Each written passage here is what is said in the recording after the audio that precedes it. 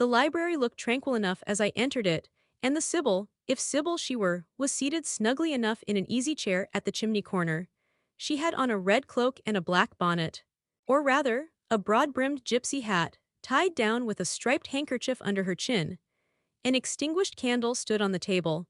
She was bending over the fire, and seemed reading in a little black book, like a prayer book, by the light of the blaze. She muttered the words to herself, as most old women do, while she read.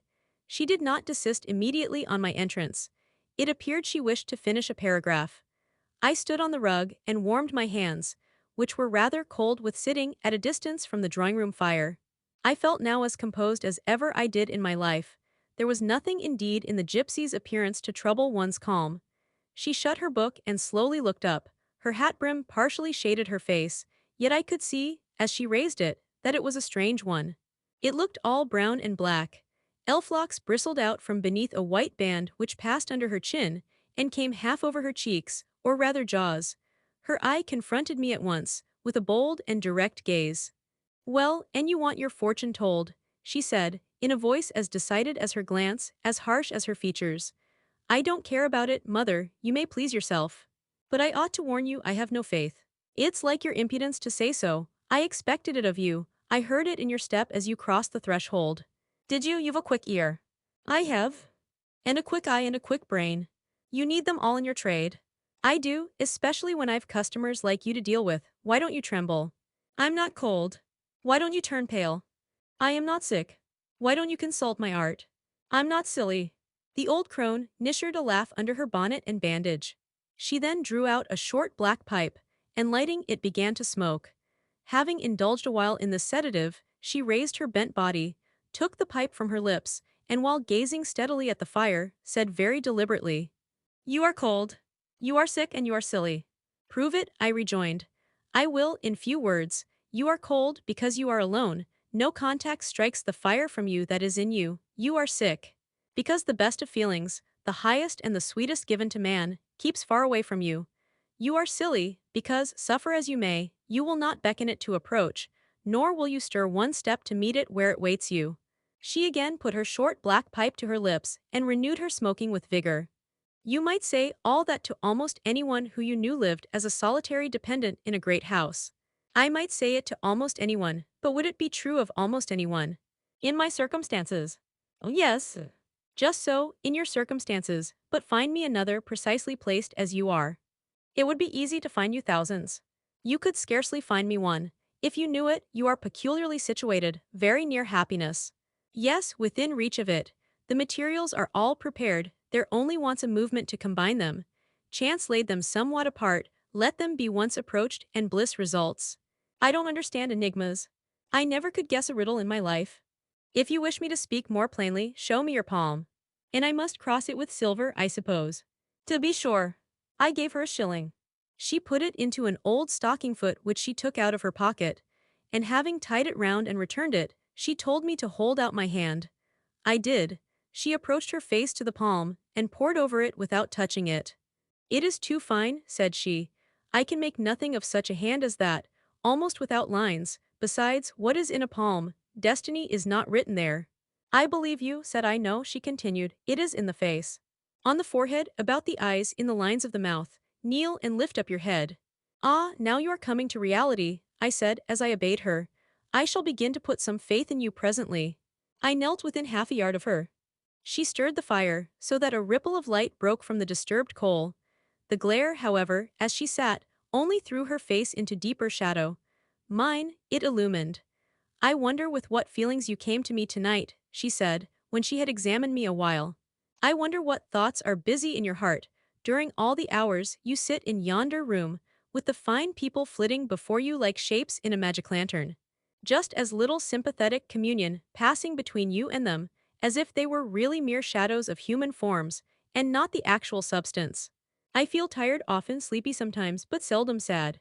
Then you have some secret hope to buoy you up and please you with whispers of the future." "Not I. The utmost I hope is, to save money enough out of my earnings to set up a school some day, in a little house rented by myself. A mean nutriment for the spirit to exist on. And sitting in that window seat, you see I know your habits. You have learned them from the servants. Ah, you think yourself sharp. Well, perhaps I have. To speak truth, I have an acquaintance with one of them, Mrs. Poole. I started to my feet when I heard the name. You have you? Thought I. There is diablerie in the business after all then. Don't be alarmed, continued the strange being. She's a safe hand is Mrs. Poole, close and quiet, anyone may repose confidence in her. But, as I was saying, sitting in that window seat, do you think of nothing but your future school? Have you no present interest in any of the company who occupy the sofas and chairs before you? Is there not one face you study? One figure whose movements you follow with at least curiosity? I like to observe all the faces and all the figures. But do you never single one from the rest, or it may be two? I do frequently. When the gestures or looks of a pair seem telling a tale, it amuses me to watch them. What tale do you like best to hear? Oh, I have not much choice, they generally run on the same theme courtship. And promise to end in the same catastrophe marriage. And do you like that monotonous theme? Positively, I don't care about it, it is nothing to me. Nothing to you. When a lady, young and full of life and health, charming with beauty, and endowed with the gifts of rank and fortune, sits and smiles in the eyes of a gentleman I what? You know and perhaps think well of. I don't know the gentleman here. I have scarcely interchanged a syllable with one of them, and as to thinking well of them, I consider some respectable and stately and middle-aged, and others young, dashing, handsome, and lively. But certainly, they are all at liberty to be the recipients of whose smiles they please, without my feeling disposed to consider the transaction of any moment to me. You don't know the gentleman here. You have not exchanged a syllable with one of them. Will you say that of the master of the house? He is not at home. A profound remark, a most ingenious quibble. He went to Millcote this morning, and will be back here tonight or tomorrow. Does that circumstance exclude him from the list of your acquaintance, blot him, as it were, out of existence? No, but I can scarcely see what Mr. Rochester has to do with the theme you had introduced. I was talking of ladies smiling in the eyes of gentlemen. And of late so many smiles have been shed into Mr. Rochester's eyes that they overflow like two cups filled above the brim. Have you never remarked that? Mr. Rochester has a right to enjoy the society of his guests. No question about his right. But have you never observed that, of all the tales told here about matrimony, Mr. Rochester has been favored with the most lively and the most continuous? The eagerness of a listener quickens the tongue of a narrator. I said this rather to myself than to the gypsy, whose strange talk, voice, manner, had by this time wrapped me in a kind of dream. One unexpected sentence came from her lips after another, till I got involved in a web of mystification, and wondered what unseen spirit had been sitting for weeks by my heart watching its workings, and taking record of every pulse. Eagerness of a listener, repeated she. Yes, Mr. Rochester has sat by the hour, his ear inclined to the fascinating lips that took such delight in their task of communicating. And Mr. Rochester was so willing to receive and looked so grateful for the pastime given him. You have noticed this. Grateful, I cannot remember detecting gratitude in his face. Detecting you have analyzed then. And what did you detect, if not gratitude? I said nothing. You have seen love, have you not? And looking forward, you have seen him married and beheld his bride happy. Humph, not exactly. Your witch's skill is rather at fault sometimes. What the devil have you seen then? Never mind, I came here to inquire, not to confess. Is it known that Mr. Rochester is to be married? Oh, yes.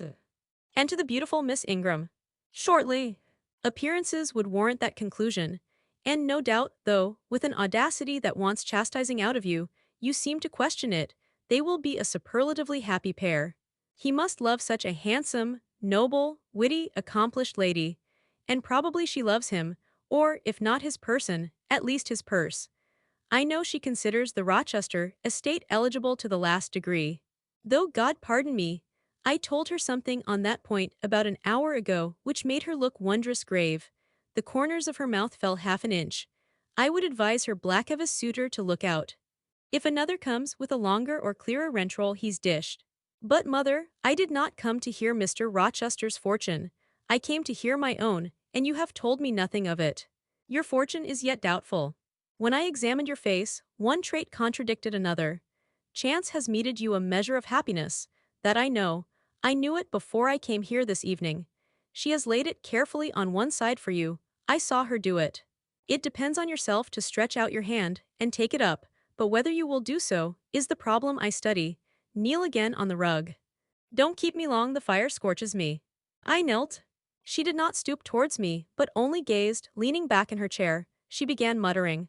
The flame flickers in the eye shines like dew, it looks soft and full of feeling, it smiles at my jargon, it is susceptible. Impression follows impression through its clear sphere, where it ceases to smile, it is sad. An unconscious lassitude weighs on the lid, that signifies melancholy resulting from loneliness. It turns from me, it will not suffer further scrutiny. It seems to deny, by a mocking glance, the truth of the discoveries I have already made, to disown the charge both of sensibility and chagrin. Its pride and reserve only confirm me in my opinion. The eye is favorable. As to the mouth, it delights at times in laughter. It is disposed to impart all that the brain conceives, though I dare say it would be silent on much the hard experiences. Mobile and flexible, it was never intended to be compressed in the eternal silence of solitude. It is a mouth which should speak much and smile often, and have human affection for its interlocutor. That feature, too, is propitious. I see no enemy to a fortunate issue but in the brow, and that brow professes to say, I can live alone, if self-respect and circumstances require me so to do. I need not sell my soul to buy bliss. I have an inward treasure born with me, which can keep me alive if all extraneous delights should be withheld, or offered only at a price I cannot afford to give. The forehead declares, reason sits firm and holds the reins, and she will not let the feelings burst away and hurry her to wild chasms. The passions may rage furiously, like true heathens, as they are, and the desires may imagine all sorts of vain things, but judgment shall still have the last word in every argument, and the casting vote in every decision. Strong wind, earthquake shock, and fire may pass by, but I shall follow the guiding of that still small voice which interprets the dictates of conscience. Well said, forehead, your declaration shall be respected. I have formed my plans, right plans I deem them, and in them I have attended to the claims of conscience, the counsels of reason. I know how soon youth would fade and bloom perish, if, in the cup of bliss offered, but one dreg of shame, or one flavor of remorse were detected. And I do not want sacrifice, sorrow, dissolution, such is not my taste. I wish to foster, not to blight, to earn gratitude, not to wring tears of blood, no, nor of brine. My harvest must be in smiles, in endearments, in sweet, that will do.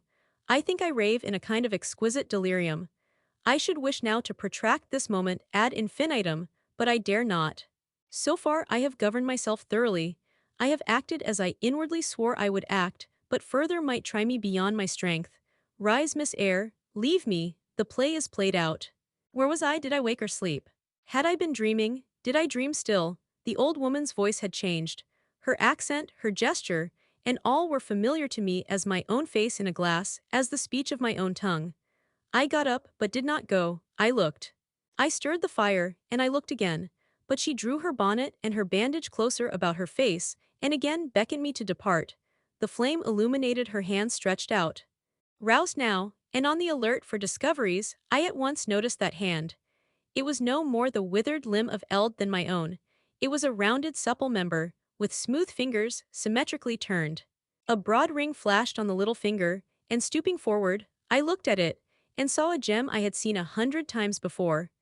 Again I looked at the face, which was no longer turned from me. On the contrary, the bonnet was doffed, the bandage displaced, the head advanced. Well, Jane, do you know me? Asked the familiar voice. Only take off the red cloak, sir, and then. But the string is in a knot, help me. Break it, sir. There then, off ye lendings, and Mr. Rochester stepped out of his disguise. Now, sir, what a strange idea. But well carried out, eh, don't you think so? With the ladies you must have managed well. But not with you. You did not act the character of a gypsy with me. What character did I act? My own? No. Some unaccountable one. In short, I believe you have been trying to draw me out, or in. You have been talking nonsense to make me talk nonsense. It is scarcely fair, sir. Do you forgive me, Jane? I cannot tell till I have thought it all over. If, on reflection, I find I have fallen into no great absurdity, I shall try to forgive you, but it was not right. Oh, you have been very correct, very careful, very sensible. I reflected and thought on the whole I had. It was a comfort. But indeed, I had been on my guard almost from the beginning of the interview. Something of masquerade I suspected. I knew gypsies and fortune-tellers did not express themselves as this seeming old woman had expressed herself. Besides, I had noted her feigned voice, her anxiety to conceal her features. But my mind had been running on Grace Poole, that living enigma, that mystery of mysteries, as I considered her. I had never thought of Mr. Rochester. "Well," said he, "what are you musing about? What does that grave smile signify?" "Wonder and self-congratulation, sir. I have your permission to retire now, I suppose." "No, stay a moment. And tell me what the people in the drawing-room yonder are doing." "Discussing the gypsy, I dare say." "Sit down, let me hear what they said about me."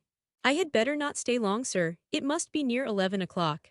"Oh, are you aware, Mr. Rochester, that a stranger has arrived here since you left this morning?" "A stranger? No, who can it be? I expected no one. Is he gone?" "No.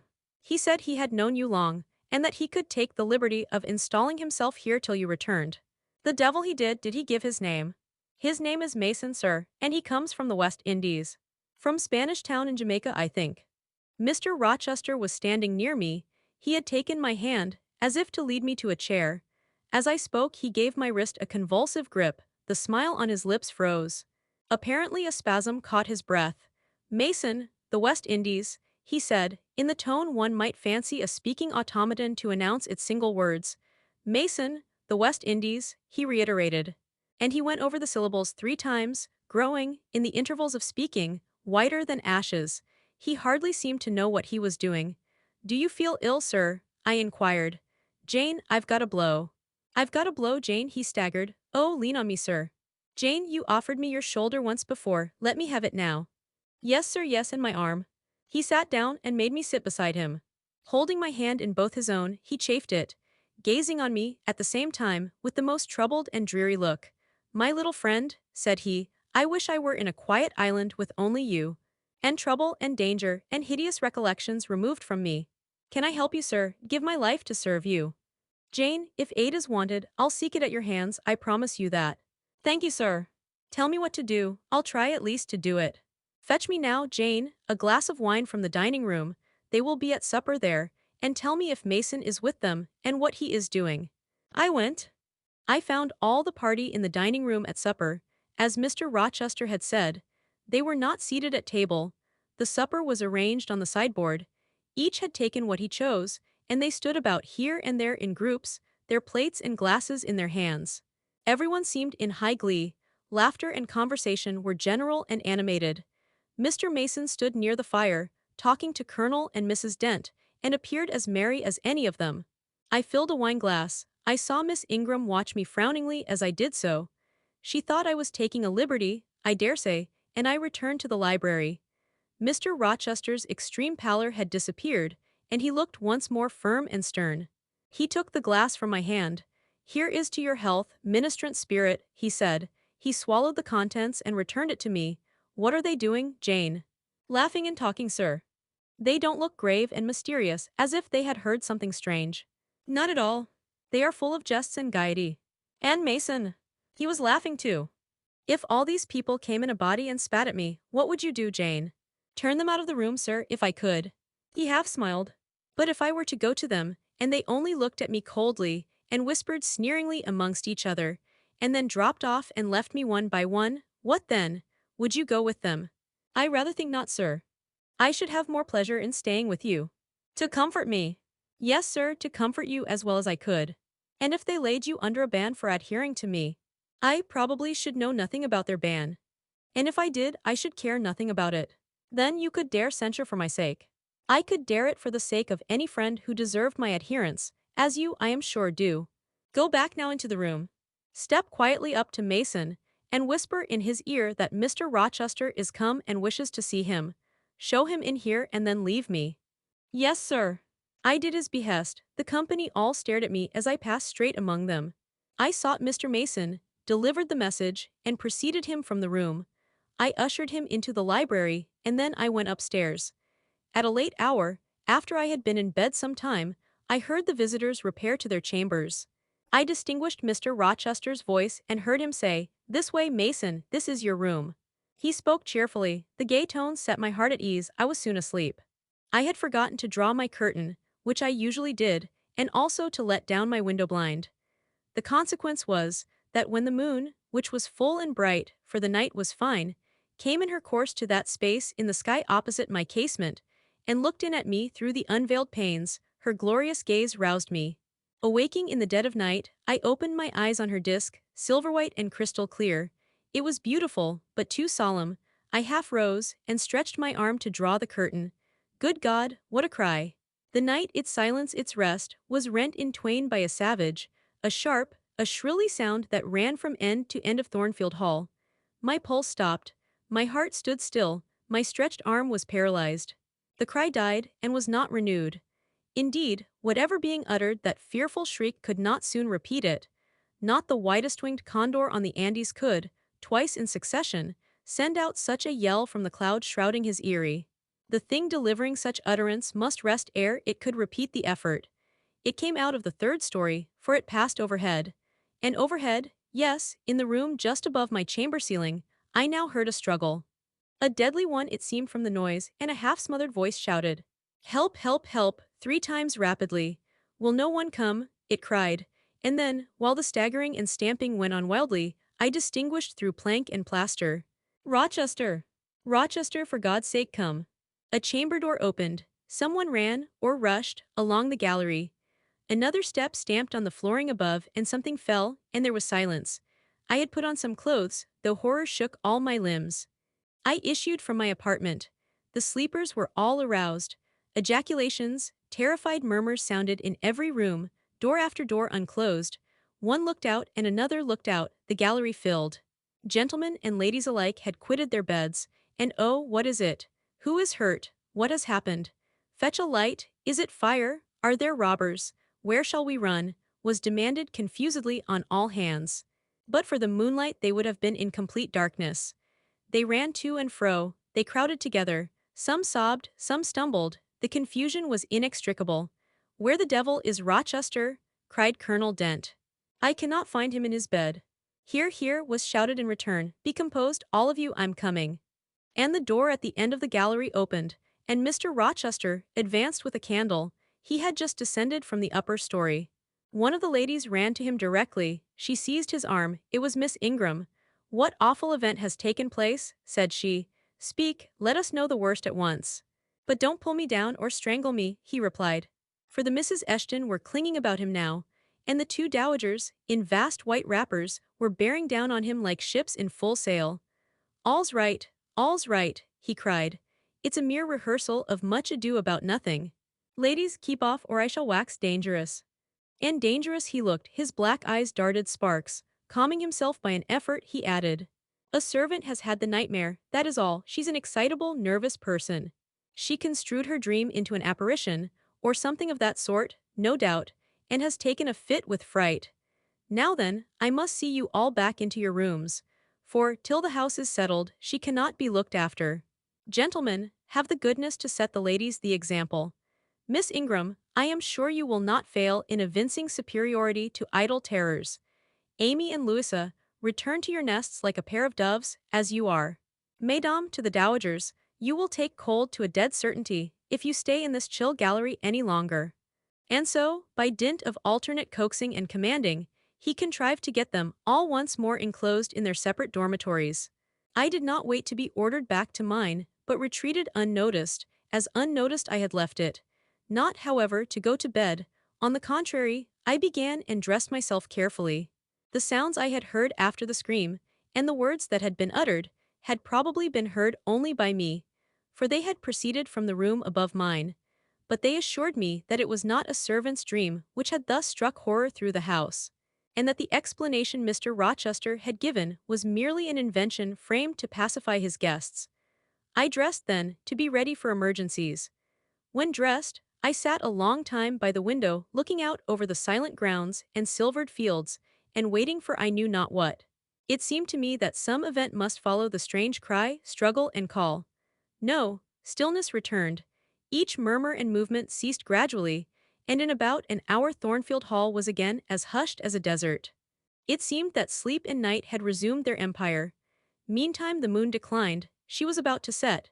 Not liking to sit in the cold and darkness, I thought I would lie down on my bed, dressed as I was. I left the window, and moved with little noise across the carpet, As I stooped to take off my shoes, a cautious hand tapped low at the door. "Am I wanted?" I asked.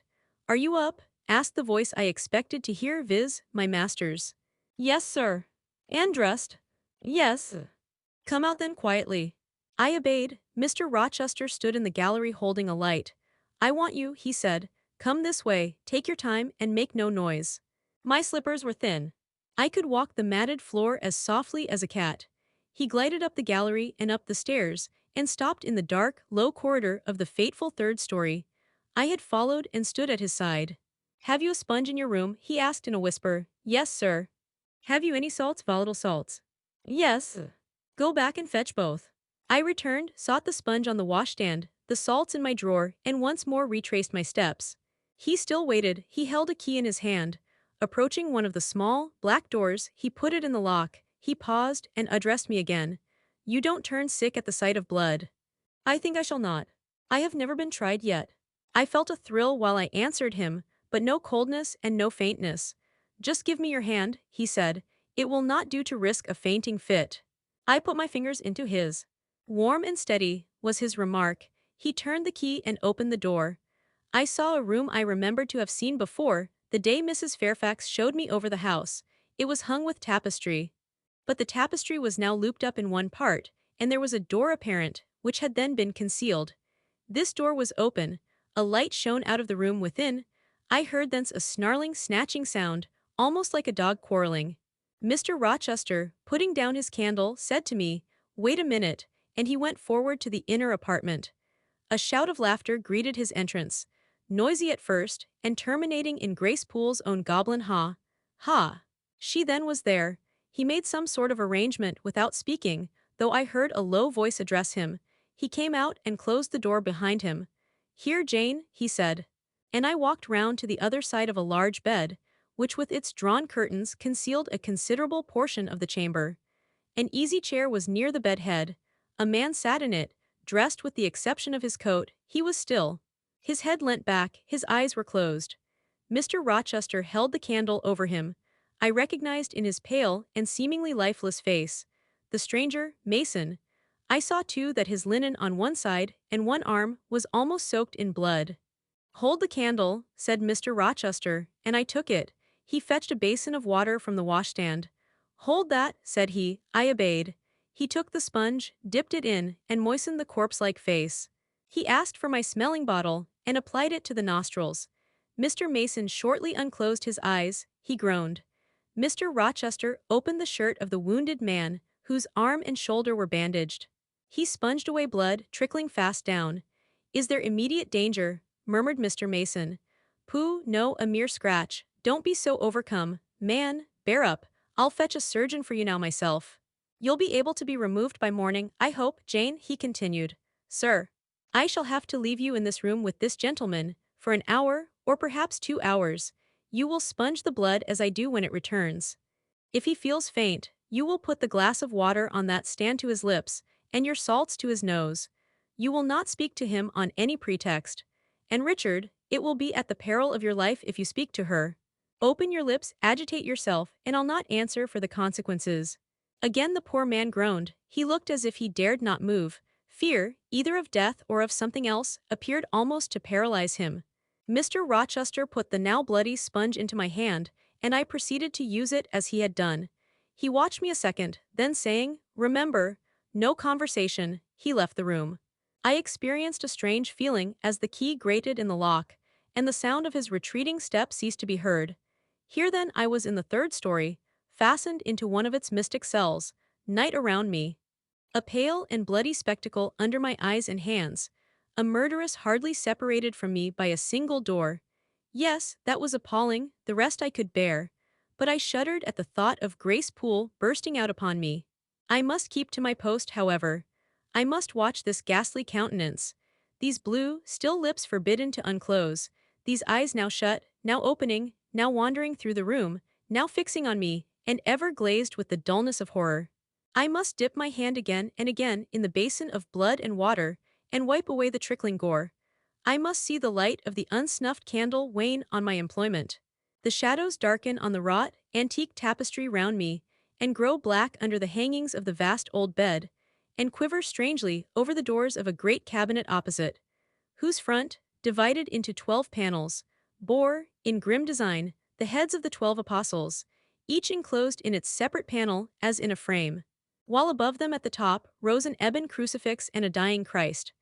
According as the shifting obscurity and flickering gleam hovered here or glanced there, it was now the bearded physician, Luke, that bent his brow, now St.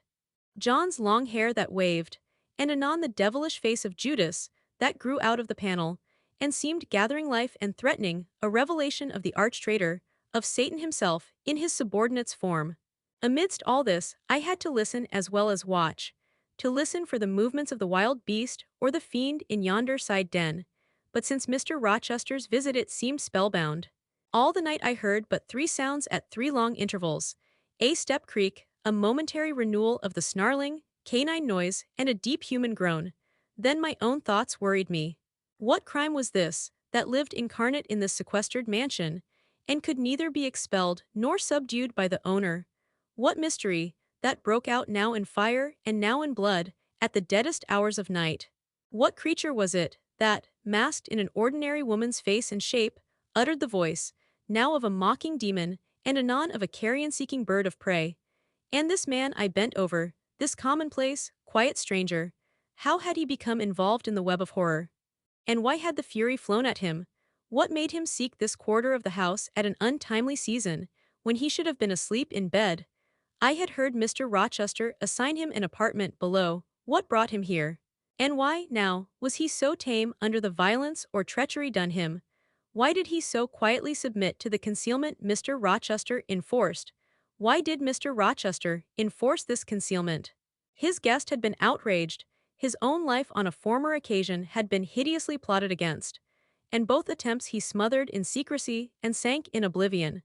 Lastly, I saw Mr. Mason was submissive to Mr. Rochester, that the impetuous will of the latter held complete sway over the inertness of the former. The few words which had passed between them assured me of this. It was evident that in their former intercourse, the passive disposition of the one had been habitually influenced by the active energy of the other. Whence then had arisen Mr. Rochester's dismay when he heard of Mr. Mason's arrival? Why had the mere name of this unresisting individual, whom his word now sufficed to control like a child, fallen on him, a few hours since, as a thunderbolt might fall on an oak? Oh, I could not forget his look and his paleness when he whispered, "Jane, I have got a blow, I have got a blow, Jane." I could not forget how the arm had trembled which he rested on my shoulder. And it was no light matter which could thus bow the resolute spirit and thrill the vigorous frame of Fairfax Rochester. "When will he come? When will he come?" I cried inwardly, as the night lingered and lingered, as my bleeding patient drooped, moaned, sickened. And neither day nor aid arrived. I had, again and again, held the water to Mason's white lips, again and again offered him the stimulating salts. My efforts seemed ineffectual. Either bodily or mental suffering, or loss of blood, or all 3 combined, were fast prostrating his strength. He moaned so, and looked so weak, wild and lost, I feared he was dying, and I might not even speak to him. The candle, wasted at last, went out. As it expired, I perceived streaks of grey light edging the window curtains. Dawn was then approaching. Presently I heard Pilot bark far below, out of his distant kennel in the courtyard. Hope revived, nor was it unwarranted.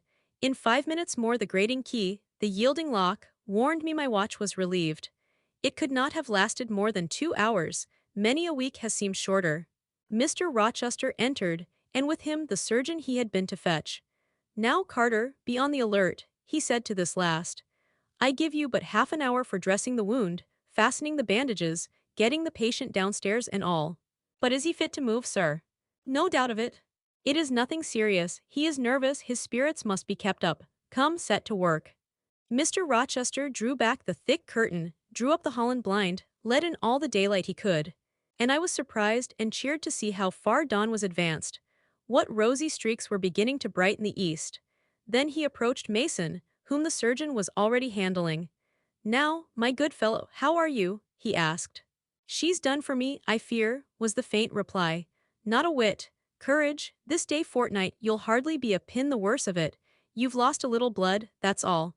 Carter, assure him there's no danger." I can do that conscientiously, said Carter, who had now undone the bandages. Only I wish I could have got here sooner. He would not have bled so much, but how is this? The flesh on the shoulder is torn as well as cut. This wound was not done with a knife, there have been teeth here. She bit me, he murmured. She worried me like a tigress when Rochester got the knife from her. You should not have yielded, you should have grappled with her at once, said Mr. Rochester. But under such circumstances, what could one do? Returned Mason. Oh, it was frightful, he added, shuddering. And I did not expect it, she looked so quiet at first. I warned you, was his friend's answer. I said, be on your guard when you go near her. Besides, you might have waited till tomorrow and had me with you. It was mere folly to attempt the interview tonight, and alone. I thought I could have done some good. You thought, yes, it makes me impatient to hear you. But however, you have suffered, and are likely to suffer enough for not taking my advice, so I'll say no more. Carter, hurry, hurry, the sun will soon rise, and I must have him off. Directly, sir, the shoulder is just bandaged. I must look to this other wound in the arm, she has had her teeth here too, I think. She sucked the blood, she said she'd drain my heart, said Mason. I saw Mr. Rochester shudder. A singularly marked expression of disgust, horror, hatred, warped his countenance almost to distortion, but he only said, come, be silent, Richard, and never mind her gibberish. Don't repeat it. I wish I could forget it, was the answer. You will when you are out of the country. When you get back to Spanish Town, you may think of her as dead and buried, or rather, you need not think of her at all. Impossible to forget this night. It is not impossible. Have some energy, man. You thought you were as dead as a herring 2 hours since, and you are all alive and talking now. There, Carter has done with you, or nearly so. I'll make you decent in a trice. Jane, he turned to me for the first time since his re-entrance. Take this key. Go down into my bedroom, and walk straight forward into my dressing room. Open the top drawer of the wardrobe, and take out a clean shirt and neck-handkerchief. Bring them here and be nimble. I went, sought the repository he had mentioned, found the articles named, and returned with them. Now, said he, go to the other side of the bed while I order his toilet, but don't leave the room. You may be wanted again. I retired as directed. Was anybody stirring below when you went down, Jane? Inquired Mr. Rochester presently. No, sir, all was very still. We shall get you off cannily, Dick. And it will be better, both for your sake, and for that of the poor creature in yonder. I have striven long to avoid exposure, and I should not like it to come at last. Here, Carter, help him on with his waistcoat. Where did you leave your furred cloak? You can't travel a mile without that, I know, in this damned cold climate. In your room? Jane, run down to Mr. Mason's room, the one next mine, and fetch a cloak you will see there. Again I ran, and again returned, bearing an immense mantle lined and edged with fur. Now, I've another errand for you, said my untiring master. You must away to my room again. What a mercy you are shod with velvet, Jane. A clodhopping messenger would never do at this juncture. You must open the middle drawer of my toilet table, and take out a little phial and a little glass you will find there.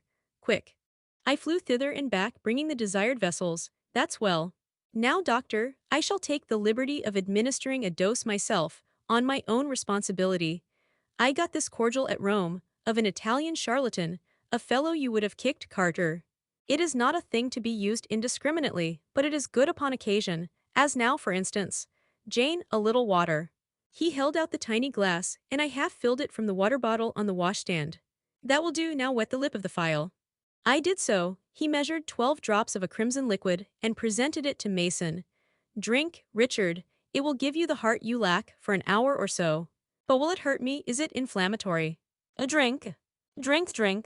Mr. Mason obeyed, because it was evidently useless to resist. He was dressed now. He still looked pale, but he was no longer gory and sullied. Mr. Rochester let him sit 3 minutes after he had swallowed the liquid. He then took his arm. Now I am sure you can get on your feet, he said, try. The patient rose. Carter, take him under the other shoulder. Be of good cheer, Richard, step out, that's it. I do feel better, remarked Mr. Mason. I am sure you do. Now, Jane, trip on before us away to the back stairs. Unbolt the side passage door, and tell the driver of the postchaise you will see in the yard, or just outside, for I told him not to drive his rattling wheels over the pavement, to be ready. We are coming, and Jane, if anyone is about, come to the foot of the stairs and hem. It was by this time 5:30, and the sun was on the point of rising, but I found the kitchen still dark and silent. The side passage door was fastened. I opened it with as little noise as possible. All the yard was quiet, but the gate stood wide open, and there was a postchaise, with horses ready harnessed, and driver seated on the box, stationed outside. I approached him, and said the gentlemen were coming. He nodded. Then I looked carefully round and listened. The stillness of early morning slumbered everywhere. The curtains were yet drawn over the servants' chamber windows. Little birds were just twittering in the blossom-blanched orchard trees, whose boughs drooped like white garlands over the wall enclosing one side of the yard. The carriage horses stamped from time to time in their closed stables. All else was still. The gentleman now appeared. Mason, supported by Mr. Rochester and the surgeon, seemed to walk with tolerable ease. They assisted him into the chaise. Carter followed. "Take care of him," said Mr. Rochester to the latter, "and keep him at your house till he is quite well. I shall ride over in a day or two to see how he gets on. Richard, how is it with you? The fresh air revives me, Fairfax. Leave the window open on his side, Carter. There is no wind. Goodbye, Dick. Fairfax. Well, what is it? Let her be taken care of.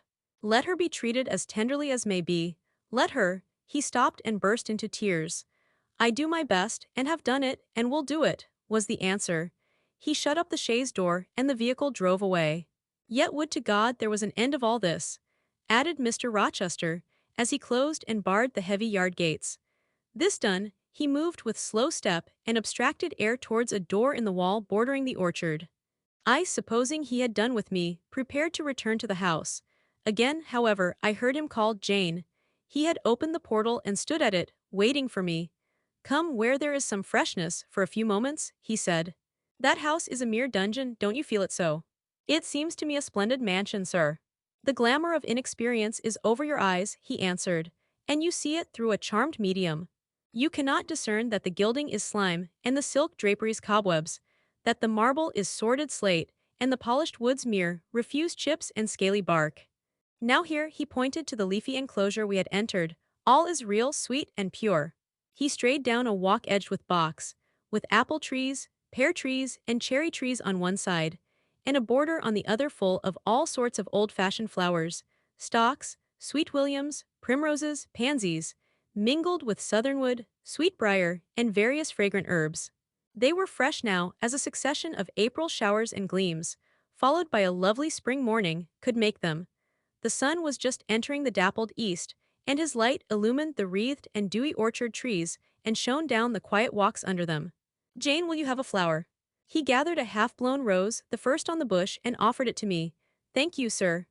Do you like this sunrise, Jane? That sky with its high and light clouds, which are sure to melt away as the day waxes warm, this placid and balmy atmosphere." "I do very much." "You have passed a strange night, Jane." "Yes, sir. And it has made you look pale. Were you afraid when I left you alone with Mason?" "I was afraid of someone coming out of the inner room. But I had fastened the door, I had the key in my pocket. I should have been a careless shepherd if I had left a lamb, my pet lamb, so near a wolf's den, unguarded. You were safe." "Will Grace Poole live here still, sir?" "Oh yes. Don't trouble your head about her, put the thing out of your thoughts. Yet it seems to me your life is hardly secure while she stays." "Never fear, I will take care of myself." "Is the danger you apprehended last night gone by now, sir?" "I cannot vouch for that till Mason is out of England. Nor even then. To live, for me, Jane, is to stand on a crater crust which may crack and spew fire any day. But Mr. Mason seems a man easily led. Your influence, sir, is evidently potent with him. He will never set you at defiance or willfully injure you." "Oh no, Mason will not defy me, nor, knowing it, will he hurt me. But unintentionally he might in a moment, by one careless word, deprive me, if not of life, yet forever of happiness." "Tell him to be cautious, sir. Let him know what you fear, and show him how to avert the danger." He laughed sardonically, hastily took my hand, and as hastily threw it from him. "If I could do that, simpleton, where would the danger be? Annihilated in a moment. Ever since I have known Mason, I have only had to say to him, 'Do that,' and the thing has been done. But I cannot give him orders in this case. I cannot say, 'Beware of harming me, Richard,' for it is imperative that I should keep him ignorant that harm to me is possible. Now you look puzzled, and I will puzzle you further. You are my little friend, are you not?" "I like to serve you, sir, and to obey you in all that is right." "Precisely, I see you do. I see genuine contentment in your gait and mien. your eye and face, when you are helping me and pleasing me, working for me, and with me, in, as you characteristically say, all that is right. For if I bid you do what you thought wrong, there would be no light-footed running, no neat-handed alacrity, no lively glance and animated complexion. My friend would then turn to me, quiet and pale, and would say, "No, sir, that is impossible. I cannot do it, because it is wrong," and would become immutable as a fixed star. Well, you too have power over me, and may injure me. Yet I dare not show you where I am vulnerable, lest, faithful and friendly as you are, you should transfix me at once. If you have no more to fear from Mr. Mason than you have from me, sir, you are very safe. God grant it may be so. Here, Jane, is an arbor, sit down. The arbor was an arch in the wall, lined with ivy. It contained a rustic seat.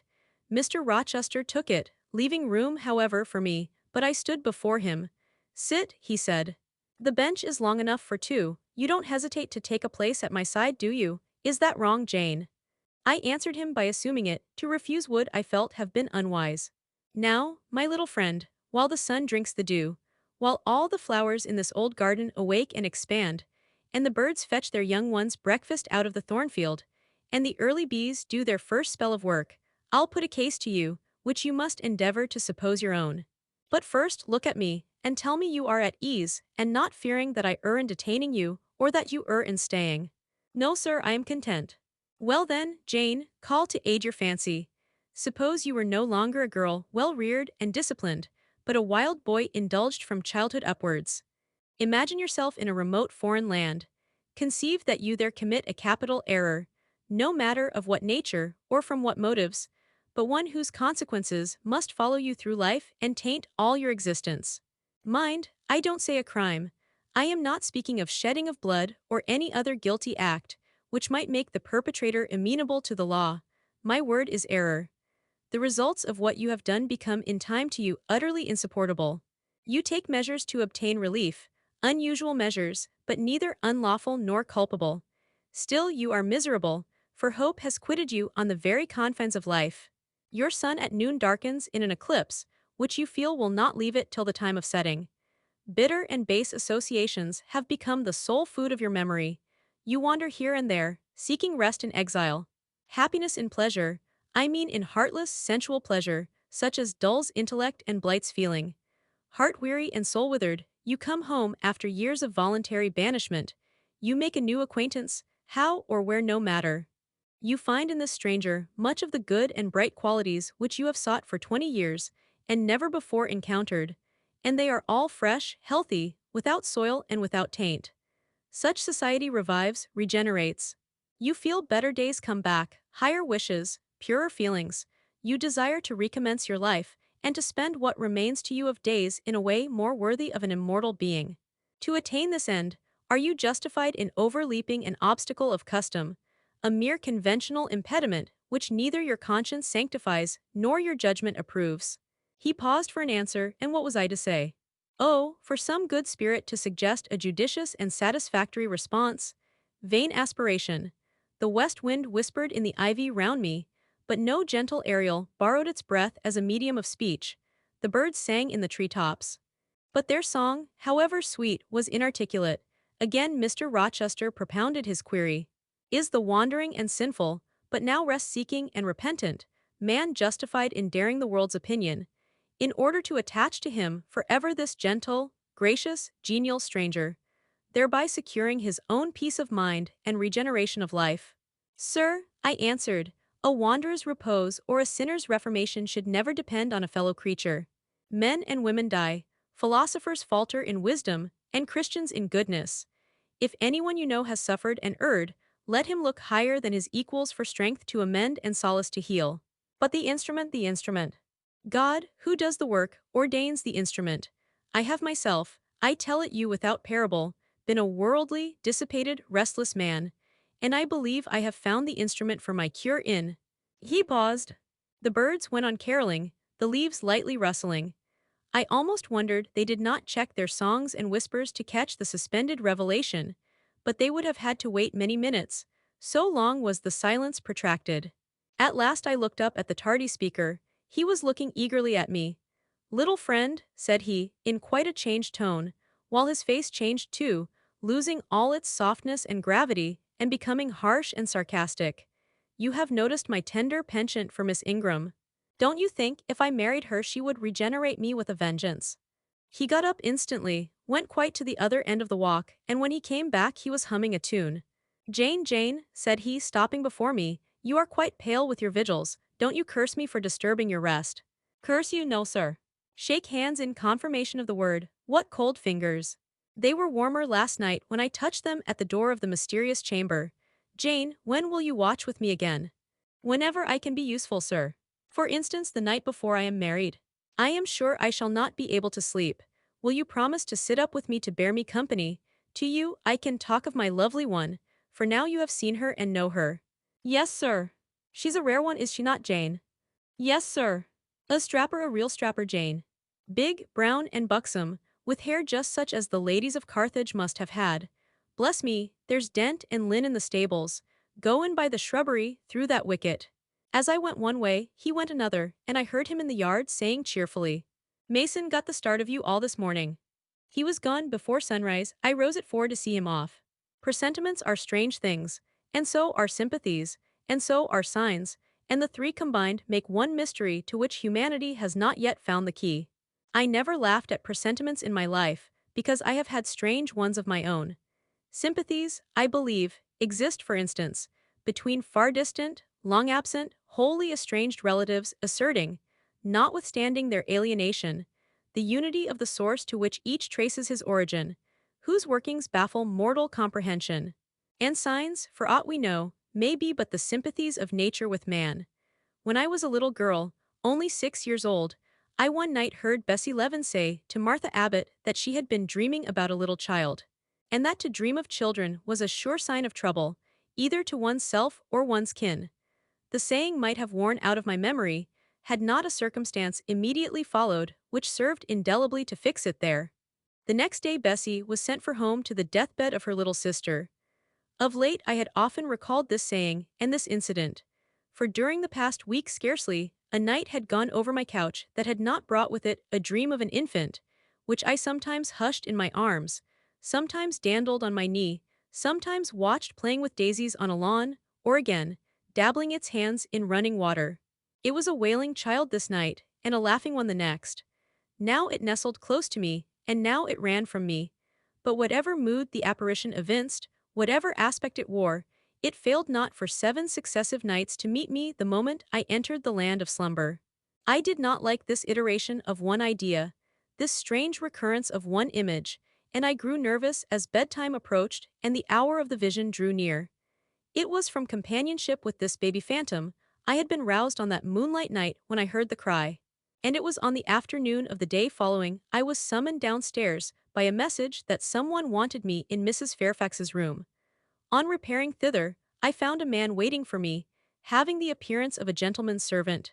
He was dressed in deep mourning, and the hat he held in his hand was surrounded with a crape band. I dare say you hardly remember me, miss, he said, rising as I entered, but my name is Leaven. I lived coachman with Mrs. Reed when you were at Gateshead, 8 or 9 years since, and I live there still. Oh, Robert, how do you do? I remember you very well. You used to give me a ride sometimes on Miss Georgiana's bay pony. And how is Bessie? You are married to Bessie? Yes, miss, my wife is very hearty, thank you. She brought me another little one about 2 months since. We have 3 now, and both mother and child are thriving. And are the family well at the house, Robert? I am sorry I can't give you better news of them, miss. They are very badly at present, in great trouble. I hope no one is dead, I said, glancing at his black dress. He too looked down at the crape round his hat and replied, Mr. John died yesterday was a week, at his chambers in London. Mr. John? Yes. And how does his mother bear it? Why, you see, Miss Eyre, it is not a common mishap. His life has been very wild. These last 3 years he gave himself up to strange ways, and his death was shocking. I heard from Bessie he was not doing well. Doing well, he could not do worse. He ruined his health and his estate amongst the worst men and the worst women. He got into debt and into jail. His mother helped him out twice, but as soon as he was free, he returned to his old companions and habits. His head was not strong. The knaves he lived amongst fooled him beyond anything I ever heard. He came down to Gateshead about 3 weeks ago and wanted Mrs. to give up all to him. Mrs. refused. Her means have long been much reduced by his extravagance, so he went back again, and the next news was that he was dead. How he died, God knows, they say he killed himself. I was silent, the tidings were frightful. Robert Levin resumed. Mrs. had been out of health herself for some time. She had got very stout, but was not strong with it, and the loss of money and fear of poverty were quite breaking her down. The information about Mr. John's death and the manner of it came too suddenly. It brought on a stroke. She was 3 days without speaking, but last Tuesday she seemed rather better. She appeared as if she wanted to say something, and kept making signs to my wife and mumbling. It was only yesterday morning, however, that Bessie understood she was pronouncing your name. And at last she made out the words, "Bring Jane, fetch Jane Eyre, I want to speak to her." Bessie is not sure whether she is in her right mind, or means anything by the words.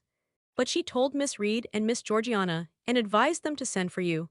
The young ladies put it off at first, but their mother grew so restless, and said, "Jane, Jane," so many times, that at last they consented. I left Gateshead yesterday, and if you can get ready, miss, I should like to take you back with me early tomorrow morning. Yes, Robert, I shall be ready. It seems to me that I ought to go. I think so too, miss. Bessie said she was sure you would not refuse, but I suppose you will have to ask leave before you can get off. Yes, and I will do it now. And having directed him to the servants' hall, and recommended him to the care of John's wife, and the attentions of John himself, I went in search of Mr. Rochester. He was not in any of the lower rooms. He was not in the yard, the stables, or the grounds. I asked Mrs. Fairfax if she had seen him. Yes, she believed he was playing billiards with Miss Ingram. To the billiard room I hastened. The click of balls and the hum of voices resounded thence. Mr. Rochester, Miss Ingram, the two Misses Eshton, and their admirers were all busied in the game. It required some courage to disturb so interesting a party. My errand, however, was one I could not defer, so I approached the master where he stood at Miss Ingram's side. She turned as I drew near, and looked at me haughtily. Her eyes seemed to demand, "What can the creeping creature want now?" And when I said, in a low voice, "Mr. Rochester," she made a movement as if tempted to order me away. I remember her appearance at the moment. It was very graceful and very striking. She wore a morning robe of sky-blue crepe, a gauzy azure scarf was twisted in her hair. She had been all animation with the game, and irritated pride did not lower the expression of her haughty lineaments. "Does that person want you?" she inquired of Mr. Rochester, and Mr. Rochester turned to see who the person was. He made a curious grimace, one of his strange and equivocal demonstrations, threw down his cue and followed me from the room. "Well, Jane," he said, as he rested his back against the schoolroom door which he had shut. "If you please, sir, I want leave of absence for a week or two." "What to do, where to go?" "To see a sick lady who has sent for me." "What sick lady, where does she live?" "At Gateshead, in Shire." "Shire, that is 100 miles off. Who may she be that sends for people to see her that distance?" "Her name is Reed, sir, Mrs. Reed." "Reed of Gateshead, there was a Reed of Gateshead, a magistrate." "It is his widow, sir." "And what have you to do with her?" "How do you know her?" "Mr. Reed was my uncle, my mother's brother." "The deuce he was, you never told me that before, you always said you had no relations." "None that would own me, sir. Mr. Reed is dead, and his wife cast me off." "Why?" "Because I was poor and burdensome, and she disliked me."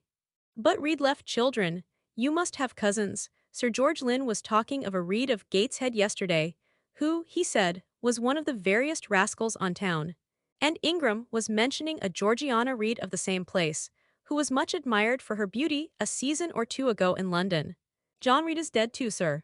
"He ruined himself and half ruined his family, and is supposed to have committed suicide. The news so shocked his mother that it brought on an apoplectic attack." "And what good can you do her?" "Nonsense, Jane. I would never think of running 100 miles to see an old lady who will, perhaps, be dead before you reach her. Besides, you say she cast you off."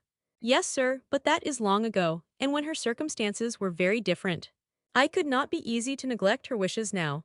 "How long will you stay?" "As short a time as possible, sir." "Promise me only to stay a week." "I had better not pass my word. I might be obliged to break it." "At all events you will come back. You will not be induced under any pretext to take up a permanent residence with her." "Oh no, I shall certainly return if all be well." "And who goes with you?" "You don't travel 100 miles alone." "No, sir, she has sent her coachman." "A person to be trusted." Yes, sir, he has lived 10 years in the family. Mr. Rochester meditated. When do you wish to go? Early tomorrow morning, sir. Well, you must have some money. You can't travel without money, and I dare say you have not much. I have given you no salary yet. How much have you in the world, Jane? He asked, smiling. I drew out my purse. A meager thing it was. 5 shillings, sir. He took the purse, poured the hoard into his palm, and chuckled over it as if its scantiness amused him. Soon he produced his pocketbook. Here, said he, offering me a note. It was £50, and he owed me but 15. I told him I had no change. I don't want change, you know that. Take your wages. I declined accepting more than was my due. He scowled at first, then, as if recollecting something, he said, right, right, better not give you all now. You would, perhaps, stay away 3 months if you had £50. There are 10, is it not plenty? Yes, sir, but now you owe me 5. Come back for it then, I am your banker for £40. Mr. Rochester, I may as well mention another matter of business to you while I have the opportunity.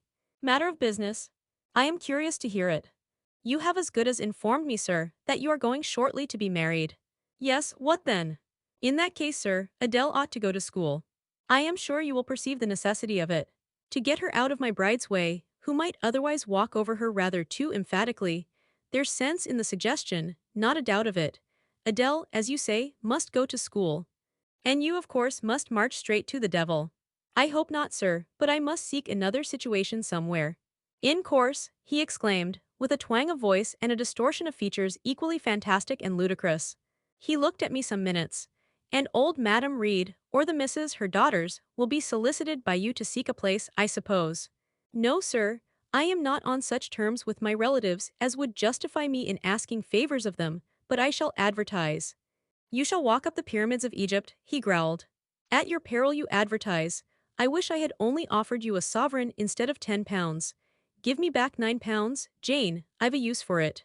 And so have I, sir, I returned, putting my hands and my purse behind me. I could not spare the money on any account. Little niggard, said he, refusing me a pecuniary request, give me £5, Jane. Not 5 shillings, sir, nor 5 pence. Just let me look at the cash. No, sir. You are not to be trusted. Jane. Sir. Promise me one thing. I'll promise you anything, sir, that I think I am likely to perform. Not to advertise, and to trust this quest of a situation to me. I'll find you one in time. I shall be glad so to do, sir, if you, in your turn, will promise that I and Adele shall be both safe out of the house before your bride enters it. Very well, I'll pledge my word on it. You go tomorrow then? Yes, sir, early. Shall you come down to the drawing-room after dinner? No, sir, I must prepare for the journey. Then you and I must bid goodbye for a little while. I suppose so, sir. And how do people perform that ceremony of parting, Jane? Teach me, I'm not quite up to it. They say farewell or any other form they prefer. Then say it. Farewell, Mr. Rochester, for the present. What must I say? The same if you like, sir. Farewell, Miss Eyre, for the present. Is that all? Yes. It seems stingy to my notions, and dry, and unfriendly. I should like something else, a little addition to the rite. If one shook hands, for instance. But no, that would not content me either. So you'll do no more than say farewell, Jane. It is enough, sir. As much good will may be conveyed in one hearty word as in many. Very likely, but it is blank and cool farewell. How long is he going to stand with his back against that door? I asked myself. I want to commence my packing. The dinner bell rang, and suddenly away he bolted, without another syllable. I saw him no more during the day, and was off before he had risen in the morning. I reached the lodge at Gateshead about 5 o'clock in the afternoon of the 1st of May. I stepped in there before going up to the hall. It was very clean and neat. The ornamental windows were hung with little white curtains. The floor was spotless, the grate and fire irons were burnished bright, and the fire burnt clear. Bessie sat on the hearth, nursing her last-born, and Robert and his sister played quietly in a corner. Bless you, I knew you would come, exclaimed Mrs. Levin as I entered. Yes, Bessie, said I after I had kissed her, and I trust I am not too late. How is Mrs. Reed? Alive still, I hope. Yes, she is alive. And more sensible and collected than she was. The doctor says she may linger a week or two yet, but he hardly thinks she will finally recover. Has she mentioned me lately? She was talking of you only this morning, and wishing you would come, but she is sleeping now, or was 10 minutes ago, when I was up at the house. She generally lies in a kind of lethargy all the afternoon and wakes up about 6 or 7. Will you rest yourself here an hour, miss, and then I will go up with you. Robert here entered, and Bessie laid her sleeping child in the cradle and went to welcome him. Afterwards she insisted on my taking off my bonnet and having some tea, for she said I looked pale and tired. I was glad to accept her hospitality, and I submitted to be relieved of my traveling garb just as passively as I used to let her undress me when a child. Old times crowded fast back on me as I watched her bustling about, setting out the tea tray with her best china, cutting bread and butter, toasting a tea cake, and between whiles, giving little Robert or Jane an occasional tap or push, just as she used to give me in former days. Bessie had retained her quick temper as well as her light foot and good looks. Tea ready, I was going to approach the table, but she desired me to sit still, quite in her old peremptory tones. I must be served at the fireside, she said, and she placed before me a little round stand with my cup and a plate of toast, absolutely as she used to accommodate me with some privately purloined dainty on a nursery chair. And I smiled and obeyed her as in bygone days. She wanted to know if I was happy at Thornfield Hall, and what sort of a person the mistress was. And when I told her there was only a master, whether he was a nice gentleman, and if I liked him, I told her he was rather an ugly man, but quite a gentleman, and that he treated me kindly, and I was content. Then I went on to describe to her the gay company that had lately been staying at the house. And to these details Bessie listened with interest. They were precisely of the kind she relished. In such conversation an hour was soon gone. Bessie restored to me my bonnet, and accompanied by her, I quitted the lodge for the hall. It was also accompanied by her that I had, nearly 9 years ago, walked down the path I was now ascending. On a dark, misty, raw morning in January, I had left a hostel roof with a desperate and embittered heart, a sense of outlawry and almost of reprobation, to seek the chilly harborage of Lode, that bourne so far away and unexplored. The same hostel roof now again rose before me. My prospects were doubtful yet, and I had yet an aching heart.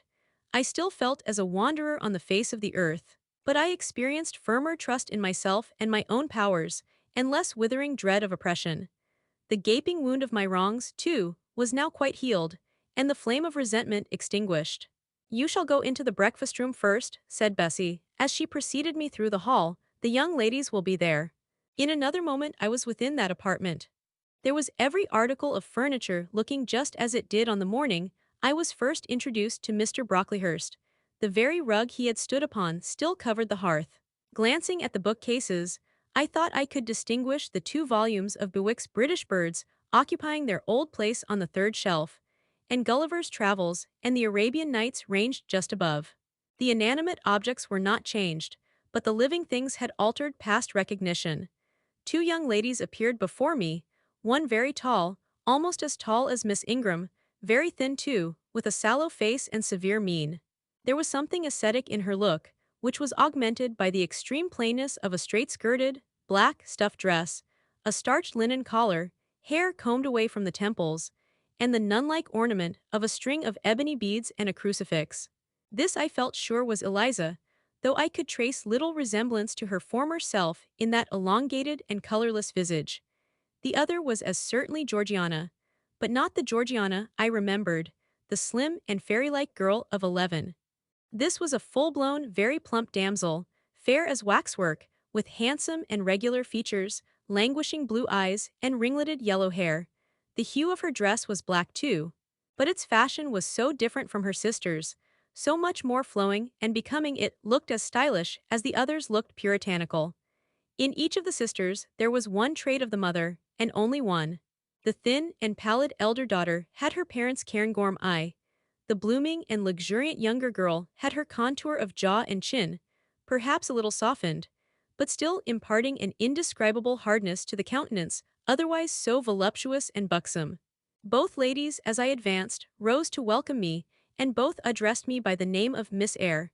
Eliza's greeting was delivered in a short, abrupt voice, without a smile. And then she sat down again, fixed her eyes on the fire, and seemed to forget me. Georgiana added to her, "How d'ye do?" several commonplaces about my journey, the weather, and so on, uttered in rather a drawling tone. and accompanied by sundry side glances that measured me from head to foot, now traversing the folds of my drab merino pelisse, and now lingering on the plain trimming of my cottage bonnet. Young ladies have a remarkable way of letting you know that they think you a quiz without actually saying the words. A certain superciliousness of look, coolness of manner, nonchalance of tone, express fully their sentiments on the point, without committing them by any positive rudeness in word or deed. A sneer, however, whether covert or open, had now no longer that power over me it once possessed. As I sat between my cousins, I was surprised to find how easy I felt under the total neglect of the one and the semi-sarcastic attentions of the other. Eliza did not mortify, nor Georgiana ruffle me. The fact was, I had other things to think about. Within the last few months, feelings had been stirred in me so much more potent than any they could raise. Pains and pleasures, so much more acute and exquisite, had been excited than any it was in their power to inflict or bestow, that their airs gave me no concern, either for good or bad. "How is Mrs. Reed?" I asked soon, looking calmly at Georgiana, who thought fit to bridle at the direct address, as if it were an unexpected liberty. "Mrs. Reed? Ah, mamma, you mean, she is extremely poorly. I doubt if you can see her tonight." "If," said I, "you would just step upstairs and tell her I am come, I should be much obliged to you." Georgiana almost started, and she opened her blue eyes wild and wide. "I know she had a particular wish to see me," I added, "and I would not defer attending to her desire longer than is absolutely necessary." "Mamma dislikes being disturbed in an evening," remarked Eliza. I soon rose, quietly took off my bonnet and gloves, uninvited, and said I would just step out to Bessie, who was, I dared say, in the kitchen, and ask her to ascertain whether Mrs. Reed was disposed to receive me or not tonight. I went, and having found Bessie and dispatched her on my errand, I proceeded to take further measures. It had heretofore been my habit always to shrink from arrogance. Received as I had been today, I should, a year ago, have resolved to quit Gateshead the very next morning. Now, it was disclosed to me all at once that that would be a foolish plan. I had taken a journey of 100 miles to see my aunt, and I must stay with her till she was better or dead. As to her daughter's pride or folly, I must put it on one side, make myself independent of it. So I addressed the housekeeper, asked her to show me a room, told her I should probably be a visitor here for a week or two, had my trunk conveyed to my chamber, and followed it thither myself. I met Bessie on the landing. "Missus is awake," said she. "I have told her you are here. Come and let us see if she will know you." I did not need to be guided to the well-known room, to which I had so often been summoned for chastisement or reprimand in former days. I hastened before Bessie. I softly opened the door. A shaded light stood on the table, for it was now getting dark. There was the great four-post bed with amber hangings as of old. There the toilet table, the armchair, and the footstool, at which I had 100 times been sentenced to kneel, to ask pardon for offences by me uncommitted. I looked into a certain corner near, half expecting to see the slim outline of a once dreaded switch which used to lurk there, waiting to leap out implique and lace my quivering palm or shrinking neck. I approached the bed. I opened the curtains and leant over the high-piled pillows. Well did I remember Mrs. Reed's face, and I eagerly sought the familiar image. It is a happy thing that time quells the longings of vengeance and hushes the promptings of rage and aversion. I had left this woman in bitterness and hate, and I came back to her now with no other emotion than a sort of ruth for her great sufferings, and a strong yearning to forget and forgive all injuries, to be reconciled and clasp hands in amity. The well-known face was there, stern, relentless as ever. There was that peculiar eye which nothing could melt, and the somewhat raised, imperious, despotic eyebrow. How often had it lowered on me menace and hate, and how the recollection of childhood's terrors and sorrows revived as I traced its harsh line now. And yet I stooped down and kissed her. She looked at me. "Is this Jane Eyre?" she said. "Yes, Aunt Reed." "How are you, dear aunt?" I had once vowed that I would never call her aunt again. I thought it no sin to forget and break that vow now. My fingers had fastened on her hand which lay outside the sheet. Had she pressed mine kindly, I should at that moment have experienced true pleasure. But unimpressionable natures are not so soon softened, nor are natural antipathies so readily eradicated. Mrs. Reed took her hand away, and turning her face rather from me, she remarked that the night was warm. Again she regarded me so icily, I felt at once that her opinion of me, her feeling towards me, was unchanged and unchangeable. I knew by her stony eye, opaque to tenderness, indissoluble to tears, that she was resolved to consider me bad to the last, because to believe me good would give her no generous pleasure, only a sense of mortification. I felt pain, and then I felt ire, and then I felt a determination to subdue her, to be her mistress in spite both of her nature and her will. My tears had risen, just as in childhood, I ordered them back to their source. I brought a chair to the bed head, I sat down and leaned over the pillow. "You sent for me," I said, "and I am here, and it is my intention to stay till I see how you get on." "Oh, of course. You have seen my daughters." "Yes." "Well, you may tell them I wish you to stay till I can talk some things over with you I have on my mind. Tonight it is too late, and I have a difficulty in recalling them. But there was something I wished to say, let me see." The wandering look and changed utterance told what wreck had taken place in her once vigorous frame. Turning restlessly, she drew the bedclothes round her. My elbow, resting on a corner of the quilt, fixed it down. She was at once irritated. "Sit up," said she. "Don't annoy me with holding the clothes fast. Are you Jane Eyre?" "I am Jane Eyre. I have had more trouble with that child than anyone would believe. Such a burden to be left on my hands, and so much annoyance as she caused me, daily and hourly, with her incomprehensible disposition, and her sudden starts of temper, and her continual, unnatural watchings of one's movements. I declare she talked to me once like something mad, or like a fiend. No child ever spoke or looked as she did. I was glad to get her away from the house. What did they do with her at Lode? The fever broke out there, and many of the pupils died. She, however, did not die, but I said she did. I wish she had died." "A strange wish, Mrs. Reed. Why do you hate her so?" "I had a dislike to her mother always. For she was my husband's only sister, and a great favorite with him. He opposed the family's disowning her when she made her low marriage, and when news came of her death, he wept like a simpleton. He would send for the baby, though I entreated him rather to put it out to nurse and pay for its maintenance. I hated it the first time I set my eyes on it, a sickly, whining, pining thing.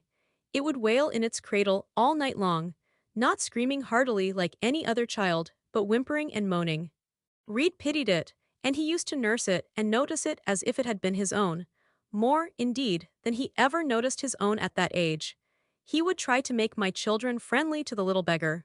The darlings could not bear it, and he was angry with them when they showed their dislike. In his last illness, he had it brought continually to his bedside, and but an hour before he died, he bound me by vow to keep the creature. I would as soon have been charged with a pauper brat out of a workhouse, but he was weak, naturally weak. John does not at all resemble his father, and I am glad of it. John is like me and like my brothers, he is quite a Gibson. Oh, I wish he would cease tormenting me with letters for money. I have no more money to give him, we are getting poor. I must send away half the servants and shut up part of the house, or let it off. I can never submit to do that, yet how are we to get on? 2/3 of my income goes in paying the interest of mortgages. John gambles dreadfully and always loses, poor boy, he is beset by sharpers. John is sunk and degraded, his look is frightful, I feel ashamed for him when I see him. She was getting much excited. "I think I had better leave her now," said I to Bessie, who stood on the other side of the bed. "Perhaps you had, miss. But she often talks in this way towards night, in the morning she is calmer." I rose. "Stop," exclaimed Mrs. Reed, "there is another thing I wish to say. He threatens me, he continually threatens me with his own death, or mine. And I dream sometimes that I see him laid out with a great wound in his throat, or with a swollen and blackened face. I am come to a strange pass, I have heavy troubles, what is to be done? How is the money to be had?" Bessie now endeavored to persuade her to take a sedative draught. She succeeded with difficulty. Soon after, Mrs. Reed grew more composed, and sank into a dozing state. I then left her. More than 10 days elapsed before I had again any conversation with her. She continued either delirious or lethargic, and the doctor forbade everything which could painfully excite her. Meantime, I got on as well as I could with Georgiana and Eliza. They were very cold, indeed, at first. Eliza would sit half the day sewing, reading, or writing, and scarcely utter a word either to me or her sister. Georgiana would chatter nonsense to her canary bird by the hour, and take no notice of me. But I was determined not to seem at a loss for occupation or amusement. I had brought my drawing materials with me, and they served me for both. Provided with a case of pencils and some sheets of paper, I used to take a seat apart from them, near the window, and busy myself in sketching fancy vignettes, representing any scene that happened momentarily to shape itself in the ever-shifting kaleidoscope of imagination. A glimpse of sea between two rocks, the rising moon, and a ship crossing its disk, a group of reeds and water flags, and a naiad's head, crowned with lotus flowers, rising out of them. An elf sitting in a hedge sparrow's nest, under a wreath of hawthorn bloom. One morning I fell to sketching a face. What sort of a face it was to be, I did not care or know. I took a soft black pencil, gave it a broad point, and worked away.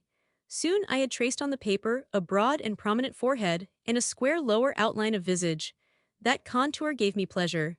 My fingers proceeded actively to fill it with features. Strongly marked horizontal eyebrows must be traced under that brow.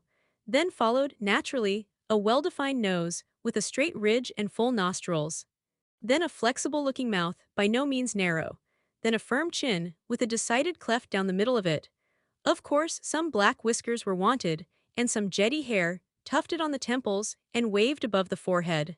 Now for the eyes, I had left them to the last because they required the most careful working. I drew them large, I shaped them well, the eyelashes I traced long and somber, the irids lustrous and large. Good. But not quite the thing, I thought as I surveyed the effect. They want more force and spirit, and I wrought the shades blacker, that the lights might flash more brilliantly. A happy touch or two secured success. There, I had a friend's face under my gaze, and what did it signify that those young ladies turned their backs on me? I looked at it, I smiled at the speaking likeness, I was absorbed and content. "Is that a portrait of someone you know?" asked Eliza, who had approached me unnoticed. I responded that it was merely a fancy head and hurried it beneath the other sheets. Of course I lied. It was, in fact, a very faithful representation of Mr. Rochester. But what was that to her, or to anyone but myself? Georgiana also advanced to look. The other drawings pleased her much, but she called that an ugly man. They both seemed surprised at my skill. I offered to sketch their portraits, and each, in turn, sat for a pencil outline. Then Georgiana produced her album. I promised to contribute a watercolor drawing. This put her at once into good humor. She proposed a walk in the grounds. Before we had been out 2 hours, we were deep in a confidential conversation. She had favored me with a description of the brilliant winter she had spent in London 2 seasons ago, of the admiration she had there excited, the attention she had received. And I even got hints of the titled conquest she had made. In the course of the afternoon and evening, these hints were enlarged on. Various soft conversations were reported, and sentimental scenes represented. And, in short, a volume of a novel of fashionable life was that day improvised by her for my benefit. The communications were renewed from day to day.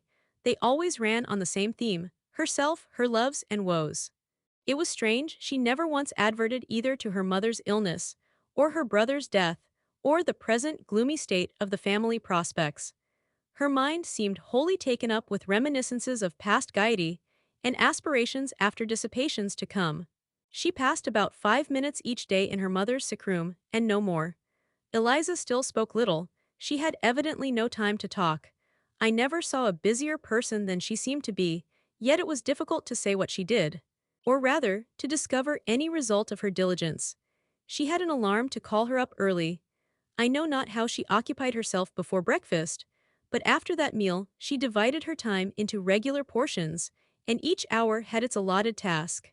3 times a day she studied a little book, which I found, on inspection, was a common prayer book. I asked her once what was the great attraction of that volume, and she said, the rubric. 3 hours she gave to stitching, with gold thread, the border of a square crimson cloth, almost large enough for a carpet. In answer to my inquiries after the use of this article, she informed me it was a covering for the altar of a new church lately erected near Gateshead. 2 hours she devoted to her diary, 2 to working by herself in the kitchen garden, and 1 to the regulation of her accounts. She seemed to want no company, no conversation. I believe she was happy in her way. This routine sufficed for her, and nothing annoyed her so much as the occurrence of any incident which forced her to vary its clockwork regularity. She told me one evening, when more disposed to be communicative than usual, that John's conduct and the threatened ruin of the family had been a source of profound affliction to her. But she had now, she said, settled her mind and formed her resolution.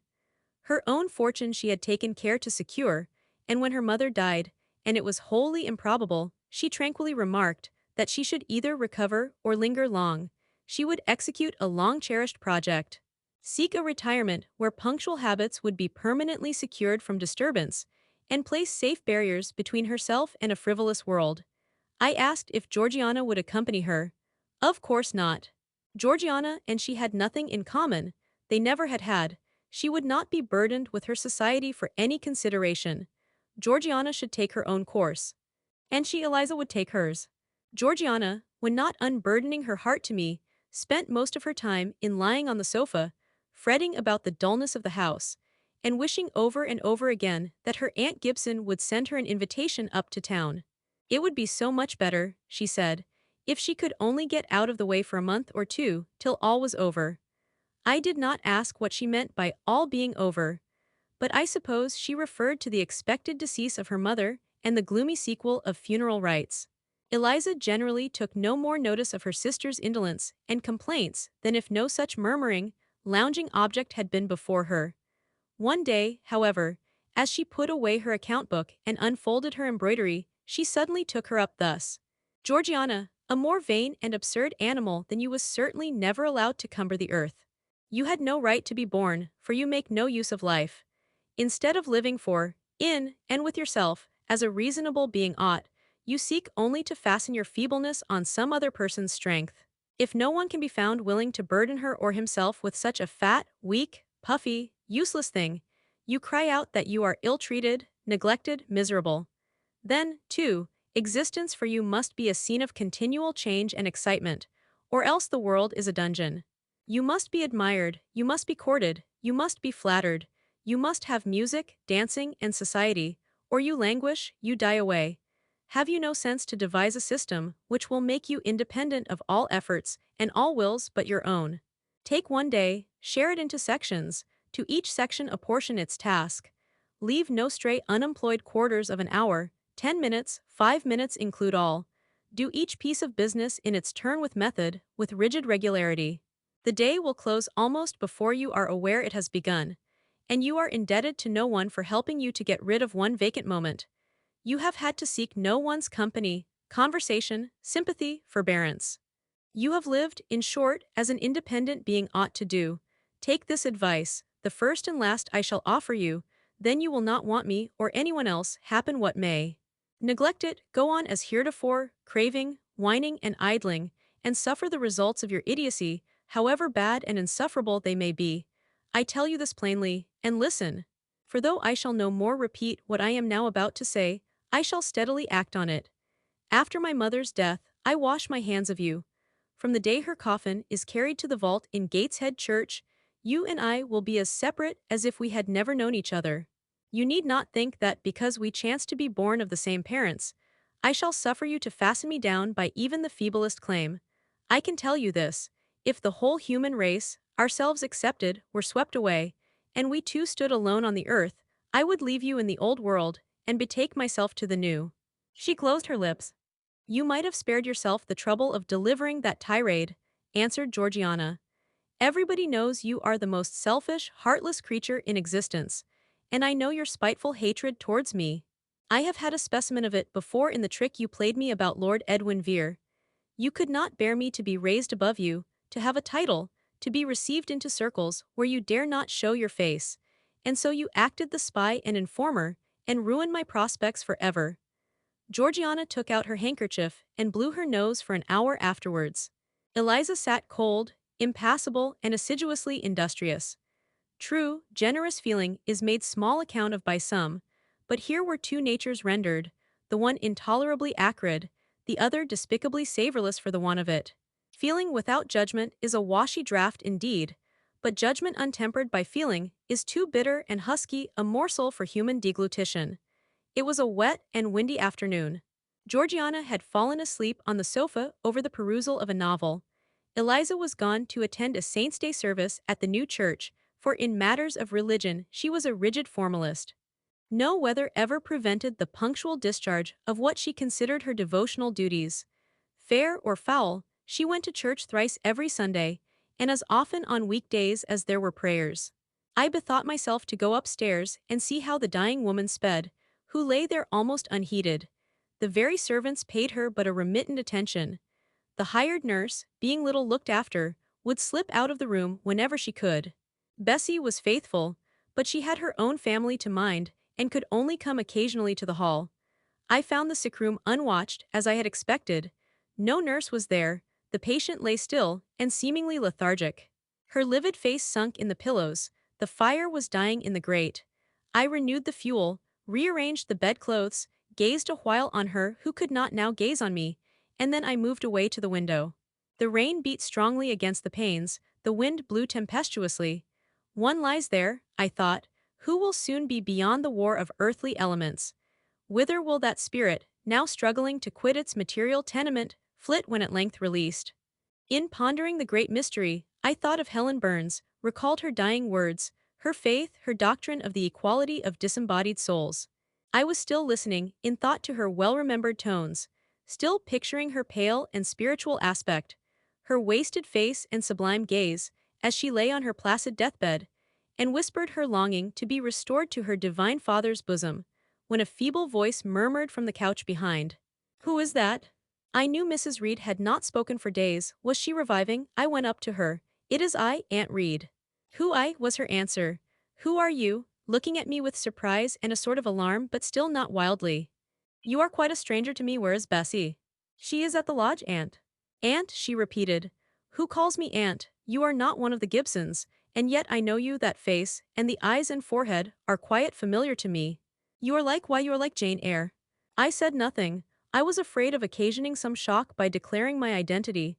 "Yet," said she, "I am afraid it is a mistake, my thoughts deceive me. I wish to see Jane Eyre, and I fancy a likeness where none exists. Besides, in 8 years she must be so changed." I now gently assured her that I was the person she supposed and desired me to be. And seeing that I was understood, and that her senses were quite collected, I explained how Bessie had sent her husband to fetch me from Thornfield. "I am very ill, I know," she said ere long. "I was trying to turn myself a few minutes since, and find I cannot move a limb. It is as well I should ease my mind before I die. What we think little of in health, burdens us at such an hour as the present is to me. Is the nurse here, or is there no one in the room but you?" I assured her we were alone. "Well, I have twice done you a wrong which I regret now. One was in breaking the promise which I gave my husband to bring you up as my own child. The other," she stopped. "After all, it is of no great importance, perhaps," she murmured to herself, "and then I may get better, and to humble myself so to her is painful." She made an effort to alter her position, but failed. Her face changed, she seemed to experience some inward sensation, the precursor, perhaps, of the last pang. "Well, I must get it over. Eternity is before me, I had better tell her. Go to my dressing case, open it, and take out a letter you will see there." I obeyed her directions. "Read the letter," she said. It was short and thus conceived. "Madam, will you have the goodness to send me the address of my niece, Jane Eyre, and to tell me how she is? It is my intention to write shortly and desire her to come to me at Madeira. Providence has blessed my endeavors to secure a competency, and as I am unmarried and childless, I wish to adopt her during my life, and bequeath her, at my death, whatever I may have to leave. I am Madam and C. John Eyre, Madeira." It was dated 3 years back. Why did I never hear of this? I asked. "Because I disliked you too fixedly and thoroughly ever to lend a hand in lifting you to prosperity. I could not forget your conduct to me, Jane, the fury with which you once turned on me, the tone in which you declared you abhorred me the worst of anybody in the world, the unchildlike look and voice with which you affirmed that the very thought of me made you sick, and asserted that I had treated you with miserable cruelty.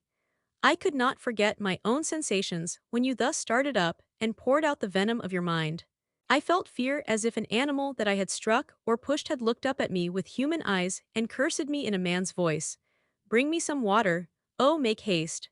Dear Mrs. Reed," said I, as I offered her the draught she required, "think no more of all this, let it pass away from your mind.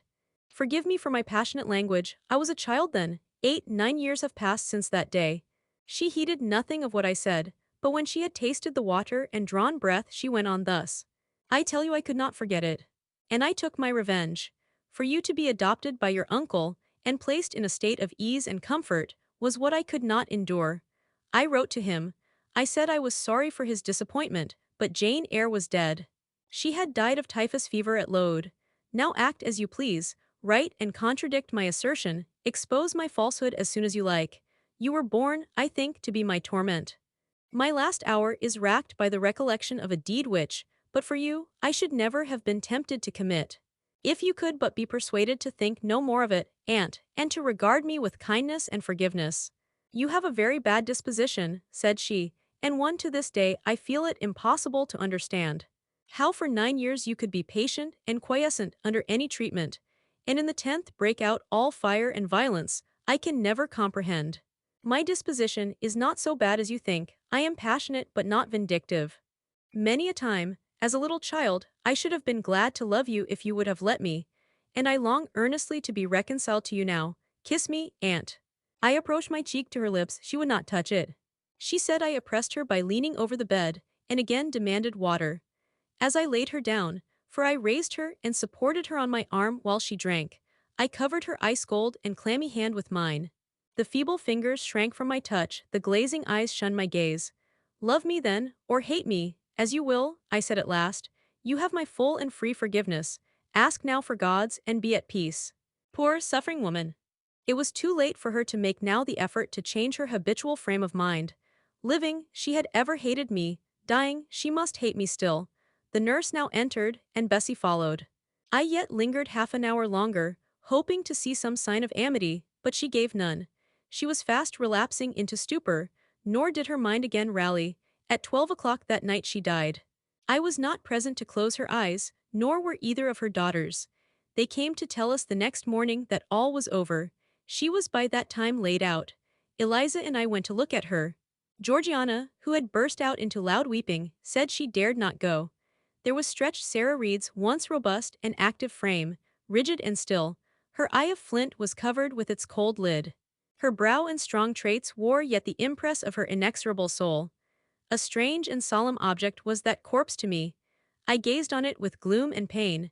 Nothing soft, nothing sweet, nothing pitying, or hopeful, or subduing did it inspire. Only a grating anguish for her woes, not my loss, and a somber, tearless dismay at the fearfulness of death in such a form. Eliza surveyed her parent calmly. After a silence of some minutes she observed, with her constitution she should have lived to a good old age. Her life was shortened by trouble, and then a spasm constricted her mouth for an instant. As it passed away, she turned and left the room, and so did I. Neither of us had dropped a tear. Mr. Rochester had given me but 1 week's leave of absence. Yet a month elapsed before I quitted Gateshead. I wished to leave immediately after the funeral, but Georgiana entreated me to stay till she could get off to London, whither she was now at last invited by her uncle, Mr. Gibson, who had come down to direct his sister's interment and settle the family affairs. Georgiana said she dreaded being left alone with Eliza. From her she got neither sympathy in her dejection, support in her fears, nor aid in her preparations. So I bore with her feeble-minded wailings and selfish lamentations as well as I could, and did my best in sewing for her and packing her dresses. It is true that while I worked she would idle, and I thought to myself, if you and I were destined to live always together, cousin, we would commence matters on a different footing. I should not settle tamely down into being the forbearing party. I should assign you your share of labor, and compel you to accomplish it, or else it should be left undone. I should insist, also, on your keeping some of those drawling, half-insincere complaints hushed in your own breast. It is only because our connection happens to be very transitory, and comes at a peculiarly mournful season, that I consent thus to render it so patient and compliant on my part. At last I saw Georgiana off. But now it was Eliza's turn to request me to stay another week. Her plans required all her time and attention, she said. She was about to depart for some unknown bourne.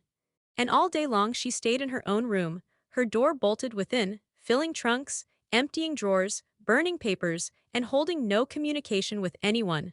She wished me to look after the house, to see callers, and answer notes of condolence. One morning she told me I was at liberty.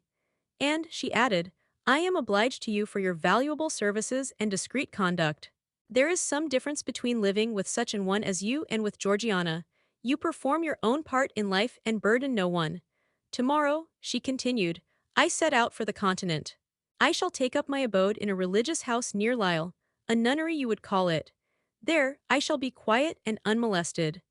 I shall devote myself for a time to the examination of the Roman Catholic dogmas, and to a careful study of the workings of their system. If I find it to be, as I half suspect it is, the one best calculated to ensure the doing of all things decently and in order, I shall embrace the tenets of Rome and probably take the veil. I neither expressed surprise at this resolution nor attempted to dissuade her from it. The vocation will fit you to a hair, I thought, much good may it do you. When we parted, she said, Goodbye, cousin Jane Eyre, I wish you well, you have some sense. I then returned, You are not without sense, cousin Eliza. But what you have, I suppose, in another year will be walled up alive in a French convent. However, it is not my business, and so it suits you, I don't much care. You are in the right, said she. And with these words, we each went our separate way. As I shall not have occasion to refer either to her or her sister again, I may as well mention here that Georgiana made an advantageous match with a wealthy, worn-out man of fashion, and that Eliza actually took the veil, and is at this day superior of the convent, where she passed the period of her novitiate, and which she endowed with her fortune. How people feel when they are returning home from an absence, long or short, I did not know. I had never experienced the sensation. I had known what it was to come back to Gateshead when a child after a long walk, to be scolded for looking cold or gloomy. And later, what it was to come back from church to load, to long for a plenteous meal and a good fire, and to be unable to get either. Neither of these returnings was very pleasant or desirable. No magnet drew me to a given point, increasing in its strength of attraction the nearer I came. The return to Thornfield was yet to be tried. My journey seemed tedious, very tedious. 50 miles one day, a night spent at an inn. 50 miles the next day. During the first 12 hours, I thought of Mrs. Reed in her last moments. I saw her disfigured and discolored face, and heard her strangely altered voice. I mused on the funeral day, the coffin, the hearse, the black train of tenants and servants. Few was the number of relatives, the gaping vault, the silent church, the solemn service. Then I thought of Eliza and Georgiana. I beheld one the cynosure of a ballroom, the other the inmate of a convent cell, and I dwelt on and analyzed their separate peculiarities of person and character.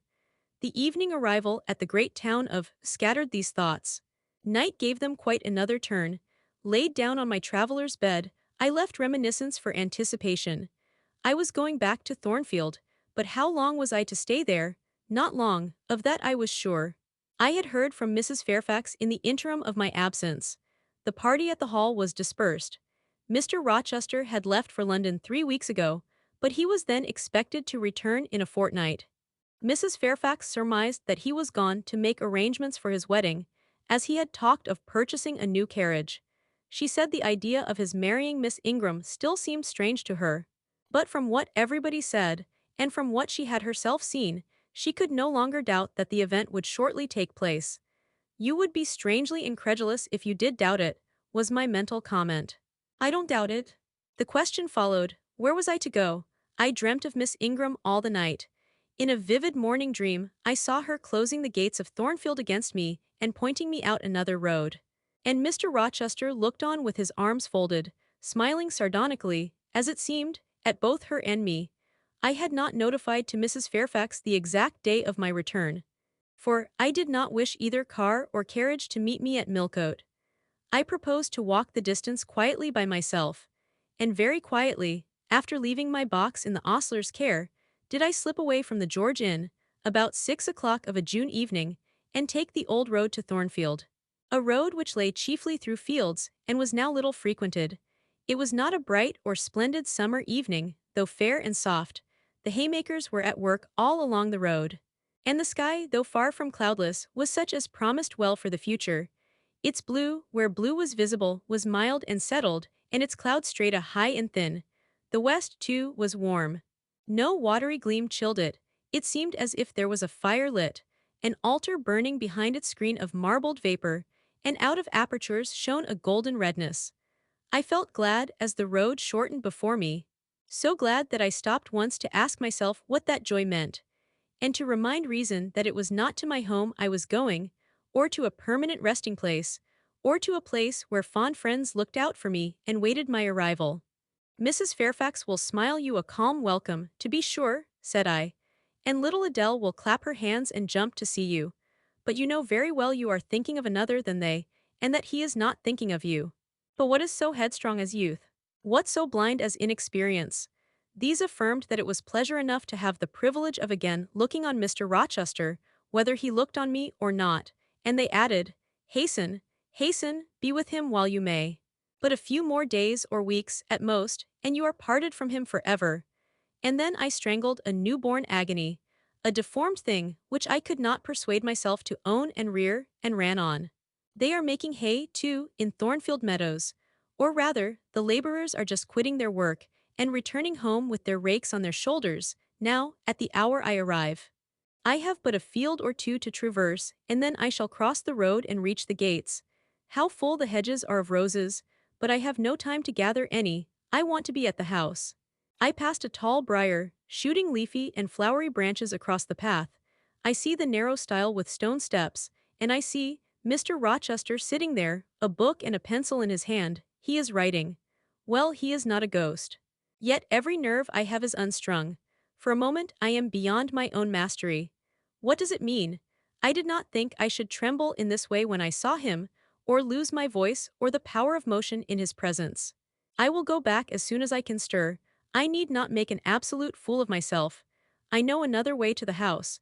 It does not signify if I knew 20 ways, for he has seen me.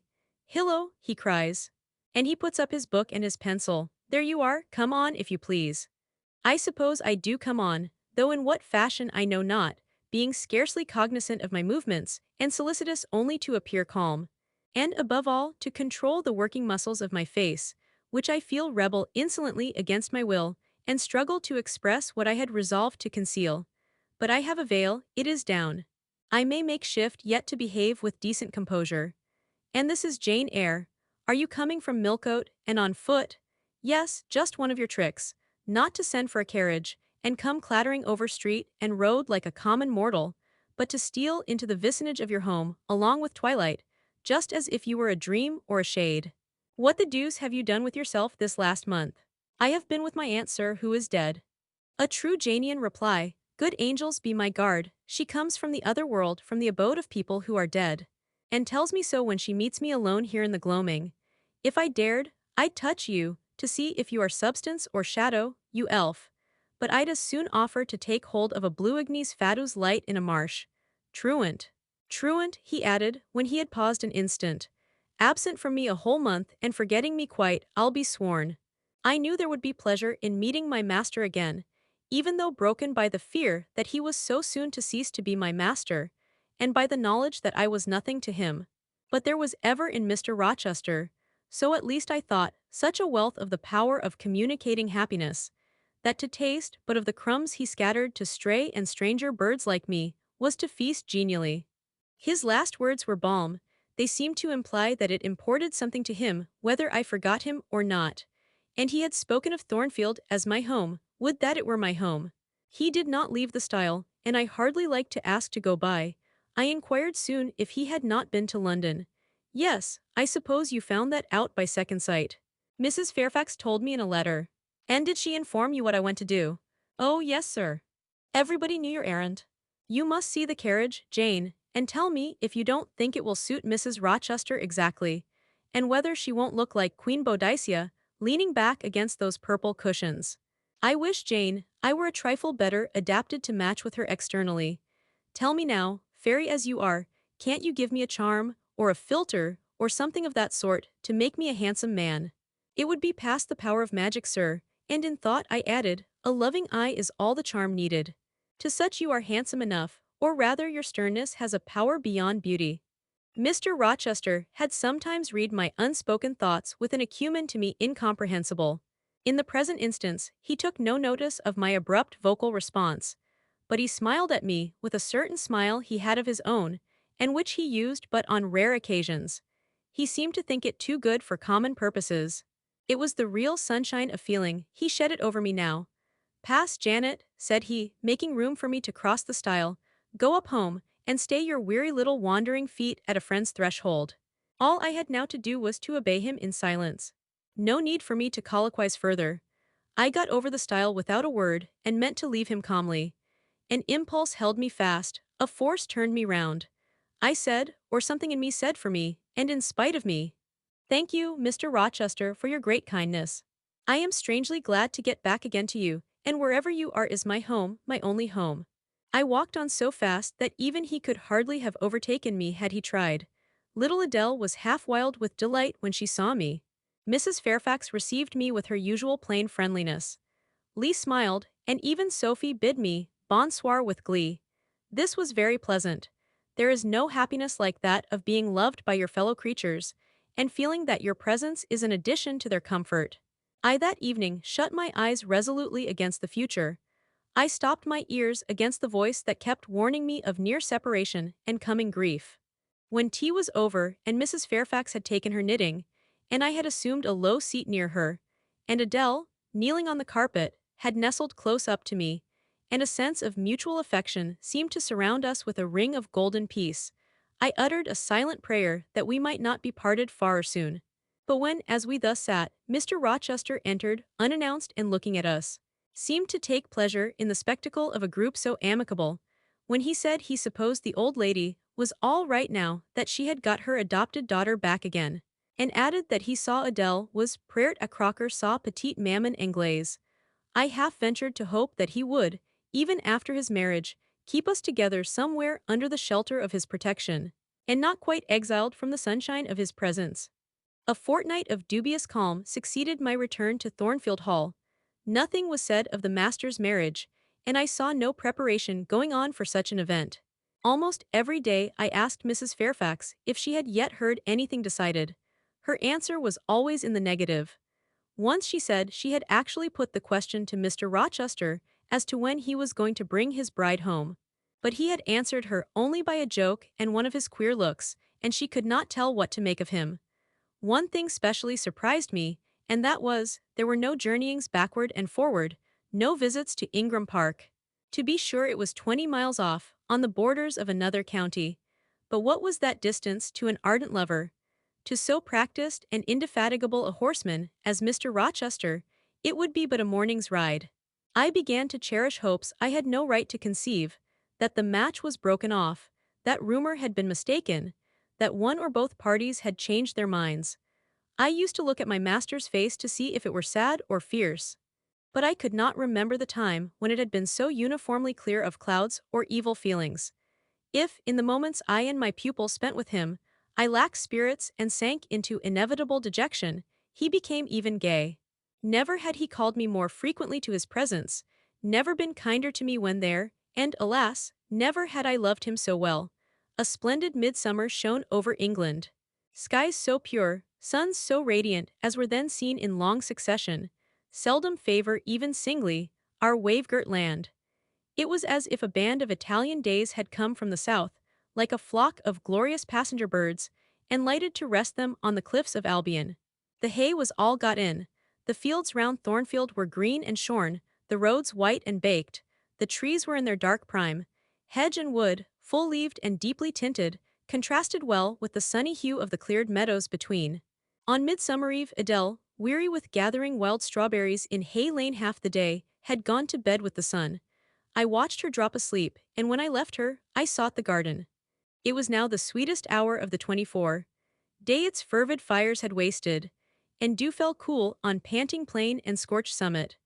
Where the sun had gone down in simple state, pure of the pomp of clouds, spread a solemn purple, burning with the light of red jewel and furnace flame at one point, on one hill peak, and extending high and wide, soft and still softer, over half heaven.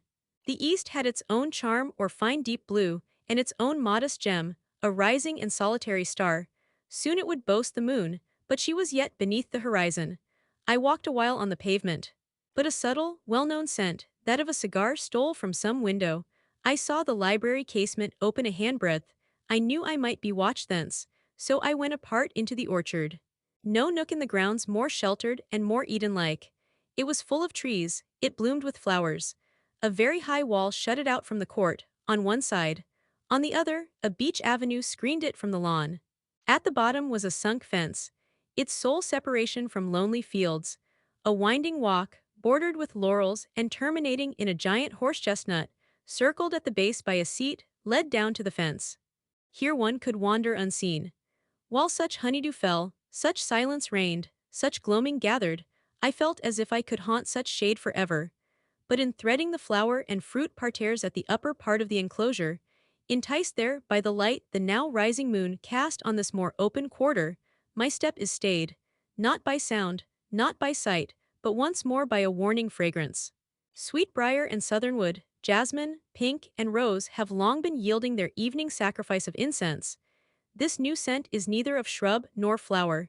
It is, I know it well, it is Mr. Rochester's cigar. I look round and I listen. I see trees laden with ripening fruit. I hear a nightingale warbling in a wood half a mile off. No moving form is visible, no coming step audible, but that perfume increases, I must flee. I make for the wicket leading to the shrubbery, and I see Mr. Rochester entering. I step aside into the ivy recess. He will not stay long. He will soon return whence he came, and if I sit still, he will never see me. But no, eventide is as pleasant to him as to me, and this antique garden as attractive. And he strolls on, now lifting the gooseberry tree branches to look at the fruit, large as plums, with which they are laden. Now taking a ripe cherry from the wall, now stooping towards a knot of flowers, either to inhale their fragrance or to admire the dew beads on their petals. A great moth goes humming by me. It alights on a plant at Mr. Rochester's foot. He sees it and bends to examine it. Now he has his back towards me, thought I, and he is occupied too. Perhaps if I walk softly, I can slip away unnoticed. I trode on an edging of turf that the crackle of the pebbly gravel might not betray me. He was standing among the beds at a yard or two distant from where I had to pass. The moth apparently engaged him.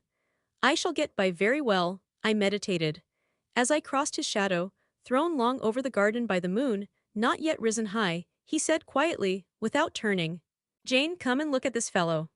I had made no noise. He had not eyes behind, could his shadow feel. I started at first, and then I approached him. "Look at his wings," said he reminds me rather of a West Indian insect.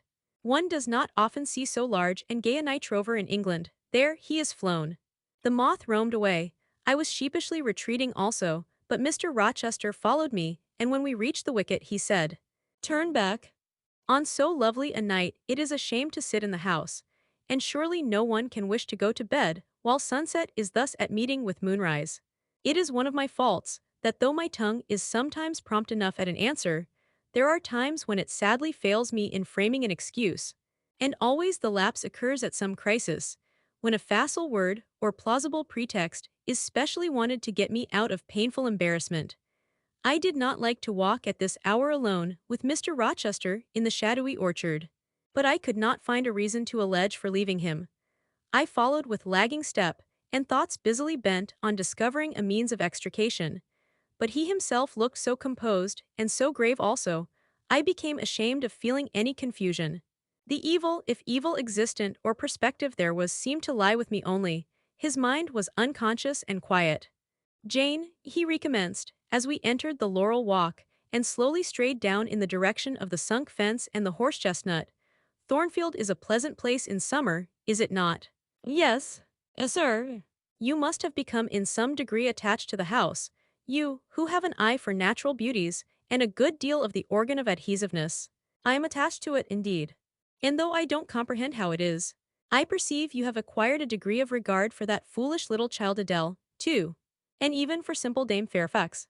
"Yes, sir, in different ways I have an affection for both, and would be sorry to part with them." "Yes. Pity," he said, and sighed and paused. "It is always the way of events in this life," he continued presently. "No sooner have you got settled in a pleasant resting place, than a voice calls out to you to rise and move on, for the hour of repose is expired." "Must I move on, sir?" I asked. "Must I leave Thornfield?" "I believe you must, Jane. I am sorry, Janet, but I believe indeed you must." This was a blow, but I did not let it prostrate me. "Well, sir, I shall be ready when the order to march comes." "It is come now, I must give it tonight." "Then you are going to be married, sir?" Exactly precisely. With your usual acuteness, you have hit the nail straight on the head. Soon, sir. Very soon, that is Miss Eyre. And you'll remember, Jane, the first time or rumor, plainly intimated to you that it was my intention to put my old bachelor's neck into the sacred noose, to enter into the holy estate of matrimony, to take Miss Ingram to my bosom. In short, she's an extensive armful. But that's not to the point. One can't have too much of such a very excellent thing as my beautiful Blanche. Well, as I was saying, listen to me, Jane. You're not turning your head to look after more moths, are you? That was only a lady clock, child, flying away home. I wish to remind you that it was you who first said to me, with that discretion I respect in you, with that foresight, prudence, and humility which befit your responsible and dependent position, that in case I married Miss Ingram, both you and little Adele had better trot forthwith. I pass over the sort of slur conveyed in this suggestion on the character of my beloved. Indeed, when you are far away, Janet, I'll try to forget it. I shall notice only its wisdom, which is such that I have made it my law of action. Adele must go to school, and you, Miss Eyre, must get a new situation. Yes, sir, I will advertise immediately. And meantime, I was going to say, I suppose I may stay here, till I find another shelter to betake myself to. But I stopped, feeling it would not do to risk a long sentence, for my voice was not quite under command. In about a month I hope to be a bridegroom, continued Mr. Rochester, and in the interim, I shall myself look out for employment and an asylum for you. Thank you, sir, I am sorry to give. Oh, no need to apologize. I consider that when a dependent does her duty as well as you have done yours, she has a sort of claim upon her employer for any little assistance he can conveniently render her. Indeed, I have already, through my future mother-in-law, heard of a place that I think will suit. It is to undertake the education of the 5 daughters of Mrs. Dionysius Ogle of Bitternut Lodge, Connaught, Ireland. You'll like Ireland, I think, they're such warm-hearted people there, they say. It is a long way off, sir.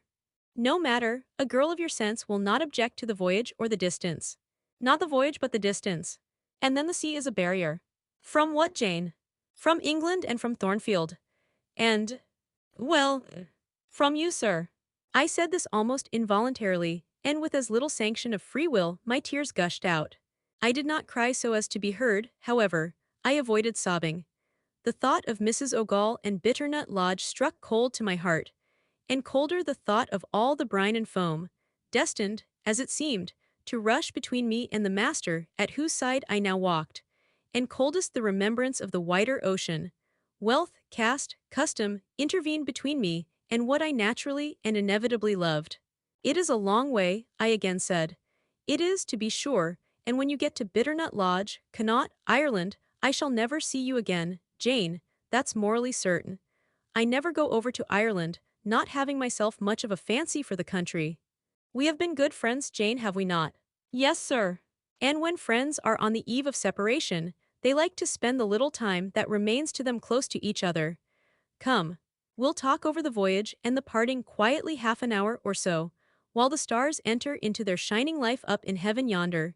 Here is the chestnut tree, here is the bench at its old roots. Come, we will sit there in peace tonight, though we should never more be destined to sit there together. He seated me and himself. It is a long way to Ireland, Janet, and I am sorry to send my little friend on such weary travels. But if I can't do better, how is it to be helped? Are you anything akin to me, do you think, Jane?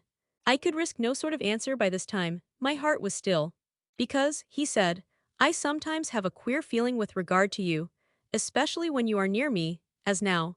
It is as if I had a string somewhere under my left ribs, tightly and inextricably knotted to a similar string, situated in the corresponding quarter of your little frame.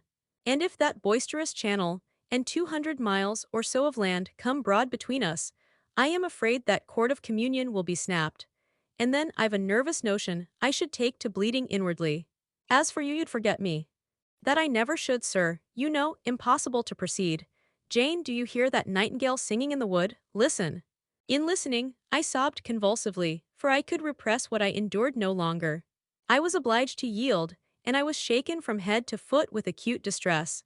When I did speak, it was only to express an impetuous wish that I had never been born, or never come to Thornfield. Because you are sorry to leave it.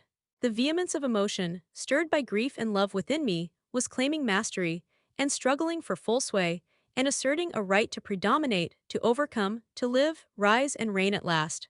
Yes, and to speak. I grieve to leave Thornfield. I love Thornfield. I love it because I have lived in it a full and delightful life, momentarily at least. I have not been trampled on.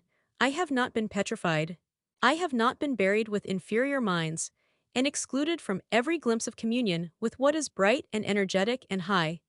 I have talked face to face with what I reverence, with what I delight in, with an original, a vigorous, and expanded mind.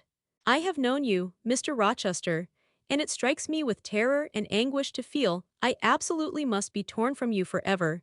I see the necessity of departure. And it is like looking on the necessity of death. Where do you see the necessity? He asked suddenly. Where you, sir, have placed it before me. In what shape? In the shape of Miss Ingram, a noble and beautiful woman, your bride. My bride? What bride? I have no bride. But you will have. Yes, I will, he set his teeth. Then I must go, you have said it yourself. No, you must stay, I swear it, and the oath shall be kept. I tell you I must go, I retorted, roused to something like passion. Do you think I can stay to become nothing to you? Do you think I am an automaton? A machine without feelings?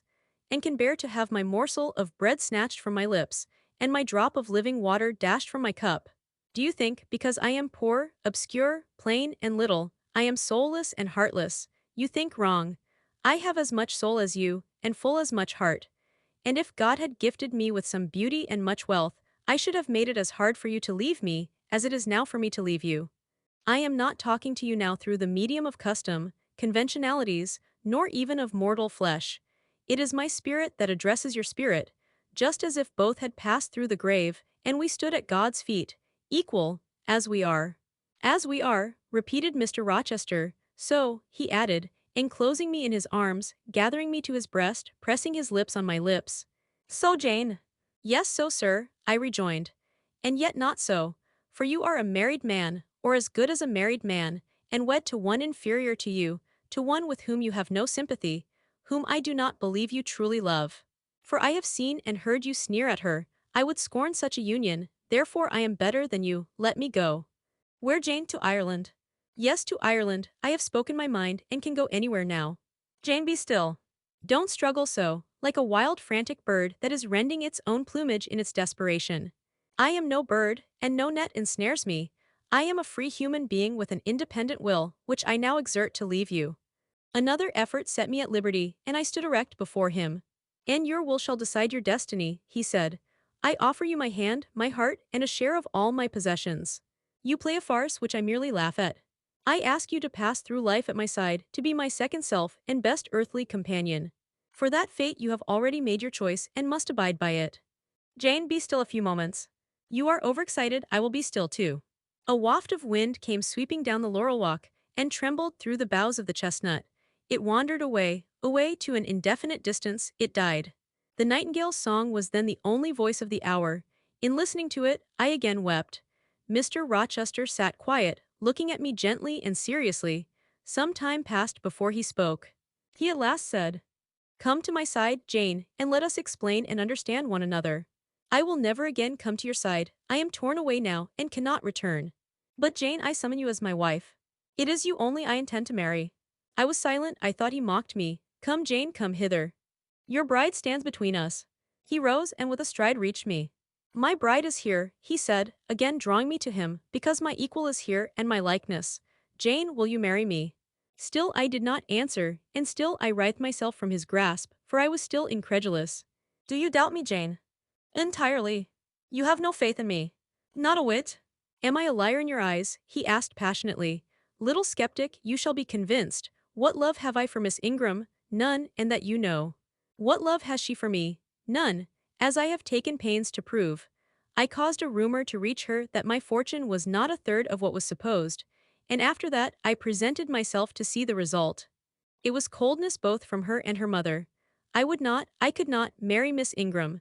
You strange, you almost unearthly thing, I love as my own flesh. You poor and obscure, and small and plain as you are, I entreat to accept me as a husband. What me? I ejaculated, beginning in his earnestness, and especially in his incivility, to credit his sincerity. Me who have not a friend in the world but you, if you are my friend, not a shilling but what you have given me. You, Jane, I must have you for my own, entirely my own, will you be mine? Say yes quickly. Mr. Rochester, let me look at your face, turn to the moonlight. Why? Because I want to read your countenance turn. There you will find it scarcely more legible than a crumpled scratch page. Read on. Only make haste for I suffer. His face was very much agitated and very much flushed, and there were strong workings in the features and strange gleams in the eyes. "Oh, Jane, you torture me," he exclaimed. "With that searching and yet faithful and generous look, you torture me. How can I do that? If you are true, and your offer real, my only feelings to you must be gratitude and devotion, they cannot torture." "Gratitude," he ejaculated. And added wildly, "Jane, accept me quickly. Say, Edward, give me my name, Edward, I will marry you. Are you in earnest? Do you truly love me? Do you sincerely wish me to be your wife?" "I do. And if an oath is necessary to satisfy you, I swear it." "Then, sir, I will marry you. Edward, my little wife." "Dear Edward." Come to me entirely now," said he. And added, in his deepest tone, speaking in my ear as his cheek was laid on mine, "Make my happiness, I will make yours." "God pardon me," he subjoined ere long, "and man meddle not with me. I have her and will hold her. There is no one to meddle, sir, I have no kindred to interfere." "No, that is the best of it," he said. And if I had loved him less I should have thought his accent and look of exultation savage. But sitting by him, roused from the nightmare of parting, called to the paradise of union, I thought only of the bliss given me to drink in so abundant a flow. Again and again he said, "Are you happy, Jane?" And again I answered, "Yes." After which he murmured, "It will atone, it will atone. Have I not found her friendless, and cold, and comfortless? Will I not guard, and cherish, and solace her? Is there not love in my heart, and constancy in my resolves? It will expiate at God's tribunal. I know my Maker sanctions what I do, for the world's judgment I wash my hands thereof, for man's opinion I defy it." But what had befallen the night? The moon was not yet set, and we were all in shadow. I could scarcely see my master's face, near as I was. And what ailed the chestnut tree?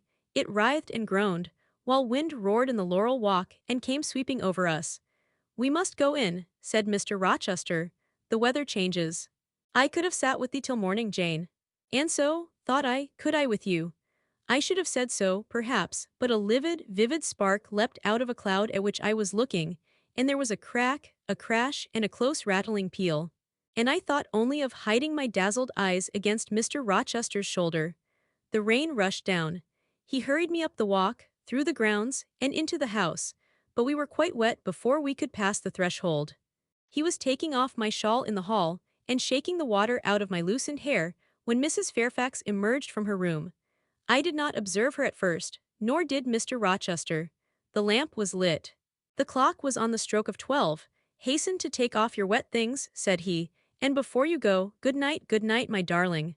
He kissed me repeatedly. When I looked up, on leaving his arms, there stood the widow, pale, grave, and amazed. I only smiled at her, and ran upstairs.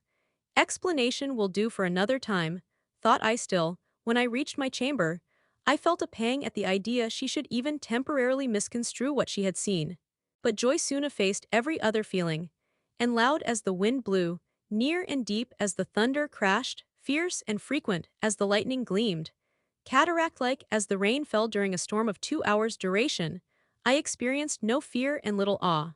Mr. Rochester came thrice to my door in the course of it, to ask if I was safe and tranquil. And that was comfort, that was strength for anything. Before I left my bed in the morning, little Adele came running in to tell me that the great horse-chestnut at the bottom of the orchard had been struck by lightning in the night, and half of it split away. As I rose and dressed, I thought over what had happened, and wondered if it were a dream. I could not be certain of the reality till I had seen Mr. Rochester again, and heard him renew his words of love and promise. While arranging my hair, I looked at my face in the glass, and felt it was no longer plain. There was hope in its aspect and life in its color, and my eyes seemed as if they had beheld the fount of fruition, and borrowed beams from the lustrous ripple. I had often been unwilling to look at my master, because I feared he could not be pleased at my look, but I was sure I might lift my face to his now, and not cool his affection by its expression. I took a plain but clean and light summer dress from my drawer and put it on. It seemed no attire had ever so well become me, because none had I ever worn in so blissful a mood. I was not surprised, when I ran down into the hall, to see that a brilliant June morning had succeeded to the tempest of the night, and to feel, through the open glass door, the breathing of a fresh and fragrant breeze. Nature must be gladsome when I was so happy.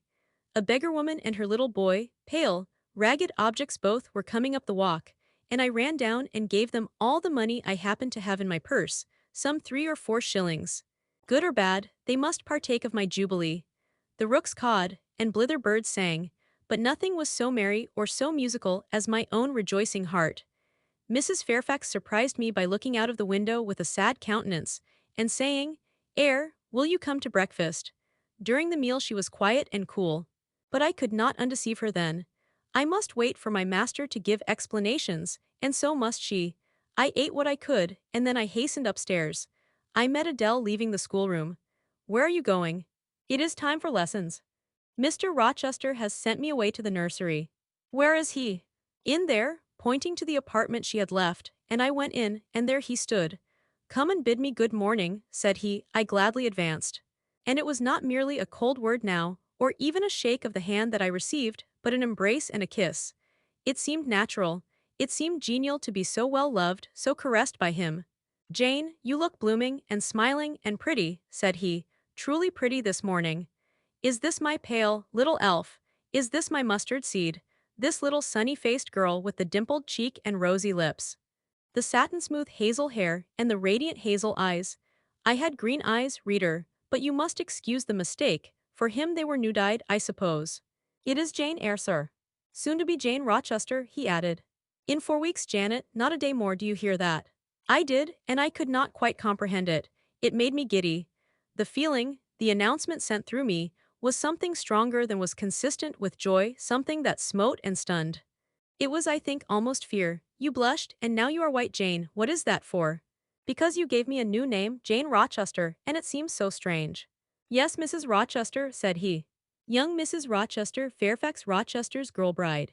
"It can never be, sir. It does not sound likely. Human beings never enjoy complete happiness in this world.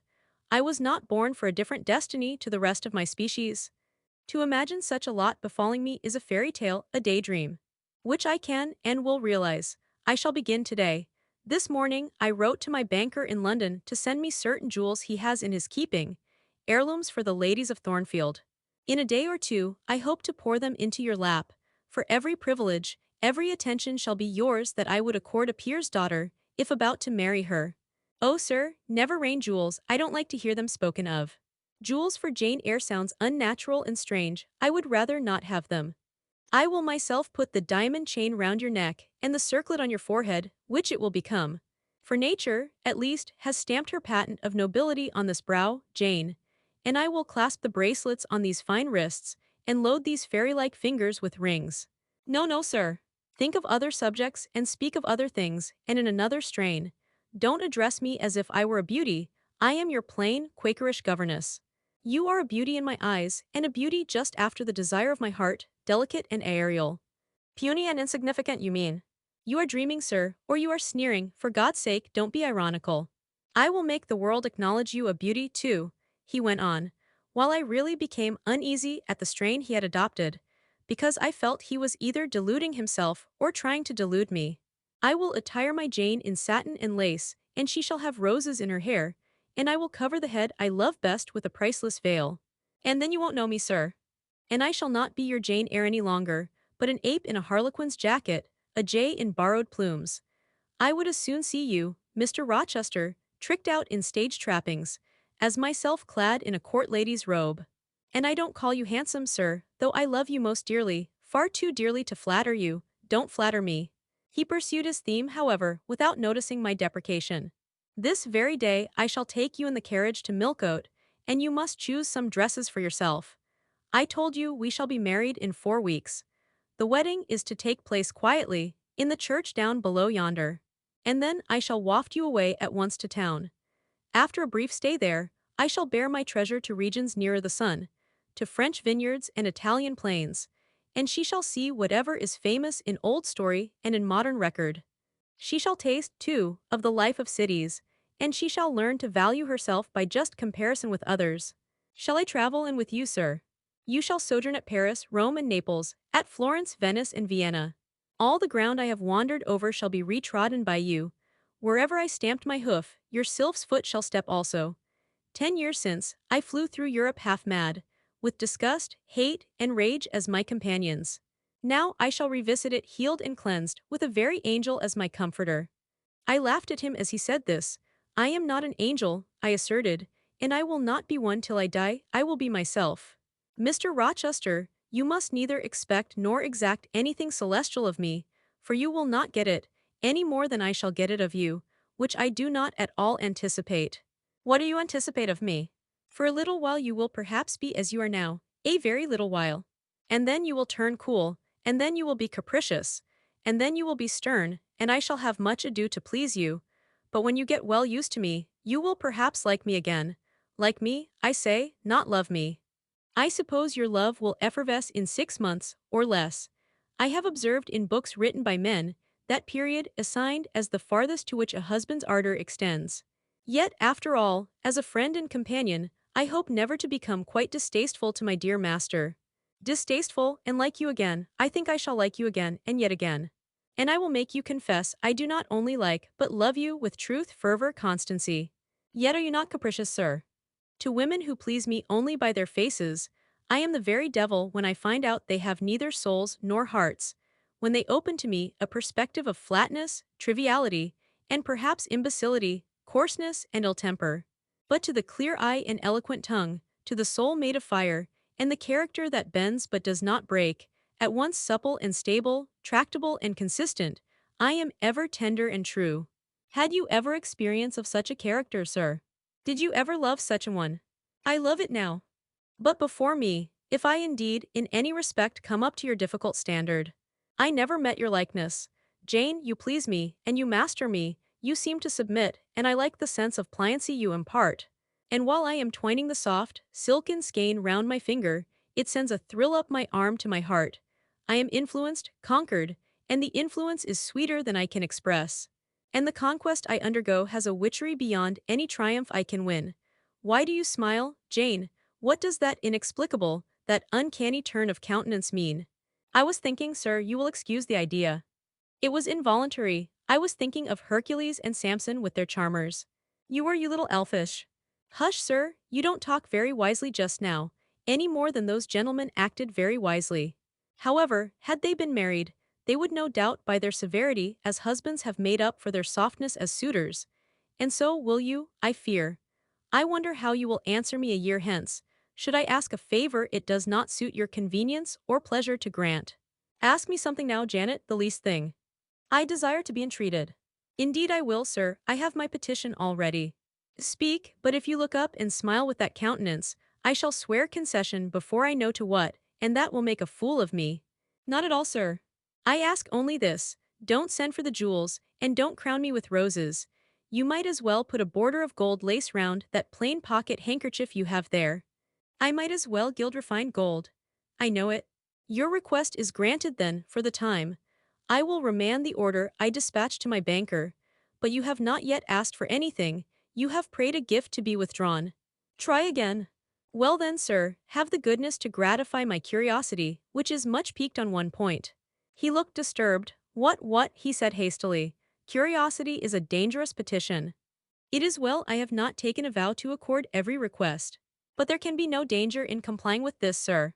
Utter it, Jane, but I wish that instead of a mere inquiry into, perhaps, a secret, it was a wish for half my estate. Now, King Ahasuerus, what do I want with half your estate? Do you think I am a Jew usurer, seeking good investment in land? I would much rather have all your confidence. You will not exclude me from your confidence if you admit me to your heart. You are welcome to all my confidence that is worth having, Jane. But for God's sake, don't desire a useless burden, don't long for poison, don't turn out a downright Eve on my hands. Why not? You have just been telling me how much you like to be conquered, and how pleasant overpersuasion is to you. Don't you think I had better take advantage of the confession, and begin, and coax and entreat, even cry and be sulky if necessary, for the sake of a mere essay of my power? I dare you to any such experiment. Encroach, presume, and the game is up. Is it? You soon give in. How stern you look now. Your eyebrows have become as thick as my finger, and your forehead resembles what, in some very astonishing poetry, I once saw styled a blue-piled thunderloft. That will be your married look, sir, I suppose.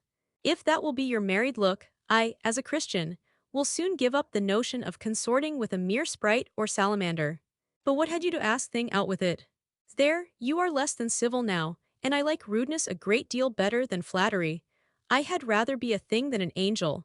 This is what I have to ask. Why did you take such pains to make me believe you wished to marry Miss Ingram? Is that all? Thank God it is no worse, and now he unknit his black brows, looked down, smiling at me, and stroked my hair, as if well pleased at seeing a danger averted. I think I may confess, he continued, even although I should make you a little indignant, Jane, and I have seen what a fire spirit you can be when you are indignant. You glowed in the cool moonlight last night, when you mutinied against fate, and claimed your rank as my equal. Janet, by the by, it was you who made me the offer. Of course I did. But to the point if you please, Sir Miss Ingram. Well, I feigned courtship of Miss Ingram, because I wished to render you as madly in love with me as I was with you, and I knew jealousy would be the best ally I could call in for the furtherance of that end. Excellent. Now you are small, not one whit bigger than the end of my little finger. It was a burning shame and a scandalous disgrace to act in that way. Did you think nothing of Miss Ingram's feelings, sir?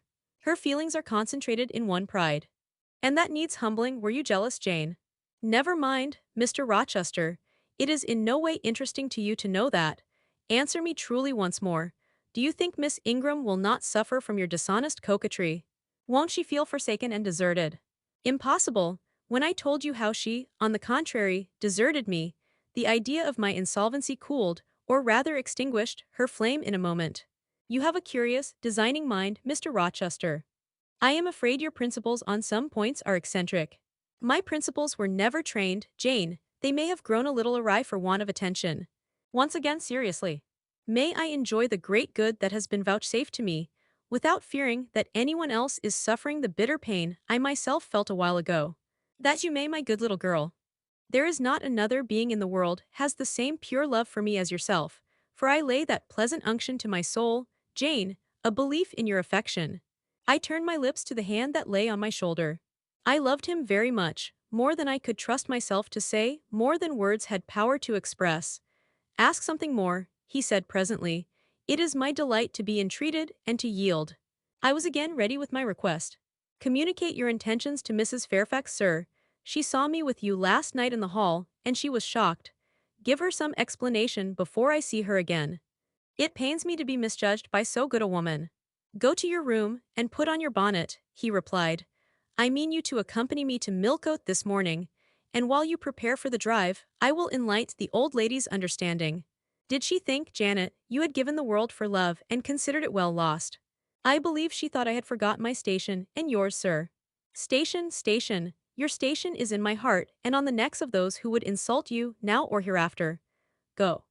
I was soon dressed, and when I heard Mr. Rochester quit Mrs. Fairfax's parlor, I hurried down to it. The old lady had been reading her morning portion of Scripture, the lesson for the day. Her Bible lay open before her, and her spectacles were upon it.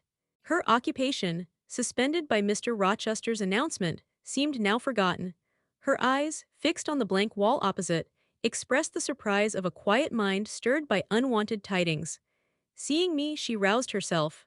She made a sort of effort to smile, and framed a few words of congratulation, but the smile expired, and the sentence was abandoned unfinished. She put up her spectacles, shut the Bible, and pushed her chair back from the table. I feel so astonished, she began. I hardly know what to say to you, Miss Eyre. I have surely not been dreaming, have I? Sometimes I half fall asleep when I am sitting alone and fancy things that have never happened. It has seemed to me more than once when I have been in a doze, that my dear husband, who died 15 years since, has come in and sat down beside me, and that I have even heard him call me by my name, Alice, as he used to do. Now, can you tell me whether it is actually true that Mr. Rochester has asked you to marry him? Don't laugh at me. But I really thought he came in here 5 minutes ago and said that in a month you would be his wife. He has said the same thing to me, I replied. He has. Do you believe him? Have you accepted him? Yes. She looked at me bewildered.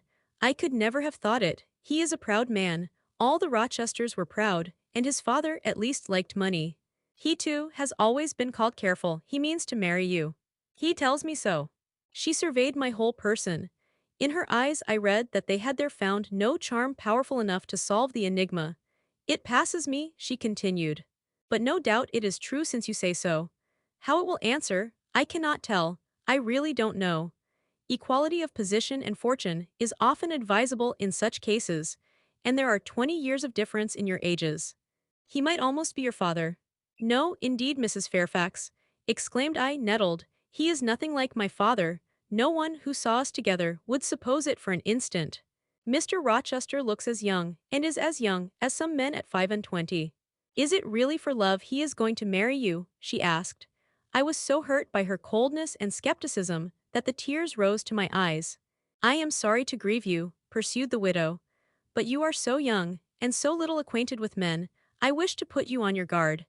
It is an old saying that all is not gold that glitters, and in this case I do fear there will be something found to be different to what either you or I expect. Why am I a monster? I said. Is it impossible that Mr. Rochester should have a sincere affection for me? No, you are very well, and much improved of late, and Mr. Rochester, I dare say, is fond of you. I have always noticed that you were a sort of pet of his.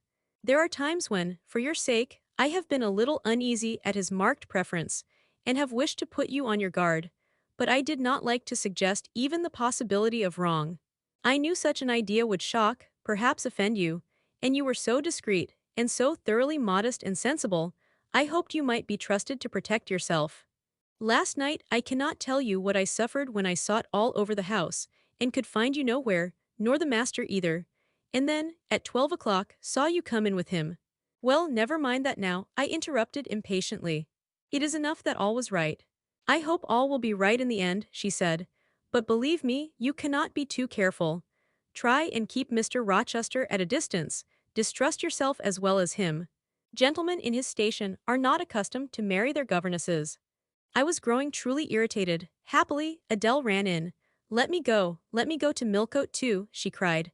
Mr. Rochester won't.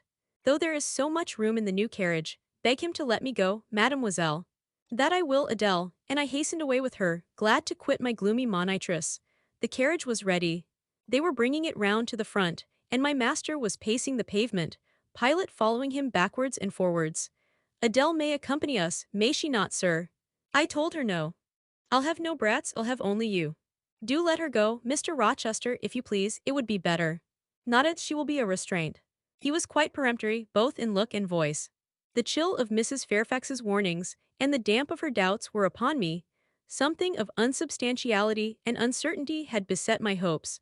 I half lost the sense of power over him.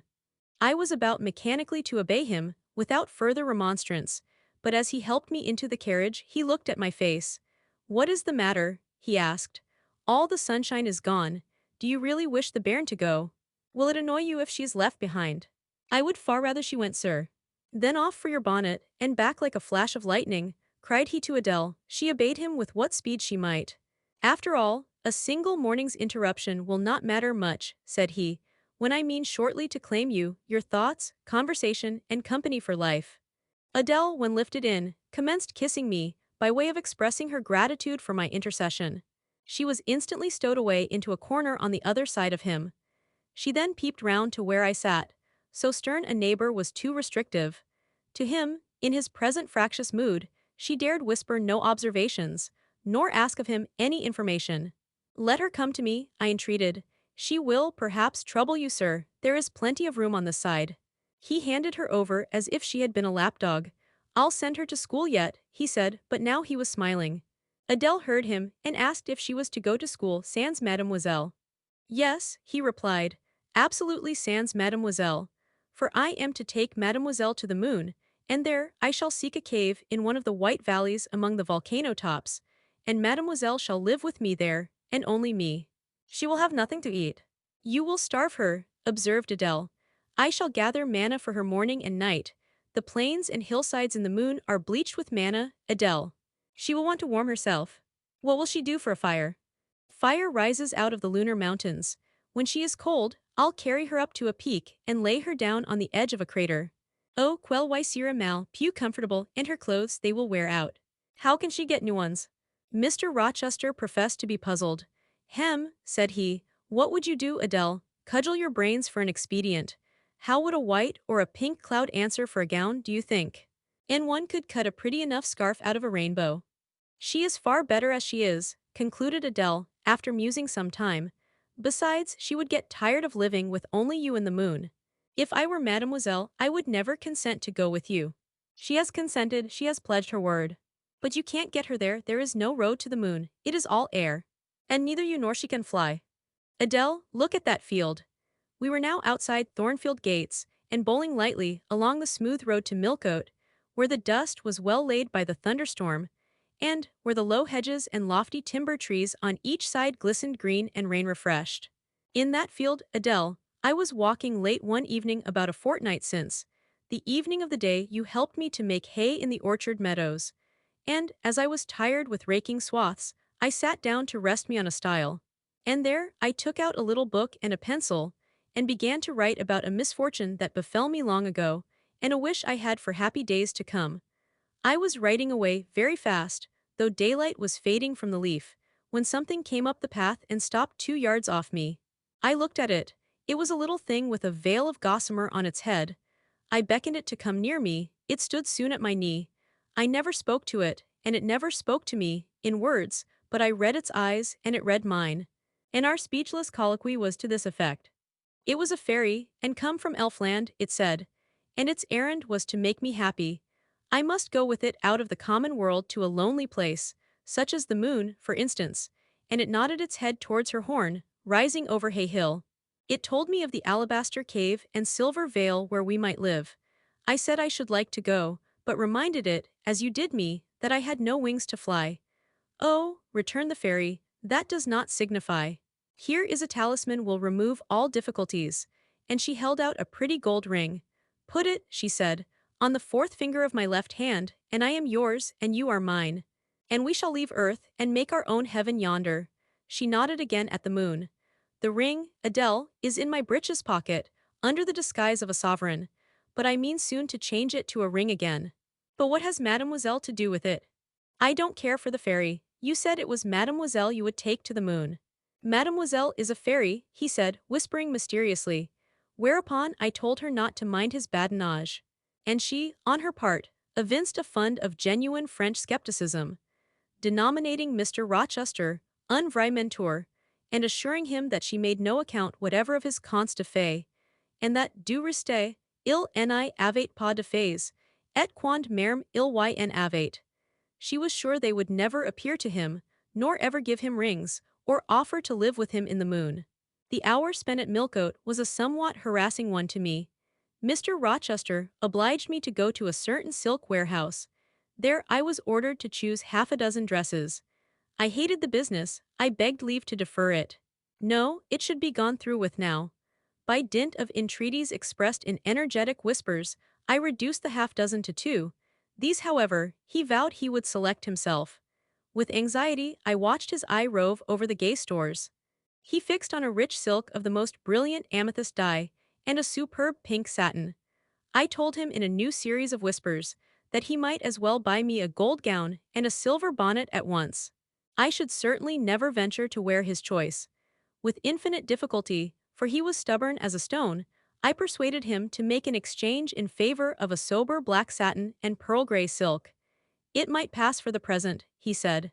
But he would yet see me glittering like a parterre. Glad was I to get him out of the silk warehouse, and then out of a jeweler's shop. The more he bought me, the more my cheek burned with a sense of annoyance and degradation. As we re-entered the carriage, and I sat back feverish and fagged, I remembered what, in the hurry of events, dark and bright, I had wholly forgotten, the letter of my uncle, Jane Eyre, to Mrs. Reed. His intention to adopt me and make me his legatee. It would, indeed, be a relief, I thought, if I had ever so small an independency. I never can bear being dressed like a doll by Mr. Rochester, or sitting like a second Danae with the golden shower falling daily round me. I will write to Madeira the moment I get home, and tell my Uncle John I am going to be married, and to whom. If I had but a prospect of one day bringing Mr. Rochester an accession of fortune, I could better endure to be kept by him now. And somewhat relieved by this idea, which I failed not to execute that day, I ventured once more to meet my master's and lover's eye, which most pertinaciously sought mine, though I averted both face and gaze. He smiled, and I thought his smile was such as a sultan might, in a blissful and fond moment, bestow on a slave his gold and gems had enriched. I crushed his hand, which was ever hunting mine, vigorously, and thrust it back to him red with the passionate pressure. You need not look in that way, I said. If you do, I'll wear nothing but my old load frocks to the end of the chapter. I'll be married in this lilac gingham. You may make a dressing gown for yourself out of the pearl gray silk, and an infinite series of waistcoats out of the black satin. He chuckled. He rubbed his hands. Oh, it is rich to see and hear her, he exclaimed. Is she original? Is she piquant? I would not exchange this one little English girl for the Grand Turk's whole seraglio, gazelles, huriforms, and all. The Eastern allusion bit me again. I'll not stand you an inch in the stead of a seraglio, I said, so don't consider me an equivalent for one. If you have a fancy for anything in that line, away with you, sir, to the bazaars of Stamboul without delay. And lay out in extensive slave purchases some of that spare cash you seem at a loss to spend satisfactorily here. And what will you do, Janet? While I am bargaining for so many tons of flesh and such an assortment of black eyes, I'll be preparing myself to go out as a missionary to preach liberty to them that are enslaved, your harem inmates amongst the rest. I'll get admitted there, and I'll stir up mutiny. And you, three-tailed bashaw as you are, sir, shall in a trice find yourself fettered amongst our hands. Nor will I, for one, consent to cut your bonds till you have signed a charter, the most liberal that despot ever yet conferred. I would consent to be at your mercy, Jane. I would have no mercy, Mr. Rochester, if you supplicated for it with an eye like that. While you look so, I should be certain that whatever charter you might grant under coercion, your first act, when released, would be to violate its conditions. Why, Jane, what would you have? I fear you will compel me to go through a private marriage ceremony, besides that performed at the altar. You will stipulate, I see, for peculiar terms. What will they be? I only want an easy mind, sir. Not crushed by crowded obligations. Do you remember what you said of Céline Varens? Of the diamonds, the cashmeres you gave her? I will not be your English Céline Varens. I shall continue to act as Adele's governess. By that I shall earn my board and lodging, and £30 a year besides. I'll furnish my own wardrobe out of that money, and you shall give me nothing but— Well, but what? Your regard? And if I give you mine in return, that debt will be quit. Well, for cool native impudence and pure innate pride, you haven't your equal, said he. We were now approaching Thornfield. Will it please you to dine with me today? He asked as we re-entered the gates. No, thank you, sir. And what for no thank you, if one may inquire? I never have dined with you, sir, and I see no reason why I should now. Till what, you delight in half-phrases? Till I can't help it. Do you suppose I eat like an ogre or a ghoul, that you dread being the companion of my repast? I have formed no supposition on the subject, sir. But I want to go on as usual for another month. You will give up your governessing slavery at once. Indeed, begging your pardon, sir, I shall not. I shall just go on with it as usual. I shall keep out of your way all day, as I have been accustomed to do. You may send for me in the evening, when you feel disposed to see me, and I'll come then, but at no other time. I want a smoke, Jane, or a pinch of snuff, to comfort me under all this. Pour me donner une contentance, as Adele would say. And unfortunately I have neither my cigar case, nor my snuff box. But listen, whisper. It is your time now, little tyrant, but it will be mine presently. And when once I have fairly seized you, to have and to hold, I'll just, figuratively speaking, attach you to a chain like this, touching his watch-guard. Yes, bonny wee thing, I'll wear you in my bosom, lest my jewel I should tine. He said this as he helped me to alight from the carriage, and while he afterwards lifted out Adele, I entered the house and made good my retreat upstairs. He duly summoned me to his presence in the evening. I had prepared an occupation for him, for I was determined not to spend the whole time in a tete-a-tete conversation. I remembered his fine voice. I knew he liked to sing, good singers generally do. I was no vocalist myself, and, in his fastidious judgment, no musician, either, but I delighted in listening when the performance was good. No sooner had twilight, that hour of romance, began to lower her blue and starry banner over the lattice, than I rose, opened the piano, and entreated him, for the love of heaven, to give me a song. He said I was a capricious witch, and that he would rather sing another time, but I averred that no time was like the present. Did I like his voice? He asked. Very much. I was not fond of pampering that susceptible vanity of his.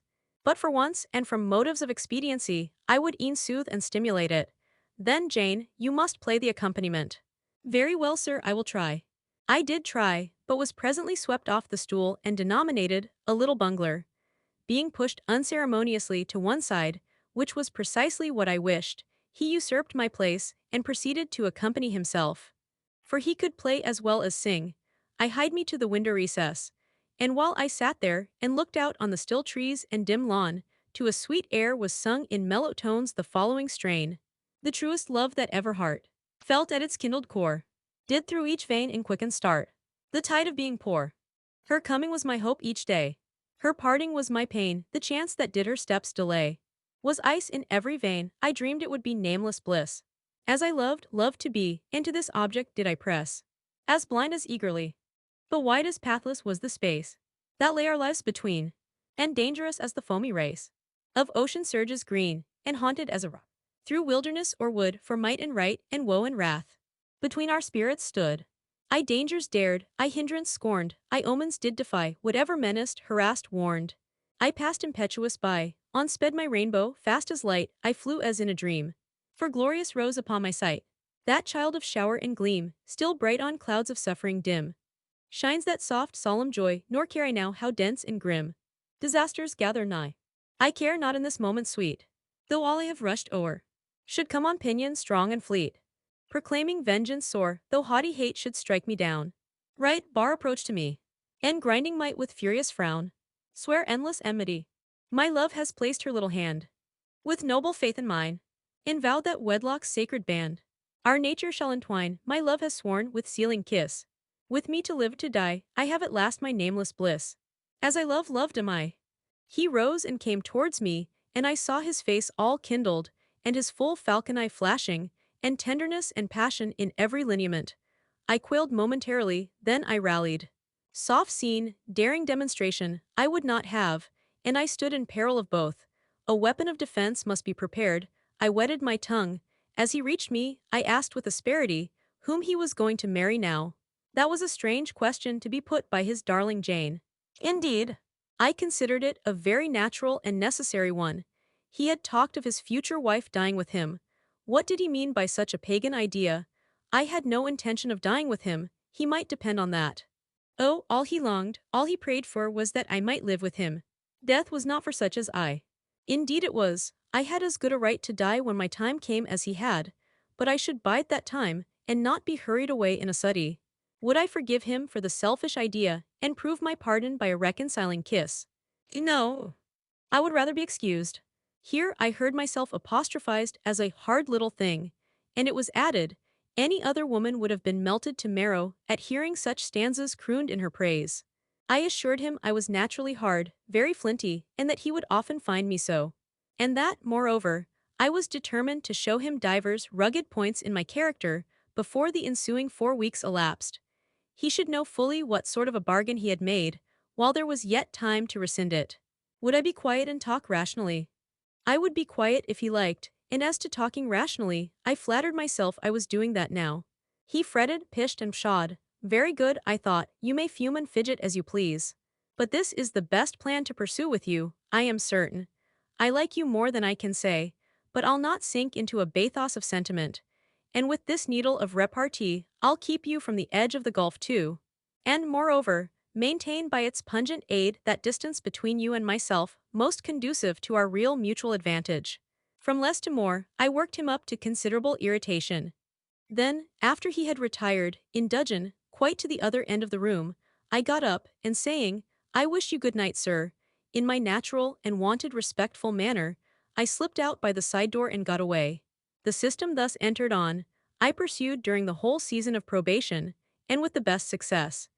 He was kept, to be sure, rather cross and crusty, but on the whole I could see he was excellently entertained, and that a lamb-like submission and turtle-dove sensibility, while fostering his despotism more, would have pleased his judgment, satisfied his common sense, and even suited his taste less. In other people's presence I was, as formerly, deferential and quiet, any other line of conduct being uncalled for. It was only in the evening conferences I thus thwarted and afflicted him. He continued to send for me punctually the moment the clock struck 7, though when I appeared before him now, he had no such honeyed terms as love and darling on his lips. The best words at my service were provoking puppet, malicious elf, sprite, changeling, and see for caresses, too, I now got grimaces. For a pressure of the hand, a pinch on the arm, for a kiss on the cheek, a severe tweak of the ear. It was all right. At present I decidedly preferred these fierce favors to anything more tender. Mrs. Fairfax, I saw, approved me, her anxiety on my account vanished, therefore I was certain I did well. Meantime, Mr. Rochester affirmed I was wearing him to skin and bone, and threatened awful vengeance for my present conduct at some period fast coming. I laughed in my sleeve at his menaces. I can keep you in reasonable check now, I reflected, and I don't doubt to be able to do it hereafter. If one expedient loses its virtue, another must be devised. Yet after all my task was not an easy one. Often, I would rather have pleased than teased him. My future husband was becoming to me my whole world, and more than the world, almost my hope of heaven. He stood between me and every thought of religion, as an eclipse intervenes between man and the broad sun. I could not, in those days, see God for his creature, of whom I had made an idol. The month of courtship had wasted, its very last hours were being numbered. There was no putting off the day that advanced, the bridal day. And all preparations for its arrival were complete. I at least had nothing more to do. There were my trunks, packed, locked, corded, ranged in a row along the wall of my little chamber. Tomorrow, at this time, they would be far on their road to London, and so should I DV. Or rather, not I, but one Jane Rochester, a person whom as yet I knew not. The cards of address alone remained to nail on. They lay, 4 little squares, in the drawer. Mr. Rochester had himself written the direction, Mrs. Rochester, Hotel, London, on each. I could not persuade myself to affix them, or to have them affixed. Mrs. Rochester. She did not exist. She would not be born till tomorrow, some time after 8 o'clock a.m., and I would wait to be assured she had come into the world alive before I assigned to her all that property. It was enough that in yonder closet, opposite my dressing table, garments said to be hers had already displaced my black stuff load frock and straw bonnet. For not to me appertained that suit of wedding raiment, the pearl-colored robe, the vapory veil pendant from the usurped portmanteau. I shut the closet to conceal the strange, wraith-like apparel it contained, which, at this evening hour, 9 o'clock, gave out certainly a most ghostly shimmer through the shadow of my apartment. I will leave you by yourself, white dream, I said. I am feverish, I hear the wind blowing, I will go out of doors and feel it. It was not only the hurry of preparation that made me feverish, not only the anticipation of the great change, the new life which was to commence tomorrow. Both these circumstances had their share, doubtless, in producing that restless, excited mood which hurried me forth at this late hour into the darkening grounds. But a third cause influenced my mind more than they. I had at heart a strange and anxious thought. Something had happened which I could not comprehend. No one knew of or had seen the event but myself. It had taken place the preceding night. Mr. Rochester that night was absent from home, nor was he yet returned. Business had called him to a small estate of 2 or 3 farms he possessed 30 miles off. Business it was requisite he should settle in person, previous to his meditated departure from England. I waited now his return, eager to disburthen my mind, and to seek of him the solution of the enigma that perplexed me. Stay till he comes, reader, and, when I disclose my secret to him, you shall share the confidence. I sought the orchard, driven to its shelter by the wind, which all day had blown strong and full from the south, without, however, bringing a speck of rain.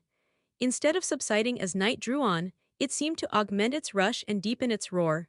The trees blew steadfastly one way, never writhing round, and scarcely tossing back their boughs once in an hour. So continuous was the strain bending their branchy heads northward. The clouds drifted from pole to pole, fast following, mass on mass. No glimpse of blue sky had been visible that July day. It was not without a certain wild pleasure I ran before the wind, delivering my trouble of mind to the measureless air torrent thundering through space. Descending the laurel walk, I faced the wreck of the chestnut tree. It stood up black and riven. The trunk, split down the center, gasped ghastly. The cloven halves were not broken from each other, for the firm base and strong roots kept them unsundered below. Though community of vitality was destroyed, the sap could flow no more. Their great boughs on each side were dead, and next winter's tempests would be sure to fell one or both to earth. As yet, however, they might be said to form one tree, a ruin, but an entire ruin. You did right to hold fast to each other, I said, as if the monster splinters were living things and could hear me. I think, scathed as you look, and charred and scorched, there must be a little sense of life in you yet, rising out of that adhesion at the faithful, honest roots. You will never have green leaves more, never more see birds making nests and singing idyls in your boughs. The time of pleasure and love is over with you, but you are not desolate. Each of you has a comrade to sympathize with him in his decay. As I looked up at them, the moon appeared momentarily in that part of the sky which filled their fissure. Her disk was blood-red and half overcast. She seemed to throw on me one bewildered, dreary glance, and buried herself again instantly in the deep drift of cloud. The wind fell, for a second, round Thornfield. But far away over wood and water, poured a wild, melancholy wail. It was sad to listen to, and I ran off again. Here and there I strayed through the orchard, gathered up the apples with which the grass round the tree roots was thickly strewn. Then I employed myself in dividing the ripe from the unripe. I carried them into the house and put them away in the storeroom. Then I repaired to the library to ascertain whether the fire was lit. For, though summer, I knew on such a gloomy evening Mr. Rochester would like to see a cheerful hearth when he came in. Yes, the fire had been kindled some time, and burnt well. I placed his armchair by the chimney corner. I wheeled the table near it. I let down the curtain, and had the candles brought in ready for lighting. More restless than ever, when I had completed these arrangements I could not sit still, nor even remain in the house. A little timepiece in the room, and the old clock in the hall simultaneously struck 10. How late it grows, I said. I will run down to the gates. It is moonlight at intervals, I can see a good way on the road. He may be coming now, and to meet him will save some minutes of suspense. The wind roared high in the great trees which embowered the gates. But the road, as far as I could see, to the right hand and the left, was all still and solitary. Save for the shadows of clouds crossing it at intervals as the moon looked out, it was but a long pale line, unvaried by one moving speck. A puerile tear dimmed my eye while I looked, a tear of disappointment and impatience. Ashamed of it, I wiped it away. I lingered. The moon shut herself wholly within her chamber, and drew close her curtain of dense cloud. The night grew dark. Rain came driving fast on the gale. I wish he would come, I wish he would come, I exclaimed, seized with hypochondriac foreboding. I had expected his arrival before tea, now it was dark. What could keep him, had an accident happened? The event of last night again recurred to me. I interpreted it as a warning of disaster. I feared my hopes were too bright to be realized, and I had enjoyed so much bliss lately that I imagined my fortune had passed its meridian and must now decline. Well, I cannot return to the house, I thought. I cannot sit by the fireside while he is abroad in inclement weather. Better tire my limbs than strain my heart. I will go forward and meet him. I set out. I walked fast but not far. Ere I had measured a quarter of a mile, I heard the tramp of hoofs. A horseman came on, full gallop. A dog ran by his side. Away with evil presentiment, it was he. Here he was, mounted on Messer, followed by Pilot. He saw me, for the moon had opened a blue field in the sky, and rode in it watery bright. He took his hat off, and waved it round his head. I now ran to meet him. There, he exclaimed, as he stretched out his hand and bent from the saddle. You can't do without me, that is evident. Step on my boot toe, give me both hands, mount. I obeyed, joy made me agile, I sprang up before him. A hearty kissing I got for a welcome, and some boastful triumph, which I swallowed as well as I could. He checked himself in his exultation to demand, "But is there anything the matter, Janet, that you come to meet me at such an hour? Is there anything wrong?" "No, but I thought you would never come. I could not bear to wait in the house for you, especially with this rain and wind." "Rain and wind, indeed. Yes, you are dripping like a mermaid. Pull my cloak round you. But I think you are feverish, Jane. Both your cheek and hand are burning hot. I ask again, is there anything the matter?" "Nothing now, I am neither afraid nor unhappy." "Then you have been both." "Rather." But I'll tell you all about it by and by, sir, and I dare say you will only laugh at me for my pains. I'll laugh at you heartily when tomorrow is past, till then I dare not, my prize is not certain. This is you, who have been as slippery as an eel this last month, and as thorny as a briar rose. I could not lay a finger anywhere but I was pricked, and now I seem to have gathered up a stray lamb in my arms. You wandered out of the fold to seek your shepherd, did you, Jane? I wanted you, but don't boast, here we are at Thornfield, now let me get down. He landed me on the pavement. As John took his horse, and he followed me into the hall, he told me to make haste and put something dry on, and then return to him in the library. And he stopped me, as I made for the staircase, to extort a promise that I would not be long. Nor was I long, in 5 minutes I rejoined him, I found him at supper. Take a seat and bear me company, Jane, please God, it is the last meal but one you will eat at Thornfield Hall for a long time. I sat down near him, but told him I could not eat. Is it because you have the prospect of a journey before you, Jane? Is it the thoughts of going to London that takes away your appetite? I cannot see my prospects clearly tonight, sir, and I hardly know what thoughts I have in my head. Everything in life seems unreal. Except me, I am substantial enough, touch me. You, sir, are the most phantom-like of all, you are a mere dream. He held out his hand, laughing. Is that a dream? Said he, placing it close to my eyes. He had a rounded, muscular, and vigorous hand, as well as a long, strong arm. Yes, though I touch it, it is a dream, said I, as I put it down from before my face. Sir, have you finished supper? Yes, Jane. I rang the bell and ordered away the tray.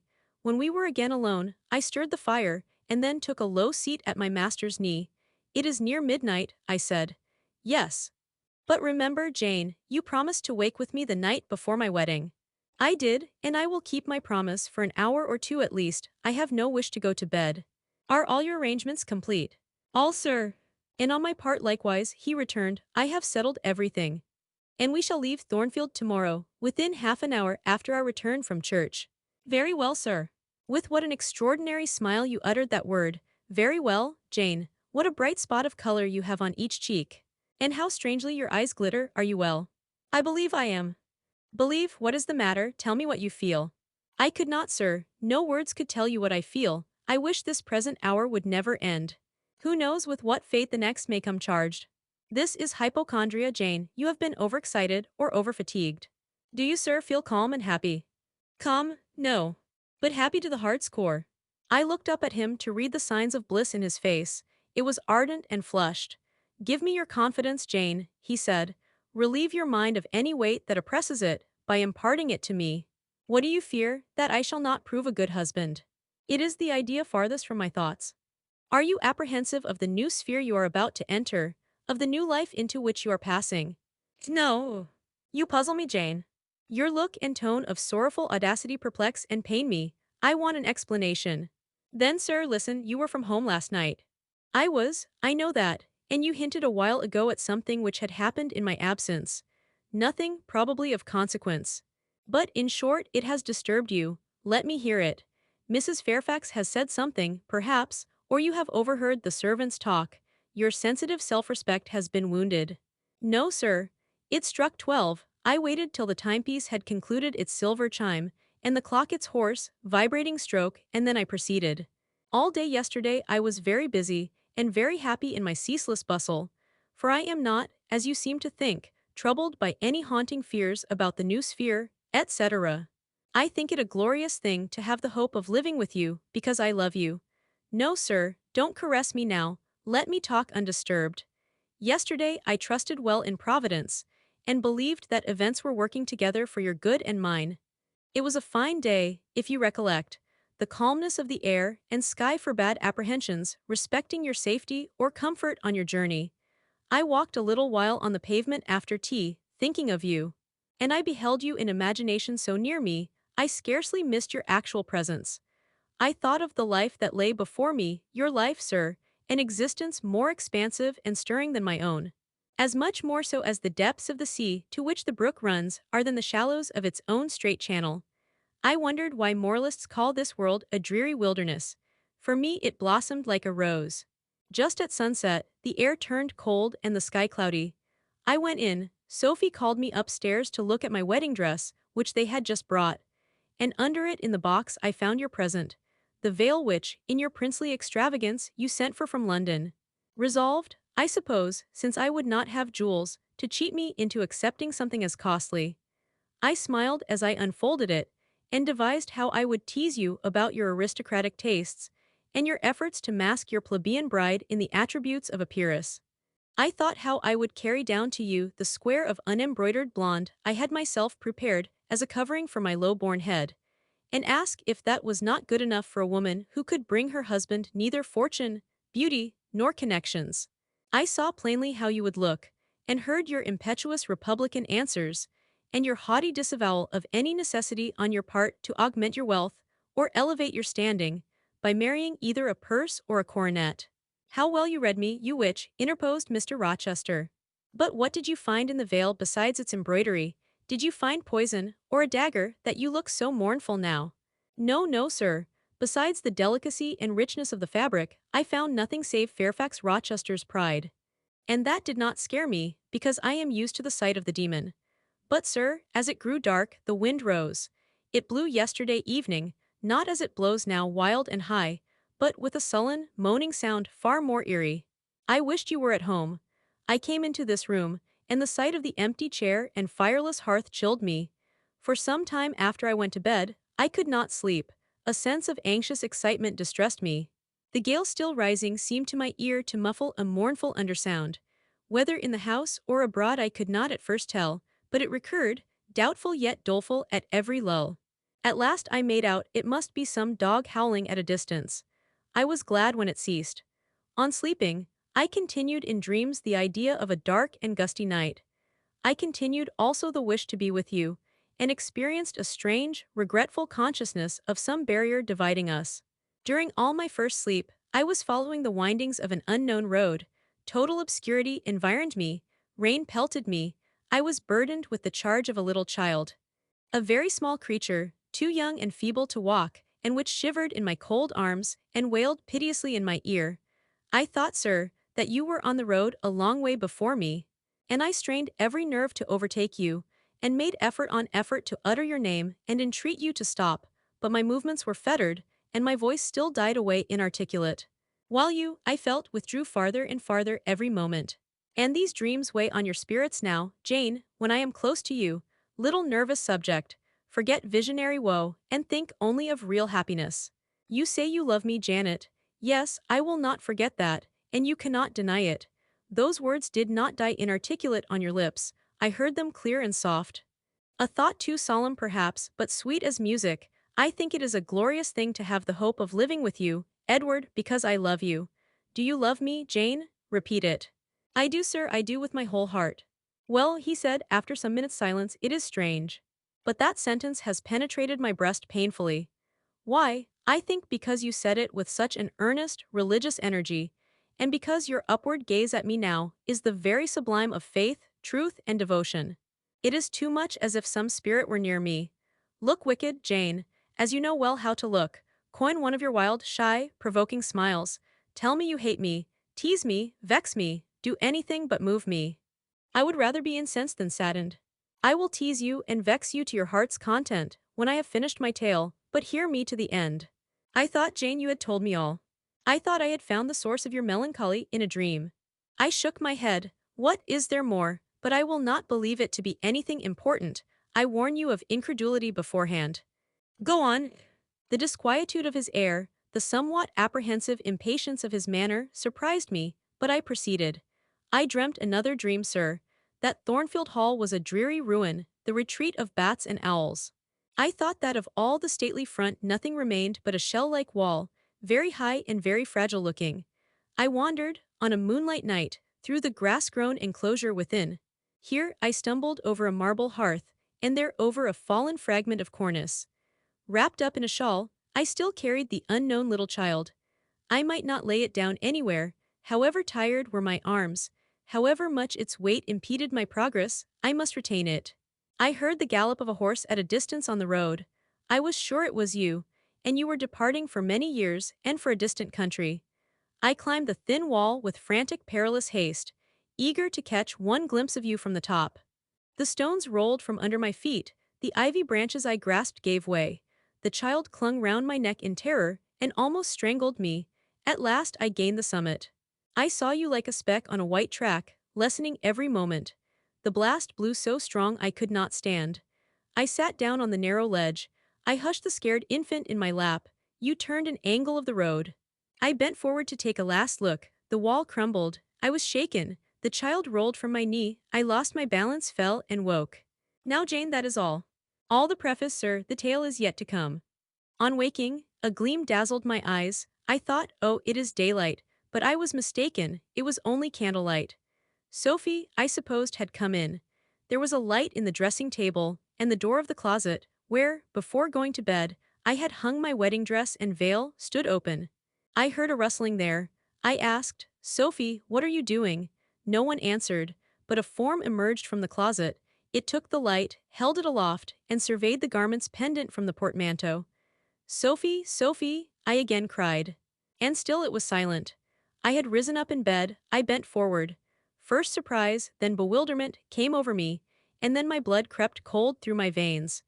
Mr. Rochester, this was not Sophie, it was not Lee, it was not Mrs. Fairfax. It was not, no, I was sure of it and am still, it was not even that strange woman, Grace Poole. It must have been one of them, interrupted my master. No, sir, I solemnly assure you to the contrary. The shape standing before me had never crossed my eyes within the precincts of Thornfield Hall before. The height, the contour were new to me. Describe it, Jane. It seemed, sir, a woman tall and large, with thick and dark hair hanging long down her back. I know not what dress she had on, it was white and straight, but whether gown, sheet, or shroud I cannot tell. Did you see her face? Not at first, but presently she took my veil from its place. She held it up, gazed at it long, and then she threw it over her own head, and turned to the mirror. At that moment, I saw the reflection of the visage and features quite distinctly in the dark oblong glass. And how were they? Fearful and ghastly to me. Oh, sir, I never saw a face like it. It was a discolored face, it was a savage face. I wish I could forget the roll of the red eyes and the fearful blackened inflation of the lineaments. Ghosts are usually pale, Jane. This, sir, was purple, the lips were swelled and dark. The brow furrowed, the black eyebrows widely raised over the bloodshot eyes. Shall I tell you of what it reminded me? You may. Of the foul German spectre, the vampire. Ah, what did it do? Sir, it removed my veil from its gaunt head, rent it in two parts, and flinging both on the floor, trampled on them. Afterwards, it drew aside the window curtain and looked out. Perhaps it saw dawn approaching, for, taking the candle, it retreated to the door. Just at my bedside, the figure stopped. The fiery eyes glared upon me, she thrust up her candle close to my face, and extinguished it under my eyes. I was aware her lurid visage flamed over mine, and I lost consciousness. For the second time in my life, only the second time, I became insensible from terror. Who was with you when you revived? No one, sir, but the broad day. I rose, bathed my head and face in water, drank a long draught, felt that though enfeebled I was not ill, and determined that to none but you would I impart this vision. Now, sir, tell me who and what that woman was. The creature of an overstimulated brain, that is certain. I must be careful of you, my treasure. Nerves like yours were not made for rough handling. Sir, depend on it, my nerves were not in fault. The thing was real, the transaction actually took place. And your previous dreams, were they real too? Is Thornfield Hall a ruin? Am I severed from you by insuperable obstacles? Am I leaving you without a tear, without a kiss, without a word? Not yet. Am I about to do it? Why, the day is already commenced which is to bind us indissolubly. And when we are once united, there shall be no recurrence of these mental terrors, I guarantee that. Mental terrors, sir, I wish I could believe them to be only such, I wish it more now than ever. Since even you cannot explain to me the mystery of that awful visitant. And since I cannot do it, Jane, it must have been unreal. But, sir, when I said so to myself on rising this morning, and when I looked round the room, to gather courage and comfort from the cheerful aspect of each familiar object in full daylight, there, on the carpet, I saw what gave the distinct lie to my hypothesis. The veil, torn from top to bottom in two halves. I felt Mr. Rochester start and shudder. He hastily flung his arms round me. Thank God, he exclaimed, that if anything malignant did come near you last night, it was only the veil that was harmed. Oh, to think what might have happened. He drew his breath short and strained me so close to him, I could scarcely pant. After some minutes' silence, he continued, cheerily. Now, Janet, I'll explain to you all about it. It was half dream, half reality. A woman did, I doubt not, enter your room, and that woman must have been Grace Poole. You call her a strange being yourself. From all you know, you have reason so to call her. What did she do to me? What to Mason? In a state between sleeping and waking, you noticed her entrance and her actions. But feverish, almost delirious as you were, you ascribed to her a goblin appearance different from her own. The long disheveled hair, the swelled black face, the exaggerated stature, were figments of imagination, results of nightmare. The spiteful tearing of the veil was real, and it is like her. I see you would ask why I keep such a woman in my house. When we have been married a year and a day, I will tell you, but not now. Are you satisfied, Jane? Do you accept my solution of the mystery? I reflected, and in truth it appeared to me the only possible one. Satisfied I was not, but to please him I endeavored to appear so. Relieved I certainly did feel.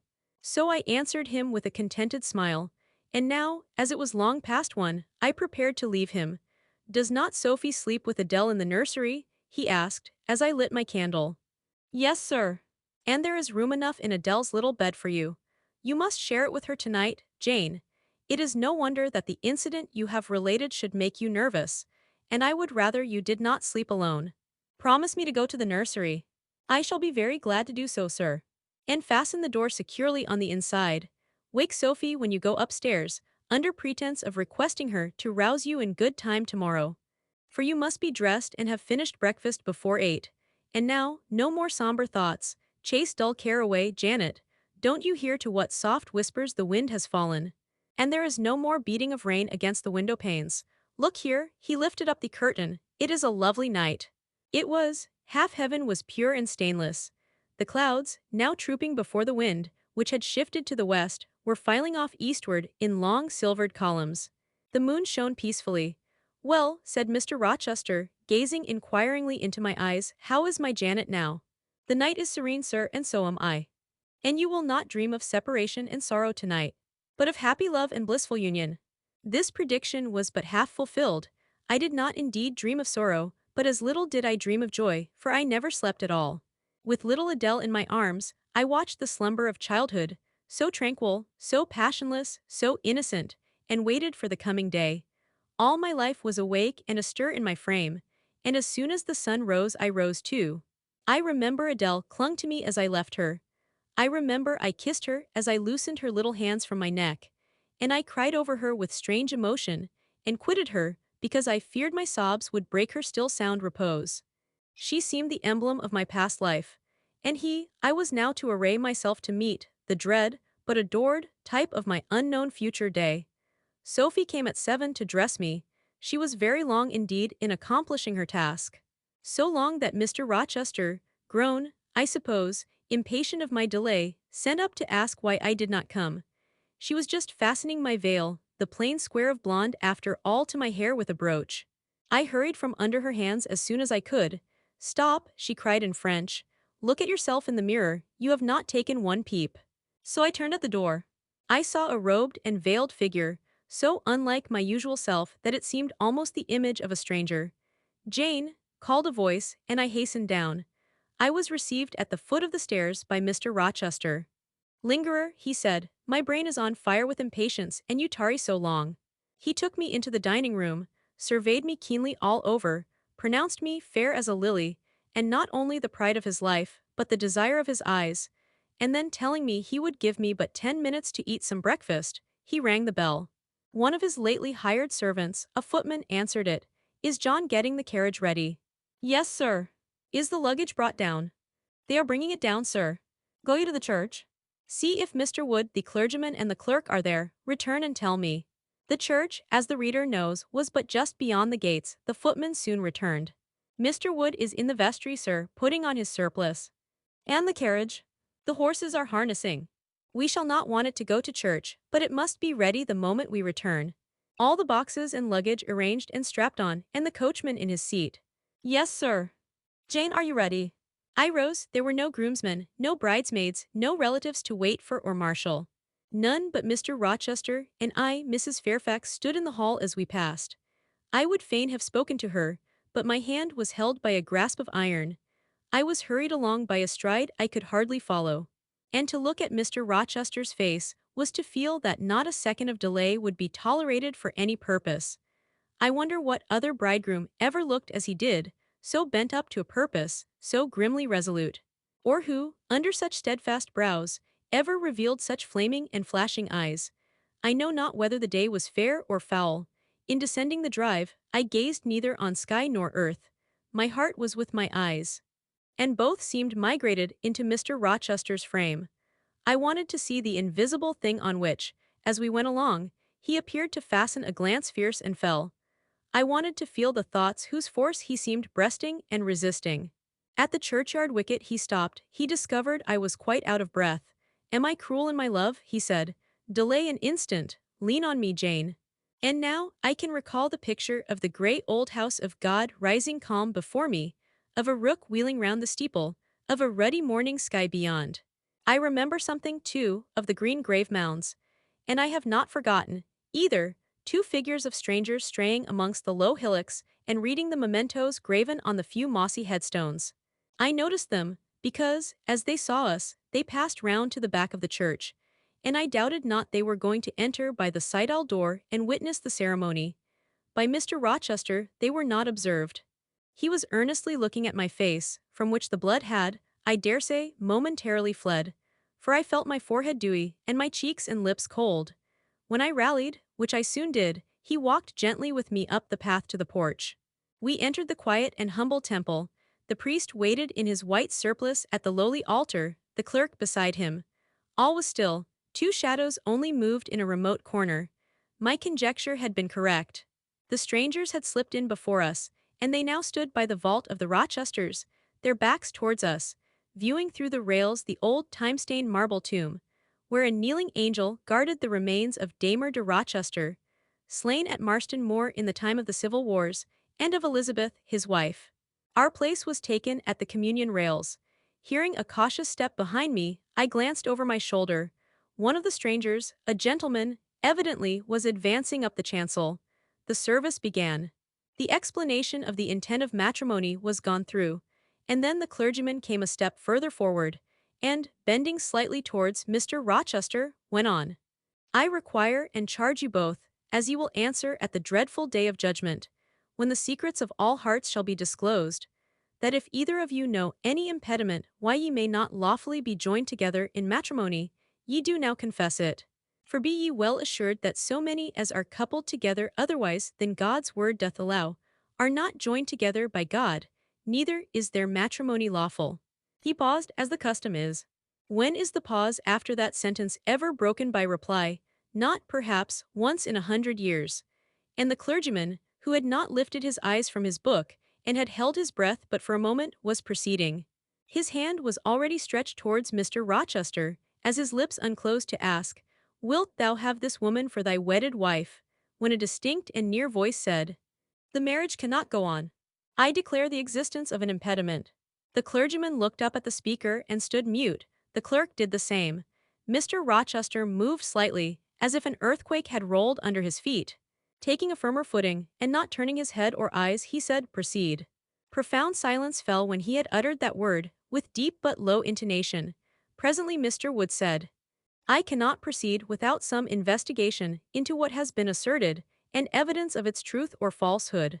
"The ceremony is quite broken off," subjoined the voice behind us. "I am in a condition to prove my allegation. An insuperable impediment to this marriage exists." Mr. Rochester heard, but he did not. He stood stubborn and rigid, making no movement but to possess himself of my hand. What a hot and strong grasp he had, and how like quarried marble was his pale, firm, massive front at this moment. How his eyes shone, still watchful, and yet wild beneath. Mr. Wood seemed at a loss. "What is the nature of the impediment?" he asked. "Perhaps it may be got over, explained away." "Hardly," was the answer. "I have called it insuperable, and I speak advisedly." The speaker came forward and leaned on the rails.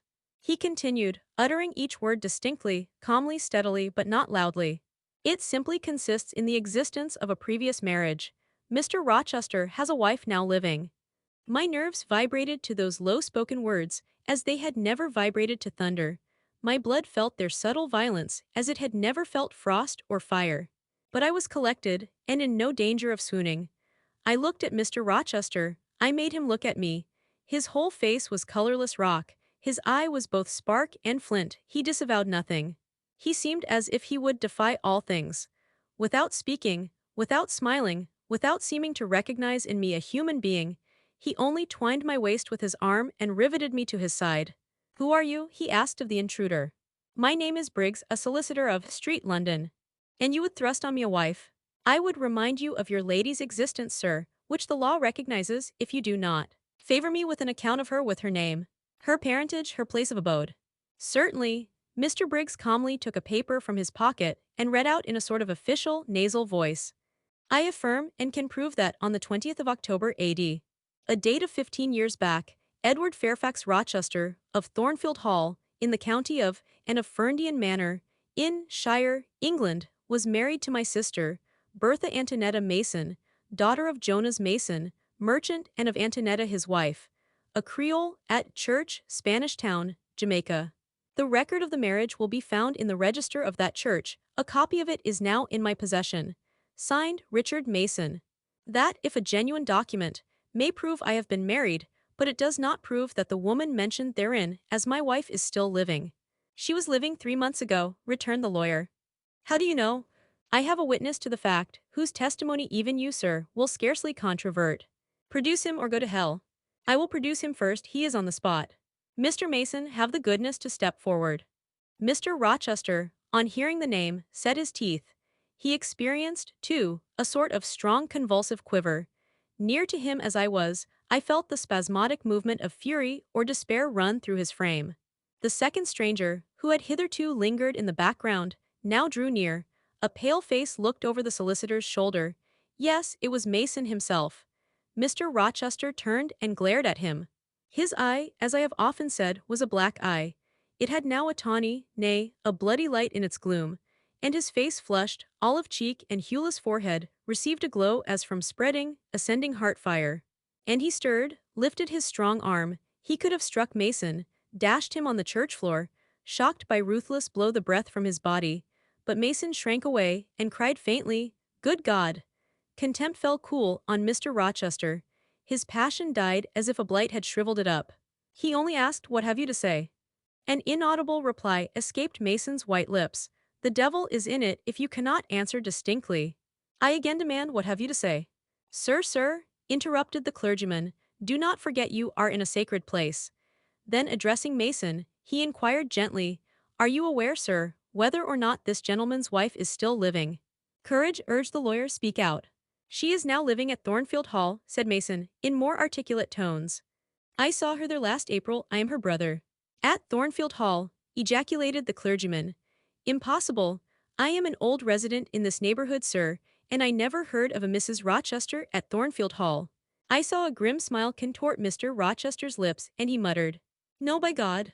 I took care that none should hear of it, or of her under that name." He mused. For 10 minutes he held counsel with himself. He formed his resolve and announced it.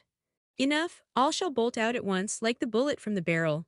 Wood, close your book and take off your surplice." John Green to the clerk, "Leave the church, there will be no wedding today." The man obeyed. Mr. Rochester continued, heartily and recklessly, "Bigamy is an ugly word. I meant, however, to be a bigamist, but fate has outmaneuvered me, or Providence has checked me, perhaps the last. I am little better than a devil at this moment.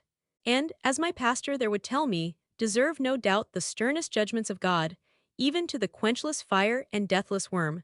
Gentlemen, my plan is broken up. What this lawyer and his client say is true. I have been married, and the woman to whom I was married lives. You say you never heard of a Mrs. Rochester at the house up yonder, Wood, but I dare say you have many a time inclined your ear to gossip about the mysterious lunatic kept there under watch and ward. Some have whispered to you that she is my bastard half-sister, some, my cast-off mistress. I now inform you that she is my wife, whom I married 15 years ago, Bertha Mason by name, sister of this resolute personage, who is now, with his quivering limbs and white cheeks, showing you what a stout heart men may bear. Cheer up, Dick, never fear me. I'd almost as soon strike a woman as you. Bertha Mason is mad. And she came of a mad family, idiots and maniacs through 3 generations. Her mother, the Creole, was both a madwoman and a drunkard, as I found out after I had wed the daughter, for they were silent on family secrets before. Bertha, like a dutiful child, copied her parent in both points. I had a charming partner, pure, wise, modest. You can fancy I was a happy man. I went through rich scenes. Oh, my experience has been heavenly, if you only knew it. But I owe you no further explanation. Briggs, Wood, Mason, I invite you all to come up to the house and visit Mrs. Poole's patient, and my wife. You shall see what sort of a being I was cheated into espousing, and judge whether or not I had a right to break the compact, and seek sympathy with something at least human. This girl, he continued, looking at me, knew no more than you would of the disgusting secret. She thought all was fair and legal, and never dreamt she was going to be entrapped into a feigned union with a defrauded wretch, already bound to a bad, mad, and embruted partner. Come, all of you follow. Still holding me fast, he left the church. The three gentlemen came after. At the front door of the hall we found the carriage. Take it back to the coach house, John, said Mr. Rochester coolly. It will not be wanted today. At our entrance, Mrs. Fairfax, Adele, Sophie, Lee advanced to meet and greet us. To the right about every soul, cried the master. Away with your congratulations, who wants them? Not I, they are 15 years too late. He passed on and ascended the stairs, still holding my hand, and still beckoning the gentlemen to follow him, which they did. We mounted the first staircase, passed up the gallery, proceeded to the third story. The low, black door, opened by Mr. Rochester's master key, admitted us to the tapestried room, with its great bed and its pictorial cabinet. You know this place, Mason, said our guide, she bit and stabbed you here. He lifted the hangings from the wall, uncovering the second door. This, too, he opened. In a room without a window, there burnt a fire guarded by a high and strong fender, and a lamp suspended from the ceiling by a chain. Grace Poole bent over the fire, apparently cooking something in a saucepan. In the deep shade, at the farther end of the room, a figure ran backwards and forwards. What it was, whether beast or human being, one could not, at first sight, tell. It groveled seemingly on all fours. It snatched and growled like some strange wild animal, but it was covered with clothing, and a quantity of dark, grizzled hair, wild as a mane, hid its head and face. Good morrow, Mrs. Poole, said Mr. Rochester. How are you, and how is your charge today? We're tolerable, sir, I thank you, replied Grace, lifting the boiling mess carefully onto the hob. Rather snappish but not rageous. A fierce cry seemed to give the lie to her favorable report. The clothed hyena rose up and stood tall on its hind feet. Ah, sir, she sees you, exclaimed Grace. You'd better not stay. Only a few moments, Grace, you must allow me a few moments. Take care then, sir, for God's sake take care. The maniac bellowed. She parted her shaggy locks from her visage and gazed wildly at her visitors. I recognized well that purple face, those bloated features. Mrs. Poole advanced. Keep out of the way, said Mr. Rochester, thrusting her aside. She has no knife now, I suppose, and I'm on my guard. One never knows what she has, sir. She is so cunning, it is not in mortal discretion to fathom her craft. We had better leave her, whispered Mason. Go to the devil, was his brother-in-law's recommendation. Where? Cried Grace. The three gentlemen retreated simultaneously. Mr. Rochester flung me behind him. The lunatic sprang and grappled his throat viciously, and laid her teeth to his cheek. They struggled. She was a big woman, in stature almost equaling her husband, and corpulent besides. She showed virile force in the contest. More than once she almost throttled him, athletic as he was. He could have settled her with a well-planted blow, but he would not strike, he would only wrestle. At last he mastered her arms. Grace Poole gave him a cord, and he pinioned them behind her. With more rope, which was at hand, he bound her to a chair. The operation was performed amidst the fiercest yells and the most convulsive plunges. Mr. Rochester then turned to the spectators. He looked at them with a smile both acrid and desolate. That is my wife, said he. Such is the sole conjugal embrace I am ever to know, such are the endearments which are to solace my leisure hours. And this is what I wish to have, laying his hand on my shoulder. This young girl, who stands so grave and quiet at the mouth of hell, looking collectedly at the gambols of a demon, I wanted her just as a change after that fierce ragout. Wood and Briggs, look at the difference. Compare these clear eyes with the red balls yonder, this face with that mask, this form with that bulk.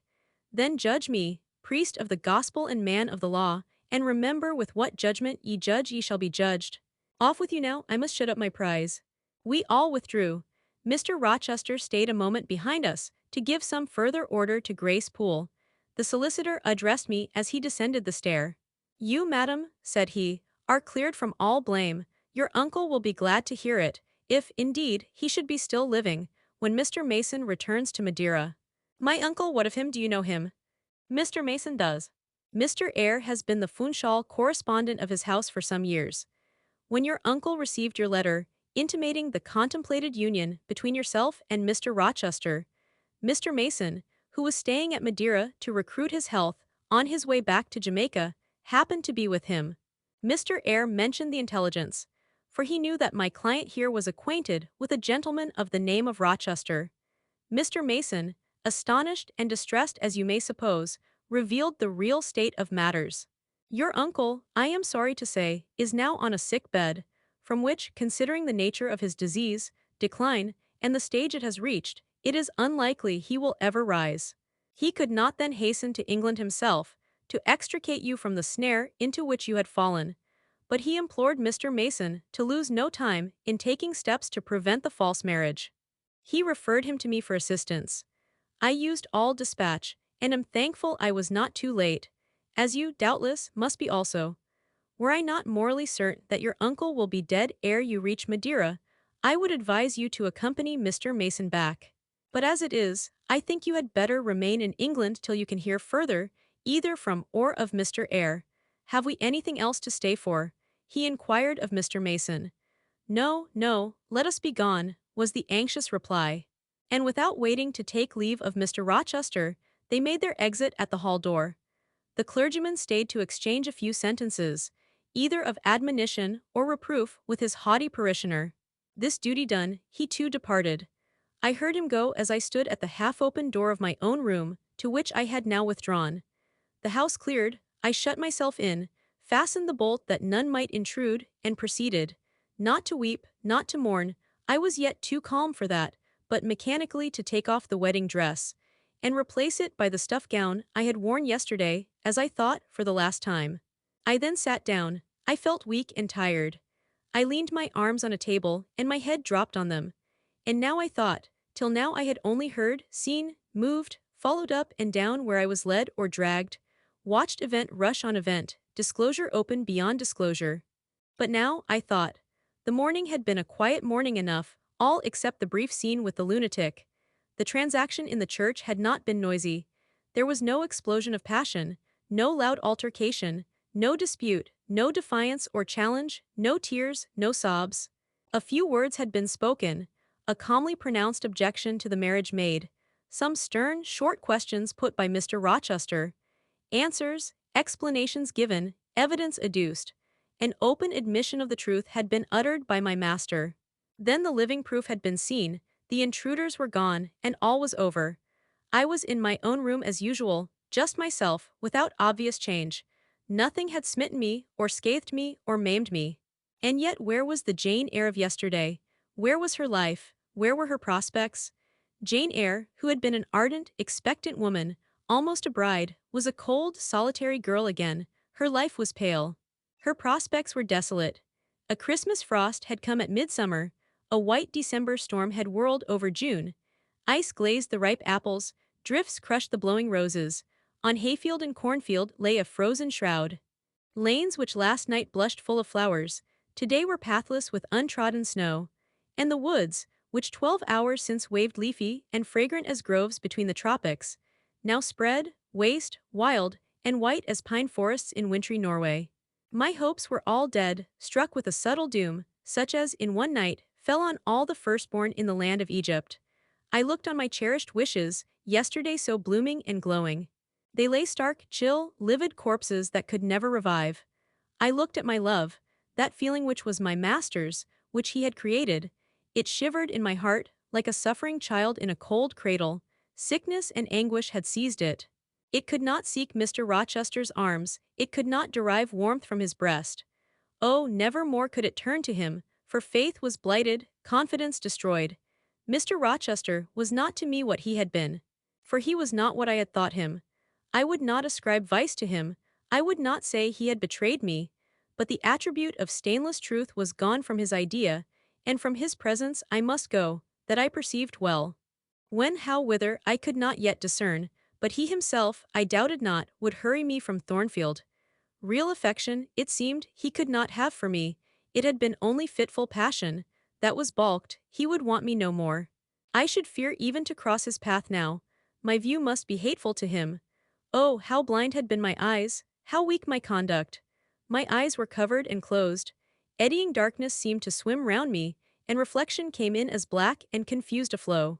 Self-abandoned, relaxed and effortless, I seemed to have laid me down in the dried-up bed of a great river. I heard a flood loosened in remote mountains, and felt the torrent come. To rise I had no will, to flee I had no strength. I lay faint, longing to be dead. One idea only still throbbed lifelike within me, a remembrance of God. It begot an unuttered prayer. These words went wandering up and down in my rayless mind, as something that should be whispered, but no energy was found to express them. Be not far from me, for trouble is near. There is none to help. It was near, and as I had lifted no petition to heaven to avert it, as I had neither joined my hands, nor bent my knees, nor moved my lips, it came. In full heavy swing the torrent poured over me. The whole consciousness of my life lorn, my love lost, my hope quenched, my faith death-struck, swayed full and mighty above me in one sullen mass. That bitter hour cannot be described. In truth, the waters came into my soul. I sank in deep mire, I felt no standing, I came into deep waters, the floods overflowed me. Some time in the afternoon, I raised my head, and looking round and seeing the western sun gilding the sign of its decline on the wall, I asked, what am I to do? But the answer my mind gave, leave Thornfield at once, was so prompt, so dread, that I stopped my ears. I said I could not bear such words now. That I am not Edward Rochester's bride is the least part of my woe, I alleged. That I have wakened out of most glorious dreams, and found them all void and vain, is a horror I could bear and master. But that I must leave him decidedly, instantly, entirely, is intolerable, I cannot do it. But then, a voice within me averred that I could do it, and foretold that I should do it. I wrestled with my own resolution. I wanted to be weak that I might avoid the awful passage of further suffering I saw laid out for me. And conscience, turned tyrant, held passion by the throat, told her tauntingly, she had yet but dipped her dainty foot in the slough, and swore that with that arm of iron, he would thrust her down to unsounded depths of agony. Let me be torn away then, I cried, let another help me.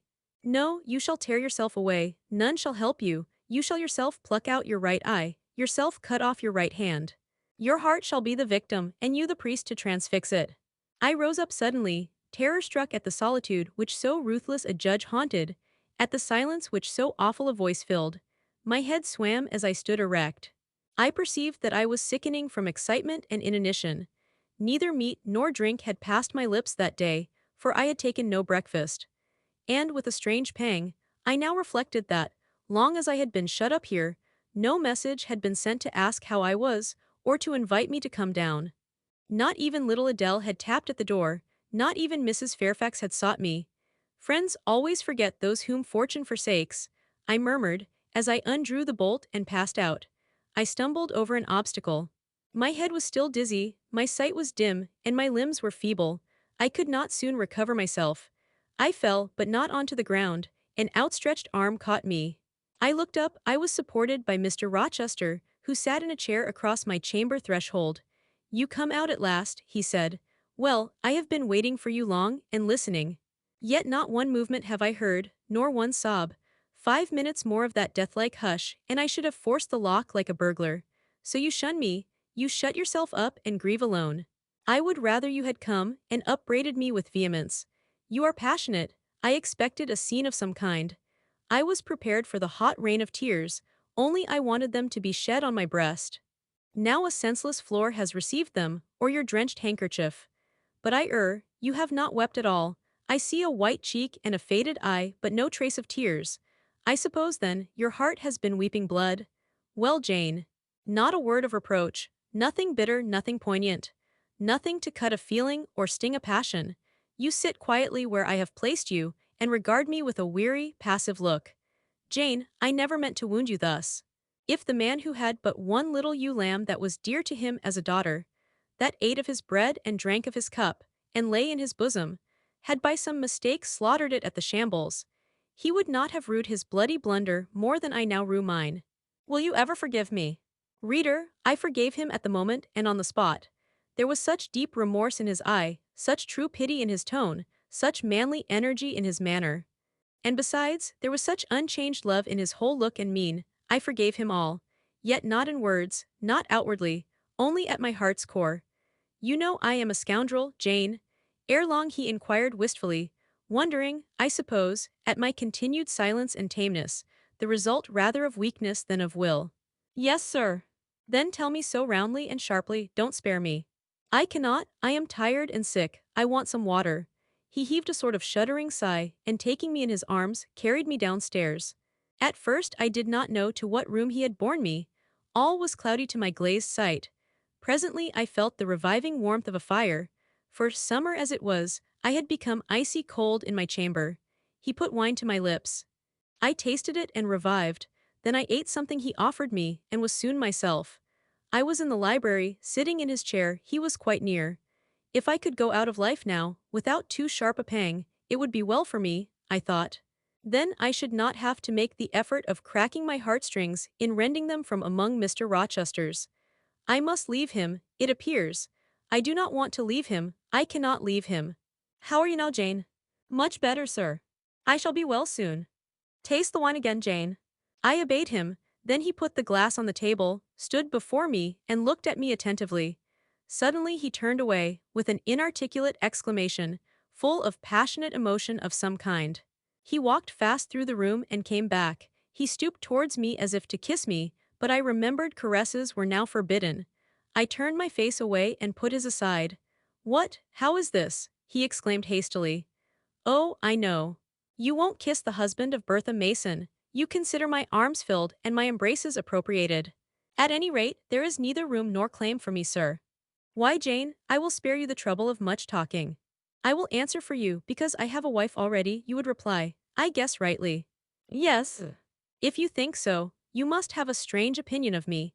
You must regard me as a plodding profligate, a base and low rake, who has been simulating disinterested love in order to draw you into a snare deliberately laid, and strip you of honor and rob you of self-respect. What do you say to that? I see you can say nothing.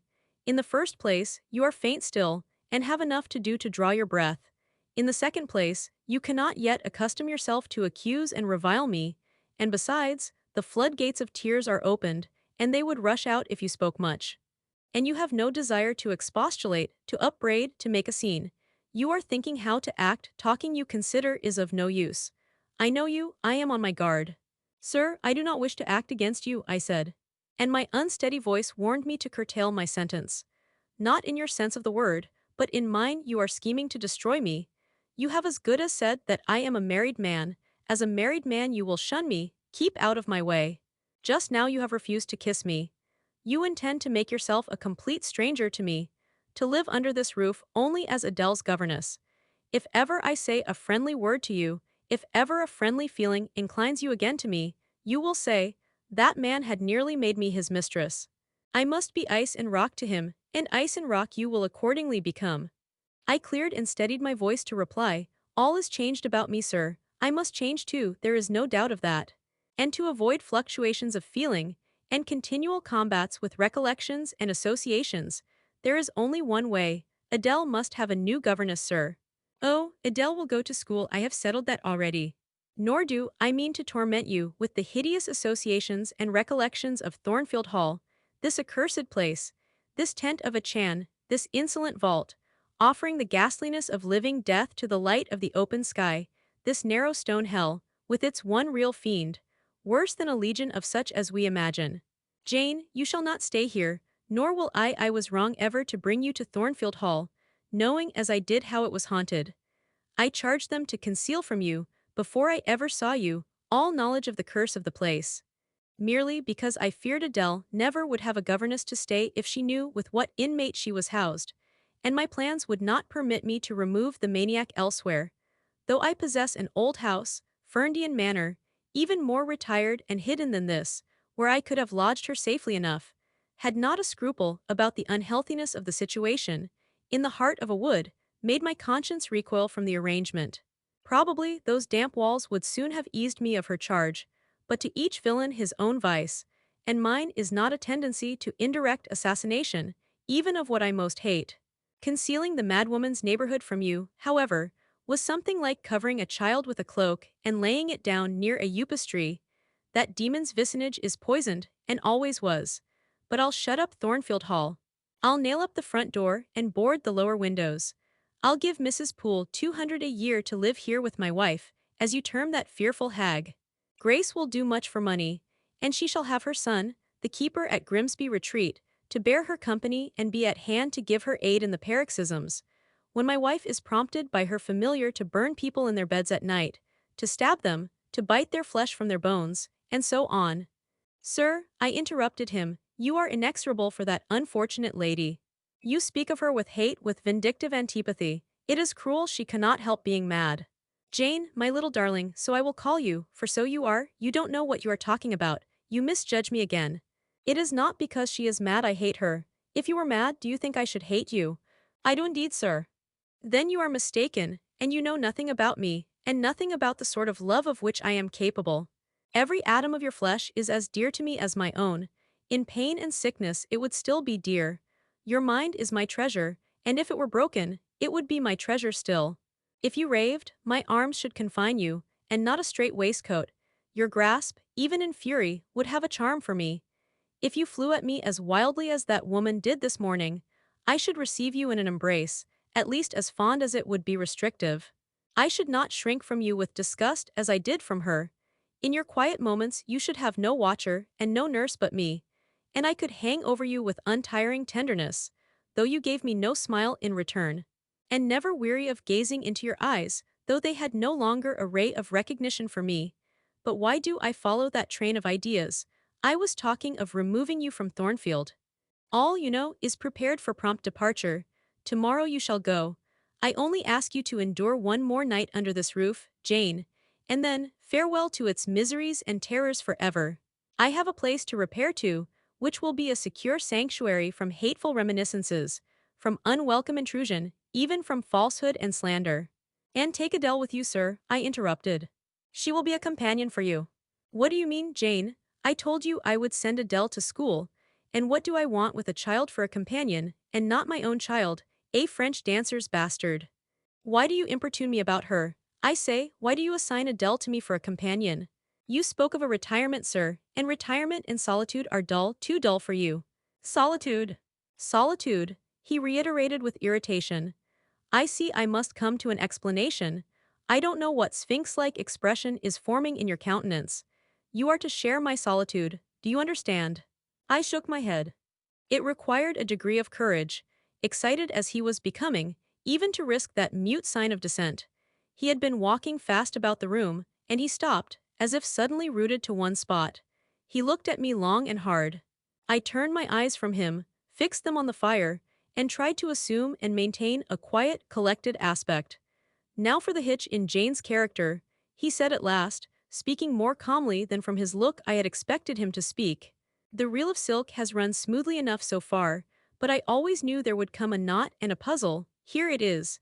Now for vexation, and exasperation, and endless trouble, by God. I long to exert a fraction of Samson's strength, and break the entanglement like tow. He recommenced his walk, but soon again stopped, and this time just before me. Jane. Will you hear reason? He stooped and approached his lips to my ear, because, if you won't, I'll try violence.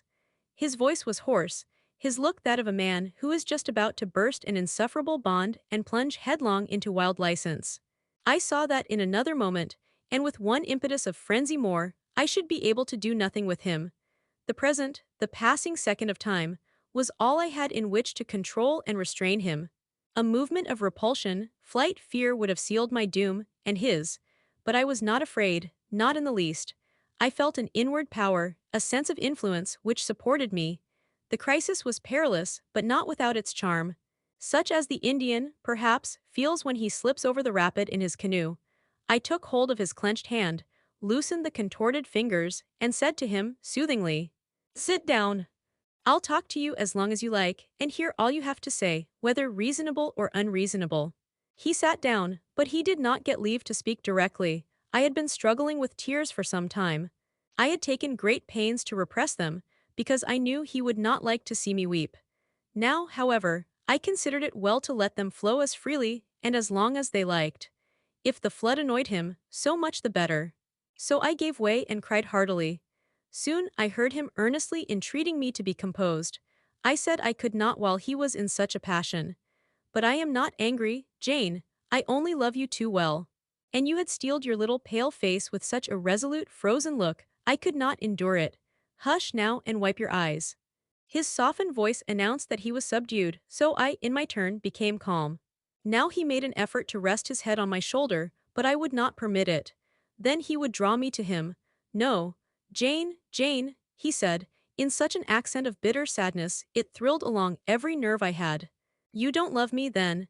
It was only my station, and the rank of my wife, that you valued. Now that you think me disqualified to become your husband, you recoil from my touch as if I were some toad or ape. These words cut me. Yet what could I do or I say? I ought probably to have done or said nothing. But I was so tortured by a sense of remorse at thus hurting his feelings, I could not control the wish to drop balm where I had wounded. I do love you, I said, more than ever, but I must not show or indulge the feeling, and this is the last time I must express it. The last time, Jane. What, do you think you can live with me and see me daily, and yet, if you still love me, be always cold and distant? No, sir. That I am certain I could not, and therefore I see there is but one way, but you will be furious if I mention it. Oh, mention it, if I storm you have the art of weeping. Mr. Rochester, I must leave you. For how long, Jane? For a few minutes, while you smooth your hair, which is somewhat disheveled, and bathe your face, which looks feverish. I must leave Adele in Thornfield, I must part with you for my whole life. I must begin a new existence among strange faces and strange scenes. Of course, I told you you should. I pass over the madness about parting from me, you mean you must become a part of me. As to the new existence, it is all right, you shall yet be my wife, I am not married. You shall be Mrs. Rochester, both virtually and nominally. I shall keep only to you so long as you and I live. You shall go to a place I have in the south of France, a whitewashed villa on the shores of the Mediterranean. There you shall live a happy, and guarded, and most innocent life. Never fear that I wish to lure you into error, to make you my mistress. Why did you shake your head, Jane? You must be reasonable, or in truth I shall again become frantic. His voice and hand quivered, his large nostrils dilated, his eye blazed, still I dared to speak. Sir, your wife is living. That is a fact acknowledged this morning by yourself. If I lived with you as you desire, I should then be your mistress. To say otherwise is sophistical, is false. Jane, I am not a gentle-tempered man, you forget that, I am not long-enduring. I am not cool and dispassionate. Out of pity to me and yourself, put your finger on my pulse, feel how it throbs, and beware. He bared his wrist and offered it to me. The blood was forsaking his cheek and lips, they were growing livid. I was distressed on all hands. To agitate him thus deeply, by a resistance he so abhorred, was cruel, to yield was out of the question. I did what human beings do instinctively when they are driven to utter extremity, looked for aid to one higher than man. The words "God help me" burst involuntarily from my lips. I am a fool, cried Mr. Rochester suddenly. I keep telling her I am not married, and do not explain to her why. I forget she knows nothing of the character of that woman, or of the circumstances attending my infernal union with her. Oh, I am certain Jane will agree with me in opinion, when she knows all that I know. Just put your hand in mine, Janet, that I may have the evidence of touch as well as sight, to prove you are near me, and I will in a few words show you the real state of the case. Can you listen to me? Yes, sir. For hours if you will. I ask only minutes. Jane, did you ever hear or know that I was not the eldest son of my house, that I had once a brother older than I? I remember Mrs. Fairfax told me so once. And did you ever hear that my father was an avaricious, grasping man? I have understood something to that effect. Well, Jane, being so, it was his resolution to keep the property together. He could not bear the idea of dividing his estate and leaving me a fair portion. All, he resolved, should go to my brother, Roland. Yet as little could he endure that a son of his should be a poor man. I must be provided for by a wealthy marriage. He sought me a partner betimes. Mr. Mason, a West India planter and merchant, was his old acquaintance. He was certain his possessions were real and vast. He made inquiries. Mr. Mason, he found, had a son and daughter, and he learned from him that he could and would give the latter a fortune of £30,000. That sufficed. When I left college, I was sent out to Jamaica to espouse a bride already courted for me. My father said nothing about her money, but he told me Miss Mason was the boast of Spanish Town for her beauty, and this was no lie. I found her a fine woman, in the style of Blanche Ingram, tall, dark, and majestic. Her family wished to secure me because I was of a good race, and so did she. They showed her to me in parties, splendidly dressed. I seldom saw her alone, and had very little private conversation with her. She flattered me, and lavishly displayed for my pleasure her charms and accomplishments. All the men in her circle seemed to admire her and envy me. I was dazzled, stimulated. My senses were excited. And being ignorant, raw, and inexperienced, I thought I loved her. There is no folly so besotted that the idiotic rivalries of society, the prurience, the rashness, the blindness of youth, will not hurry a man to its commission.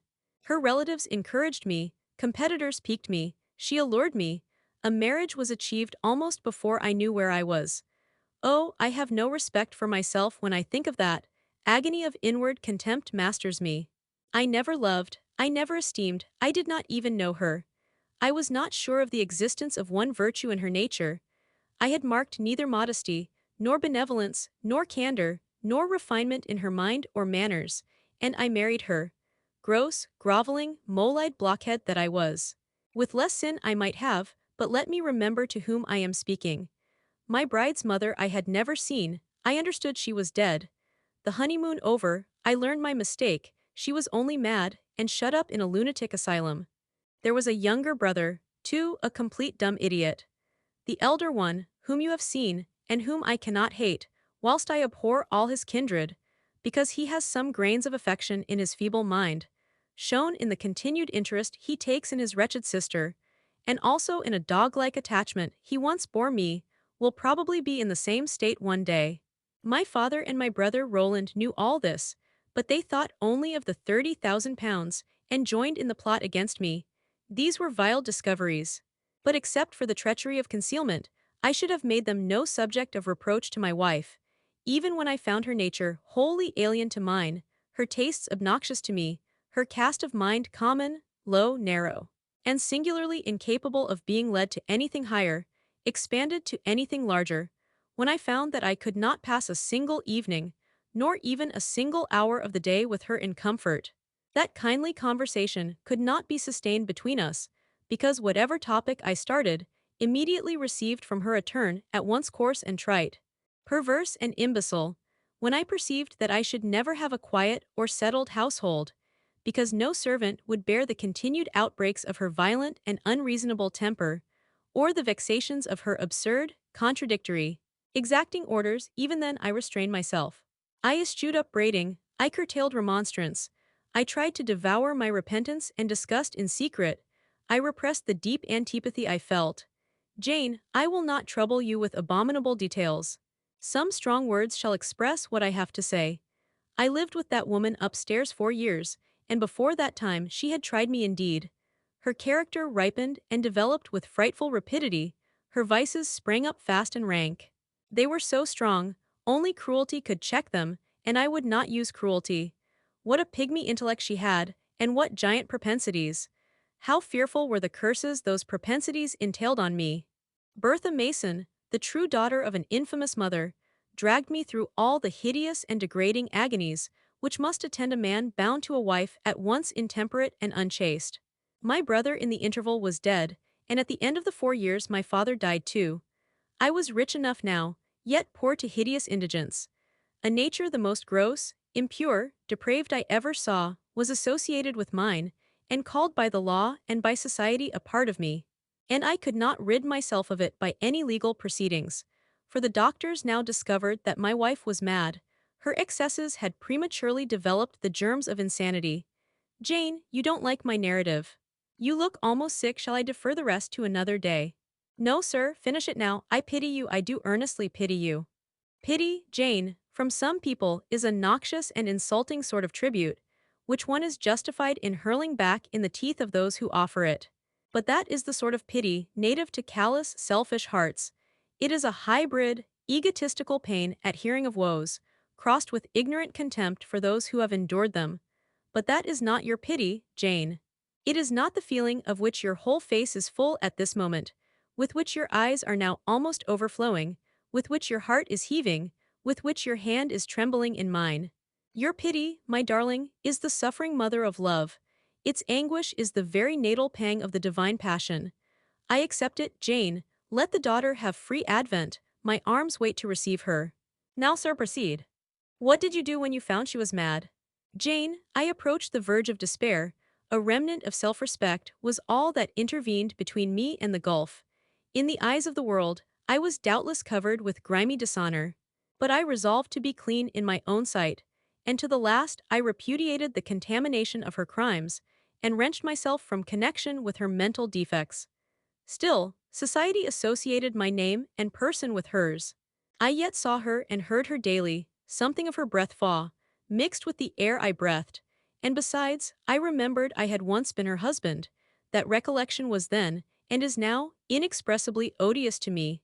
Moreover, I knew that while she lived I could never be the husband of another and better wife. And, though 5 years my senior, her family and her father had lied to me even in the particular of her age, she was likely to live as long as I, being as robust in frame as she was infirm in mind. Thus, at the age of 26 I was hopeless. One night I had been awakened by her yells. Since the medical men had pronounced her mad, she had of course been shut up. It was a fiery West Indian night, one of the description that frequently precede the hurricanes of those climates. Being unable to sleep in bed, I got up and opened the window. The air was like sulfur steams. I could find no refreshment anywhere. Mosquitoes came buzzing in and hummed sullenly round the room. The sea, which I could hear from thence, rumbled dull like an earthquake. Black clouds were casting up over it. The moon was setting in the waves, broad and red, like a hot cannonball. She threw her last bloody glance over a world quivering with the ferment of tempest.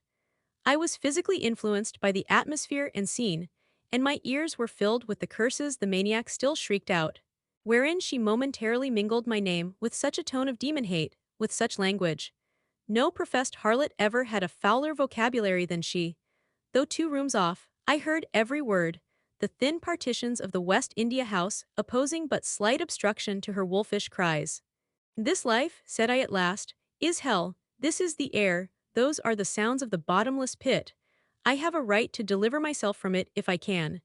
The sufferings of this mortal state will leave me with the heavy flesh that now cumbers my soul. Of the fanatic's burning eternity I have no fear. There is not a future state worse than this present one. Let me break away and go home to God. I said this whilst I knelt down at and unlocked a trunk which contained a brace of loaded pistols. I meant to shoot myself. I only entertained the intention for a moment. For, not being insane, the crisis of exquisite and unalloyed despair, which had originated the wish and design of self-destruction, was past in a second. A wind fresh from Europe blew over the ocean and rushed through the open casement. The storm broke, streamed, thundered, blazed, and the air grew pure. I then framed and fixed a resolution. While I walked under the dripping orange trees of my wet garden, and amongst its drenched pomegranates and pineapples, and while the refulgent dawn of the tropics kindled round me, I reasoned thus, Jane, and now listen. For it was true wisdom that consoled me in that hour, and showed me the right path to follow. The sweet wind from Europe was still whispering in the refreshed leaves, and the Atlantic was thundering in glorious liberty.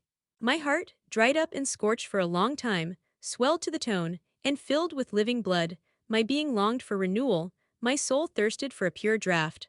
I saw hope revive, and felt regeneration possible. From a flowery arch at the bottom of my garden, I gazed over the sea, bluer than the sky. The old world was beyond, clear prospects opened thus. Go, said Hope, and live again in Europe. There, it is not known what a sullied name you bear, nor what a filthy burden is bound to you. You may take the maniac with you to England, confine her with due attendance and precautions at Thornfield. Then travel yourself to what clime you will, and form what new tie you like.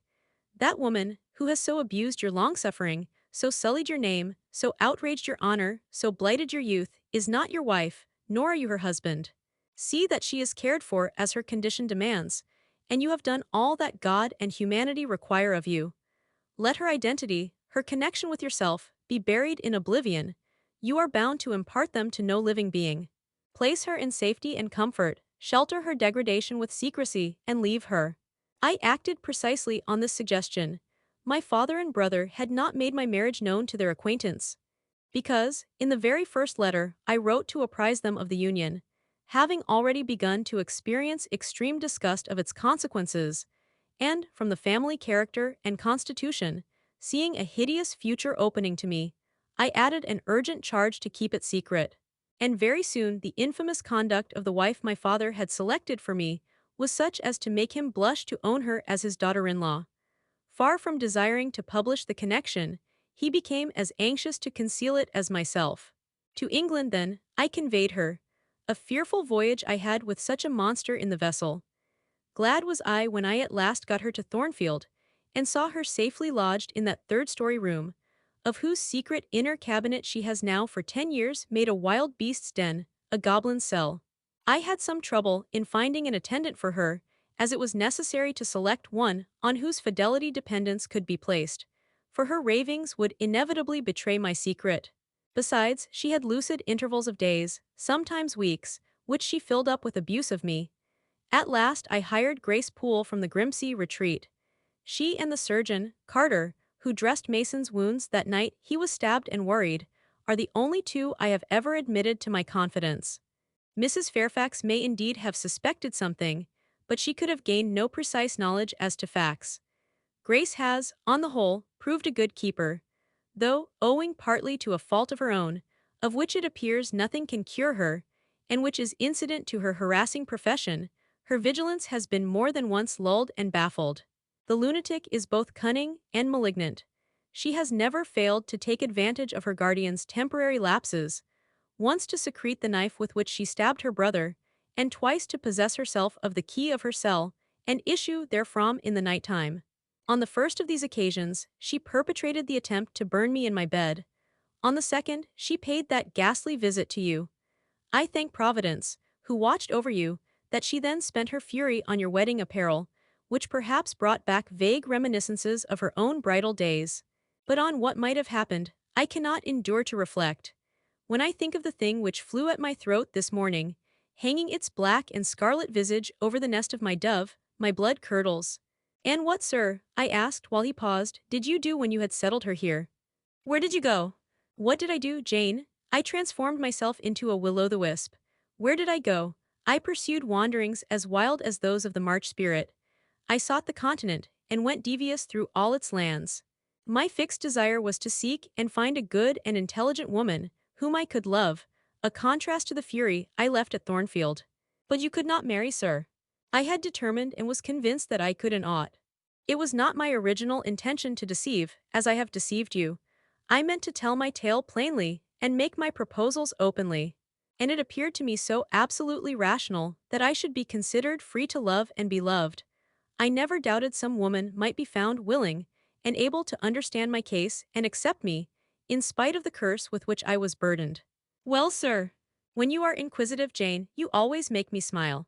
You open your eyes like an eager bird, and make every now and then a restless movement, as if answers in speech did not flow fast enough for you, and you wanted to read the tablet of one's heart. But before I go on, tell me what you mean by your 'well, sir.' It is a small phrase very frequent with you, and which many a time has drawn me on and on through interminable talk. I don't very well know why." "I mean, what next? How did you proceed? What came of such an event?" "Precisely, and what do you wish to know now?" "Whether you found anyone you liked, whether you asked her to marry you, and what she said." "I can tell you whether I found anyone I liked, and whether I asked her to marry me. But what she said is yet to be recorded in the book of fate. For 10 long years I roved about, living first in one capital, then another, sometimes in St. Petersburg, oftener in Paris, occasionally in Rome, Naples, and Florence. Provided with plenty of money and the passport of an old name, I could choose my own society. No circles were closed against me. I sought my ideal of a woman amongst English ladies, French countesses, Italian signoras, and German Gräfinnen. I could not find her. Sometimes, for a fleeting moment, I thought I caught a glance, heard a tone, beheld a form, which announced the realization of my dream, but I was presently undeceived. You are not to suppose that I desired perfection, either of mind or person. I longed only for what suited me, for the antipodes of the Creole, and I longed vainly. Amongst them all I found not one whom, had I been ever so free, I, warned as I was of the risks, the horrors, the loathings of incongruous unions, would have asked to marry me. Disappointment made me reckless. I tried dissipation, never debauchery, that I hated and hate. That was my Indian Messalina's attribute. Rooted disgust at it, and her restrained me much, even in pleasure. Any enjoyment that bordered on riot seemed to approach me to her and her vices, and I eschewed it.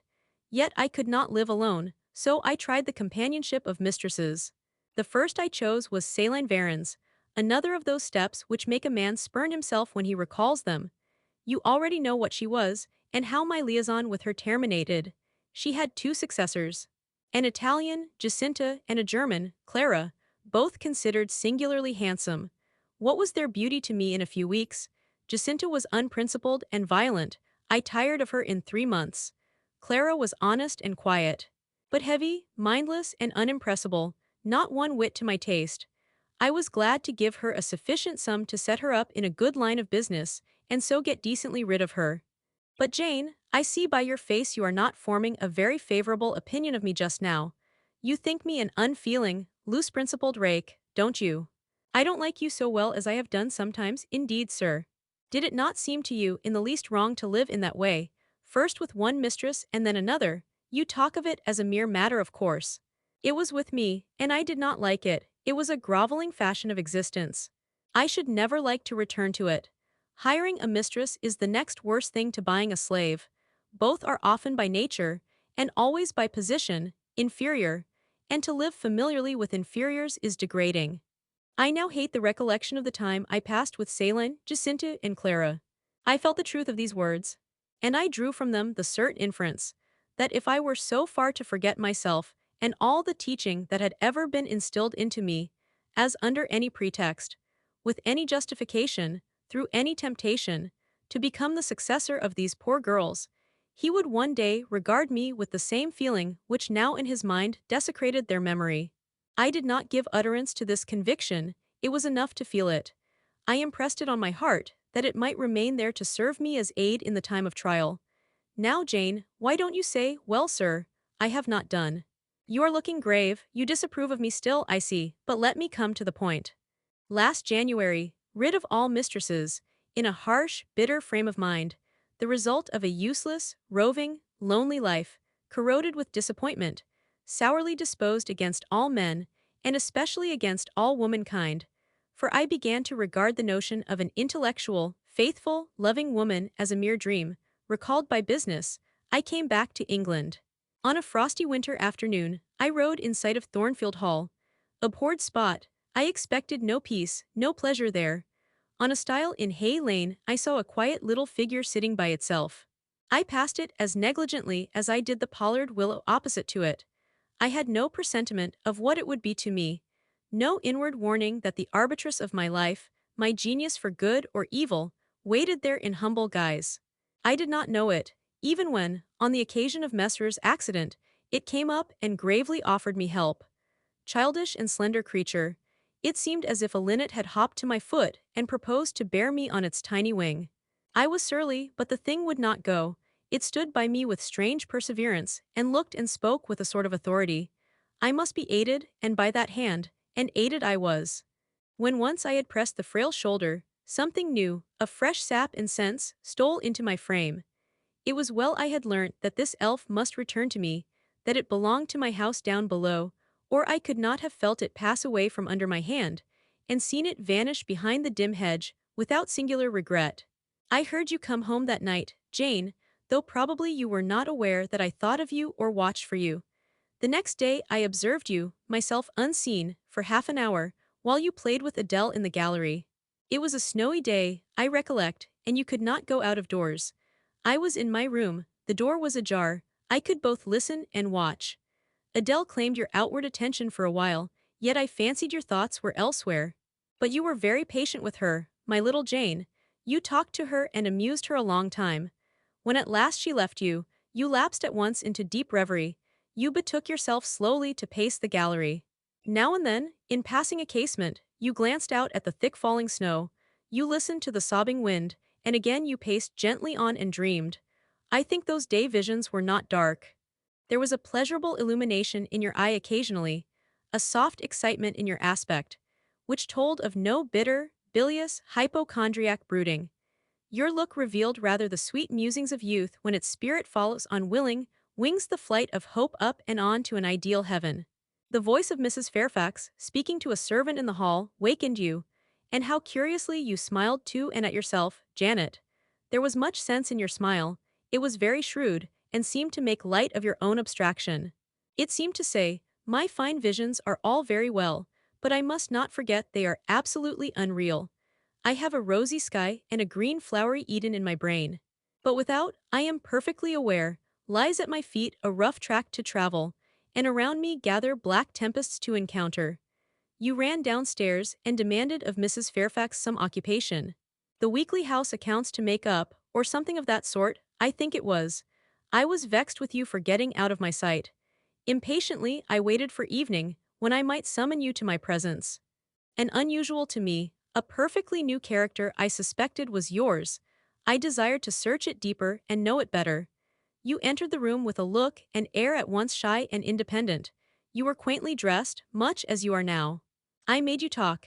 Ere long I found you full of strange contrasts. Your garb and manner were restricted by rule.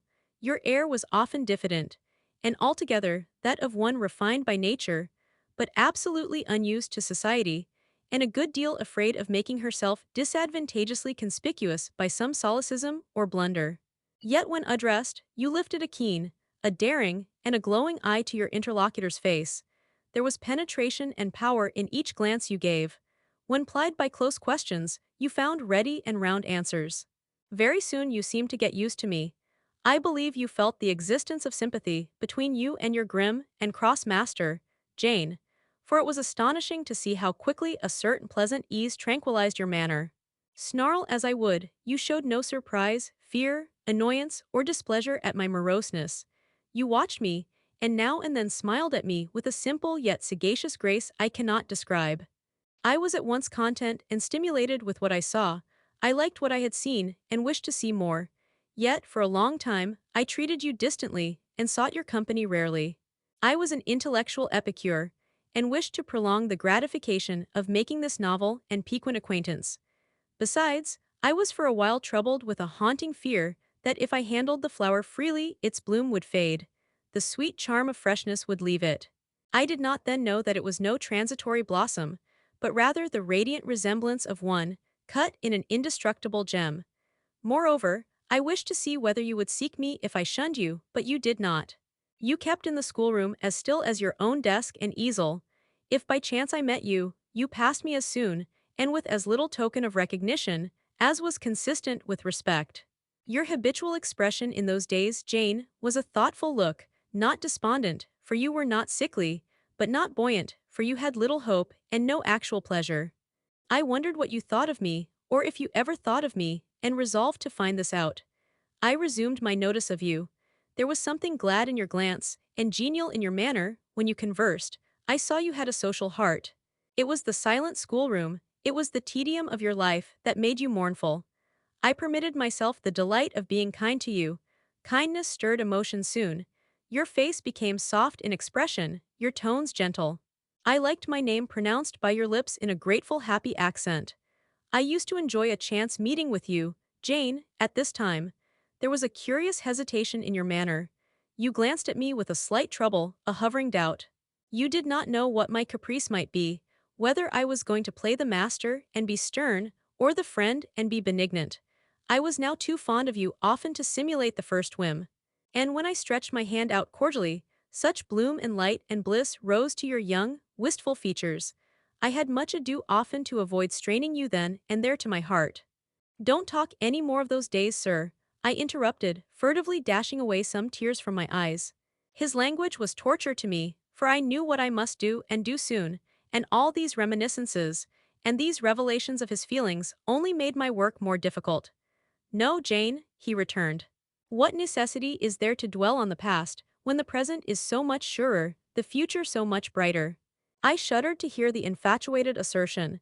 You see now how the case stands, do you not? He continued.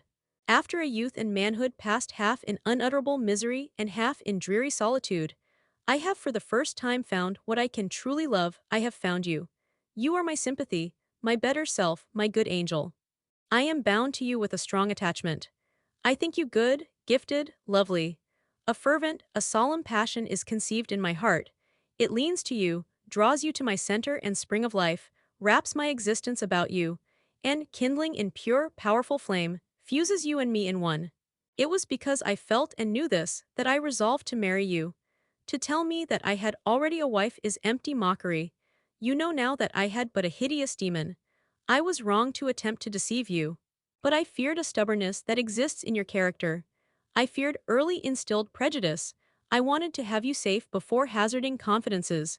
This was cowardly. I should have appealed to your nobleness and magnanimity at first, as I do now, opened to you plainly my life of agony, described to you my hunger and thirst after a higher and worthier existence, shown to you, not my resolution, that word is weak, but my resistless bent to love faithfully and well, where I am faithfully and well loved in return. Then I should have asked you to accept my pledge of fidelity and to give me yours. Jane, give it me now. A pause. Why are you silent, Jane? I was experiencing an ordeal. A hand of fiery iron grasped my vitals. Terrible moment. Full of struggle, blackness, burning. Not a human being that ever lived could wish to be loved better than I was loved. And him who thus loved me I absolutely worshipped. And I must renounce love and idol. One drear word comprised my intolerable duty: depart. Jane, you understand what I want of you. Just this promise: I will be yours, Mr. Rochester. Mr. Rochester, I will not be yours. Another long silence. Jane, recommenced he, with a gentleness that broke me down with grief, and turned me stone cold with ominous terror, for this still voice was the pant of a lion rising. Jane, do you mean to go one way in the world, and to let me go another? I do. Jane, bending towards and embracing me, do you mean it now? I do. And now, softly kissing my forehead and cheek. I do, extricating myself from restraint rapidly and completely. Oh, Jane, this is bitter. This is wicked. It would not be wicked to love me. It would to obey you. A wild look raised his brows, crossed his features, he rose. But he forbore yet. I laid my hand on the back of a chair for support. I shook, I feared, but I resolved. One instant, Jane. Give one glance to my horrible life when you are gone. All happiness will be torn away with you. What then is left? For a wife I have but the maniac upstairs. As well might you refer me to some corpse in yonder churchyard. What shall I do, Jane? Where turn for a companion and for some hope? Do as I do. Trust in God and yourself, believe in heaven, hope to meet again there. Then you will not yield. No. Then you condemn me to live wretched and to die accursed. His voice rose. I advise you to live sinless, and I wish you to die tranquil. Then you snatch love and innocence from me. You fling me back on lust for a passion, vice for an occupation. Mr. Rochester, I no more assign this fate to you than I grasp at it for myself. We were born to strive and endure, you as well as I. Do so. You will forget me before I forget you. You make me a liar by such language. You sully my honor. I declared I could not change. You tell me to my face I shall change soon. And what a distortion in your judgment, what a perversity in your ideas, is proved by your conduct. Is it better to drive a fellow creature to despair than to transgress a mere human law, no man being injured by the breach? For you have neither relatives nor acquaintances whom you need fear to offend by living with me. This was true, and while he spoke my very conscience and reason turned traitors against me, and charged me with crime in resisting him. They spoke almost as loud as feeling, and that clamored wildly. Oh, comply, it said. Think of his misery, think of his danger, look at his state when left alone, remember his headlong nature. Consider the recklessness following on despair, soothe him, save him, love him, tell him you love him and will be his. Who in the world cares for you, or who will be injured by what you do? Still indomitable was the reply, I care for myself. The more solitary, the more friendless, the more unsustained I am, the more I will respect myself. I will keep the law given by God, sanctioned by man. I will hold to the principles received by me when I was sane, and not mad, as I am now. Laws and principles are not for the times when there is no temptation. They are for such moments as this, when body and soul rise in mutiny against their rigor. Stringent are they, inviolate they shall be. If at my individual convenience I might break them, what would be their worth? They have a worth, so I have always believed. And if I cannot believe it now, it is because I am insane, quite insane. With my veins running fire, and my heart beating faster than I can count its throbs. Preconceived opinions, foregone determinations, are all I have at this hour to stand by. There I plant my foot. I did. Mr. Rochester, reading my countenance, saw I had done so. His fury was wrought to the highest. He must yield to it for a moment, whatever followed. He crossed the floor and seized my arm and grasped my waist. He seemed to devour me with his flaming glance. Physically, I felt, at the moment, powerless as stubble exposed to the draft and glow of a furnace. Mentally, I still possessed my soul, and with it the certainty of ultimate safety. The soul, fortunately, has an interpreter, often an unconscious, but still a truthful interpreter in the eye. My eye rose to his, and while I looked in his fierce face, I gave an involuntary sigh. His gripe was painful, and my overtaxed strength almost exhausted. Never, said he, as he ground his teeth, never was anything at once so frail and so indomitable. A mere reed she feels in my hand, and he shook me with the force of his hold. I could bend her with my finger and thumb, and what good would it do if I bent, if I upped her, if I crushed her? Consider that eye. Consider the resolute, wild free thing looking out of it, defying me, with more than courage, with a stern triumph. Whatever I do with its cage, I cannot get at it, the savage, beautiful creature. If I tear, if I rend the slight prison, my outrage will only let the captive loose. Conqueror I might be of the house, but the inmate would escape to heaven before I could call myself possessor of its clay dwelling place. And it is you, spirit, with will and energy, and virtue and purity, that I want, not alone your brittle frame. Of yourself you could come with soft flight and nestle against my heart if you would. Seized against your will, you will elude the grasp like an essence, you will vanish ere I inhale your fragrance. Oh, come Jane, come. As he said this, he released me from his clutch and only looked at me. The look was far worse to resist than the frantic strain. Only an idiot, however, would have succumbed now.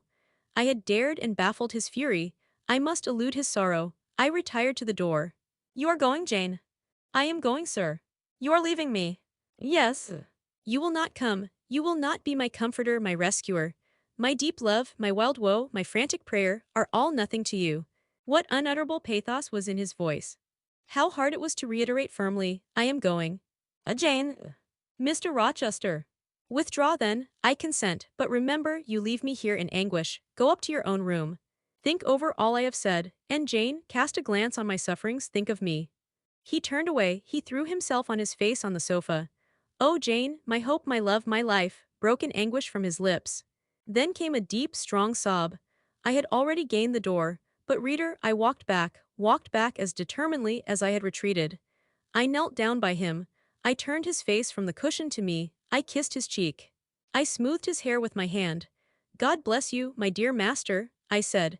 God keep you from harm and wrong, direct you, solace you, reward you well for your past kindness to me. Little Jane's love would have been my best reward, he answered. Without it, my heart is broken, but Jane will give me her love, yes, nobly, generously.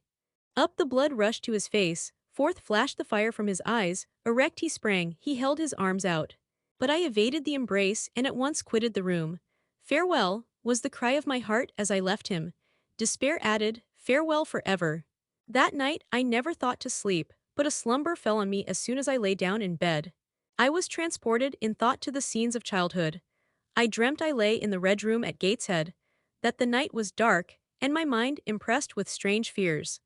The light that long ago had struck me into syncope, recalled in this vision, seemed glidingly to mount the wall, and tremblingly to pause in the center of the obscured ceiling. I lifted up my head to look, the roof resolved to clouds, high and dim. The gleam was such as the moon imparts to vapors she is about to sever. I watched her come, watched with the strangest anticipation. As though some word of doom were to be written on her disk, she broke forth as never moon yet burst from cloud. A hand first penetrated the sable folds and waved them away. Then, not a moon, but a white human form shone in the azure, inclining a glorious brow earthward. It gazed and gazed on me. It spoke to my spirit. Immeasurably distant was the tone, yet so near, it whispered in my heart. My daughter, flee temptation. Mother, I will. So I answered after I had waked from the trance-like dream. It was yet night, but July nights are short. Soon after midnight, dawn comes. It cannot be too early to commence the task I have to fulfill, thought I rose, I was dressed, for I had taken off nothing but my shoes. I knew where to find in my drawers some linen, a locket, a ring. In seeking these articles, I encountered the beads of a pearl necklace Mr. Rochester had forced me to accept a few days ago. I left that, it was not mine. It was the visionary bride's who had melted in air. The other articles I made up in a parcel, my purse, containing 20 shillings, it was all I had, I put in my pocket. I tied on my straw bonnet, pinned my shawl, took the parcel and my slippers, which I would not put on yet, and stole from my room. Farewell, kind Mrs. Fairfax, I whispered, as I glided past her door. Farewell, my darling Adele, I said, as I glanced towards the nursery. No thought could be admitted of entering to embrace her. I had to deceive a fine ear, for aught I knew it might now be listening. I would have got past Mr. Rochester's chamber without a pause, but my heart momentarily stopping its beat at that threshold, my foot was forced to stop also. No sleep was there. The inmate was walking restlessly from wall to wall. And again he sighed while I listened. There was a heaven, a temporary heaven, in this room for me, if I chose. I had but to go in and to say, Mr. Rochester, I will love you and live with you through life till death, and a fount of rapture would spring to my lips. I thought of this. That kind master, who could not sleep now, was waiting with impatience for day. He would send for me in the morning, I should be gone, he would have me sought for, vainly. He would feel himself forsaken, his love rejected. He would suffer, perhaps grow desperate. I thought of this too. My hand moved towards the lock, I caught it back and glided on. Drearily I wound my way downstairs. I knew what I had to do, and I did it mechanically. I sought the key of the side door in the kitchen. I sought, too, a phial of oil and a feather. I oiled the key in the lock. I got some water, I got some bread, for perhaps I should have to walk far. And my strength, sorely shaken of late, must not break down. All this I did without one sound. I opened the door, passed out, shut it softly. Dim dawn glimmered in the yard. The great gates were closed and locked. But a wicket in one of them was only latched. Through that I departed. It, too, I shut, and now I was out of Thornfield. A mile off, beyond the fields, lay a road which stretched in the contrary direction to Millcote. A road I had never travelled, but often noticed, and wondered where it led. Thither I bent my steps. No reflection was to be allowed now, not one glance was to be cast back, not even one forward. Not one thought was to be given either to the past or the future. The first was a page so heavenly sweet, so deadly sad, that to read one line of it would dissolve my courage and break down my energy. The last was an awful blank. Something like the world when the deluge was gone by. I skirted fields and hedges and lanes till after sunrise. I believe it was a lovely summer morning. I know my shoes, which I had put on when I left the house, were soon wet with dew. But I looked neither to rising sun, nor smiling sky, nor wakening nature. He who is taken out to pass through a fair scene to the scaffold, thinks not of the flowers that smile on his road, but of the block and axe edge, of the disseverment of bone and vein, of the grave gaping at the end, and I thought of drear flight and homeless wandering, and oh, with agony I thought of what I left, I could not help it. I thought of him now, in his room, watching the sunrise. Hoping I should soon come to say I would stay with him and be his. I longed to be his, I panted to return, it was not too late, I could yet spare him the bitter pang of bereavement. As yet my flight, I was sure, was undiscovered. I could go back and be his comforter, his pride, his redeemer from misery, perhaps from ruin. Oh, that fear of his self-abandonment, far worse than my abandonment, how it goaded me, it was a barbed arrowhead in my breast. It tore me when I tried to extract it, it sickened me when remembrance thrust it farther in. Birds began singing in brake and copse, birds were faithful to their mates, birds were emblems of love. What was I? In the midst of my pain of heart and frantic effort of principle, I abhorred myself. I had no solace from self-approbation, none even from self-respect. I had injured, wounded, left my master. I was hateful in my own eyes. Still I could not turn, nor retrace one step. God must have led me on. As to my own will or conscience, impassioned grief had trampled one and stifled the other. I was weeping wildly as I walked along my solitary way. Fast, fast I went like one delirious. A weakness, beginning inwardly, extending to the limbs, seized me, and I fell. I lay on the ground some minutes, pressing my face to the wet turf. I had some fear or hope that here I should die. But I was soon up, crawling forwards on my hands and knees, and then again raised to my feet, as eager and as determined as ever to reach the road. When I got there, I was forced to sit to rest me under the hedge. And while I sat, I heard wheels and saw a coach come on. I stood up and lifted my hand, it stopped. I asked where it was going. The driver named a place a long way off, and where I was sure Mr. Rochester had no connections. I asked for what sum he would take me there. He said 30 shillings. I answered I had but 20. Well, he would try to make it do. He further gave me leave to get into the inside, as the vehicle was empty. I entered, was shut in, and it rolled on its way. Gentle reader, may you never feel what I then felt. May your eyes never shed such stormy, scalding, heart-wrung tears as poured from mine. May you never appeal to heaven in prayers so hopeless and so agonized as in that hour left my lips. For never may you, like me, dread to be the instrument of evil to what you wholly love. 2 days are past. It is a summer evening. The coachman has set me down at a place called Whitcross. He could take me no farther for the sum I had given, and I was not possessed of another shilling in the world. The coach is a mile off by this time. I am alone. At this moment I discover that I forgot to take my parcel out of the pocket of the coach, where I had placed it for safety. There it remains, there it must remain.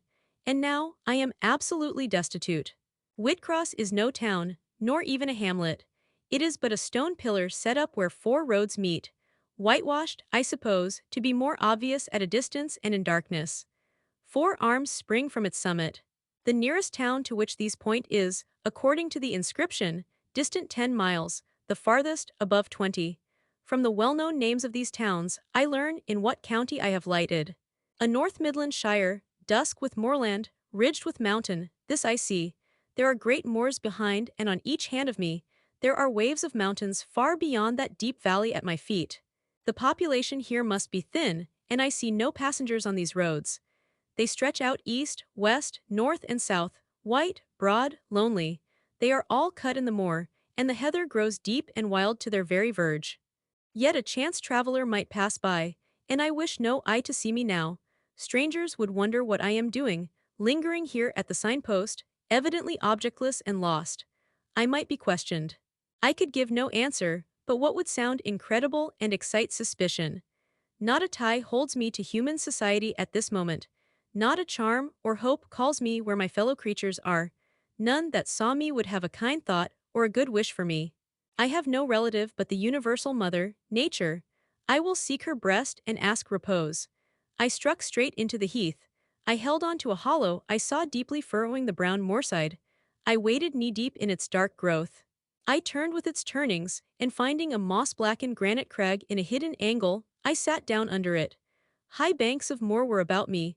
The crag protected my head, the sky was over that. Some time passed before I felt tranquil even here. I had a vague dread that wild cattle might be near, or that some sportsman or poacher might discover me. If a gust of wind swept the waste, I looked up, fearing it was the rush of a bull. If a plover whistled, I imagined it a man. Finding my apprehensions unfounded, however, and calmed by the deep silence that reigned as evening declined at nightfall, I took confidence. As yet I had not thought. I had only listened, watched, dreaded. Now I regained the faculty of reflection. What was I to do? Where to go? Oh, intolerable questions, when I could do nothing and go nowhere. When a long way must yet be measured by my weary, trembling limbs before I could reach human habitation. When cold charity must be entreated before I could get a lodging. Reluctant sympathy importuned, almost certain repulse incurred, before my tale could be listened to or one of my wants relieved. I touched the heath. It was dry and yet warm with the heat of the summer day. I looked at the sky. It was pure. A kindly star twinkled just above the chasm ridge. The dew fell, but with propitious softness. No breeze whispered. Nature seemed to me benign and good. I thought she loved me, outcast as I was. And I, who from man could anticipate only mistrust, rejection, insult, clung to her with filial fondness. Tonight, at least, I would be her guest, as I was her child. My mother would lodge me without money and without price. I had one morsel of bread yet, the remnant of a roll I had bought in a town we passed through at noon with a stray penny, my last coin. I saw ripe bilberries gleaming here and there, like jet beads in the heath. I gathered a handful and ate them with the bread. My hunger, sharp before, was, if not satisfied, appeased by this hermit's meal.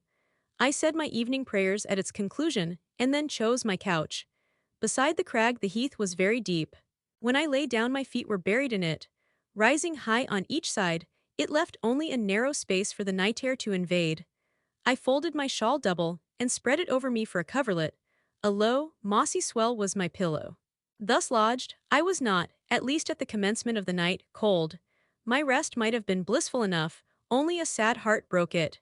It plained of its gaping wounds, its inward bleeding, its riven cords. It trembled for Mr. Rochester and his doom. It bemoaned him with bitter pity. It demanded him with ceaseless longing. And, impotent as a bird with both wings broken, it still quivered its shattered pinions in vain attempts to seek him. Worn out with this torture of thought, I rose to my knees.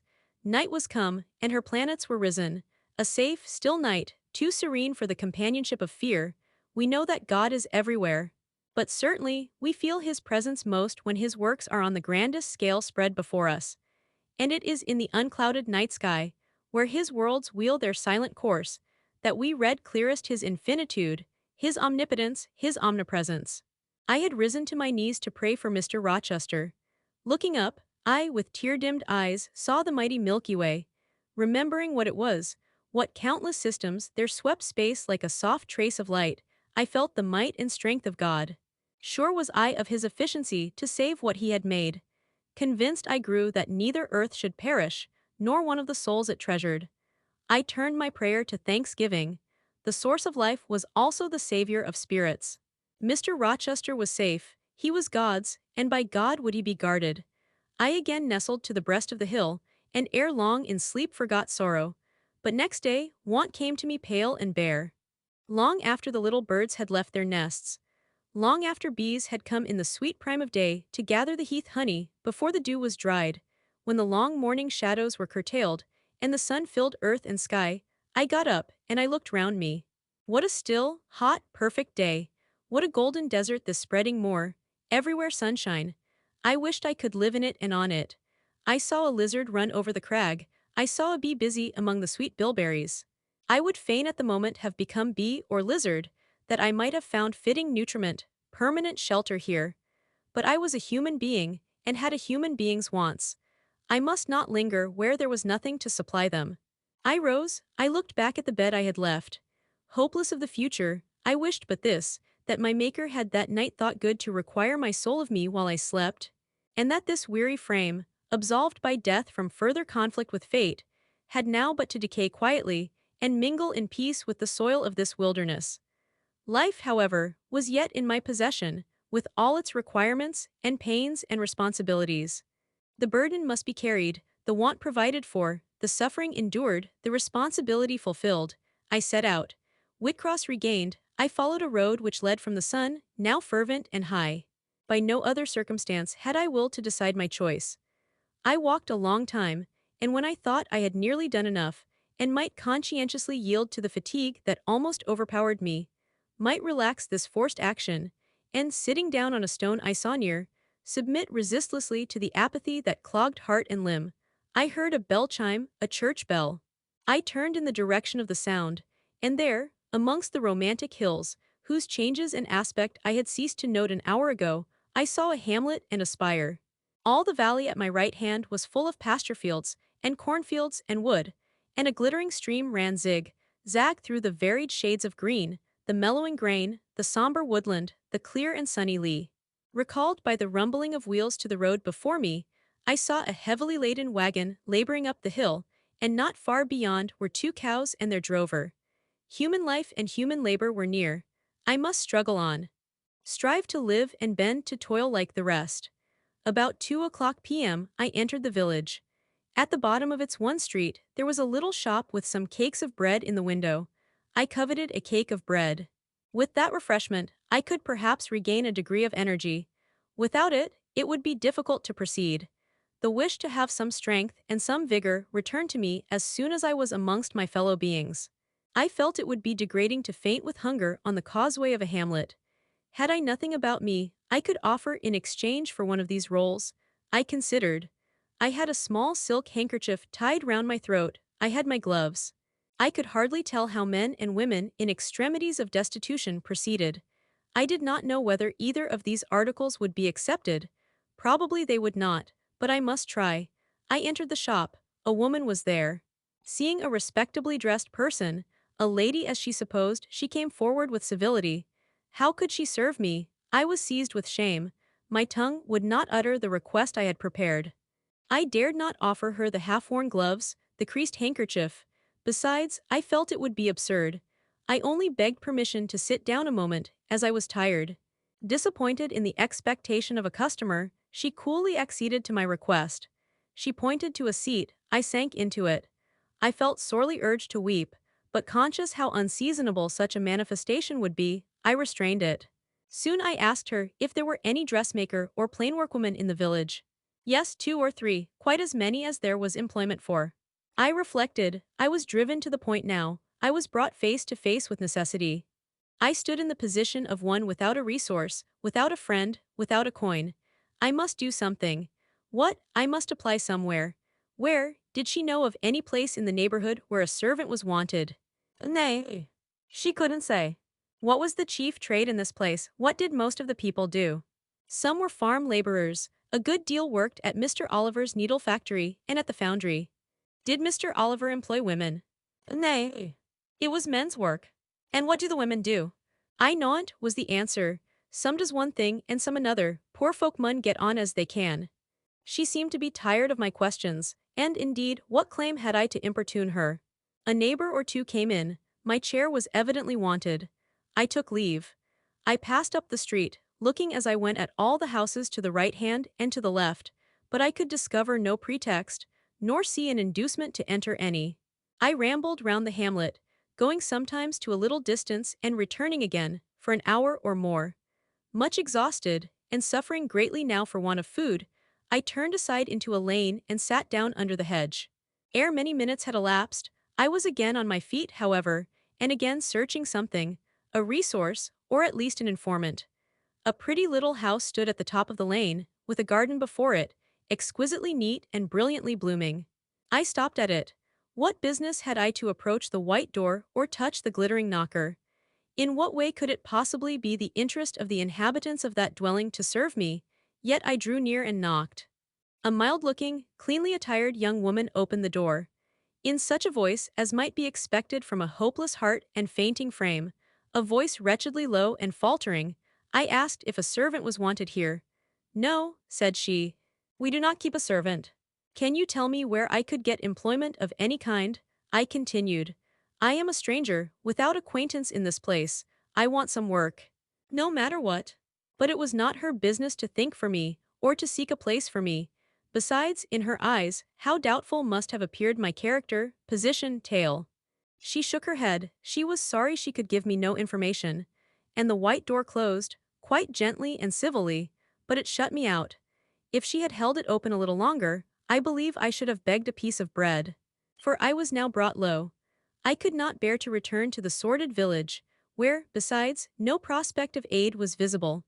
I should have longed rather to deviate to a wood I saw not far off, which appeared in its thick shade to offer inviting shelter. But I was so sick, so weak, so gnawed with nature's cravings. Instinct kept me roaming round abodes where there was a chance of food. Solitude would be no solitude, rest no rest, while the vulture, hunger, thus sank beak and talons in my side. I drew near houses, I left them, and came back again, and again I wandered away, always repelled by the consciousness of having no claim to ask, no right to expect interest in my isolated lot. Meantime, the afternoon advanced, while I thus wandered about like a lost and starving dog. In crossing a field, I saw the church spire before me, I hastened towards it. Near the churchyard, and in the middle of a garden, stood a well-built though small house, which I had no doubt was the parsonage. I remembered that strangers who arrive at a place where they have no friends, and who want employment, sometimes apply to the clergyman for introduction and aid. It is the clergyman's function to help, at least with advice, those who wish to help themselves. I seem to have something like a right to seek counsel here. Renewing then my courage, and gathering my feeble remains of strength, I pushed on. I reached the house and knocked at the kitchen door. An old woman opened. I asked, was this the parsonage? Yes. Was the clergyman in? No. Would he be in soon? No, he was gone from home. To a distance. Not so far, happened 3 mile. He had been called away by the sudden death of his father. He was at Marsh End now, and would very likely stay there a fortnight longer. Was there any lady of the house? Nay, there was naught but her, and she was housekeeper. And of her, reader, I could not bear to ask the relief for want of which I was sinking. I could not yet beg, and again I crawled away. Once more I took off my handkerchief, once more I thought of the cakes of bread in the little shop. Oh, for but a crust, for but one mouthful to allay the pang of famine. Instinctively, I turned my face again to the village. I found the shop again, and I went in, and though others were there besides the woman, I ventured the request. Would she give me a roll for this handkerchief? She looked at me with evident suspicion. Nay, she never sold stuff that way. Almost desperate, I asked for half a cake. She again refused. How could she tell where I had got the handkerchief? She said. Would she take my gloves? No. What could she do with them? Reader, it is not pleasant to dwell on these details. Some say there is enjoyment in looking back to painful experience past. But at this day, I can scarcely bear to review the times to which I allude.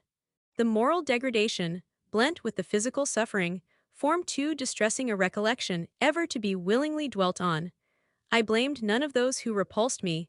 I felt it was what was to be expected, and what could not be helped. An ordinary beggar is frequently an object of suspicion, a well-dressed beggar inevitably so. To be sure, what I begged was employment.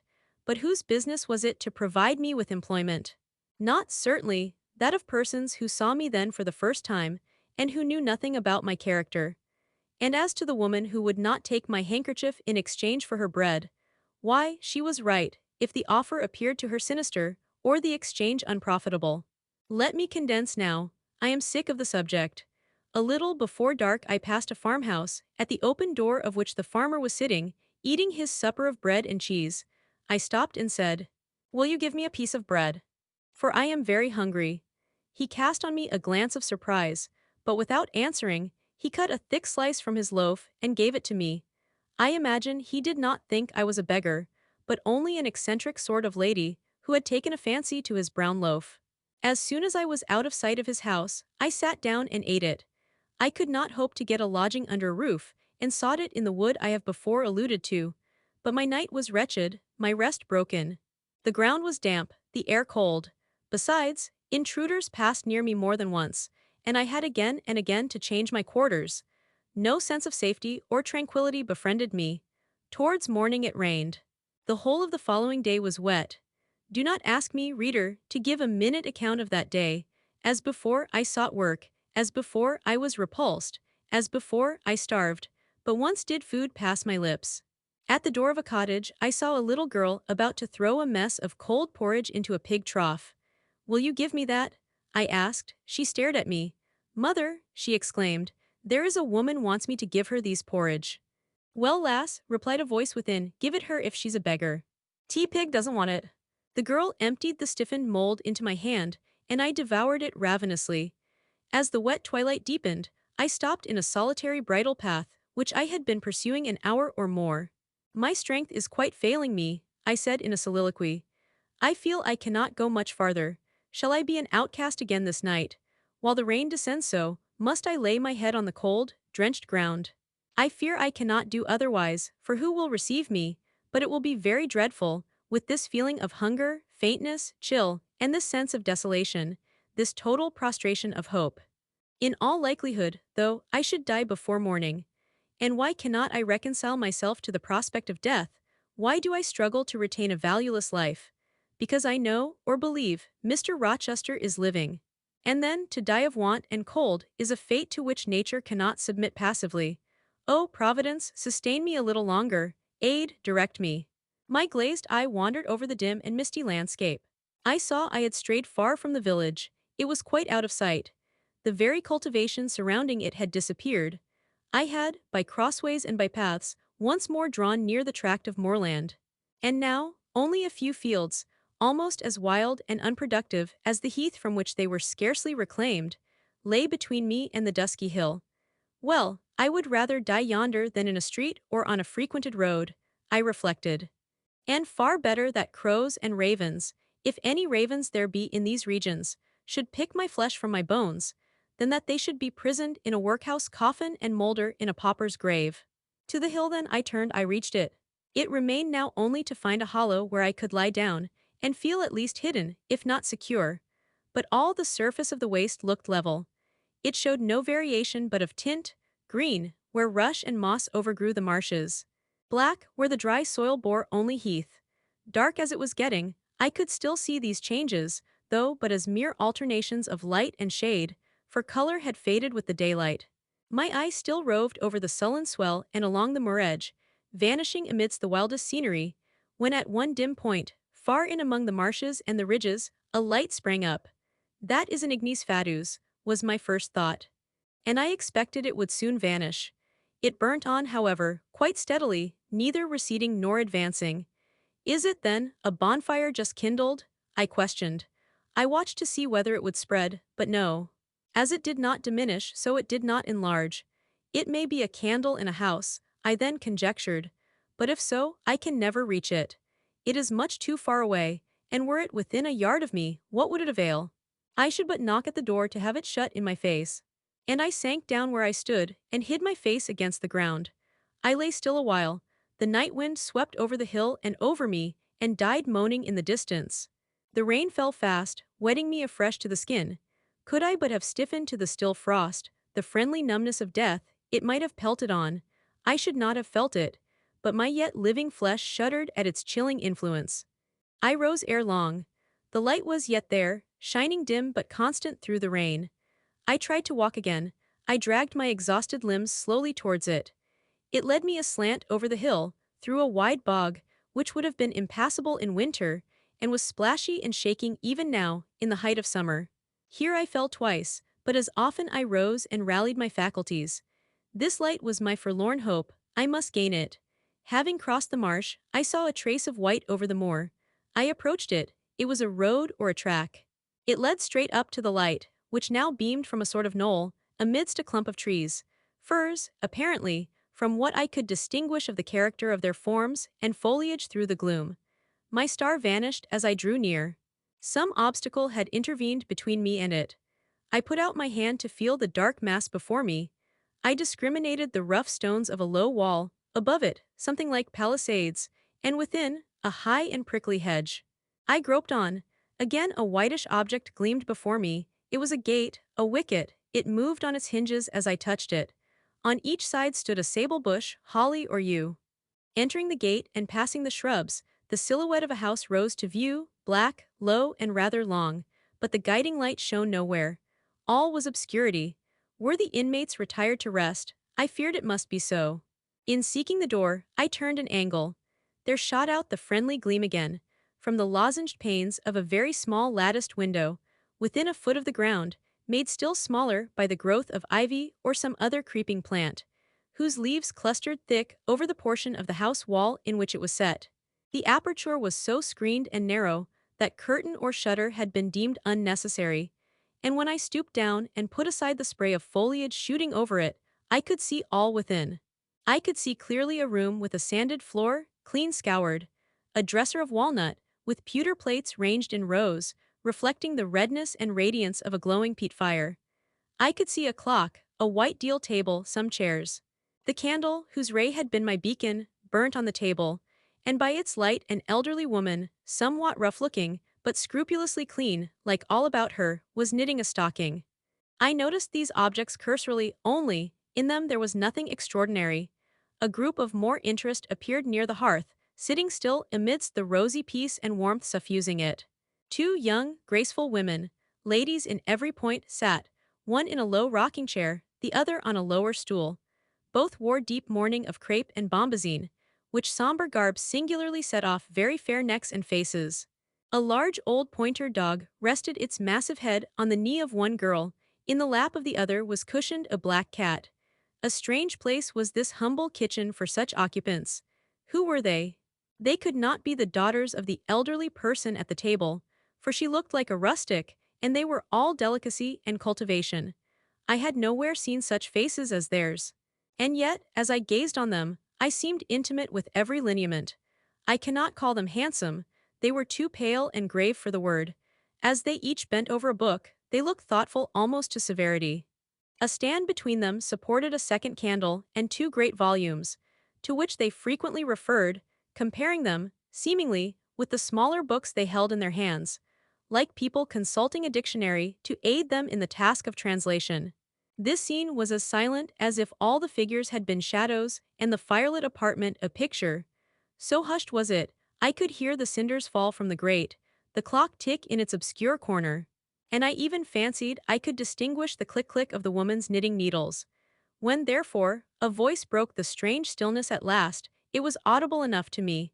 "Listen, Diana," said one of the absorbed students. "France and old Daniel are together in the night time, and France is telling a dream from which he has awakened in terror. Listen." And in a low voice she read something, of which not one word was intelligible to me, for it was in an unknown tongue, neither French nor Latin. Whether it were Greek or German I could not tell. "That is strong," she said, when she had finished. "I relish it." The other girl, who had lifted her head to listen to her sister, repeated, while she gazed at the fire, a line of what had been read.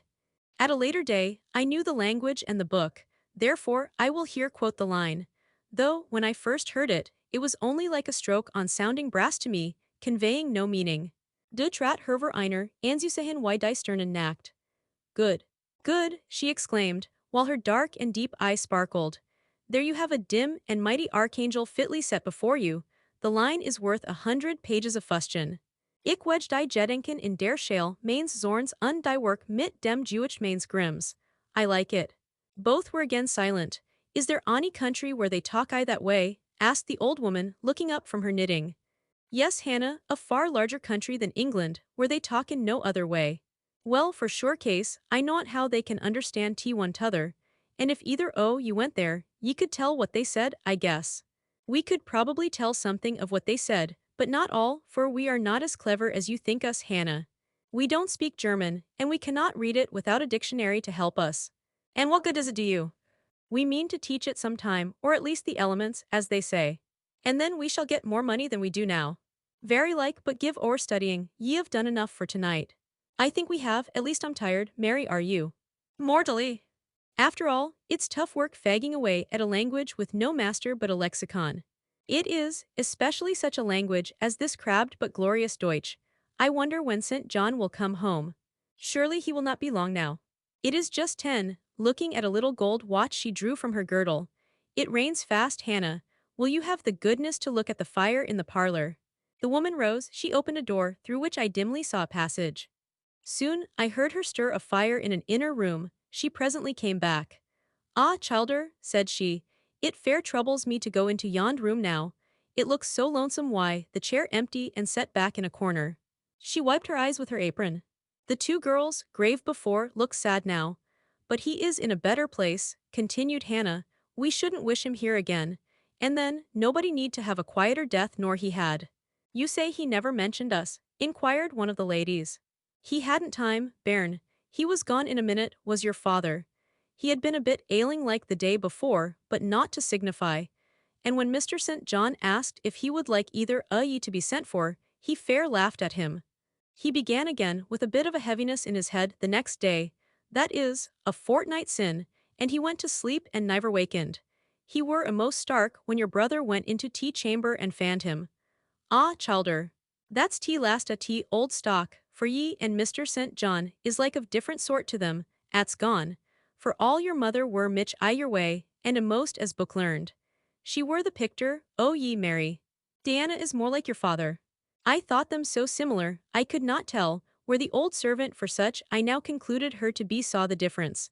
Both were fair complexioned and slenderly made. Both possessed faces full of distinction and intelligence. One, to be sure, had hair a shade darker than the other, and there was a difference in their style of wearing it. Mary's pale brown locks were parted and braided smooth. Diana's duskier tresses covered her neck with thick curls. The clock struck 10. "You'll want your supper, I am sure," observed Hannah. "And so will Mr. St. John when he comes in." And she proceeded to prepare the meal. The ladies rose. They seemed about to withdraw to the parlor. Till this moment, I had been so intent on watching them. Their appearance and conversation had excited in me so keen an interest. I had half forgotten my own wretched position. Now it recurred to me, more desolate, more desperate than ever, it seemed from contrast. And how impossible did it appear to touch the inmates of this house with concern on my behalf, to make them believe in the truth of my wants and woes, to induce them to vouchsafe a rest for my wanderings. As I groped out the door, and knocked at it hesitatingly, I felt that last idea to be a mere chimera. Hannah opened. "What do you want?" she inquired, in a voice of surprise, as she surveyed me by the light of the candle she held. "May I speak to your mistresses?" I said. "You had better tell me what you have to say to them." "Where do you come from?" "I am a stranger." "What is your business here at this hour?" "I want a night's shelter in an outhouse or anywhere, and a morsel of bread to eat." Distrust, the very feeling I dreaded, appeared in Hannah's face. "I'll give you a piece of bread," she said, after a pause, "but we can't take in a vagrant to lodge, it isn't likely." "Do let me speak to your mistresses." "No, not I. What can they do for you? You should not be roving about now. It looks very ill." "But where shall I go if you drive me away? What shall I do?" "Oh, I'll warrant you know where to go and what to do. Mind you don't do wrong, that's all. Here is a penny. Now go." "A penny cannot feed me, and I have no strength to go farther. Don't shut the door, oh don't for God's sake." "I must, the rain is driving in." "Tell the young ladies, let me see them." "Indeed I will not." "You are not what you ought to be, or you wouldn't make such a noise. Move off." "But I must die if I am turned away." "Not you. I'm feared you have some ill plans, Agate, that bring you about folks' houses at this time o' night. If you've any followers, housebreakers or such like, anywhere near, you may tell them we are not by ourselves in the house. We have a gentleman, and dogs, and guns." Here the honest but inflexible servant clapped the door to and bolted it within. This was the climax. A pang of exquisite suffering, a throe of true despair, rent and heaved my heart.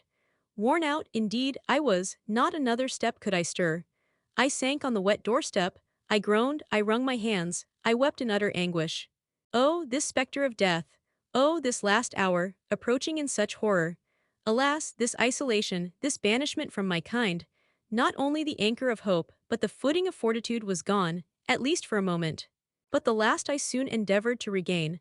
"I can but die," I said, "and I believe in God, let me try to wait his will in silence."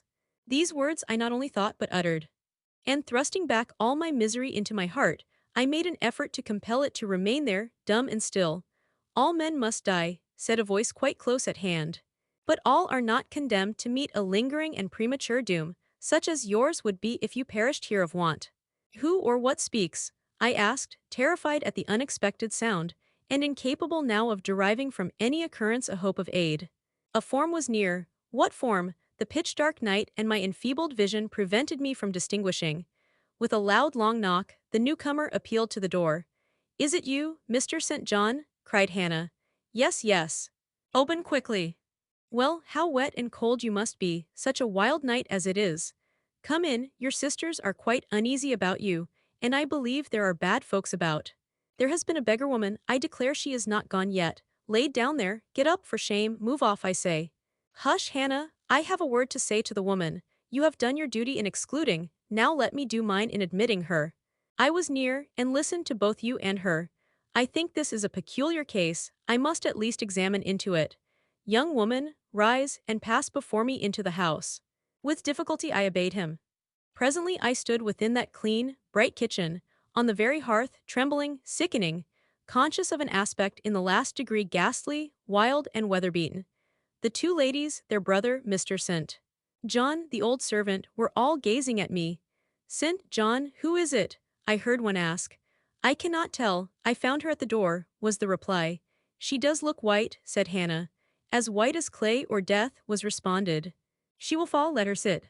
And indeed my head swam, I dropped, but a chair received me. I still possessed my senses, though just now I could not speak. Perhaps a little water would restore her. Hannah, fetch some. "But she is worn to nothing, how very thin and how very bloodless." "A mere spectre." "Is she ill or only famished?"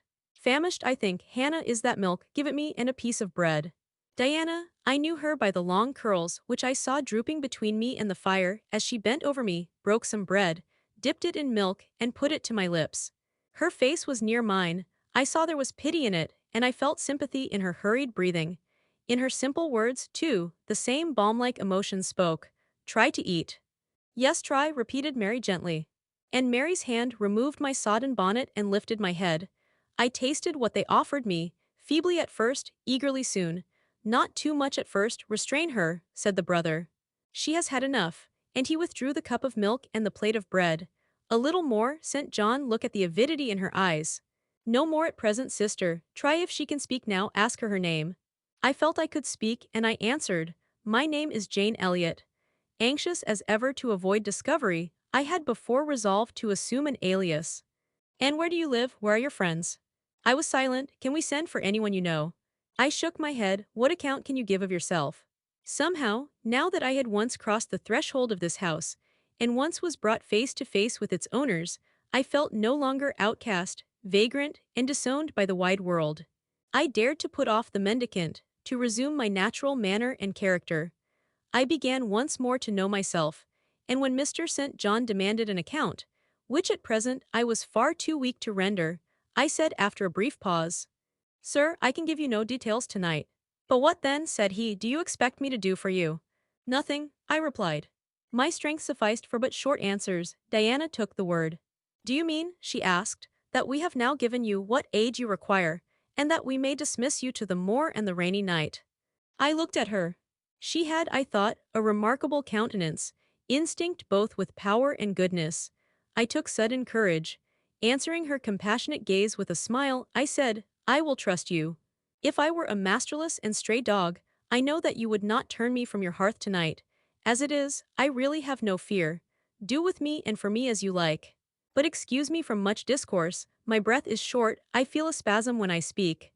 All three surveyed me, and all three were silent. Hannah, said Mr. St. John, at last, let her sit there at present, and ask her no questions. In 10 minutes more, give her the remainder of that milk and bread. Mary and Diana, let us go into the parlor and talk the matter over. They withdrew. Very soon one of the ladies returned, I could not tell which. A kind of pleasant stupor was stealing over me as I sat by the genial fire. In an undertone she gave some directions to Hannah. Ere long, with the servant's aid, I contrived to mount a staircase. My dripping clothes were removed. Soon a warm, dry bed received me. I thanked God, experienced amidst unutterable exhaustion a glow of grateful joy, and slept. The recollection of about 3 days and nights succeeding this is very dim in my mind. I can recall some sensations felt in that interval, but few thoughts framed, and no actions performed. I knew I was in a small room and in a narrow bed. To that bed I seemed to have grown. I lay on it motionless as a stone, and to have torn me from it would have been almost to kill me. I took no note of the lapse of time, of the change from morning to noon, from noon to evening. I observed when anyone entered or left the apartment. I could even tell who they were. I could understand what was said when the speaker stood near to me, but I could not answer. To open my lips or move my limbs was equally impossible. Hannah, the servant, was my most frequent visitor. Her coming disturbed me. I had a feeling that she wished me away, that she did not understand me or my circumstances, that she was prejudiced against me. Diana and Mary appeared in the chamber once or twice a day. They would whisper sentences of this sort at my bedside. It is very well we took her in. Yes, she would certainly have been found dead at the door in the morning had she been left out all night. I wonder what she has gone through. Strange hardships, I imagine, poor, emaciated, pallid wanderer. She is not an uneducated person, I should think, by her manner of speaking. Her accent was quite pure. And the clothes she took off, though splashed and wet, were little worn and fine. She has a peculiar face, fleshless and haggard as it is, I rather like it.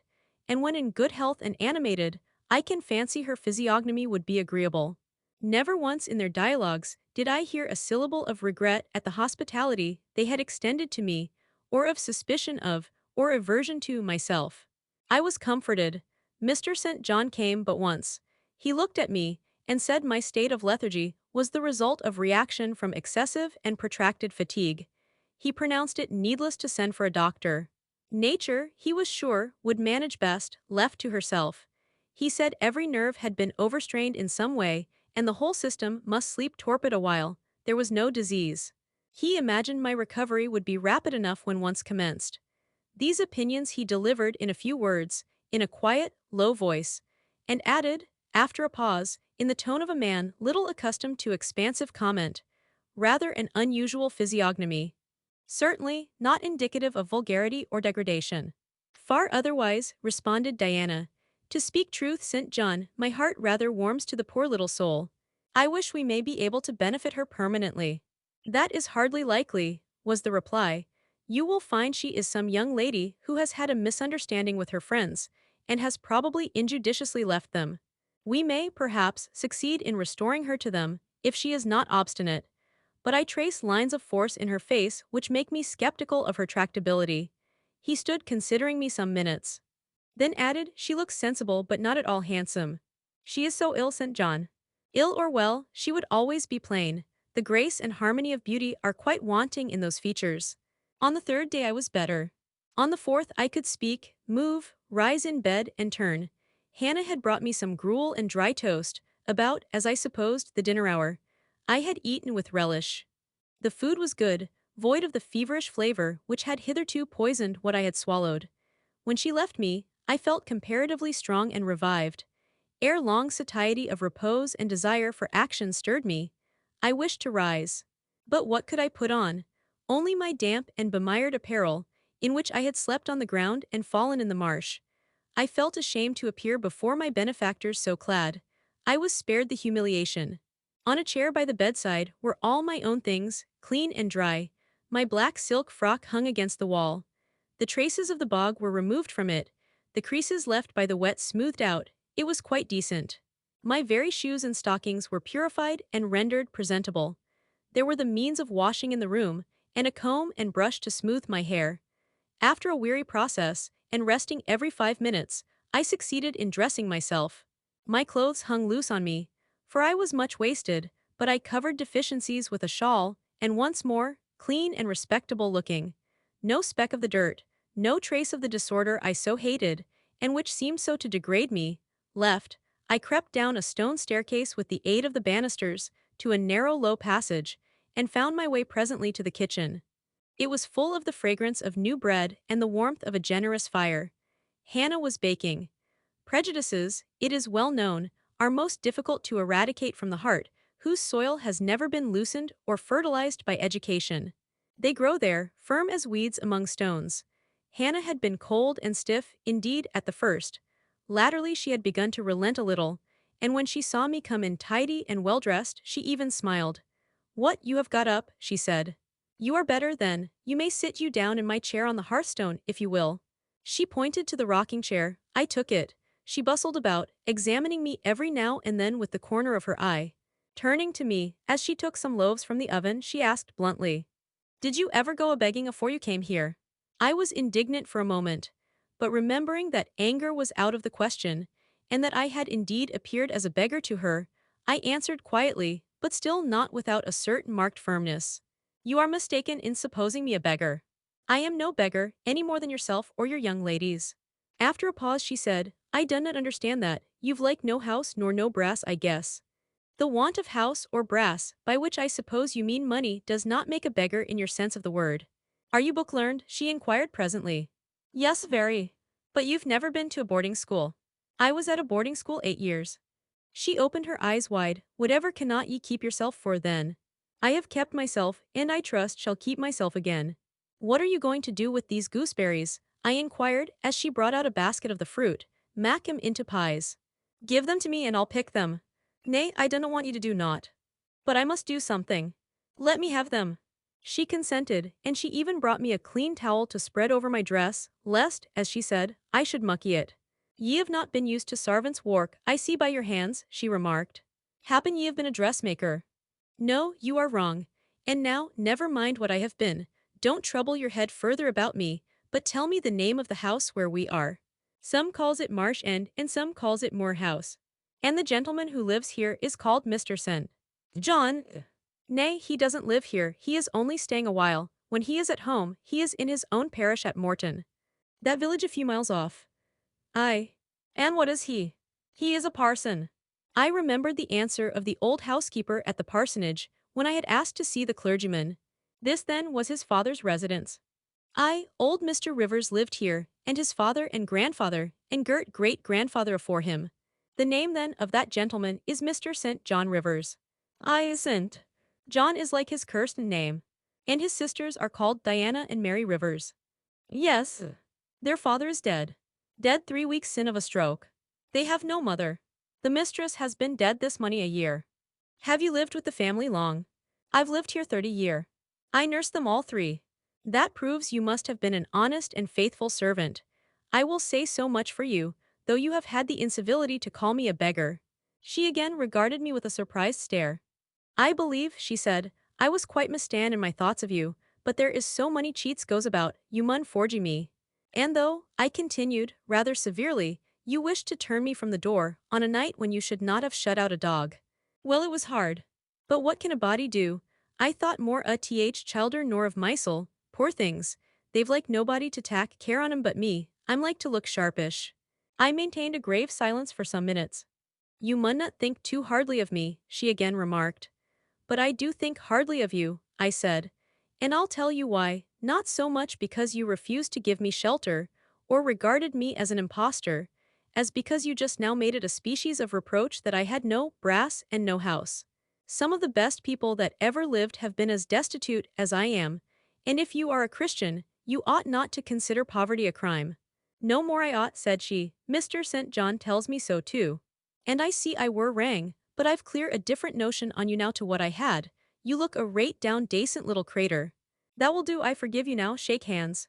She put her flowery and horny hand into mine. Another and heartier smile illumined her rough face, and from that moment we were friends. Hannah was evidently fond of talking. While I picked the fruit, and she made the paste for the pies, she proceeded to give me sundry details about her deceased master and mistress, and the childer, as she called the young people.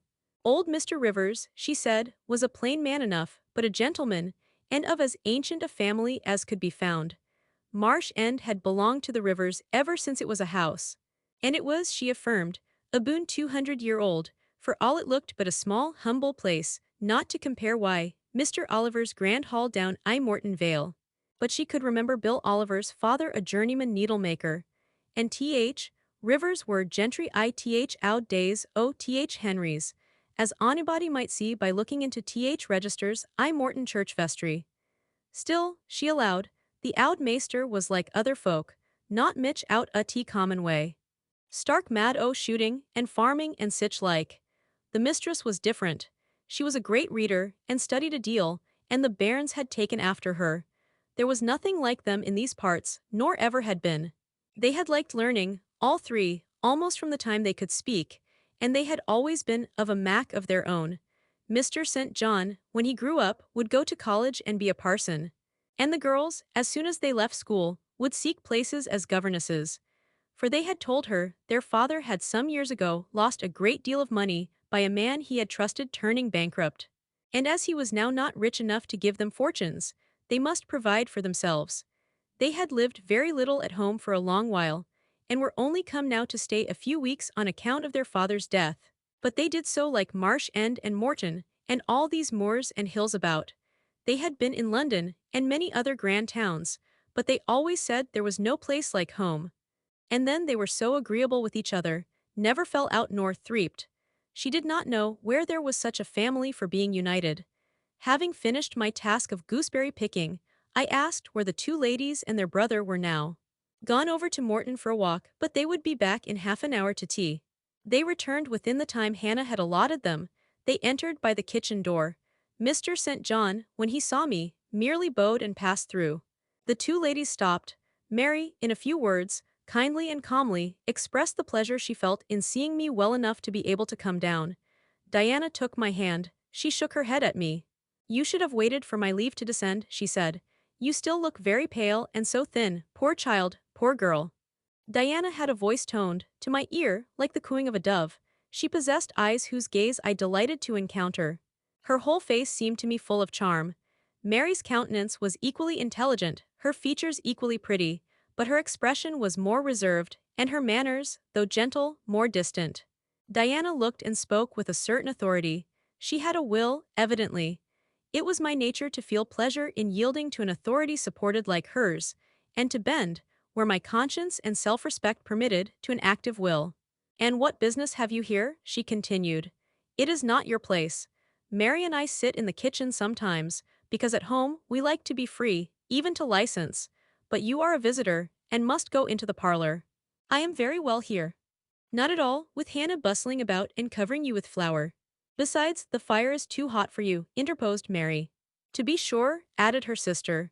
"Come, you must be obedient." And still holding my hand, she made me rise, and led me into the inner room.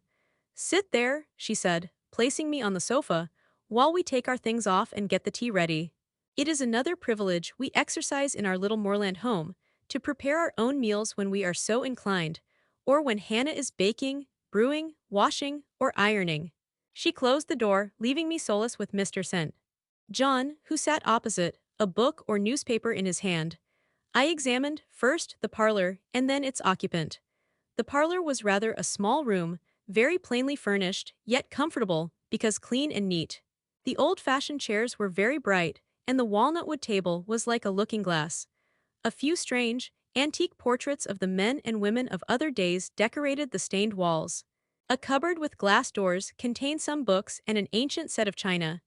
There was no superfluous ornament in the room, not one modern piece of furniture, save a brace of workboxes and a lady's desk in rosewood, which stood on a side table.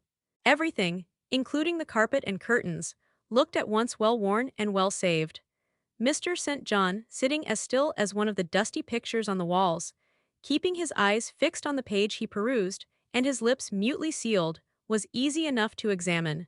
Had he been a statue instead of a man, he could not have been easier. He was young, perhaps from 28 to 30, tall, slender. His face riveted the eye. It was like a Greek face, very pure in outline, quite a straight, classic nose, quite an Athenian mouth and chin.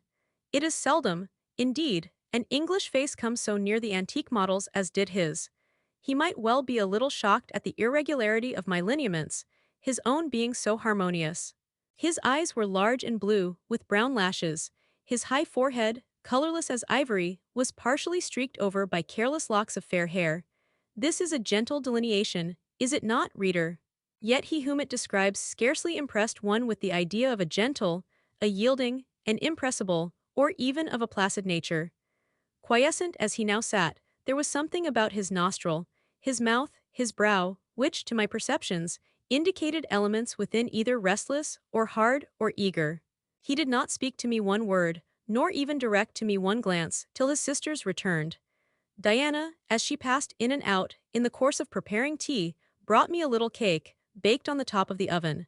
"Eat that now," she said. "You must be hungry. Hannah says you have had nothing but some gruel since breakfast." I did not refuse it, for my appetite was awakened and keen. Mr. Rivers now closed his book, approached the table, and, as he took a seat, fixed his blue, pictorial-looking eyes full on me. There was an unceremonious directness, a searching, decided steadfastness in his gaze now, which told that intention, and not diffidence, had hitherto kept it averted from the stranger. "You are very hungry," he said. "I am, sir. It is my way, it always was my way, by instinct, ever to meet the brief with brevity, the direct with plainness. It is well for you that a low fever has forced you to abstain for the last 3 days. There would have been danger in yielding to the cravings of your appetite at first. Now you may eat, though still not immoderately." "I trust I shall not eat long at your expense, sir," was my very clumsily contrived, unpolished answer. "No," he said coolly. "When you have indicated to us the residence of your friends, we can write to them, and you may be restored to home. That, I must plainly tell you, is out of my power to do. Being absolutely without home and friends." The three looked at me, but not distrustfully. I felt there was no suspicion in their glances, there was more of curiosity. I speak particularly of the young ladies. St. John's eyes, though clear enough in a literal sense, in a figurative one were difficult to fathom. He seemed to use them rather as instruments to search other people's thoughts, than as agents to reveal his own. The which combination of keenness and reserve was considerably more calculated to embarrass than to encourage. "Do you mean to say," he asked, That you are completely isolated from every connection. I do. Not a tie links me to any living thing. Not a claim do I possess to admittance under any roof in England. A most singular position at your age. Here I saw his glance directed to my hands, which were folded on the table before me. I wondered what he sought there. His words soon explained the quest. You have never been married, you are a spinster. Diana laughed. Why, she can't be above 17 or 18 years old, St. John, said she. I am near 19. But I am not married. No. I felt a burning glow mount to my face, for bitter and agitating recollections were awakened by the allusion to marriage. They all saw the embarrassment and the emotion. Diana and Mary relieved me by turning their eyes elsewhere than to my crimson visage. But the colder and sterner brother continued to gaze, till the trouble he had excited forced out tears as well as color. Where did you last reside? He now asked. You are too inquisitive, St. John, murmured Mary in a low voice, but he leaned over the table and required an answer by a second firm and piercing look. The name of the place where, and of the person with whom I lived, is my secret, I replied concisely. Which, if you like, you have, in my opinion, a right to keep, both from St. John and every other questioner, remarked Diana. Yet if I know nothing about you or your history, I cannot help you, he said. And you need help, do you not? I need it, and I seek it so far, sir, that some true philanthropist will put me in the way of getting work which I can do, and the remuneration for which will keep me, if but in the barest necessaries of life. I know not whether I am a true philanthropist. Yet I am willing to aid you to the utmost of my power in a purpose so honest. First, then, tell me what you have been accustomed to do, and what you can do. I had now swallowed my tea. I was mightily refreshed by the beverage. As much so as a giant with wine. It gave new tone to my unstrung nerves, and enabled me to address this penetrating young judge steadily. Mr. Rivers, I said, turning to him, and looking at him, as he looked at me, openly and without diffidence, you and your sisters have done me a great service, the greatest man can do his fellow being. You have rescued me, by your noble hospitality, from death. This benefit conferred gives you an unlimited claim on my gratitude, and a claim, to a certain extent, on my confidence. I will tell you as much of the history of the wanderer you have harbored, as I can tell without compromising my own peace of mind, my own security, moral and physical, and that of others. I am an orphan, the daughter of a clergyman. My parents died before I could know them. I was brought up a dependent, educated in a charitable institution. I will even tell you the name of the establishment, where I passed 6 years as a pupil, and 2 as a teacher, Lode Orphan Asylum, Shire. You will have heard of it, Mr. Rivers. The Rev. Robert Brocklehurst is the treasurer. I have heard of Mr. Brocklehurst, and I have seen the school. I left Lode nearly a year since to become a private governess. I obtained a good situation and was happy. This place I was obliged to leave 4 days before I came here. The reason of my departure I cannot and ought not to explain. It would be useless, dangerous, and would sound incredible. No blame attached to me. I am as free from culpability as any one of you three.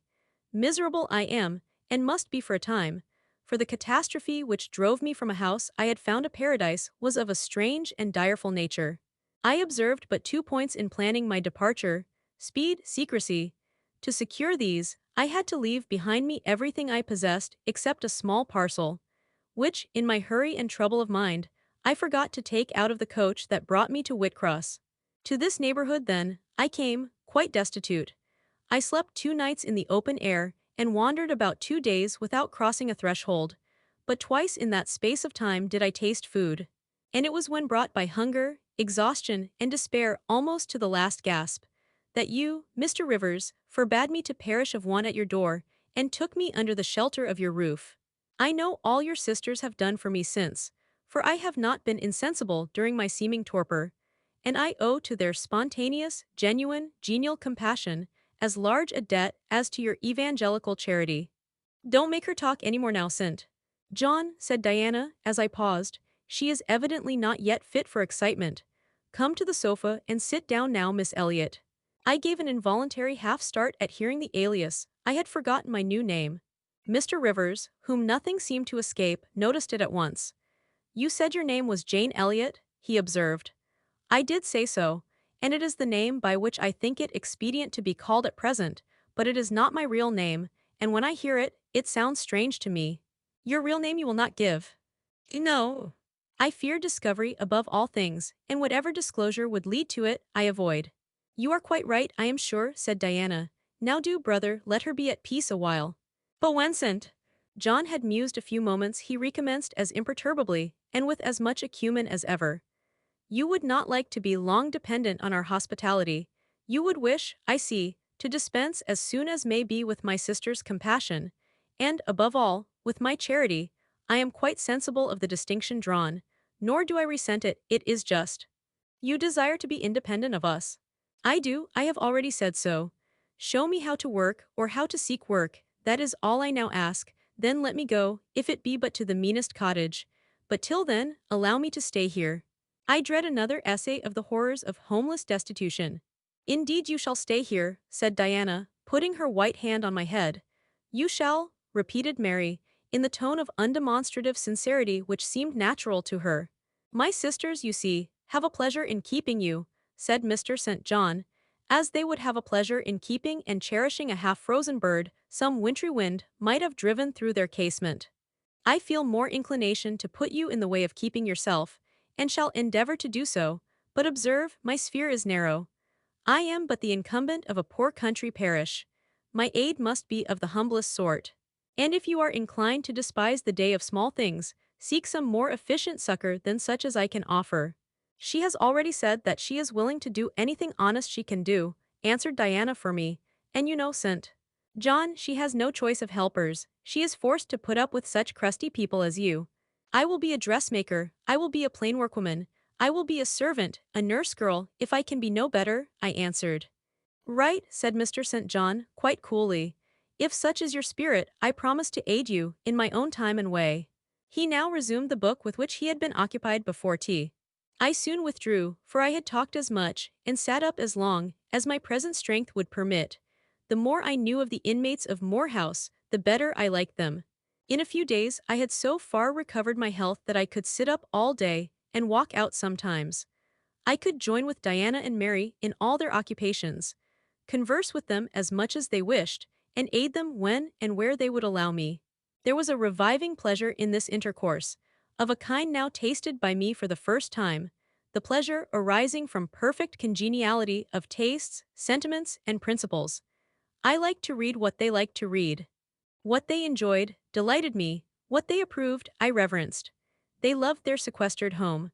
I too, in the grey, small, antique structure, with its low roof, its latticed casements, its mouldering walls, its avenue of aged firs, all grown aslant under the stress of mountain winds. Its garden, dark with yew and holly, and where no flowers but of the hardiest species would bloom, found a charm both potent and permanent.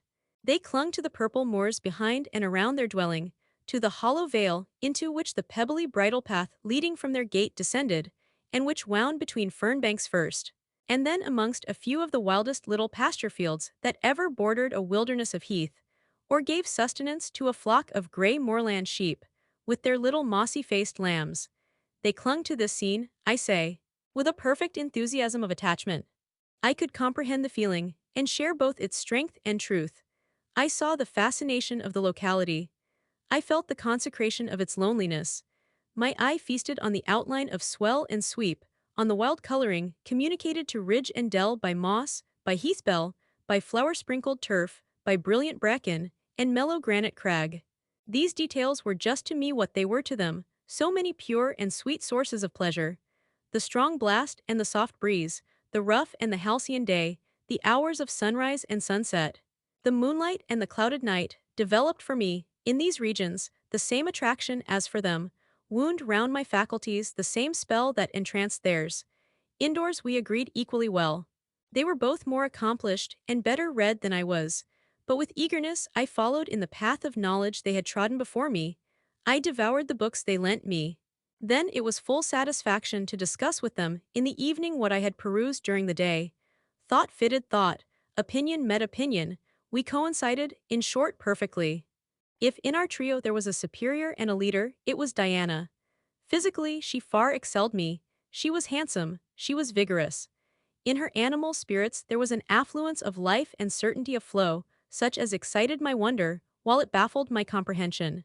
I could talk a while when the evening commenced, but the first gush of vivacity and fluency gone, I was fain to sit on a stool at Diana's feet, to rest my head on her knee, and listen alternately to her and Mary, while they sounded thoroughly the topic on which I had but touched. Diana offered to teach me German. I liked to learn of her. I saw the part of instructress pleased and suited her, that of scholar pleased and suited me no less. Our natures dovetailed. Mutual affection, of the strongest kind, was the result.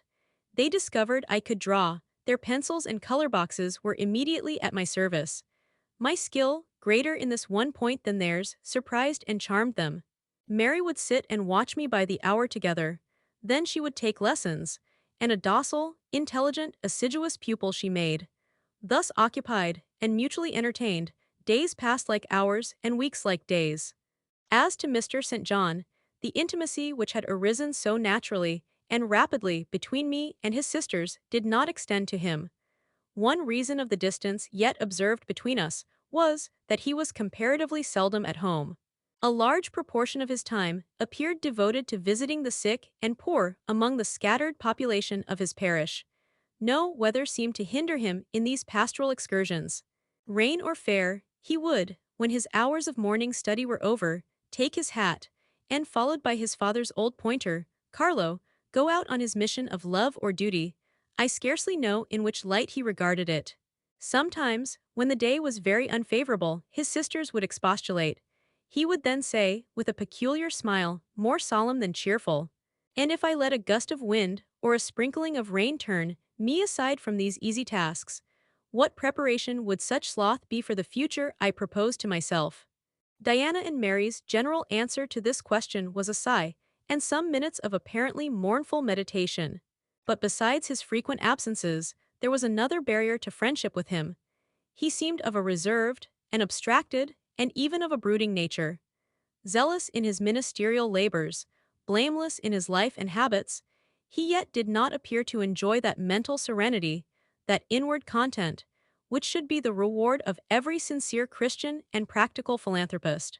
Often, of an evening, when he sat at the window, his desk and papers before him, he would cease reading or writing, rest his chin on his hand, and deliver himself up to I know not what course of thought. But that it was perturbed and exciting might be seen in the frequent flash and changeful dilation of his eye. I think, moreover, that nature was not to him that treasury of delight it was to his sisters. He expressed once, and but once in my hearing, a strong sense of the rugged charm of the hills, and an inborn affection for the dark roof and hoary walls he called his home.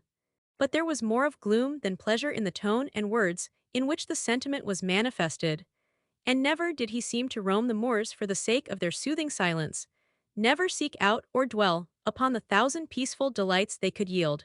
Incommunicative as he was, some time elapsed before I had an opportunity of gauging his mind. I first got an idea of its caliber when I heard him preach in his own church at Morton. I wish I could describe that sermon, but it is past my power. I cannot even render faithfully the effect it produced on me. It began calm, and indeed, as far as delivery and pitch of voice went, it was calm to the end. An earnestly felt, yet strictly restrained zeal breathed soon in the distinct accents, and prompted the nervous language. This grew to force, compressed, condensed, controlled. The heart was thrilled, the mind astonished, by the power of the preacher. Neither were softened. Throughout there was a strange bitterness, an absence of consolatory gentleness, stern allusions to Calvinistic doctrines, election, predestination, reprobation were frequent, and each reference to these points sounded like a sentence pronounced for doom. When he had done, instead of feeling better, calmer, more enlightened by his discourse, I experienced an inexpressible sadness. For it seemed to me, I know not whether equally so to others, that the eloquence to which I had been listening had sprung from a depth where lay turbid dregs of disappointment, where moved troubling impulses of insatiate yearnings and disquieting aspirations. I was sure St. John Rivers, pure-lived, conscientious, zealous as he was, had not yet found that peace of God which passeth all understanding. He had no more found it, I thought, than had I with my concealed and racking regrets for my broken idol and lost Elysium, regrets to which I have latterly avoided referring, but which possessed me and tyrannized over me ruthlessly. Meantime a month was gone. Diana and Mary were soon to leave Moor House and return to the far different life and scene which awaited them as governesses in a large, fashionable south of England city, where each held a situation in families by whose wealthy and haughty members they were regarded only as humble dependents, and who neither knew nor sought out their innate excellences, and appreciated only their acquired accomplishments as they appreciated the skill of their cook or the taste of their waiting woman. Mr. St. John had said nothing to me yet about the employment he had promised to obtain for me, yet it became urgent that I should have a vocation of some kind.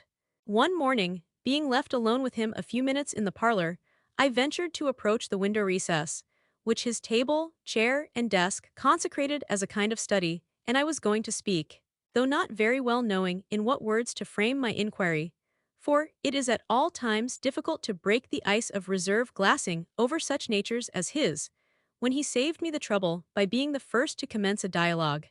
Looking up as I drew near, "You have a question to ask of me," he said. "Yes, I wish to know whether you have heard of any service I can offer myself to undertake. I found or devised something for you 3 weeks ago. But as you seemed both useful and happy here, as my sisters had evidently become attached to you, and your society gave them unusual pleasure, I deemed it inexpedient to break in on your mutual comfort till their approaching departure from Marsh End should render yours necessary." "And they will go in 3 days now," I said. "Yes, and when they go, I shall return to the parsonage at Morton, Hannah will accompany me, and this old house will be shut up." I waited a few moments, expecting he would go on with the subject first broached. But he seemed to have entered another train of reflection. His look denoted abstraction from me and my business. I was obliged to recall him to a theme which was of necessity one of close and anxious interest to me. "What is the employment you had in view, Mr. Rivers? I hope this delay will not have increased the difficulty of securing it." "Oh no, since it is an employment which depends only on me to give and you to accept." He again paused. There seemed a reluctance to continue. I grew impatient. A restless movement or two, and an eager and exacting glance fastened on his face, conveyed the feeling to him as effectually as words could have done, and with less trouble. "You need be in no hurry to hear," he said. "Let me frankly tell you, I have nothing eligible or profitable to suggest. Before I explain, recall, if you please, my notice, clearly given, that if I helped you, it must be as the blind man would help the lame. I am poor, for I find that, when I have paid my father's debts, all the patrimony remaining to me will be this crumbling grange, the row of scathed firs behind, and the patch of moorish soil, with the yew trees and holly bushes in front.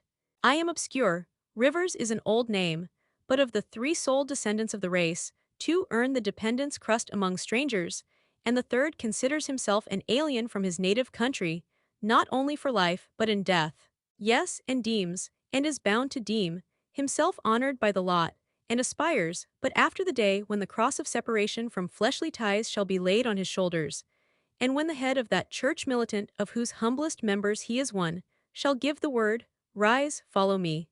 "Listen." John said these words as he pronounced his sermons, with a quiet, deep voice, with an unflushed cheek, and a coruscating radiance of glance. He resumed, "And since I am myself poor and obscure, I can offer you but a service of poverty and obscurity. You may even think it degrading, for I see now your habits have been what the world calls refined. Your tastes lean to the ideal, and your society has at least been amongst the educated. But I consider that no service degrades which can better our race. I hold that the more arid and unreclaimed the soil where the Christian laborer's task of tillage is appointed him, the scantier the meed his toil brings, the higher the honor. His, under such circumstances, is the destiny of the pioneer, and the first pioneers of the gospel were the apostles. Their captain was Jesus, the Redeemer himself." "Well," I said as he again paused, "proceed." He looked at me before he proceeded. Indeed, he seemed leisurely to read my face, as if its features and lines were characters on a page. The conclusions drawn from the scrutiny he partially expressed in his succeeding observations. "I believe you will accept the post I offer you," said he, "and hold it for a while, not permanently, though, any more than I could permanently keep the narrow and narrowing, the tranquil hidden office of English country incumbent. For in your nature is an alloy as detrimental to repose as that in mine, though of a different kind." "Do explain," I urged when he halted once more. "I will, and you shall hear how poor the proposal is, how trivial, how cramping. I shall not stay long at Morton, now that my father is dead, and that I am my own master. I shall leave the place probably in the course of a 12-month, but while I do stay, I will exert myself to the utmost for its improvement. Morton, when I came to it 2 years ago, had no school. The children of the poor were excluded from every hope of progress. I established one for boys. I mean now to open a second school for girls. I have hired a building for the purpose, with a cottage of 2 rooms attached to it for the mistress's house. Her salary will be £30 a year. Her house is already furnished, very simply, but sufficiently, by the kindness of a lady, Miss Oliver, the only daughter of the sole rich man in my parish, Mr. Oliver, the proprietor of a needle factory and iron foundry in the valley. The same lady pays for the education and clothing of an orphan from the workhouse, on condition that she shall aid the mistress in such menial offices connected with her own house, and the school, as her occupation of teaching, will prevent her having time to discharge in person. Will you be this mistress? He put the question rather hurriedly. He seemed half to expect an indignant, or at least a disdainful rejection of the offer. Not knowing all my thoughts and feelings, though guessing some, he could not tell in what light the lot would appear to me. In truth it was humble, but then it was sheltered, and I wanted a safe asylum. It was plodding, but then, compared with that of a governess in a rich house, it was independent. And the fear of servitude with strangers entered my soul like iron. It was not ignoble, not unworthy, not mentally degrading. I made my decision. I thank you for the proposal, Mr. Rivers, and I accept it with all my heart. But you comprehend me, he said. It is a village school. Your scholars will be only poor girls, cottagers' children at the best, farmers' daughters. Knitting, sewing, reading, writing, ciphering will be all you will have to teach. What will you do with your accomplishments? What with the largest portion of your mind, sentiments, tastes? Save them till they are wanted, they will keep. You know what you undertake then. I do. He now smiled. And not a bitter or a sad smile, but one well pleased and deeply gratified. And when will you commence the exercise of your function? I will go to my house tomorrow and open the school, if you like, next week. Very well. So be it. He rose and walked through the room. Standing still, he again looked at me. He shook his head. What do you disapprove of, Mr. Rivers? I asked. You will not stay at Morton long. No, no. Why? What is your reason for saying so? I read it in your eye. It is not of that description which promises the maintenance of an even tenor in life. I am not ambitious. He started at the word ambitious. He repeated, no. What made you think of ambition? Who is ambitious? I know I am, but how did you find it out? I was speaking of myself. Well, if you are not ambitious, you are, he paused. What? I was going to say impassioned.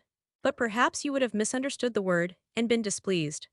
I mean, that human affections and sympathies have a most powerful hold on you. I am sure you cannot long be content to pass your leisure in solitude, and to devote your working hours to a monotonous labor wholly void of stimulus. Any more than I can be content, he added with emphasis, to live here buried in morass, pent in with mountains, my nature, that God gave me, contravened, my faculties, heaven bestowed, paralyzed, made useless. You hear now how I contradict myself. I, who preached contentment with a humble lot, and justified the vocation even of hewers of wood and drawers of water in God's service, I, his ordained minister, almost rave in my restlessness. Well, propensities and principles must be reconciled by some means. He left the room. In this brief hour I had learnt more of him than in the whole previous month, yet still he puzzled me. Diana and Mary Rivers became more sad and silent as the day approached for leaving their brother and their home. They both tried to appear as usual, but the sorrow they had to struggle against was one that could not be entirely conquered or concealed. Diana intimated that this would be a different parting from any they had ever yet known. It would probably, as far as St. John was concerned, be a parting for years. It might be a parting for life. He will sacrifice all to his long-framed resolves, she said, natural affection and feelings more potent still. St. John looks quiet, Jane, but he hides a fever in his vitals. You would think him gentle, yet in some things he is inexorable as death. And the worst of it is, my conscience will hardly permit me to dissuade him from his severe decision. Certainly, I cannot for a moment blame him for it. It is right, noble, Christian, yet it breaks my heart, and the tears gush to her fine eyes.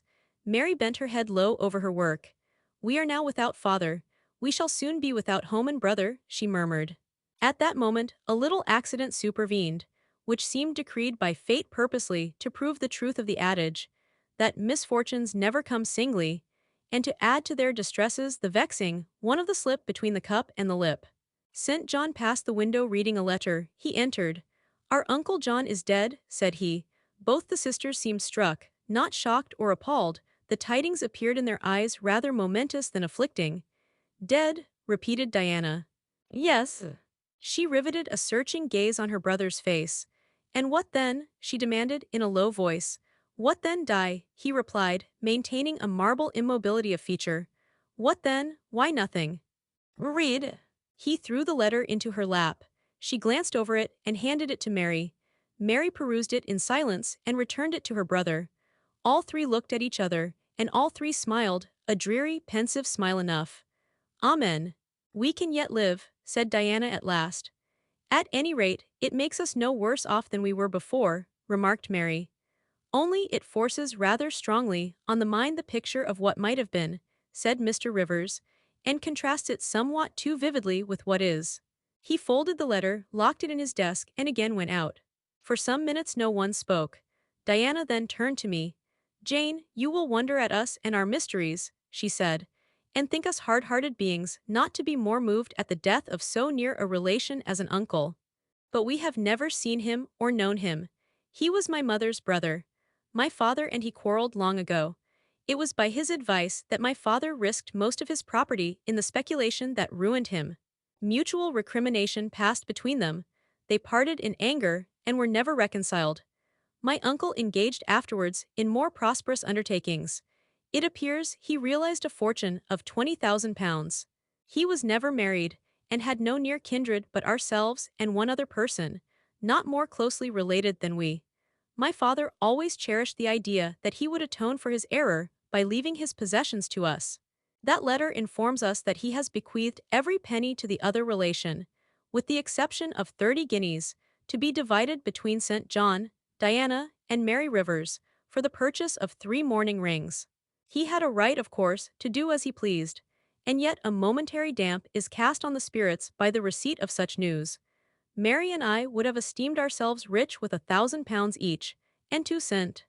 John, such a sum would have been valuable for the good it would have enabled him to do.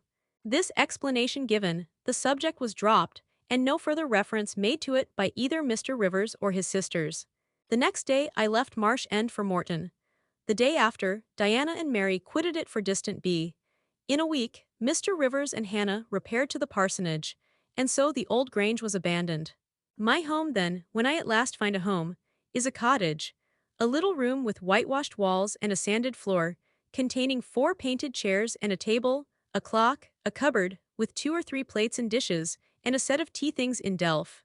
Above, a chamber of the same dimensions as the kitchen, with a deal bedstead and chest of drawers. Small, yet too large to be filled with my scanty wardrobe.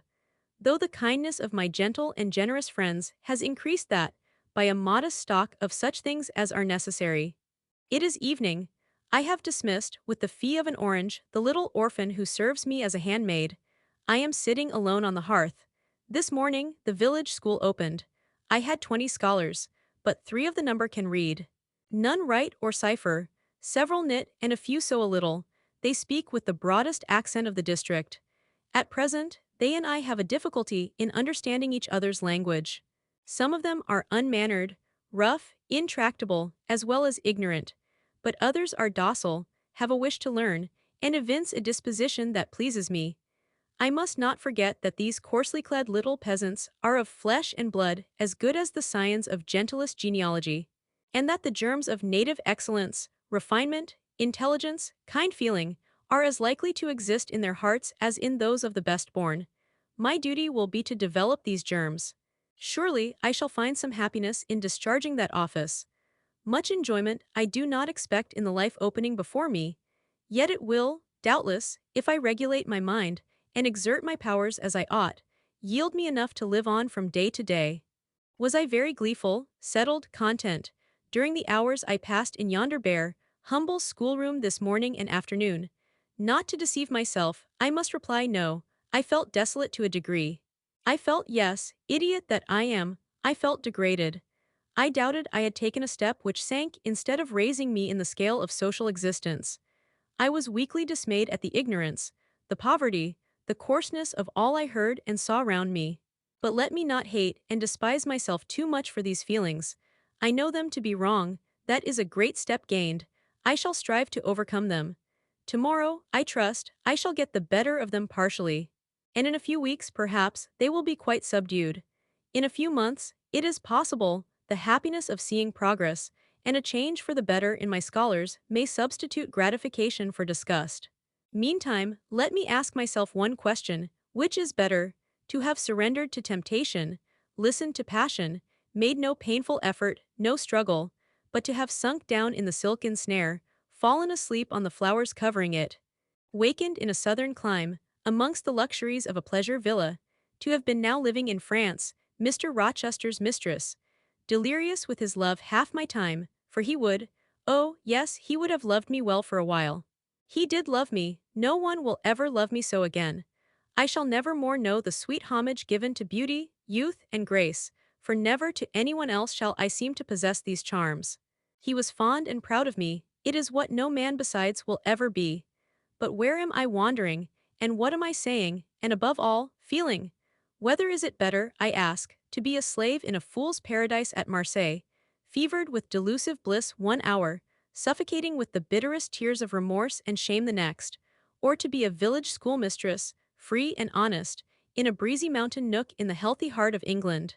Yes, I feel now that I was right when I adhered to principle and law, and scorned and crushed the insane promptings of a frenzied moment. God directed me to a correct choice. I thank His providence for the guidance. Having brought my eventide musings to this point, I rose, went to my door, and looked at the sunset of the harvest day, and at the quiet fields before my cottage, which, with the school, was distant half a mile from the village. The birds were singing their last strains. The air was mild, the dew was balm. While I looked, I thought myself happy, and was surprised to find myself ere long weeping. And why? For the doom which had reft me from adhesion to my master. For him I was no more to see, for the desperate grief and fatal fury, consequences of my departure, which might now, perhaps, be dragging him from the path of right, too far to leave hope of ultimate restoration thither. At this thought, I turned my face aside from the lovely sky of Eve and lonely vale of Morton. I say lonely, for in that bend of it visible to me there was no building apparent save the church and the parsonage, half-hidden trees, and quite at the extremity, the roof of Vale Hall, where the rich Mr. Oliver and his daughter lived. I hid my eyes, and leant my head against the stone frame of my door, but soon a slight noise near the wicket which shut in my tiny garden from the meadow beyond it made me look up. A dog, old Carlo, Mr. Rivers' pointer, as I saw in a moment, was pushing the gate with his nose, and St. John himself leant upon it with folded arms, his brow knit, his gaze, grave almost to displeasure, fixed on me. I asked him to come in. No, I cannot stay. I have only brought you a little parcel my sisters left for you. I think it contains a color box, pencils, and paper. I approached to take it, a welcome gift it was. He examined my face, I thought, with austerity, as I came near. The traces of tears were doubtless very visible upon it. Have you found your first day's work harder than you expected? He asked. Oh no. On the contrary, I think in time I shall get on with my scholars very well. But perhaps your accommodations, your cottage, your furniture, have disappointed your expectations. They are, in truth, scanty enough. But I interrupted. My cottage is clean and weatherproof, my furniture sufficient and commodious.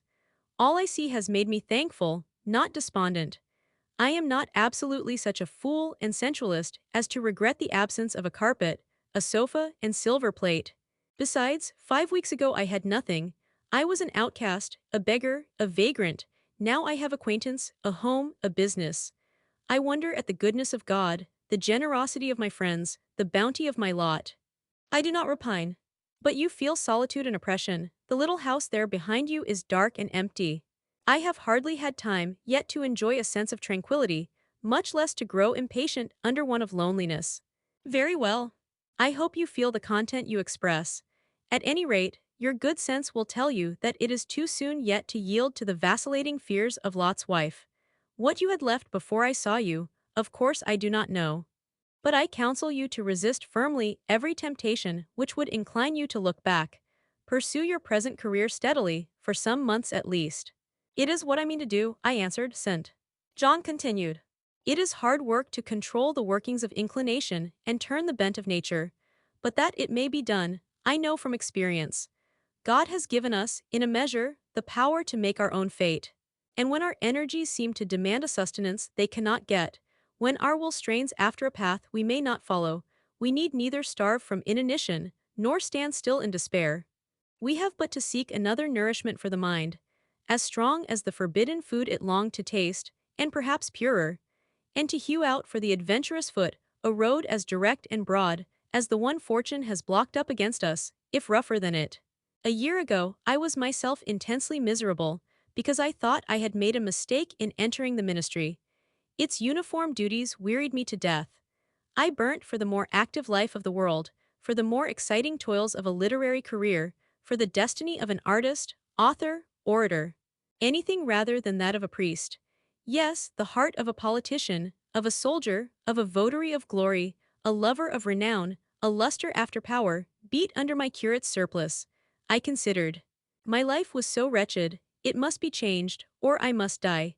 After a season of darkness and struggling, light broke and relief fell. My cramped existence all at once spread out to a plain without bounds. My powers heard a call from heaven to rise, gather their full strength, spread their wings, and mount beyond ken. God had an errand for me, to bear which afar, to deliver it well, skill and strength, courage and eloquence. The best qualifications of soldier, statesman, and orator were all needed, for these all center in the good missionary. A missionary I resolved to be. From that moment my state of mind changed. The fetters dissolved and dropped from every faculty, leaving nothing of bondage but its galling soreness, which time only can heal. My father, indeed, imposed the determination, but since his death I have not a legitimate obstacle to contend with.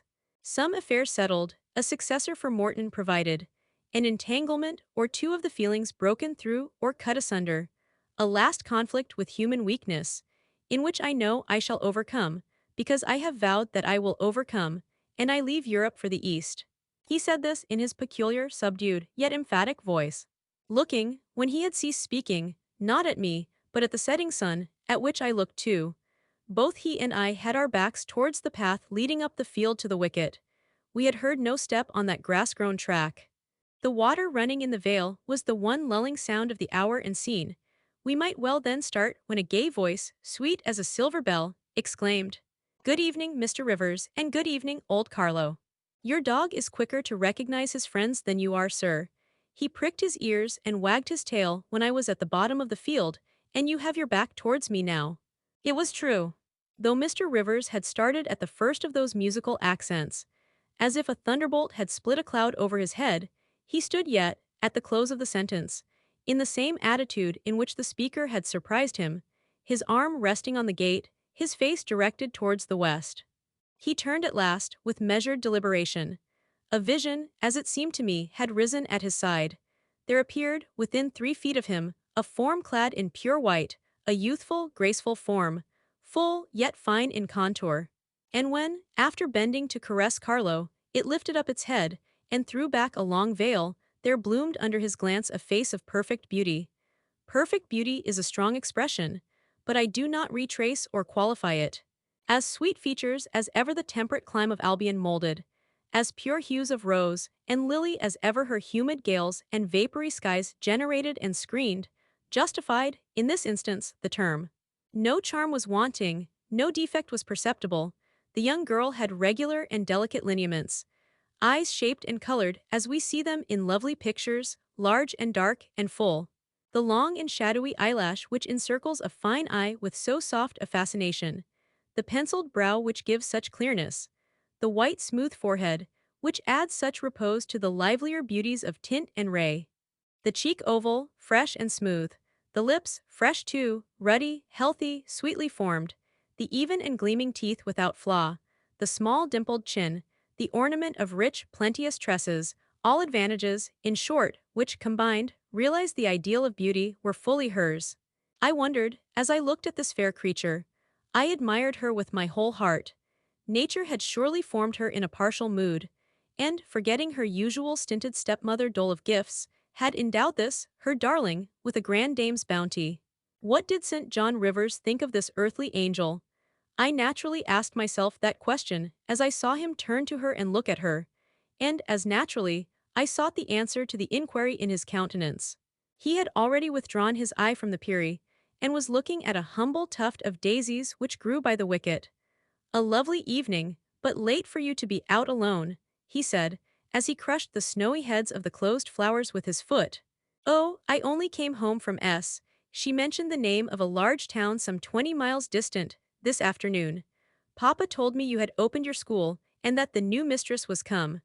And so I put on my bonnet after tea, and ran up the valley to see her. This is she," pointing to me. "It is," said St. John. "Do you think you shall like Morton?" she asked of me, with a direct and naive simplicity of tone and manner, pleasing, if childlike. "I hope I shall. I have many inducements to do so." "Did you find your scholars as attentive as you expected?" "Quite." "Do you like your house?" "Very much." "Have I furnished it nicely?" "Very nicely, indeed." "And made a good choice of an attendant for you in Alice Wood?" "You have indeed." "She is teachable and handy." This then, I thought, is Miss Oliver, the heiress, favored, it seems, in the gifts of fortune, as well as in those of nature. What happy combination of the planets presided over her birth, I wonder. "I shall come up and help you to teach sometimes," she added. "It will be a change for me to visit you now and then, and I like a change. Mr. Rivers, I have been so gay during my stay at S. Last night, or rather this morning, I was dancing till 2 o'clock. The th regiment are stationed there since the riots, and the officers are the most agreeable men in the world. They put all our young knife grinders and scissor merchants to shame. It seemed to me that Mr. St. John's underlip protruded, and his upper lip curled a moment. His mouth certainly looked a good deal compressed, and the lower part of his face unusually stern and square, as the laughing girl gave him this information. He lifted his gaze, too, from the daisies, and turned it on her. An unsmiling, a searching, a meaning gaze it was. She answered it with a second laugh, and laughter well became her youth, her roses, her dimples, her bright eyes.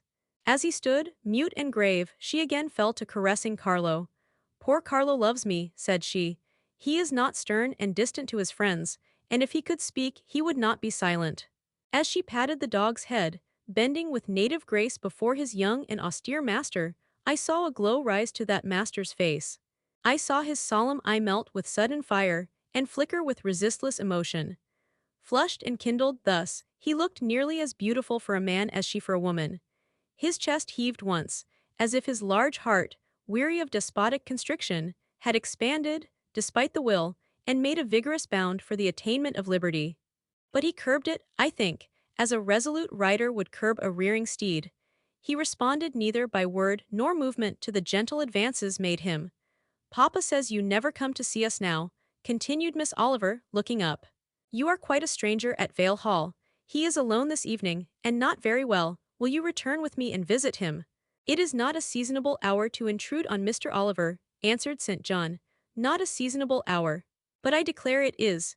It is just the hour when Papa most wants company, when the works are closed and he has no business to occupy him.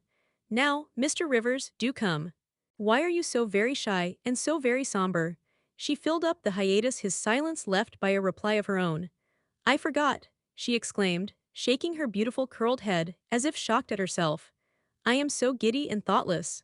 Do excuse me. It had slipped my memory that you have good reasons to be indisposed for joining in my chatter. Diana and Mary have left you, and Moor House is shut up, and you are so lonely. I am sure I pity you. Do come and see Papa." "Not tonight, Miss Rosamond, not tonight." Mr. St. John spoke almost like an automaton. Himself only knew the effort it cost him thus to refuse. "Well, if you are so obstinate, I will leave you. For I dare not stay any longer, the dew begins to fall. Good evening." She held out her hand, he just touched it. "Good evening," he repeated, in a voice low and hollow as an echo. She turned, but in a moment returned. "Are you well?" she asked. Well might she put the question, his face was blanched as her gown. "Quite well," he enunciated, And with a bow, he left the gate. She went one way, he another. She turned twice to gaze after him as she tripped fairy-like down the field. He, as he strode firmly across, never turned at all. This spectacle of another's suffering and sacrifice wrapped my thoughts from exclusive meditation on my own. Diana Rivers had designated her brother inexorable as death. She had not exaggerated. I continued the labors of the village school as actively and faithfully as I could. It was truly hard work at first. Some time elapsed before, with all my efforts, I could comprehend my scholars and their nature. Wholly untaught, with faculties quite torpid, they seemed to me hopelessly dull, and at first sight, all dull alike. But I soon found I was mistaken. There was a difference amongst them as amongst the educated, and when I got to know them, and they me, this difference rapidly developed itself. Their amazement at me, my language, my rules and ways, once subsided, I found some of these heavy-looking, gaping rustics wake up into sharp-witted girls enough. Many showed themselves obliging and amiable too, and I discovered amongst them not a few examples of natural politeness and innate self-respect, as well as of excellent capacity, that won both my goodwill and my admiration. These soon took a pleasure in doing their work well, in keeping their persons neat, in learning their tasks regularly, in acquiring quiet and orderly manners. The rapidity of their progress, in some instances, was even surprising. And an honest and happy pride I took in it. Besides, I began personally to like some of the best girls, and they liked me. I had amongst my scholars several farmers' daughters, young women grown, almost. These could already read, write, and sew. And to them, I taught the elements of grammar, geography, history, and the finer kinds of needlework. I found estimable characters amongst them, characters desirous of information and disposed for improvement, with whom I passed many a pleasant evening hour in their own homes. Their parents then, the farmer and his wife, loaded me with attentions. There was an enjoyment in accepting their simple kindness, and in repaying it by a consideration, a scrupulous regard to their feelings, to which they were not, perhaps, at all times accustomed, and which both charmed and benefited them. Because, while it elevated them in their own eyes, it made them emulous to merit the deferential treatment they received. I felt I became a favorite in the neighborhood. Whenever I went out, I heard on all sides cordial salutations, and was welcomed with friendly smiles. To live amidst general regard, though it be but the regard of working people, is like sitting in sunshine, calm and sweet. Serene inward feelings bud and bloom under the ray. At this period of my life, my heart far oftener swelled with thankfulness than sank with dejection. And yet, reader, to tell you all, in the midst of this calm, this useful existence, after a day passed in honorable exertion amongst my scholars, an evening spent in drawing or reading contentedly alone, I used to rush into strange dreams at night. Dreams many-colored, agitated, full of the ideal, the stirring, the stormy, dreams where, amidst unusual scenes, charged with adventure, with agitating risk and romantic chance, I still again and again met Mr. Rochester, always at some exciting crisis.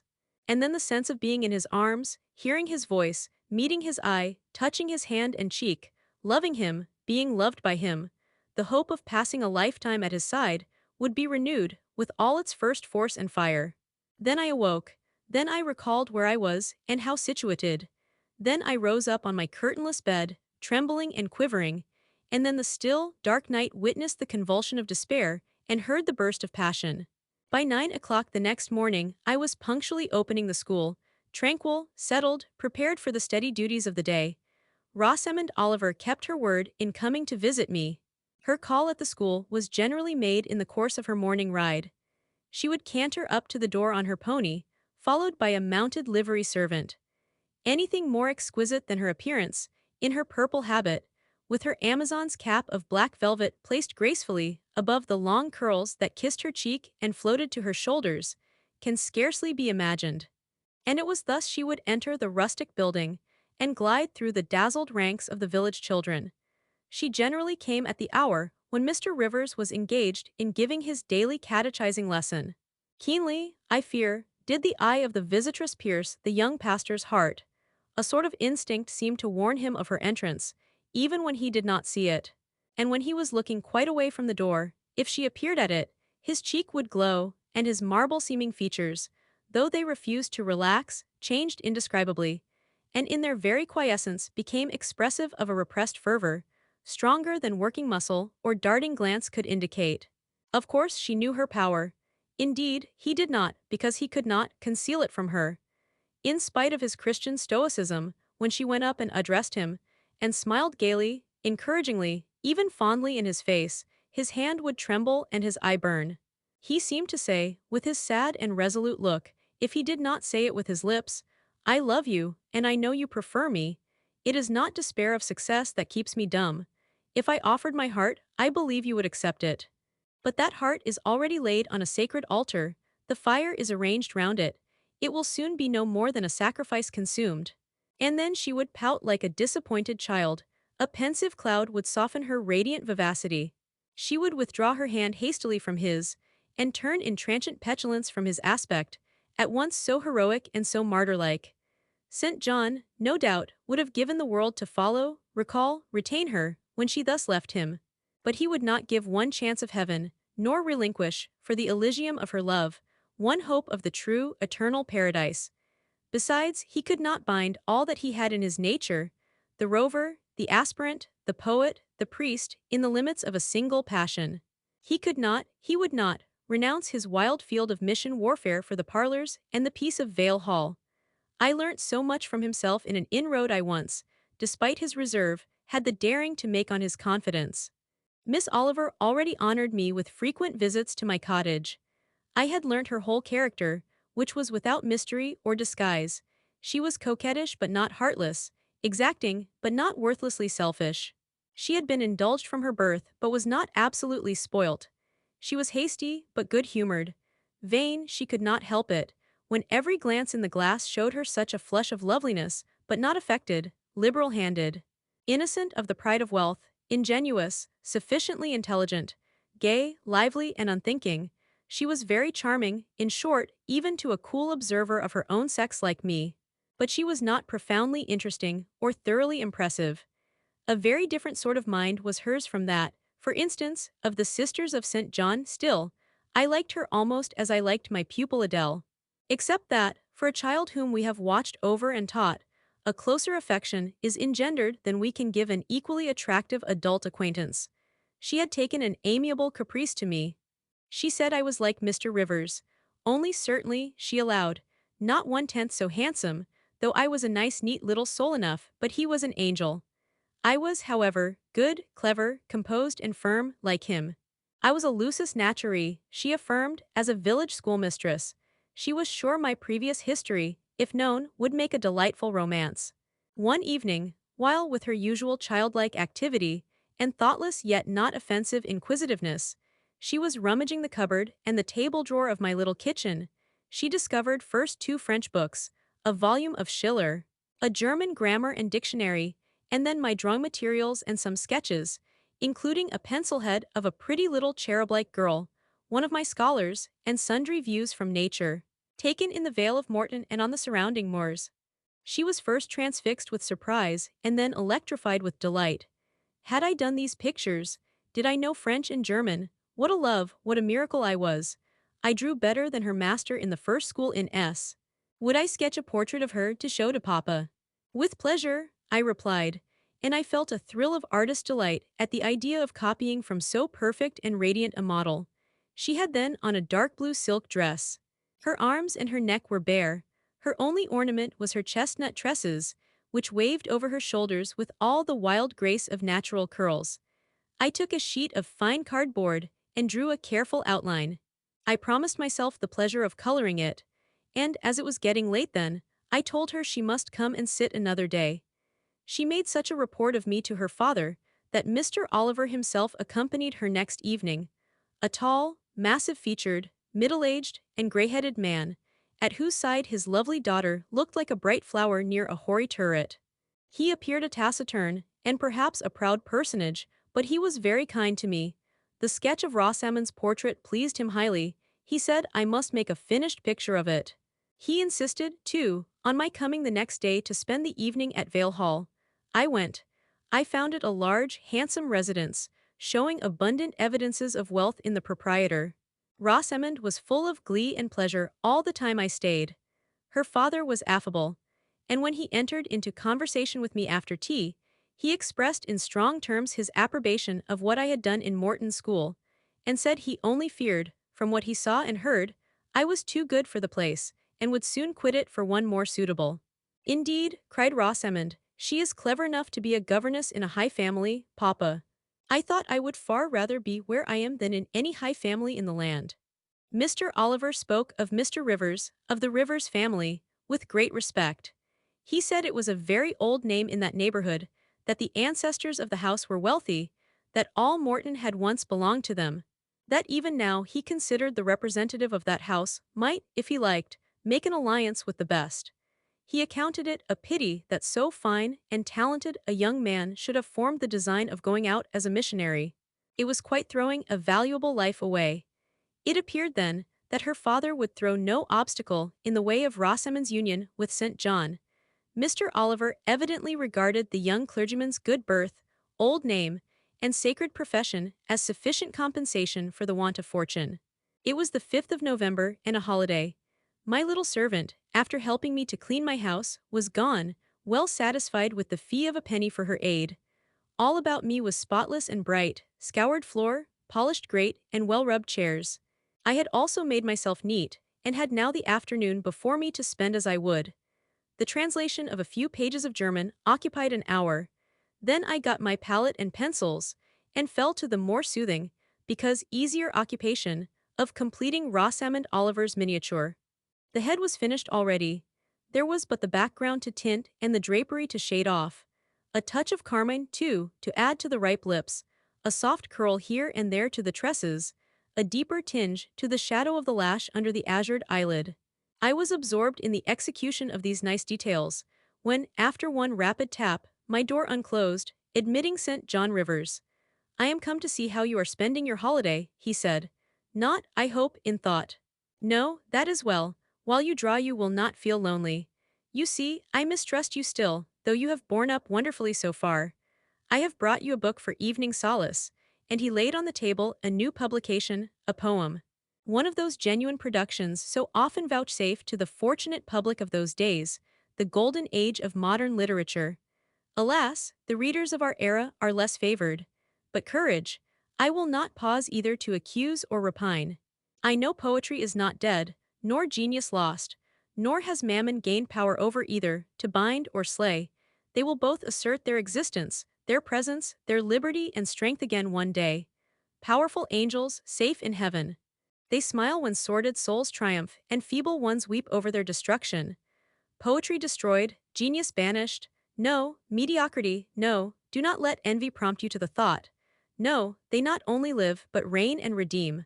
And without their divine influence spread everywhere, you would be in hell, the hell of your own meanness.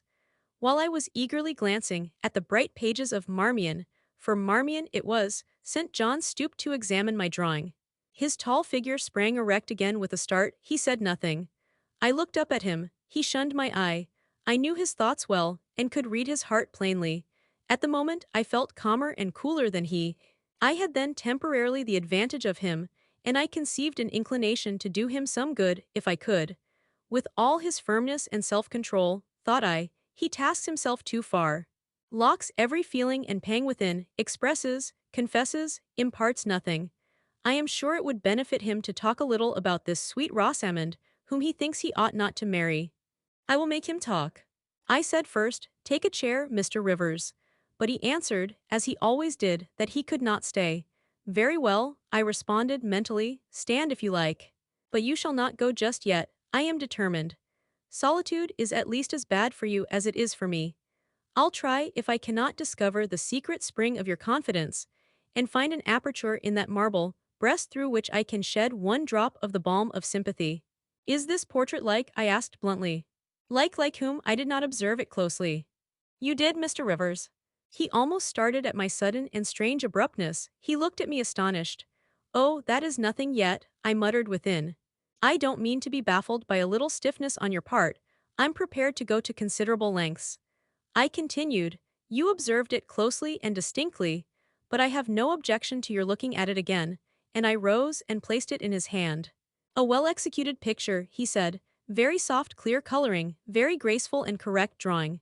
Yes, yes, I know all that, but what of the resemblance? Who is it like? Mastering some hesitation, he answered, Miss Oliver, I presume. Of course.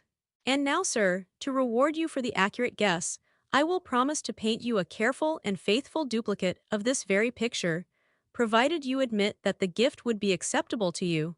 I don't wish to throw away my time and trouble on an offering you would deem worthless. He continued to gaze at the picture. The longer he looked, the firmer he held it, the more he seemed to covet it. It is like, he murmured. The eye is well managed, the color, light, expression are perfect, it smiles. Would it comfort, or would it wound you to have a similar painting? Tell me that. When you are at Madagascar, or at the Cape, or in India, would it be a consolation to have that memento in your possession?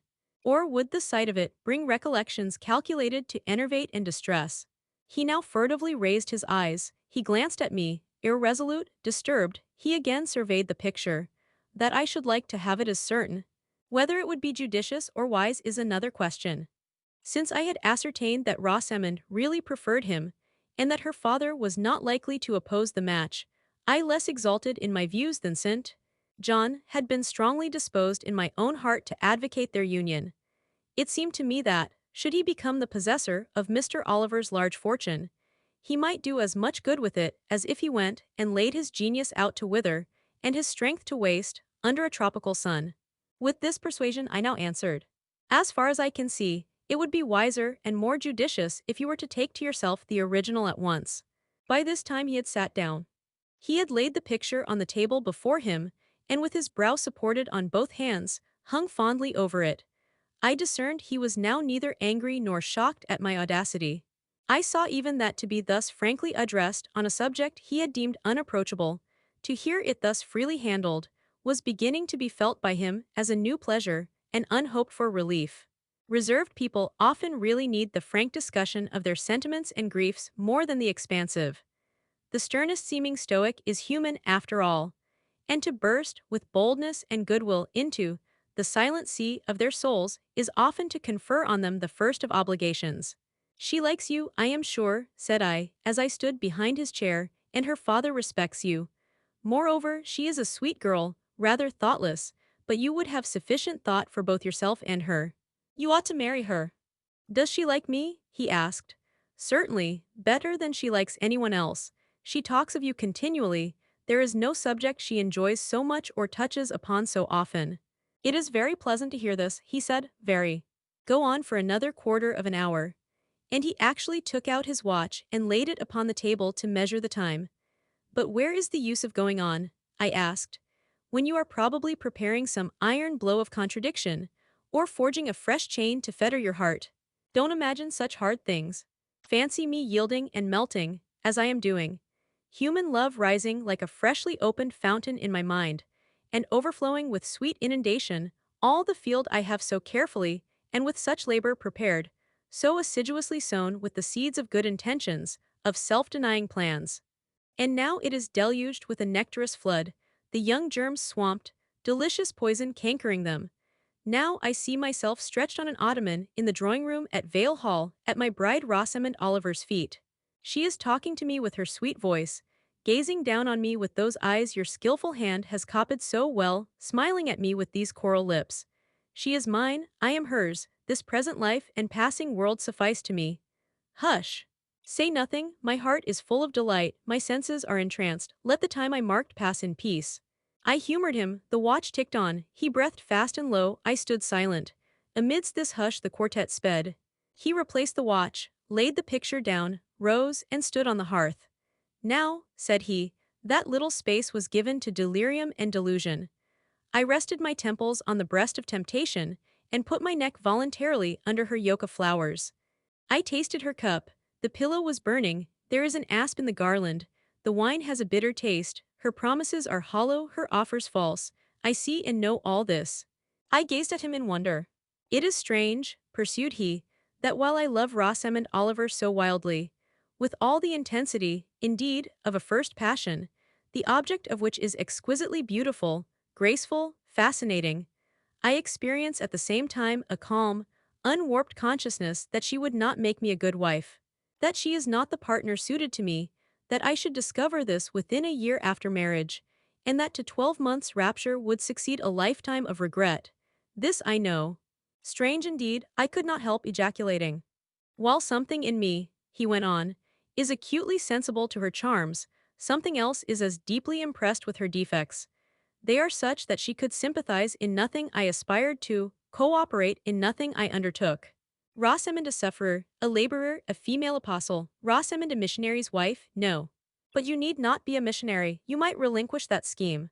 Relinquish what my vocation, my great work. My foundation laid on earth for a mansion in heaven. My hopes of being numbered in the band who have merged all ambitions in the glorious one of bettering their race, of carrying knowledge into the realms of ignorance, of substituting peace for war, freedom for bondage, religion for superstition, the hope of heaven for the fear of hell.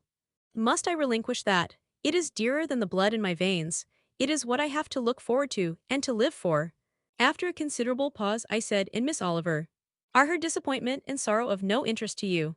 "Miss Oliver is ever surrounded by suitors and flatterers. In less than a month, my image will be effaced from her heart. She will forget me.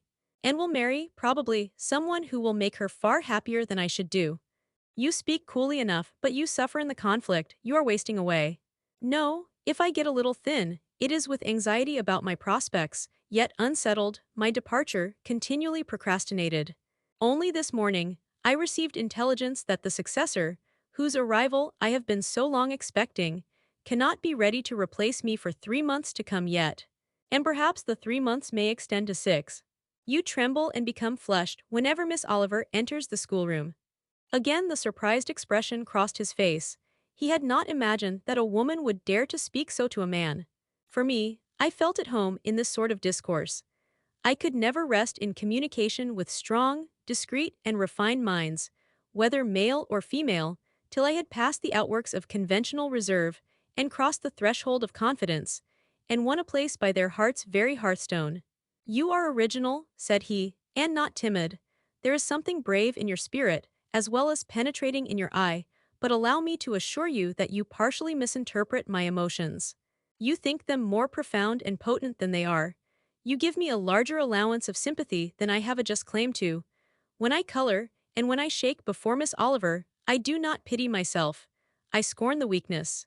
I know it is ignoble, a mere fever of the flesh, not, I declare, the convulsion of the soul.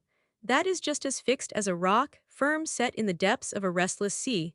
Know me to be what I am, a cold, hard man." I smiled incredulously. "You have taken my confidence by storm," he continued, "and now it is much at your service. I am simply, in my original state, stripped of that blood-bleached robe with which Christianity covers human deformity, a cold, hard, ambitious man. Natural affection only, of all the sentiments, has permanent power over me. Reason, and not feeling, is my guide. My ambition is unlimited. My desire to rise higher, to do more than others, insatiable.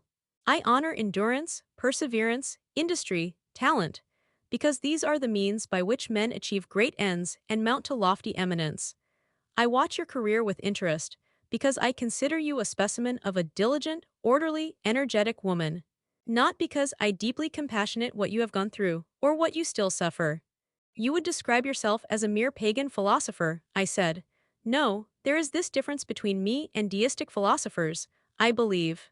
And I believe the gospel. You missed your epithet. I am not a pagan, but a Christian philosopher, a follower of the sect of Jesus. As his disciple, I adopt his pure, his merciful, his benignant doctrines. I advocate them. I am sworn to spread them. Won in youth to religion, she has cultivated my original qualities thus. From the minute germ, natural affection, she has developed the overshadowing tree, philanthropy. From the wild stringy root of human uprightness, she has reared a due sense of the divine justice. Of the ambition to win power and renown for my wretched self, she has formed the ambition to spread my Master's kingdom, to achieve victories for the standard of the cross. So much has religion done for me, turning the original materials to the best account, pruning and training nature. But she could not eradicate nature. Nor will it be eradicated till this mortal shall put on immortality." Having said this, he took his hat, which lay on the table beside my pallet. Once more he looked at the portrait. "She is lovely," he murmured. She is well named the rose of the world, indeed. And may I not paint one like it for you? Cui bono? No. He drew over the picture the sheet of thin paper on which I was accustomed to rest my hand in painting, to prevent the cardboard from being sullied. What he suddenly saw on this blank paper, it was impossible for me to tell, but something had caught his eye.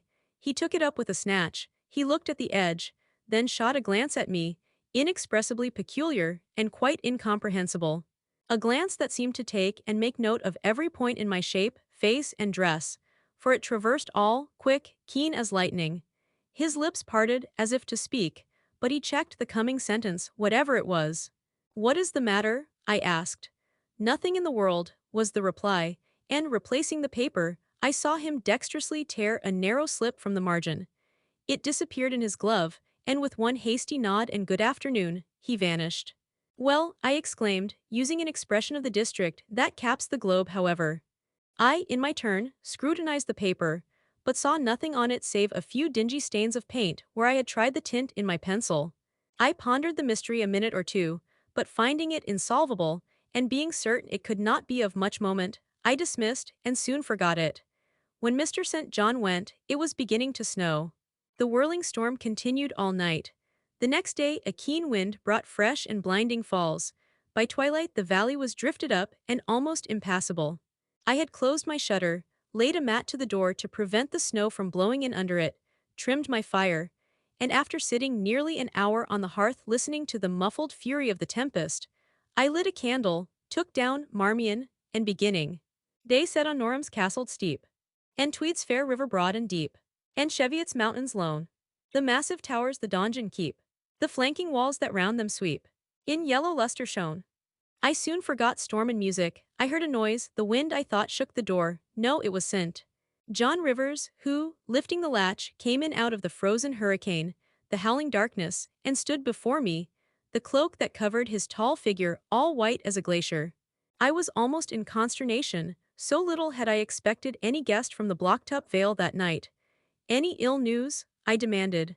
"Has anything happened?" "No, how very easily alarmed you are," he answered, removing his cloak and hanging it up against the door, towards which he again coolly pushed the mat which his entrance had deranged. He stamped the snow from his boots. "I shall sully the purity of your floor," said he, "but you must excuse me for once." Then he approached the fire. "I have had hard work to get here, I assure you," he observed, as he warmed his hands over the flame. "One drift took me up to the waist, happily the snow is quite soft yet." "But why are you come?" I could not forbear saying. Rather an inhospitable question to put to a visitor. But since you ask it, I answer simply to have a little talk with you. I got tired of my mute books and empty rooms.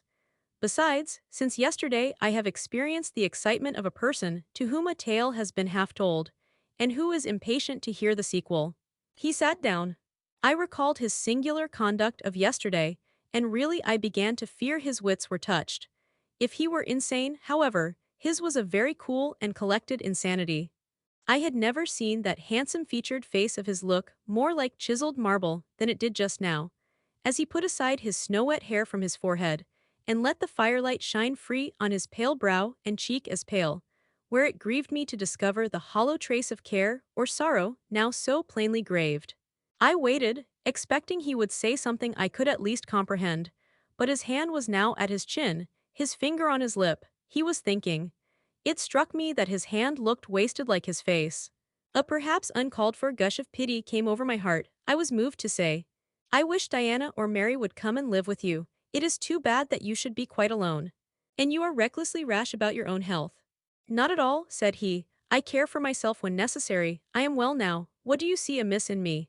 This was said with a careless, abstracted indifference, which showed that my solicitude was, at least in his opinion, wholly superfluous. I was silenced. He still slowly moved his finger over his upper lip, and still his eye dwelt dreamily on the glowing grate. Thinking it urgent to say something, I asked him presently if he felt any cold draught from the door, which was behind him. "No, no," he responded shortly and somewhat testily. "Well," I reflected, "if you won't talk, you may be still. I'll let you alone now and return to my book." So I snuffed the candle and resumed the perusal of Marmion. He soon stirred. My eye was instantly drawn to his movements. He only took out a morocco pocketbook, thence produced a letter, which he read in silence, folded it, put it back, relapsed into meditation. It was vain to try to read with such an inscrutable fixture before me, nor could I, in impatience, consent to be dumb. He might rebuff me if he liked, but talk I would. Have you heard from Diana and Mary lately? Not since the letter I showed you a week ago. There has not been any change made about your own arrangements. You will not be summoned to leave England sooner than you expected. I fear not indeed. Such chance is too good to befall me. Baffled so far, I changed my ground. I bethought myself to talk about the school and my scholars. Mary Garrett's mother is better, and Mary came back to the school this morning, and I shall have 4 new girls next week from the Foundry Close. They would have come today but for the snow. Indeed. Mr. Oliver pays for 2. Does he? He means to give the whole school a treat at Christmas. I know. Was it your suggestion? No. Whose then? His daughter's, I think. It is like her. She is so good-natured. Yes. Again came the blank of a pause. The clock struck 8 strokes. It aroused him. He uncrossed his legs, sat erect, turned to me. Leave your book a moment, and come a little nearer the fire, he said. Wondering, and of my wonder finding no end, I complied. Half an hour ago, he pursued, I spoke of my impatience to hear the sequel of a tale. On reflection, I find the matter will be better managed by my assuming the narrator's part, and converting you into a listener. Before commencing, it is but fair to warn you that the story will sound somewhat hackneyed in your ears, but stale details often regain a degree of freshness when they pass through new lips. For the rest, whether trite or novel, it is short. 20 years ago, a poor curate, never mind his name at this moment, fell in love with a rich man's daughter. She fell in love with him, and married him, against the advice of all her friends, who consequently disowned her immediately after the wedding. Before 2 years passed, the rash pair were both dead, and laid quietly side by side under one slab. I have seen their grave. It formed part of the pavement of a huge churchyard surrounding the grim, soot-black old cathedral of an overgrown manufacturing town in Shire. They left a daughter, which at its very birth Charity received in her lap. Cold as that of the snowdrift I almost stuck fast in tonight. Charity carried the friendless thing to the house of its rich maternal relations. It was reared by an aunt-in-law, called, I come to names now, Mrs. Reed of Gateshead. You start, did you hear a noise? I dare say it is only a rat scrambling along the rafters of the adjoining schoolroom. It was a barn before I had it repaired and altered, and barns are generally haunted by rats. To proceed, Mrs. Reed kept the orphan 10 years. Whether it was happy or not with her, I cannot say, never having been told, but at the end of that time she transferred it to a place you know, being no other than Lowood School, where you so long resided yourself. It seems her career there was very honorable. From a pupil, she became a teacher, like yourself. Really it strikes me there are parallel points in her history and yours. She left it to be a governess. There, again, your fates were analogous. She undertook the education of the ward of a certain Mr. Rochester. Mr. Rivers, I interrupted. I can guess your feelings, he said, but restrain them for a while. I have nearly finished, hear me to the end. Of Mr. Rochester's character, I know nothing, but the one fact that he professed to offer honorable marriage to this young girl, and that at the very altar she discovered he had a wife yet alive, though a lunatic. What his subsequent conduct and proposals were is a matter of pure conjecture. But when an event transpired which rendered inquiry after the governess necessary, it was discovered she was gone. No one could tell when, where, or how. She had left Thornfield Hall in the night. Every research after her course had been vain. The country had been scoured far and wide. No vestige of information could be gathered respecting her. Yet that she should be found is become a matter of serious urgency. Advertisements have been put in all the papers. I myself have received a letter from one Mr. Briggs, a solicitor, communicating the details I have just imparted. Is it not an odd tale? Just tell me this, said I, and since you know so much, you surely can tell it me. What of Mr. Rochester? How and where is he? What is he doing? Is he well? I am ignorant of all concerning Mr. Rochester. The letter never mentions him, but to narrate the fraudulent and illegal attempt I have adverted to. You should rather ask the name of the governess, the nature of the event which requires her appearance. Did no one go to Thornfield Hall then? Did no one see Mr. Rochester? I suppose not. But they wrote to him. Of course. And what did he say? Who has his letters? Mr. Briggs intimates that the answer to his application was not from Mr. Rochester, but from a lady. It is signed Alice Fairfax. I felt cold and dismayed. My worst fears then were probably true. He had in all probability left England and rushed in reckless desperation to some former haunt on the continent. And what opiate for his severe sufferings, what object for his strong passions had he sought there? I dared not answer the question. Oh, my poor master, once almost my husband, whom I had often called my dear Edward. He must have been a bad man, observed Mr. Rivers. You don't know him, don't pronounce an opinion upon him, I said with warmth. Very well, he answered quietly. And indeed my head is otherwise occupied than with him. I have my tale to finish. Since you won't ask the governess's name, I must tell it of my own accord. Stay, I have it here. It is always more satisfactory to see important points written down, fairly committed to black and white. And the pocketbook was again deliberately produced, opened, sought through. From one of its compartments was extracted a shabby slip of paper, hastily torn off. I recognized in its texture and its stains of ultramarine, and lake, and vermilion, the ravished margin of the portrait cover. He got up, held it close to my eyes, and I read, traced in Indian ink, in my own handwriting, the words Jane Eyre, the work doubtless of some moment of abstraction. Briggs wrote to me of a Jane Eyre, he said. The advertisements demanded a Jane Eyre. I knew a Jane Elliot. I confess I had my suspicions, but it was only yesterday afternoon they were at once resolved into certainty. You own the name and renounce the alias. Yes, yes, but where is Mr. Briggs? He perhaps knows more of Mr. Rochester than you do. Briggs is in London. I should doubt his knowing anything at all about Mr. Rochester. It is not in Mr. Rochester he is interested. Meantime, you forget essential points in pursuing trifles. You do not inquire why Mr. Briggs sought after you, what he wanted with you. Well, what did he want? Merely to tell you that your uncle, Mr. Eyre of Madeira, is dead. That he has left you all his property, and that you are now rich, merely that, nothing more. I, rich? Yes, you rich, quite an heiress. Silence succeeded. You must prove your identity, of course, resumed St. John presently. A step which will offer no difficulties. You can then enter on immediate possession. Your fortune is vested in the English funds. Briggs has the will and the necessary documents. Here was a new card turned up. It is a fine thing, reader, to be lifted in a moment from indigence to wealth, a very fine thing, but not a matter one can comprehend or consequently enjoy all at once. And then there are other chances in life far more thrilling and rapture-giving. This is solid, an affair of the actual world, nothing ideal about it. All its associations are solid and sober, and its manifestations are the same. One does not jump and spring and shout hurrah. At hearing one has got a fortune, one begins to consider responsibilities and to ponder business. On a base of steady satisfaction rise certain grave cares, and we contain ourselves and brood over our bliss with a solemn brow. Besides, the words legacy, bequest, go side by side with the words death, funeral. My uncle I had heard was dead, my only relative. Ever since being made aware of his existence, I had cherished the hope of one day seeing him. Now I never should. And then this money came only to me, not to me and a rejoicing family, but to my isolated self. It was a grand boon doubtless, and independence would be glorious. Yes, I felt that thought swelled my heart.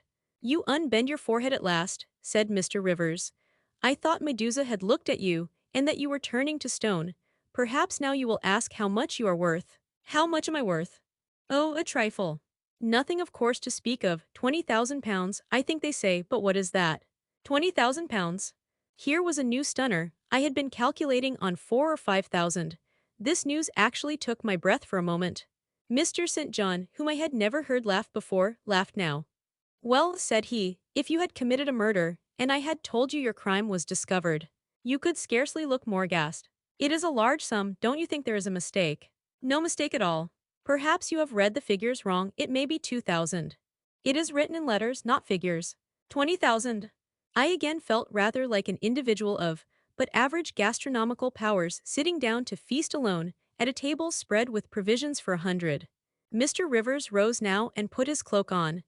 If it were not such a very wild night, he said, I would send Hannah down to keep you company. You look too desperately miserable to be left alone. But Hannah, poor woman. could not stride the drifts so well as I. Her legs are not quite so long, so I must e'en leave you to your sorrows. Good night. He was lifting the latch, a sudden thought occurred to me. Stop 1 minute, I cried. Well, it puzzles me to know why Mr. Briggs wrote to you about me, or how he knew you, or could fancy that you, living in such an out-of-the-way place, had the power to aid in my discovery. Oh, I am a clergyman, he said.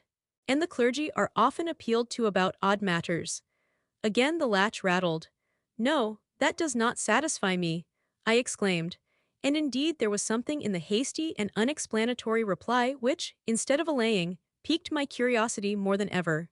It is a very strange piece of business, I added. I must know more about it. Another time. No, tonight, and as he turned from the door, I placed myself between it and him. He looked rather embarrassed. You certainly shall not go till you have told me all, I said. I would rather not just now. You must. I would rather Diana or Mary informed you. Of course these objections wrought my eagerness to a climax. Gratified it must be, and that without delay, and I told him so. But I apprised you that I was a hard man, said he, difficult to persuade. And I am a hard woman, impossible to put off. And then he pursued, I am cold. No fervor infects me. Whereas I am hot, and fire dissolves ice. The blaze there has thawed all the snow from your cloak. By the same token, it has streamed onto my floor, and made it like a trampled street. As you hope ever to be forgiven, Mr. Rivers, the high crime and misdemeanor of spoiling a sanded kitchen, tell me what I wish to know. Well then, he said, I yield, if not to your earnestness, to your perseverance. As stone is worn by continual dropping, besides, you must know some day, as well now as later, your name is Jane Eyre. Of course that was all settled before. You are not perhaps aware that I am your namesake, that I was christened St. John Eyre Rivers. No, indeed. I remember now seeing the letter E comprised in your initials written in books you have at different times lent me, but I never asked for what name it stood. But what then, surely? I stopped. I could not trust myself to entertain, much less to express, the thought that rushed upon me, that embodied itself, that, in a second, stood out a strong solid probability. Circumstances knit themselves, fitted themselves, shot into order. The chain that had been lying hitherto a formless lump of links was drawn out straight. Every ring was perfect, the connection complete. I knew, by instinct, how the matter stood, before St. John had said another word. But I cannot expect the reader to have the same intuitive perception, so I must repeat his explanation. My mother's name was Eyre, she had two brothers. One a clergyman, who married Miss Jane Reed, of Gateshead. The other, John Eyre, Esquire, merchant, late of Funchal, Madeira. Mr. Briggs, being Mr. Eyre's solicitor, wrote to us last August to inform us of our uncle's death, and to say that he had left his property to his brother, the clergyman's orphan daughter, overlooking us, in consequence of a quarrel, never forgiven, between him and my father. He wrote again a few weeks since, to intimate that the heiress was lost, and asking if we knew anything of her. A name casually written on a slip of paper has enabled me to find her out. You know the rest. Again he was going, but I set my back against the door. Do let me speak, I said. Let me have 1 moment to draw breath and reflect. I paused, he stood before me, hat in hand, looking composed enough. I resumed. Your mother was my father's sister. Yes. My aunt consequently. He bowed. My Uncle John was your Uncle John. You, Diana and Mary, are his sister's children, as I am his brother's child. Undeniably. You three then are my cousins. Half our blood on each side flows from the same source. We are cousins, yes. I surveyed him, it seemed I had found a brother, one I could be proud of, one I could love. And two sisters, whose qualities were such, that, when I knew them but as mere strangers, they had inspired me with genuine affection and admiration. The two girls, on whom, kneeling down on the wet ground, and looking through the low, latticed window of Moore House kitchen, I had gazed with so bitter a mixture of interest and despair, were my near kinswomen. And the young and stately gentleman who had found me almost dying at his threshold was my blood relation. Glorious discovery to a lonely wretch, this was wealth indeed, wealth to the heart, a mine of pure, genial affections. This was a blessing, bright, vivid, and exhilarating, not like the ponderous gift of gold, rich and welcome enough in its way, but sobering from its weight. I now clapped my hands in sudden joy, my pulse bounded, my veins thrilled. Oh, I am glad, I exclaimed. St. John smiled. Did I not say you neglected essential points to pursue trifles? He asked. You were serious when I told you you had got a fortune. And now for a matter of no moment, you are excited. What can you mean? It may be of no moment to you. You have sisters and don't care for a cousin, but I had nobody. And now 3 relations, or 2, if you don't choose to be counted, are born into my world full grown. I say again, I am glad. I walked fast through the room. I stopped, half suffocated with the thoughts that rose faster than I could receive, comprehend, settle them. Thoughts of what might, could, would, and should be, and that ere long. I looked at the blank wall. It seemed a sky thick with ascending stars. Every one lit me to a purpose or delight. Those who had saved my life, whom, till this hour, I had loved barrenly, I could now benefit. They were under a yoke, I could free them. They were scattered, I could reunite them. The independence, the affluence which was mine, might be theirs too. Were we not four? £20,000 shared equally would be 5,000 each, justice, enough and to spare. Justice would be done, mutual happiness secured. Now the wealth did not weigh on me. Now it was not a mere bequest of coin, it was a legacy of life, hope, enjoyment. How I looked while these ideas were taking my spirit by storm, I cannot tell. But I perceived soon that Mr. Rivers had placed a chair behind me, and was gently attempting to make me sit down on it. He also advised me to be composed. I scorned the insinuation of helplessness and distraction, shook off his hand, and began to walk about again. Write to Diana and Mary tomorrow, I said, and tell them to come home directly. Diana said they would both consider themselves rich with £1,000, so with 5,000 they will do very well. Tell me where I can get you a glass of water, said St. John. You must really make an effort to tranquilize your feelings. Nonsense, and what sort of an effect will the bequest have on you? Will it keep you in England, induce you to marry Miss Oliver, and settle down like an ordinary mortal? You wander. Your head becomes confused. I have been too abrupt in communicating the news, it has excited you beyond your strength. Mr. Rivers, you quite put me out of patience, I am rational enough. It is you who misunderstand, or rather who affect to misunderstand. Perhaps, if you explained yourself a little more fully, I should comprehend better. Explain what is there to explain. You cannot fail to see that £20,000, the sum in question, divided equally between the nephew and 3 nieces of our uncle, will give 5,000 to each. What I want is, that you should write to your sisters and tell them of the fortune that has accrued to them. To you mean? I have intimated my view of the case, I am incapable of taking any other. I am not brutally selfish, blindly unjust, or fiendishly ungrateful. Besides, I am resolved I will have a home and connections. I like Moor House, and I will live at Moor House. I like Diana and Mary, and I will attach myself for life to Diana and Mary.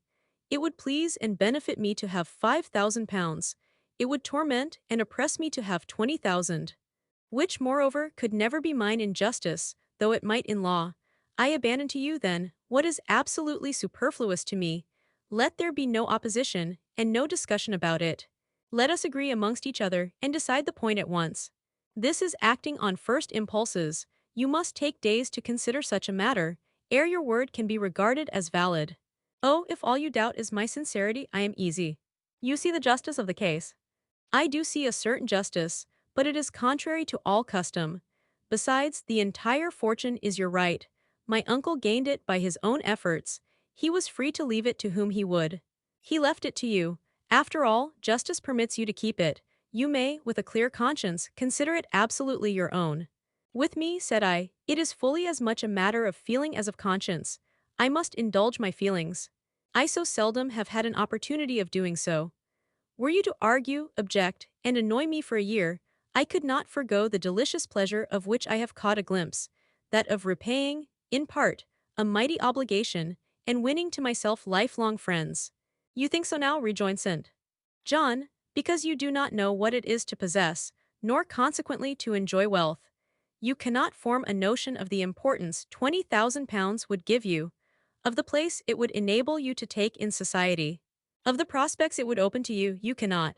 And you, I interrupted, cannot at all imagine the craving I have for fraternal and sisterly love. I never had a home, I never had brothers or sisters, I must and will have them now. You are not reluctant to admit me and own me, are you? Jane, I will be your brother, my sisters will be your sisters, without stipulating for this sacrifice of your just rights. Brother, yes, at the distance of 1,000 leagues, sisters. Yes, slaving amongst strangers. I, wealthy, gorged with gold I never earned and do not merit.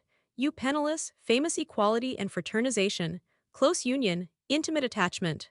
But Jane, your aspirations after family ties and domestic happiness may be realized otherwise than by the means you contemplate. You may marry. Nonsense again, marry, I don't want to marry and never shall marry. That is saying too much. Such hazardous affirmations are a proof of the excitement under which you labor. It is not saying too much. I know what I feel, and how averse are my inclinations to the bare thought of marriage. No one would take me for love, and I will not be regarded in the light of a mere money speculation. And I do not want a stranger, unsympathizing, alien, different from me. I want my kindred, those with whom I have full fellow feeling. Say again, you will be my brother. When you uttered the words, I was satisfied, happy. Repeat them if you can, repeat them sincerely. I think I can. I know I have always loved my own sisters, and I know on what my affection for them is grounded: respect for their worth and admiration of their talents. You too have principle and mind. Your tastes and habits resemble Diana's and Mary's. Your presence is always agreeable to me. In your conversation, I have already for some time found a salutary solace. I feel I can easily and naturally make room in my heart for you, as my third and youngest sister. Thank you, that contents me for tonight. Now you had better go.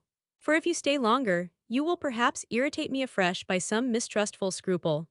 And the school, Miss Eyre, it must now be shut up, I suppose. No, I will retain my post of mistress till you get a substitute. He smiled approbation. We shook hands, and he took leave. I need not narrate in detail the further struggles I had, and arguments I used, to get matters regarding the legacy settled as I wished. My task was a very hard one. But, as I was absolutely resolved, as my cousins saw at length that my mind was really and immutably fixed on making a just division of the property, as they must in their own hearts have felt the equity of the intention, and must besides have been innately conscious that in my place they would have done precisely what I wished to do, they yielded at length so far as to consent to put the affair to arbitration. The judges chosen were Mr. Oliver and an able lawyer. Both coincided in my opinion. I carried my point. The instruments of transfer were drawn out. St. John, Diana, Mary, and I each became possessed of a competency. It was near Christmas by the time all was settled. The season of general holiday approached. I now closed Morton School, taking care that the parting should not be barren on my side. Good fortune opens the hand as well as the heart wonderfully, and to give somewhat when we have largely received, is but to afford a vent to the unusual ebullition of the sensations. I had long felt with pleasure that many of my rustic scholars liked me, and when we parted, that consciousness was confirmed. They manifested their affection plainly and strongly. Deep was my gratification to find I had really a place in their unsophisticated hearts. I promised them that never a week should pass in future that I did not visit them, and give them an hour's teaching in their school. Mr. Rivers came up as, having seen the classes, now numbering 60 girls, file out before me, and locked the door. I stood with the key in my hand, exchanging a few words of special farewell with some half-dozen of my best scholars. As decent, respectable, modest, and well-informed young women as could be found in the ranks of the British peasantry. And that is saying a great deal, for after all, the British peasantry are the best taught, best mannered, most self-respecting of any in Europe. Since those days I have seen paysans and bayerinnen, and the best of them seemed to me ignorant, coarse, and besotted, compared with my Morton girls. Do you consider you have got your reward for a season of exertion? Asked Mr. Rivers when they were gone. Does not the consciousness of having done some real good in your day and generation give pleasure? Doubtless. And you have only toiled a few months.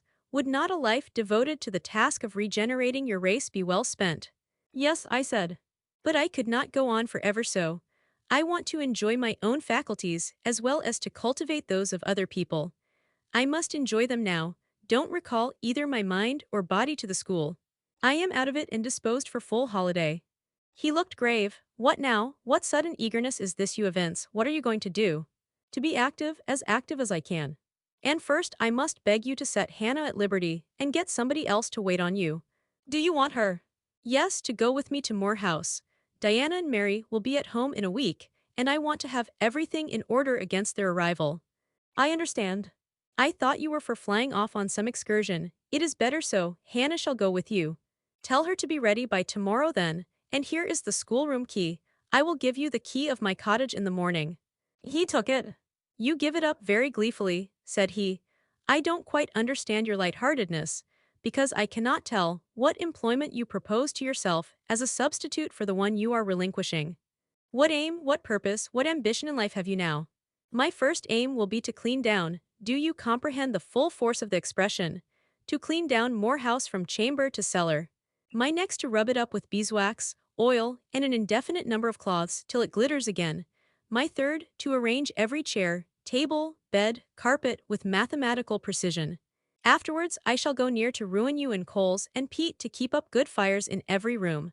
And lastly, the 2 days preceding that on which your sisters are expected will be devoted by Hannah and me to such a beating of eggs, sorting of currants, grating of spices, compounding of Christmas cakes, chopping up of materials for mince pies, and solemnizing of other culinary rites, as words can convey but an inadequate notion of to the uninitiated like you. My purpose, in short, is to have all things in an absolutely perfect state of readiness for Diana and Mary before next Thursday, and my ambition is to give them a beau ideal of a welcome when they come. St. John smiled slightly. Still he was dissatisfied. It is all very well for the present, said he, but seriously, I trust that, when the first flush of vivacity is over, you will look a little higher than domestic endearments and household joys. The best things the world has, I interrupted. No, Jane, no, this world is not the scene of fruition, do not attempt to make it so, nor of rest, do not turn slothful. I mean, on the contrary, to be busy. Jane, I excuse you for the present. 2 months' grace I allow you for the full enjoyment of your new position, and for pleasing yourself with this late-found charm of relationship.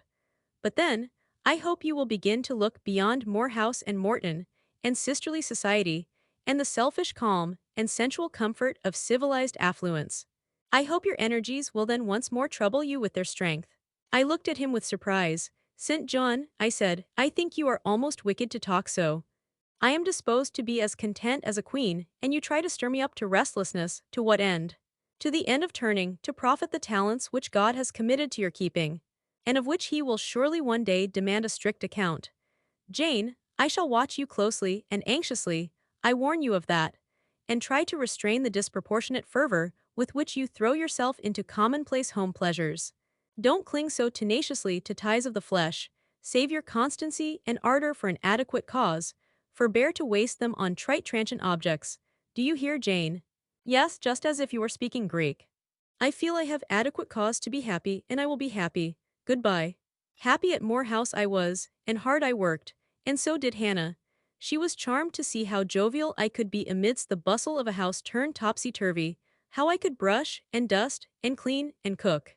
And really, after a day or two of confusion worse confounded, it was delightful by degrees to invoke order from the chaos ourselves had made. I had previously taken a journey to S. to purchase some new furniture, my cousins having given me carte blanche to effect what alterations I pleased, and a sum having been set aside for that purpose. The ordinary sitting room and bedrooms I left much as they were, for I knew Diana and Mary would derive more pleasure from seeing again the old homely tables, and chairs, and beds, than from the spectacle of the smartest innovations. Still some novelty was necessary, to give to their return the piquancy with which I wished it to be invested. Dark handsome new carpets and curtains, an arrangement of some carefully selected antique ornaments in porcelain and bronze, new coverings, and mirrors, and dressing cases, for the toilet tables, answered the end. They looked fresh without being glaring. A spare parlor and bedroom I refurnished entirely, with old mahogany and crimson upholstery. I laid canvas on the passage, and carpets on the stairs. When all was finished, I thought Moor House as complete a model of bright modest snugness within, as it was, at this season, a specimen of wintry waste and desert dreariness without. The eventful Thursday at length came. They were expected about dark, and ere dusk fires were lit upstairs and below.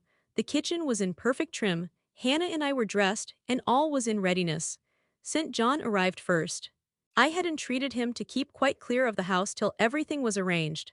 And, indeed, the bare idea of the commotion, at once sordid and trivial, going on within its walls sufficed to scare him to estrangement.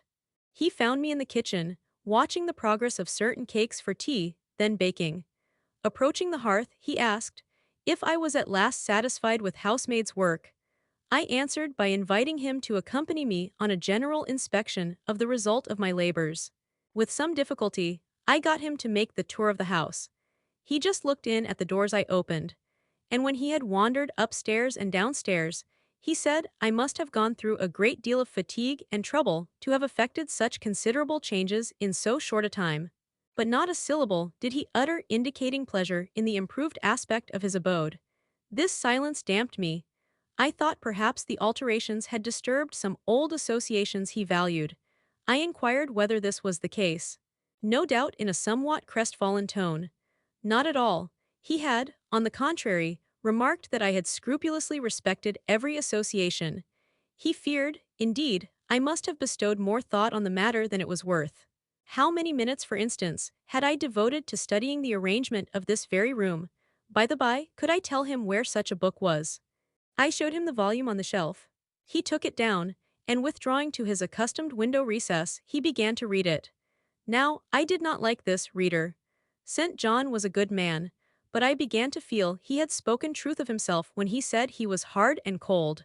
The humanities and amenities of life had no attraction for him, its peaceful enjoyments no charm. Literally, he lived only to aspire, after what was good and great, certainly. But still he would never rest, nor approve of others resting round him. As I looked at his lofty forehead, still and pale as a white stone, at his fine lineaments fixed in study, I comprehended all at once that he would hardly make a good husband, that it would be a trying thing to be his wife. I understood, as by inspiration, the nature of his love for Miss Oliver. I agreed with him that it was but a love of the senses. I comprehended how he should despise himself for the feverish influence it exercised over him, how he should wish to stifle and destroy it, how he should mistrust its ever conducting permanently to his happiness or hers. I saw he was of the material from which nature hews her heroes, Christian and pagan, her lawgivers, her statesmen, her conquerors, a steadfast bulwark for great interests to rest upon. But at the fireside, too often a cold cumbrous column, gloomy and out of place. This parlor is not his sphere, I reflected. The Himalayan ridge or Kaffir bush, even the plague-cursed Guinea coast swamp would suit him better. Well may he eschew the calm of domestic life, it is not his element. There his faculties stagnate, they cannot develop or appear to advantage. It is in scenes of strife and danger, where courage is proved, and energy exercised, and fortitude tasked, that he will speak and move, the leader and superior. A merry child would have the advantage of him on this hearth. He is right to choose a missionary's career, I see it now. They're coming, cried Hannah, throwing open the parlor door. At the same moment old Carlo barked joyfully. Out I ran. It was now dark, but a rumbling of wheels was audible. Hannah soon had a lantern lit. The vehicle had stopped at the wicket, the driver opened the door. First one well-known form, then another, stepped out. In a minute I had my face under their bonnets, in contact first with Mary's soft cheek, then with Diana's flowing curls. They laughed, kissed me, then Hannah patted Carlo, who was half wild with delight, asked eagerly if all was well, and being assured in the affirmative, hastened into the house. They were stiff with their long and jolting drive from Whitcross, and chilled with the frosty night air. But their pleasant countenances expanded to the cheerful firelight. While the driver and Hannah brought in the boxes, they demanded St. John. At this moment he advanced from the parlor. They both threw their arms round his neck at once. He gave each one quiet kiss, said in a low tone a few words of welcome, stood a while to be talked to, and then, intimating that he supposed they would soon rejoin him in the parlor, withdrew there as to a place of refuge. I had lit their candles to go upstairs, but Diana had first to give hospitable orders respecting the driver. This done, both followed me. They were delighted with the renovation and decorations of their rooms, with the new drapery, and fresh carpets, and rich tinted china vases. They expressed their gratification ungrudgingly. I had the pleasure of feeling that my arrangements met their wishes exactly, and that what I had done added a vivid charm to their joyous return home. Sweet was that evening. My cousins, full of exhilaration, were so eloquent in narrative and comment, that their fluency covered St. John's taciturnity. He was sincerely glad to see his sisters. But in their glow of fervor and flow of joy he could not sympathize. The event of the day, that is, the return of Diana and Mary, pleased him, but the accompaniments of that event, the glad tumult, the garrulous glee of reception irked him. I saw he wished the calmer morrow was come. In the very meridian of the night's enjoyment, about an hour after tea, a rap was heard at the door. Hannah entered with the intimation that a poor lad was come, at that unlikely time, to fetch Mr. Rivers to see his mother, who was drawing away. Where does she live, Hannah? Clear up at Whitcross Brow, almost 4 miles off, and Moor and Moss all the way. Tell him I will go. I'm sure, sir, you had better not. It's the worst road to travel after dark that can be, there's no track at all over the bog. And then, it is such a bitter night, the keenest wind you ever felt. You had better send word, sir, that you will be there in the morning. But he was already in the passage, putting on his cloak. And without one objection, one murmur, he departed. It was then 9 o'clock, he did not return till midnight. Starved and tired enough he was, but he looked happier than when he set out. He had performed an act of duty, made an exertion, felt his own strength to do and deny, and was on better terms with himself. I am afraid the whole of the ensuing week tried his patience. It was Christmas week. We took to no settled employment, but spent it in a sort of merry domestic dissipation. The air of the moors, the freedom of home, the dawn of prosperity, acted on Diana and Mary's spirits like some life-giving elixir. They were gay from morning till noon, and from noon till night. They could always talk, and their discourse, witty, pithy, original, had such charms for me, that I preferred listening to, and sharing in it, to doing anything else. St. John did not rebuke our vivacity, but he escaped from it. He was seldom in the house. His parish was large, the population scattered, and he found daily business in visiting the sick and poor in its different districts.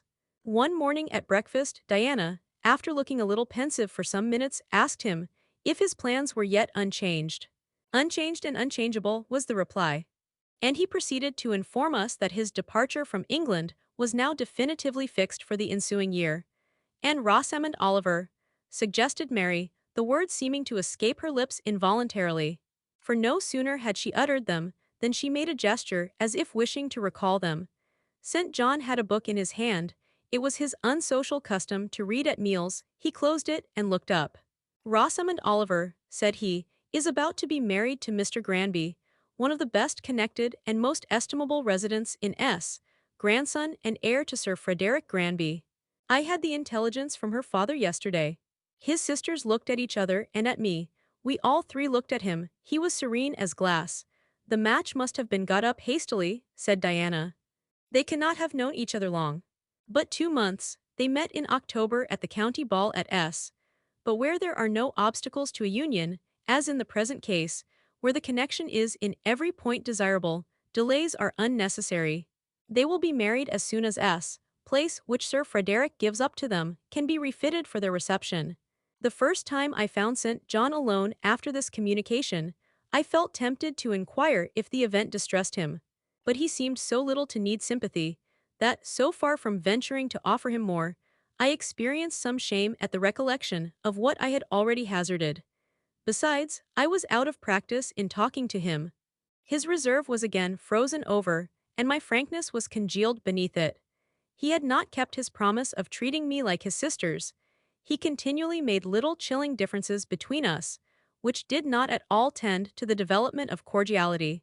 In short, now that I was acknowledged his kinswoman, and lived under the same roof with him, I felt the distance between us to be far greater than when he had known me only as the village schoolmistress. When I remembered how far I had once been admitted to his confidence, I could hardly comprehend his present frigidity. Such being the case, I felt not a little surprised when he raised his head suddenly from the desk over which he was stooping, and said, "You see, Jane, the battle is fought and the victory won." Startled at being thus addressed, I did not immediately reply. After a moment's hesitation I answered, "But are you sure you are not in the position of those conquerors whose triumphs have cost them too dear?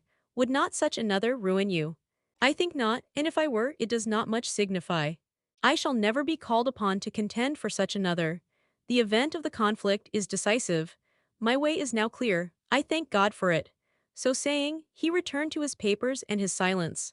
As our mutual happiness, i.e., Diana's, Mary's, and mine, settled into a quieter character, and we resumed our usual habits and regular studies, St. John stayed more at home. He sat with us in the same room, sometimes for hours together.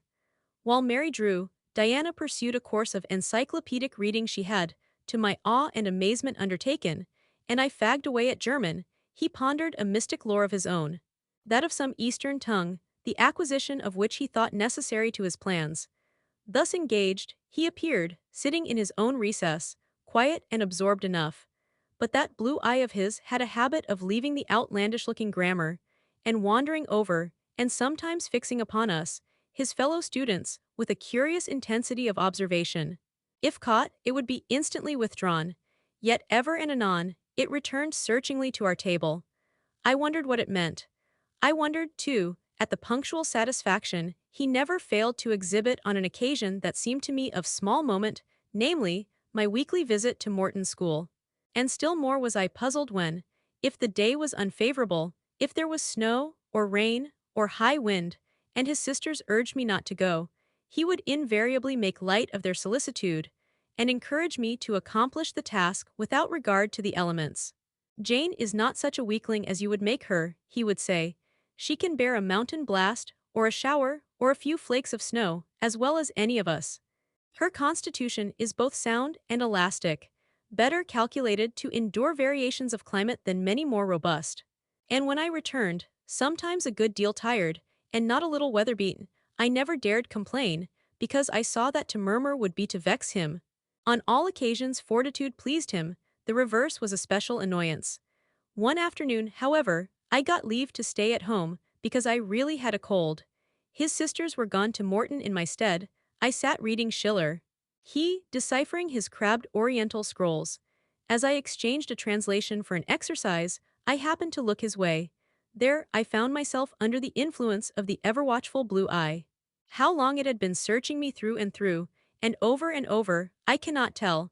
So keen was it, and yet so cold, I felt for the moment superstitious, as if I were sitting in the room with something uncanny. Jane, what are you doing? Learning German. I want you to give up German and learn Hindustani. You are not in earnest. In such earnest that I must have it so. And I will tell you why. He then went on to explain that Hindustani was the language he was himself at present studying. That, as he advanced, he was apt to forget the commencement. That it would assist him greatly to have a pupil with whom he might again and again go over the elements, and so fix them thoroughly in his mind. That his choice had hovered for some time between me and his sisters, but that he had fixed on me because he saw I could sit at a task the longest of the three. Would I do him this favor? I should not, perhaps, have to make the sacrifice long, as it wanted now barely 3 months to his departure. St. John was not a man to be lightly refused. You felt that every impression made on him, either for pain or pleasure, was deep-graved and permanent. I consented. When Diana and Mary returned, the former found her scholar transferred from her to her brother. She laughed, and both she and Mary agreed that St. John should never have persuaded them to such a step. He answered quietly, "I know it. I found him a very patient, very forbearing, and yet an exacting master. He expected me to do a great deal, and when I fulfilled his expectations, he, in his own way, fully testified his approbation. By degrees, he acquired a certain influence over me that took away my liberty of mind. His praise and notice were more restraining than his indifference. I could no longer talk or laugh freely when he was by, because a tiresomely importunate instinct reminded me that vivacity, at least in me, was distasteful to him. I was so fully aware that only serious moods and occupations were acceptable, that in his presence every effort to sustain or follow any other became vain. I fell under a freezing spell. When he said, "Go," I went. "Come," I came. Do this, I did it. But I did not love my servitude. I wished, many a time, he had continued to neglect me. One evening when, at bedtime, his sisters and I stood round him, bidding him good night, he kissed each of them, as was his custom. And, as was equally his custom, he gave me his hand. Diana, who chanced to be in a frolicsome humor, she was not painfully controlled by his will, for hers, in another way, was as strong, exclaimed, "St. John, you used to call Jane your third sister, but you don't treat her as such, you should kiss her too." She pushed me towards him. I thought Diana very provoking and felt uncomfortably confused. And while I was thus thinking and feeling, St. John bent his head. His Greek face was brought to a level with mine, his eyes questioned my eyes piercingly, he kissed me. There are no such things as marble kisses or ice kisses, or I should say my ecclesiastical cousin's salute belonged to one of these classes. But there may be experiment kisses, and his was an experiment kiss. When given, he viewed me to learn the result. It was not striking. I am sure I did not blush. Perhaps I might have turned a little pale, for I felt as if this kiss were a seal affixed to my fetters. He never omitted the ceremony afterwards, and the gravity and quiescence with which I underwent it seemed to invest it for him with a certain charm. As for me, I daily wished more to please him. But to do so, I felt daily more and more that I must disown half my nature, stifle half my faculties, wrest my tastes from their original bent, force myself to the adoption of pursuits for which I had no natural vocation. He wanted to train me to an elevation I could never reach. It racked me hourly to aspire to the standard he uplifted. The thing was as impossible as to mold my irregular features to his correct and classic pattern, to give to my changeable green eyes the sea blue tint and solemn luster of his own. Not his ascendancy alone, however, held me in thrall at present. Of late it had been easy enough for me to look sad. A cankering evil sat at my heart and drained my happiness at its source, the evil of suspense. Perhaps you think I had forgotten Mr. Rochester, reader, amidst these changes of place and fortune. Not for a moment. His idea was still with me, because it was not a vapor sunshine could disperse, nor a sand-traced effigy storms could wash away. It was a name graven on a tablet, fated to last as long as the marble it inscribed. The craving to know what had become of him followed me everywhere. When I was at Morton, I re-entered my cottage every evening to think of that. And now at Moor House, I sought my bedroom each night to brood over it. In the course of my necessary correspondence with Mr. Briggs about the will, I had inquired if he knew anything of Mr. Rochester's present residence and state of health. But, as St. John had conjectured, he was quite ignorant of all concerning him. I then wrote to Mrs. Fairfax, entreating information on the subject. I had calculated with certainty on this step answering my end. I felt sure it would elicit an early answer. I was astonished when a fortnight passed without reply, but when 2 months wore away, and day after day the post arrived and brought nothing for me, I fell a prey to the keenest anxiety. I wrote again. There was a chance of my first letter having missed. Renewed hope followed renewed effort. It shone like the former for some weeks, then, like it faded, flickered. Not a line, not a word reached me.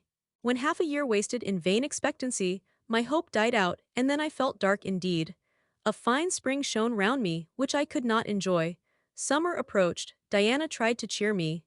She said I looked ill, and wished to accompany me to the seaside. This St. John opposed. He said I did not want dissipation, I wanted employment. My present life was too purposeless, I required an aim. And I suppose, by way of supplying deficiencies, he prolonged still further my lessons in Hindustani, and grew more urgent in requiring their accomplishment. And I, like a fool, never thought of resisting him. I could not resist him. One day, I had come to my studies in lower spirits than usual. The ebb was occasioned by a poignantly felt disappointment. Hannah had told me in the morning there was a letter for me, and when I went down to take it, almost certain that the long-looked-for tidings were vouchsafed me at last, I found only an unimportant note from Mr. Briggs on business. The bitter check had wrung from me some tears, and now, as I sat poring over the crabbed characters and flourishing tropes of an Indian scribe, my eyes filled again. St. John called me to his side to read. In attempting to do this my voice failed me. Words were lost in sobs. He and I were the only occupants of the parlor. Diana was practicing her music in the drawing-room. Mary was gardening. It was a very fine May day, clear, sunny, and breezy. My companion expressed no surprise at this emotion, nor did he question me as to its cause. He only said, "We will wait a few minutes, Jane, till you are more composed." And while I smothered the paroxysm with all haste, he sat calm and patient, leaning on his desk, and looking like a physician watching with the eye of science an expected and fully understood crisis in a patient's malady. Having stifled my sobs, wiped my eyes, and muttered something about not being very well that morning, I resumed my task, and succeeded in completing it. St. John put away my books and his, locked his desk, and said, "Now, Jane, you shall take a walk. And with me. I will call Diana and Mary. No, I want only one companion this morning, and that must be you. Put on your things, go out by the kitchen door, take the road towards the head of Marsh Glen. I will join you in a moment. I know no medium. I never in my life have known any medium in my dealings with positive, hard characters, antagonistic to my own, between absolute submission and determined revolt. I have always faithfully observed the one, up to the very moment of bursting, sometimes with volcanic vehemence, into the other. And as neither present circumstances warranted, nor my present mood inclined me to mutiny, I observed careful obedience to St. John's directions, and in 10 minutes I was treading the wild track of the glen, side by side with him. The breeze was from the west, it came over the hills, sweet with scents of heath and rush, the sky was of stainless blue.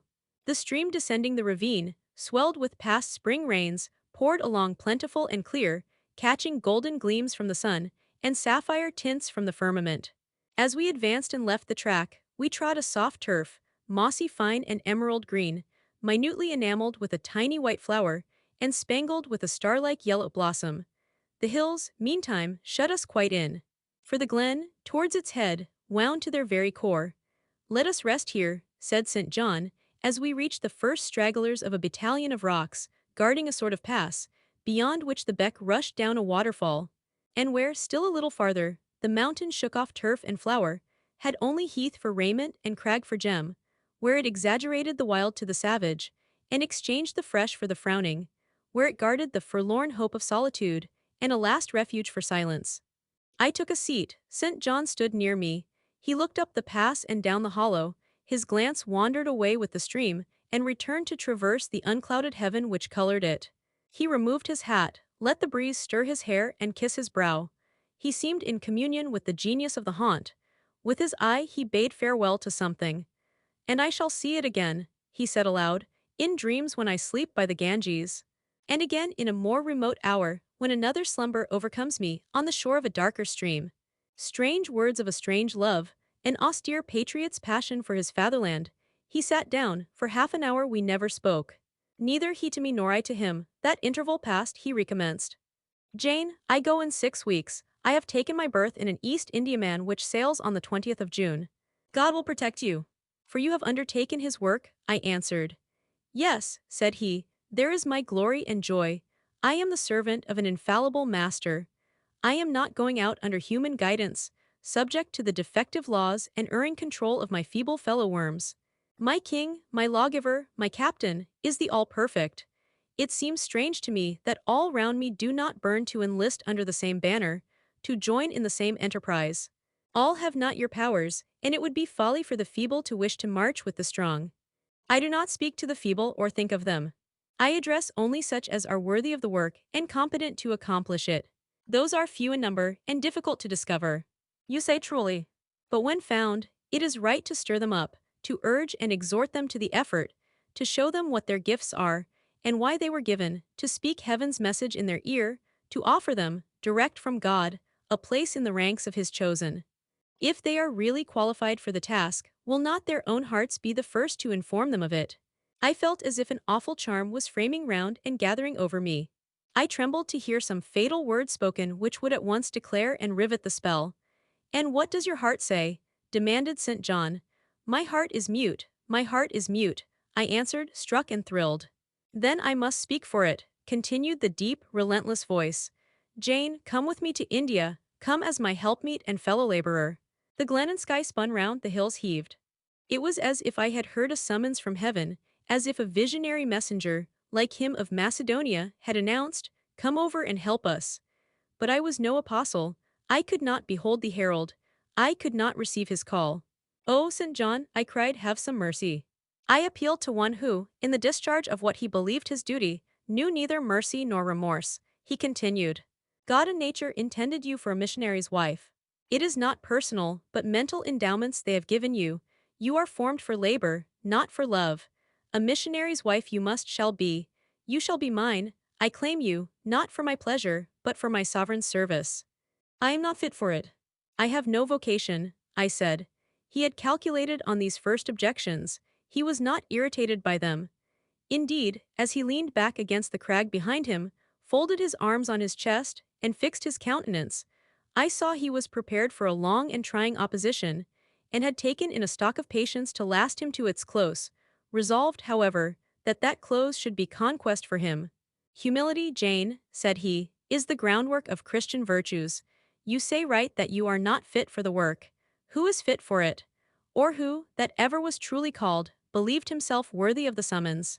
I, for instance, am but dust and ashes. With St. Paul, I acknowledge myself the chiefest of sinners, but I do not suffer this sense of my personal vileness to daunt me. I know my leader, that he is just as well as mighty. And while he has chosen a feeble instrument to perform a great task, he will, from the boundless stores of his providence, supply the inadequacy of the means to the end. Think like me, Jane, trust like me. It is the rock of ages I ask you to lean on. Do not doubt, but it will bear the weight of your human weakness. I do not understand a missionary life. I have never studied missionary labors. There I, humble as I am, can give you the aid you want. I can set you your task from hour to hour, stand by you always, help you from moment to moment. This I could do in the beginning. Soon, for I know your powers, you would be as strong and apt as myself, and would not require my help. But my powers, where are they for this undertaking? I do not feel them. Nothing speaks or stirs in me while you talk. I am sensible of no light kindling, no life quickening, no voice counseling or cheering. Oh, I wish I could make you see how much my mind is at this moment like a rayless dungeon, with one shrinking fear fettered in its depths, the fear of being persuaded by you to attempt what I cannot accomplish. I have an answer for you, hear it. I have watched you ever since we first met. I have made you my study for 10 months. I have proved you in that time by sundry tests, and what have I seen and elicited?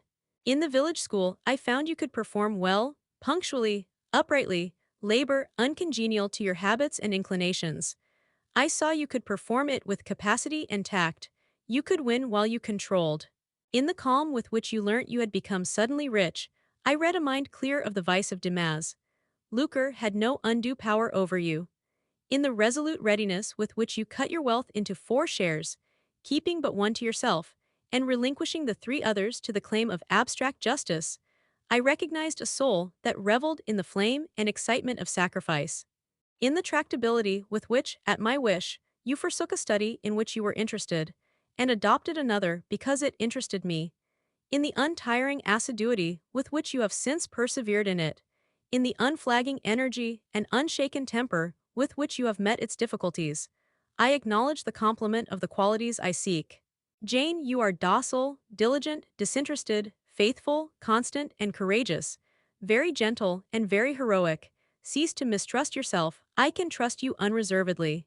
As a conductress of Indian schools and a helper amongst Indian women, your assistance will be to me invaluable. My iron shroud contracted round me, persuasion advanced with slow sure step. Shut my eyes as I would, these last words of his succeeded in making the way, which had seemed blocked up, comparatively clear. My work, which had appeared so vague, so hopelessly diffuse, condensed itself as he proceeded, and assumed a definite form under his shaping hand. He waited for an answer. I demanded a quarter of an hour to think, before I again hazarded a reply. Very willingly, he rejoined, and rising, he strode a little distance up the pass, threw himself down on a swell of heath, and there lay still. I can do what he wants me to do. I am forced to see and acknowledge that. I meditated. That is, if life be spared me. But I feel mine is not the existence to be long protracted under an Indian sun. What then? He does not care for that. When my time came to die, he would resign me, in all serenity and sanctity, to the God who gave me. The case is very plain before me. In leaving England, I should leave a loved but empty land. Mr. Rochester is not there, and if he were, what can that ever be to me? My business is to live without him now. Nothing so absurd, so weak as to drag on from day to day, as if I were waiting some impossible change in circumstances, which might reunite me to him. Of course, as St. John once said, I must seek another interest in life to replace the one lost. Is not the occupation he now offers me truly the most glorious man can adopt or God assign? Is it not, by its noble cares and sublime results, the one best calculated to fill the void left by uptorn affections and demolished hopes? I believe I must say, Yes, and yet I shudder. Alas, if I join St. John, I abandon half myself. If I go to India, I go to premature death. And how will the interval between leaving England for India and India for the grave be filled? Oh, I know well. That, too, is very clear to my vision.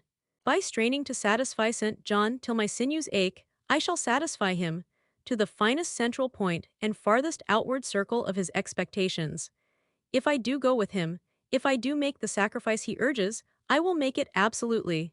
I will throw all on the altar, heart, vitals, the entire victim. He will never love me, but he shall approve me.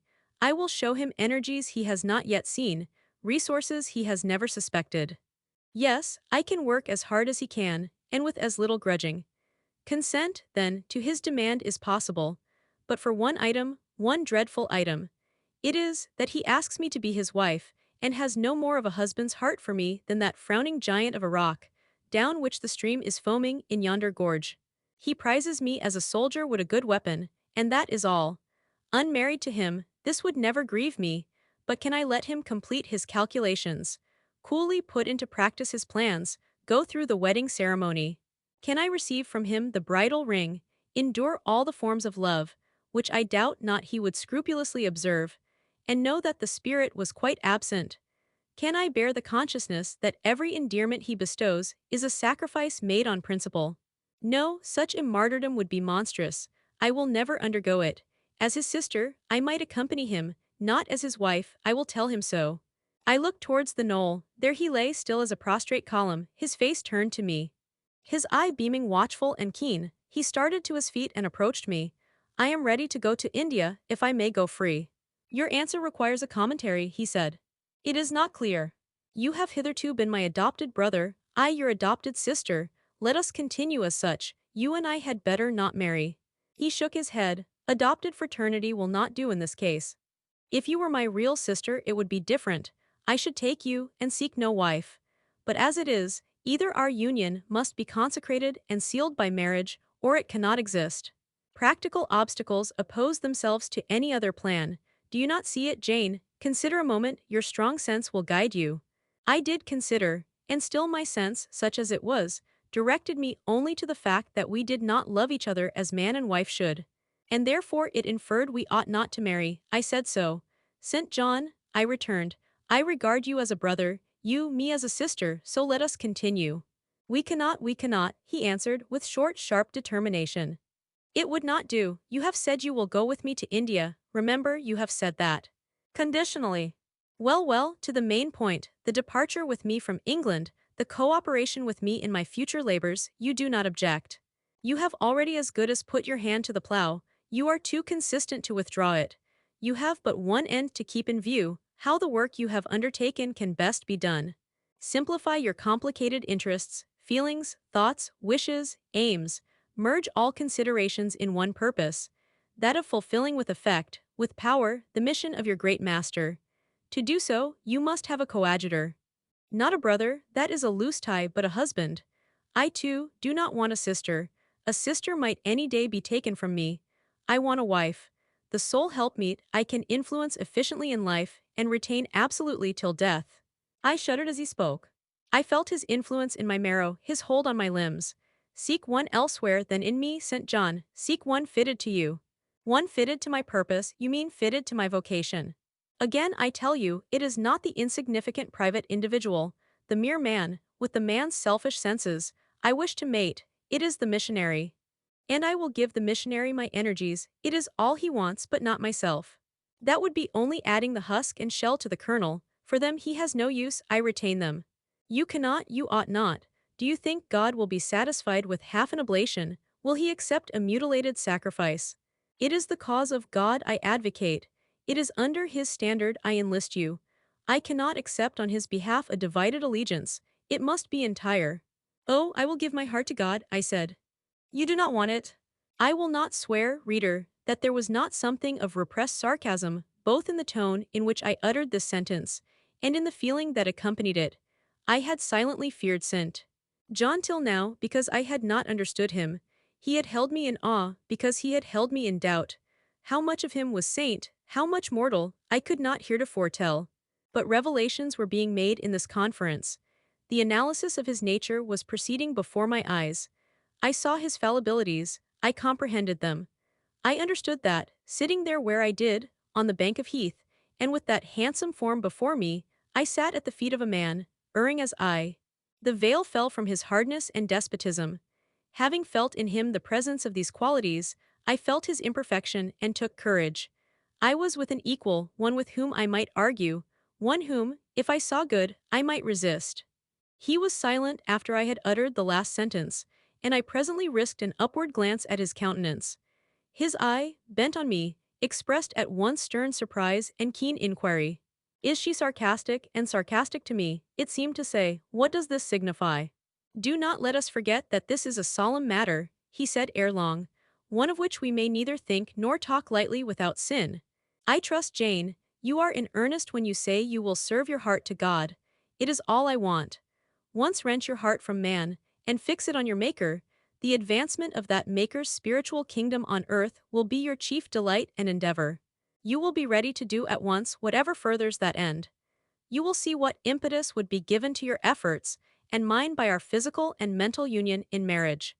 The only union that gives a character of permanent conformity to the destinies and designs of human beings. And, passing over all minor caprices, all trivial difficulties and delicacies of feeling, all scruple about the degree, kind, strength, or tenderness of mere personal inclination, you will hasten to enter into that union at once. Shall I said briefly. And I looked at his features, beautiful in their harmony, but strangely formidable in their still severity, at his brow, commanding but not open, at his eyes, bright and deep and searching, but never soft, at his tall imposing figure, and fancied myself in idea his wife. Oh, it would never do. As his curate, his comrade, all would be right.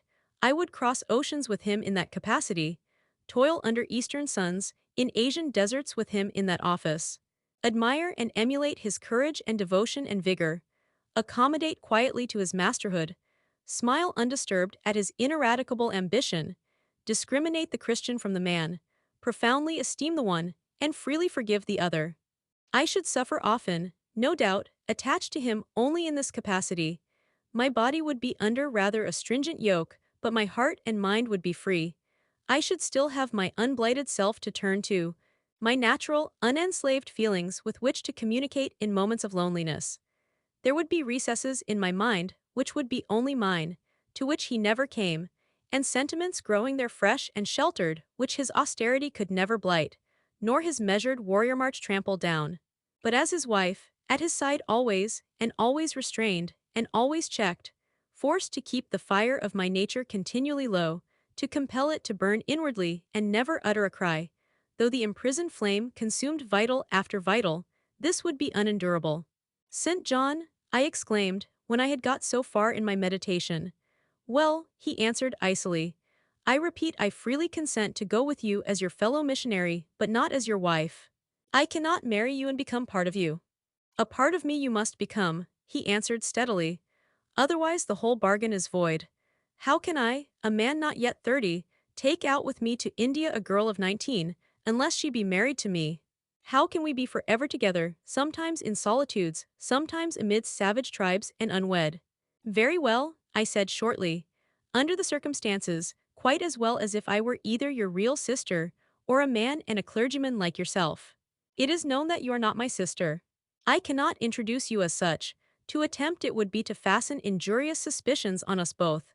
And for the rest, though you have a man's vigorous brain, you have a woman's heart, and it would not do. It would do, I affirmed with some disdain, perfectly well. I have a woman's heart, but not where you are concerned.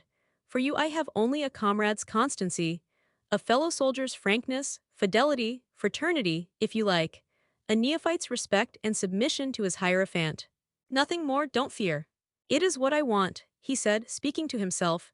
It is just what I want. And there are obstacles in the way, they must be hewn down. Jane, you would not repent marrying me, be certain of that. We must be married. I repeat it, there is no other way, and undoubtedly enough of love would follow upon marriage to render the union right even in your eyes. I scorn your idea of love, I could not help saying, as I rose up and stood before him, leaning my back against the rock. I scorn the counterfeit sentiment you offer, Yes, St. John, and I scorn you when you offer it. He looked at me fixedly, compressing his well-cut lips while he did so. Whether he was incensed or surprised, or what, it was not easy to tell. He could command his countenance thoroughly. I scarcely expected to hear that expression from you, he said. I think I have done and uttered nothing to deserve scorn. I was touched by his gentle tone, and overawed by his high, calm mien. Forgive me the words, St. John, but it is your own fault that I have been roused to speak so unguardedly. You have introduced a topic on which our natures are at variance, a topic we should never discuss. The very name of love is an apple of discord between us. If the reality were required, what should we do? How should we feel? My dear cousin, abandon your scheme of marriage, forget it. No, said he, it is a long-cherished scheme, and the only one which can secure my great end. But I shall urge you no further at present. Tomorrow, I leave home for Cambridge. I have many friends there to whom I should wish to say farewell. I shall be absent a fortnight. Take that space of time to consider my offer. And do not forget that, if you reject it, it is not me you deny, but God. Through my means, he opens to you a noble career. As my wife only can you enter upon it. Refuse to be my wife, and you limit yourself forever to a track of selfish ease and barren obscurity. Tremble lest in that case you should be numbered with those who have denied the faith, and are worse than infidels. He had done, turning from me he once more. Look to river, look to hill. But this time his feelings were all pent in his heart. I was not worthy to hear them uttered. As I walked by his side homeward, I read well in his iron silence all he felt towards me. The disappointment of an austere and despotic nature, which has met resistance where it expected submission, the disapprobation of a cool, inflexible judgment, which has detected in another feelings and views in which it has no power to sympathize. In short, as a man, he would have wished to coerce me into obedience. It was only as a sincere Christian he bore so patiently with my perversity, and allowed so long a space for reflection and repentance. That night, after he had kissed his sisters, he thought proper to forget even to shake hands with me, but left the room in silence. I who, though I had no love, had much friendship for him, was hurt by the marked omission. So much hurt that tears started to my eyes. I see you and St. John have been quarreling, Jane, said Diana, during your walk on the moor. But go after him. He is now lingering in the passage expecting you, he will make it up. I have not much pride under such circumstances. I would always rather be happy than dignified, and I ran after him. He stood at the foot of the stairs. Good night, St. John, said I. Good night, Jane, he replied calmly. Then shake hands, I added. What a cold, loose touch he impressed on my fingers. He was deeply displeased by what had occurred that day. Cordiality would not warm, nor tears move him. No happy reconciliation was to be had with him, no cheering smile or generous word. But still the Christian was patient and placid, and when I asked him if he forgave me, he answered that he was not in the habit of cherishing the remembrance of vexation, that he had nothing to forgive, not having been offended. And with that answer he left me. I would much rather he had knocked me down. He did not leave for Cambridge the next day, as he had said he would. He deferred his departure a whole week, and during that time, he made me feel what severe punishment, a good yet stern, a conscientious yet implacable man can inflict on one who has offended him. Without one overt act of hostility, one upbraiding word, he contrived to impress me momently with the conviction that I was put beyond the pale of his favor. Not that St. John harbored a spirit of unchristian vindictiveness, not that he would have injured a hair of my head, if it had been fully in his power to do so. Both by nature and principle, he was superior to the mean gratification of vengeance. He had forgiven me for saying I scorned him and his love, but he had not forgotten the words, and as long as he and I lived he never would forget them. I saw by his look, when he turned to me, that they were always written on the air between me and him. Whenever I spoke, they sounded in my voice to his ear, and their echo toned every answer he gave me. He did not abstain from conversing with me. He even called me as usual each morning to join him at his desk. And I fear the corrupt man within him had a pleasure unimparted to, and unshared by, the pure Christian, in evincing with what skill he could, while acting and speaking apparently just as usual, extract from every deed and every phrase the spirit of interest and approval which had formerly communicated a certain austere charm to his language and manner. To me, he was in reality become no longer flesh, but marble. His eye was a cold, bright, blue gem, his tongue a speaking instrument, nothing more.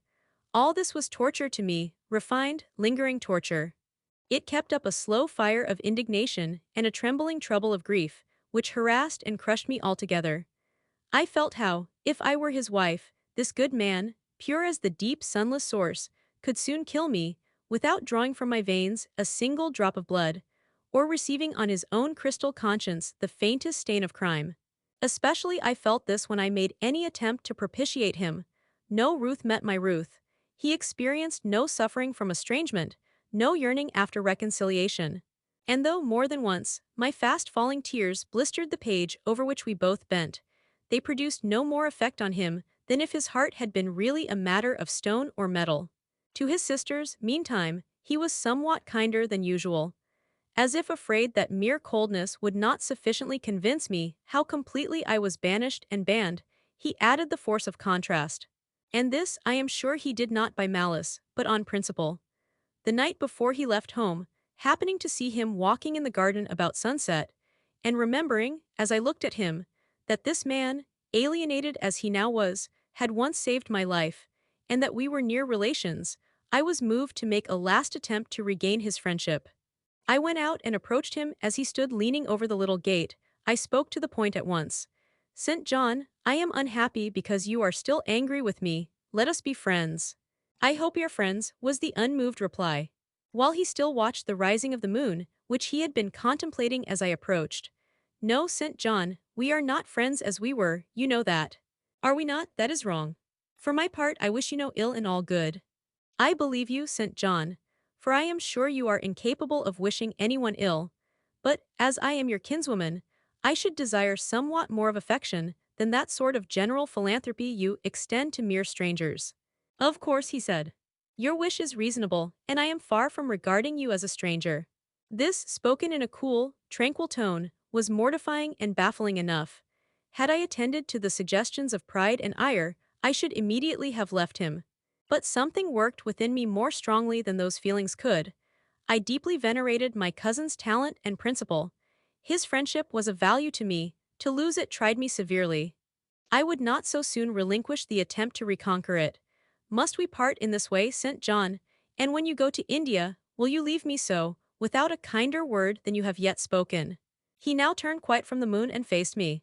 "When I go to India, Jane, will I leave you? What, do you not go to India? You said I could not unless I married you. And you will not marry me, you adhere to that resolution. Reader, do you know, as I do, what terror those cold people can put into the ice of their questions? How much of the fall of the avalanche is in their anger, of the breaking up of the frozen sea in their displeasure? No, St. John, I will not marry you, I adhere to my resolution." The avalanche had shaken and slid a little forward, but it did not yet crash down. "Once more, why this refusal?" he asked. "Formerly," I answered, "because you did not love me. Now, I reply, because you almost hate me. If I were to marry you, you would kill me. You are killing me now." His lips and cheeks turned white, quite white. "I should kill you, I am killing you. Your words are such as ought not to be used. Violent, unfeminine, and untrue. They betray an unfortunate state of mind. They merit severe reproof, they would seem inexcusable, but that it is the duty of man to forgive his fellow even until 77 times." I had finished the business now. While earnestly wishing to erase from his mind the trace of my former offense, I had stamped on that tenacious surface another, and far deeper impression. I had burned it in. "Now you will indeed hate me," I said. "It is useless to attempt to conciliate you, I see I have made an eternal enemy of you." A fresh wrong did these words inflict, the worse because they touched on the truth. That bloodless lip quivered to a temporary spasm. I knew the steely ire I had whetted, I was heart-wrung. "You utterly misinterpret my words," I said, at once seizing his hand. "I have no intention to grieve or pain you, indeed, I have not." Most bitterly he smiled, most decidedly he withdrew his hand from mine. "And now you recall your promise, and will not go to India at all, I presume," said he, after a considerable pause. "Yes, I will, as your assistant," I answered. A very long silence succeeded. What struggle there was in him between nature and grace in this interval, I cannot tell. Only singular gleams scintillated in his eyes, and strange shadows passed over his face. He spoke at last. I before proved to you the absurdity of a single woman of your age proposing to accompany abroad a single man of mine. I proved it to you in such terms as, I should have thought, would have prevented your ever again alluding to the plan. That you have done so, I regret for your sake. I interrupted him. Anything like a tangible reproach gave me courage at once. Keep to common sense, St. John, you are verging on nonsense. You pretend to be shocked by what I have said. You are not really shocked, for, with your superior mind, you cannot be either so dull or so conceited as to misunderstand my meaning. I say again, I will be your curate, if you like, but never your wife. Again he turned lividly pale. But as before, controlled his passion perfectly, he answered emphatically but calmly. A female curate who is not my wife would never suit me. With me then, it seems, you cannot go. But if you are sincere in your offer, I will, while in town, speak to a married missionary whose wife needs a coadjutor. Your own fortune will make you independent of the Society's aid. And thus you may still be spared the dishonor of breaking your promise and deserting the band you engaged to join. Now I never had, as the reader knows, either given any formal promise or entered into any engagement. And this language was all much too hard and much too despotic for the occasion. I replied, there is no dishonor, no breach of promise, no desertion in the case. I am not under the slightest obligation to go to India, especially with strangers. With you I would have ventured much because I admire, confide in, and as a sister, I love you. But I am convinced that, go when and with whom I would, I should not live long in that climate. Nah. You are afraid of yourself, he said, curling his lip. I am. God did not give me my life to throw away, and to do as you wish me would, I begin to think, be almost equivalent to committing suicide. Moreover, before I definitively resolve on quitting England, I will know for certain whether I cannot be of greater use by remaining in it than by leaving it. What do you mean? It would be fruitless to attempt to explain. But there is a point on which I have long endured painful doubt, and I can go nowhere till by some means that doubt is removed. I know where your heart turns and to what it clings. The interest you cherish is lawless and unconsecrated. Long since you ought to have crushed it, now you should blush to allude to it. You think of Mr. Rochester. It was true, I confessed it by silence. Are you going to seek Mr. Rochester? I must find out what has become of him. It remains for me then, he said, to remember you in my prayers, and to entreat God for you, in all earnestness, that you may not indeed become a castaway. I had thought I recognized in you one of the chosen, but God sees not as man sees, his will be done. He opened the gate, passed through it, and straight away down the glen. He was soon out of sight. On re-entering the parlor, I found Diana standing at the window, looking very thoughtful. Diana was a great deal taller than I. She put her hand on my shoulder, and stooping, examined my face. Jane, she said, you are always agitated and pale now. I am sure there is something the matter. Tell me what business St. John and you have on hands. I have watched you this half-hour from the window. You must forgive my being such a spy, but for a long time I have fancied I hardly know what. St. John is a strange being. She paused, I did not speak, soon she resumed. That brother of mine cherishes peculiar views of some sort respecting you, I am sure. He has long distinguished you by a notice and interest he never showed to anyone else. To what end? I wish he loved you, does he, Jane? I put her cool hand to my hot forehead. No, not one whit. Then why does he follow you so with his eyes, and get you so frequently alone with him, and keep you so continually at his side? Mary and I had both concluded he wished you to marry him. He does, he has asked me to be his wife. Diana clapped her hands. That is just what we hoped and thought, and you will marry him, Jane, won't you? And then he will stay in England. Far from that, Diana. His sole idea in proposing to me is to procure a fitting fellow-laborer in his Indian toils. What? He wishes you to go to India. Yes. Madness, she exclaimed. You would not live 3 months there, I am certain. You never shall go. You have not consented, have you, Jane? I have refused to marry him. And have consequently displeased him, she suggested. Deeply, he will never forgive me, I fear, yet I offered to accompany him as his sister. It was frantic folly to do so, Jane. Think of the task you undertook, one of incessant fatigue, where fatigue kills even the strong, and you are weak. St. John, you know him, would urge you to impossibilities.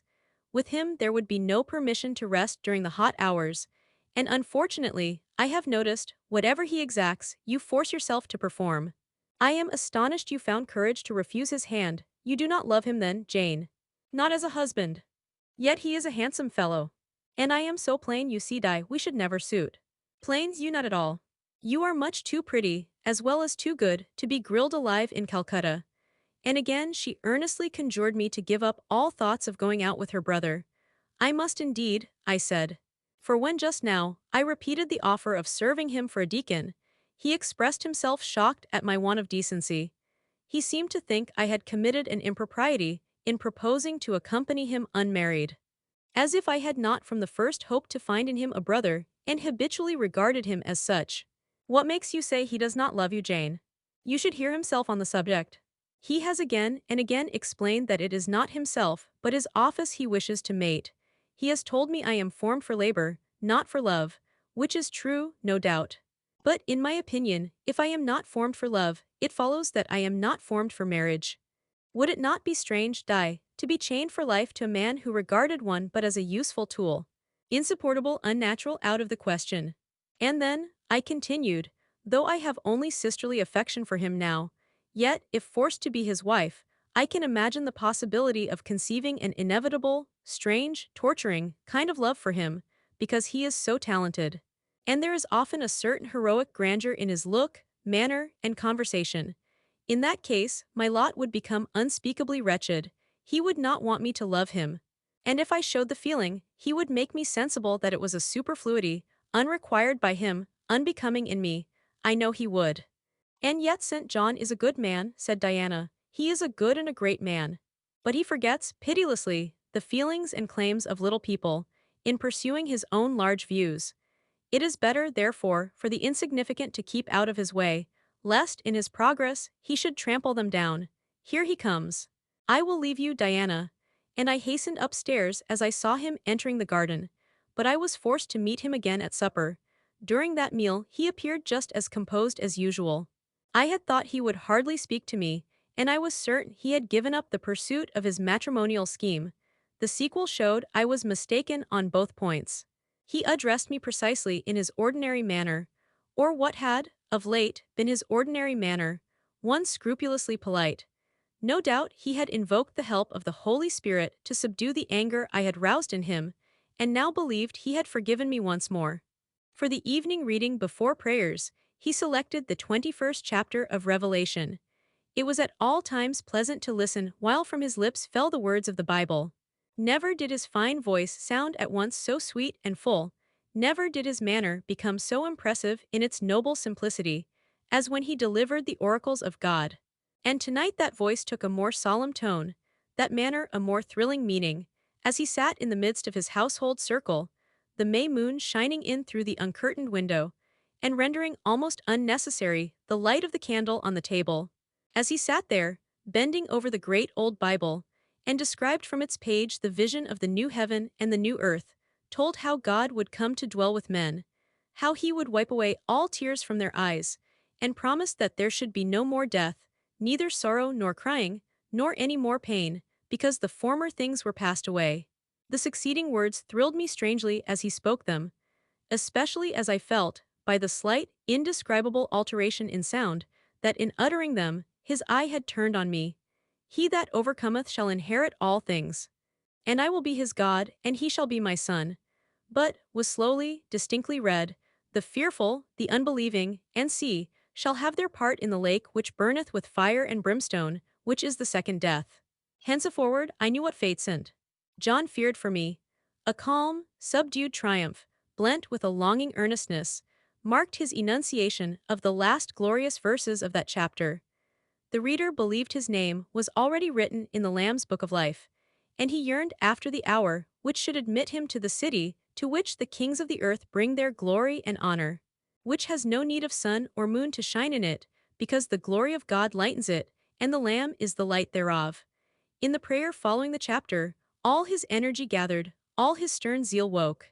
He was in deep earnest, wrestling with God, and resolved on a conquest.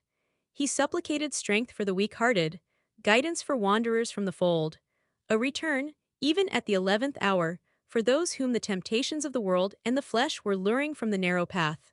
He asked, he urged, he claimed the boon of a brand snatched from the burning. earnestness is ever deeply solemn. First, as I listened to that prayer, I wondered at his. Then, when it continued and rose, I was touched by it, and at last awed. He felt the greatness and goodness of his purpose so sincerely. Others who heard him plead for it could not but feel it too. The prayer over, we took leave of him. He was to go at a very early hour in the morning. Diana and Mary, having kissed him, left the room. In compliance, I think, with a whispered hint from him, I tendered my hand and wished him a pleasant journey. Thank you, Jane. As I said, I shall return from Cambridge in a fortnight. That space, then, is yet left you for reflection.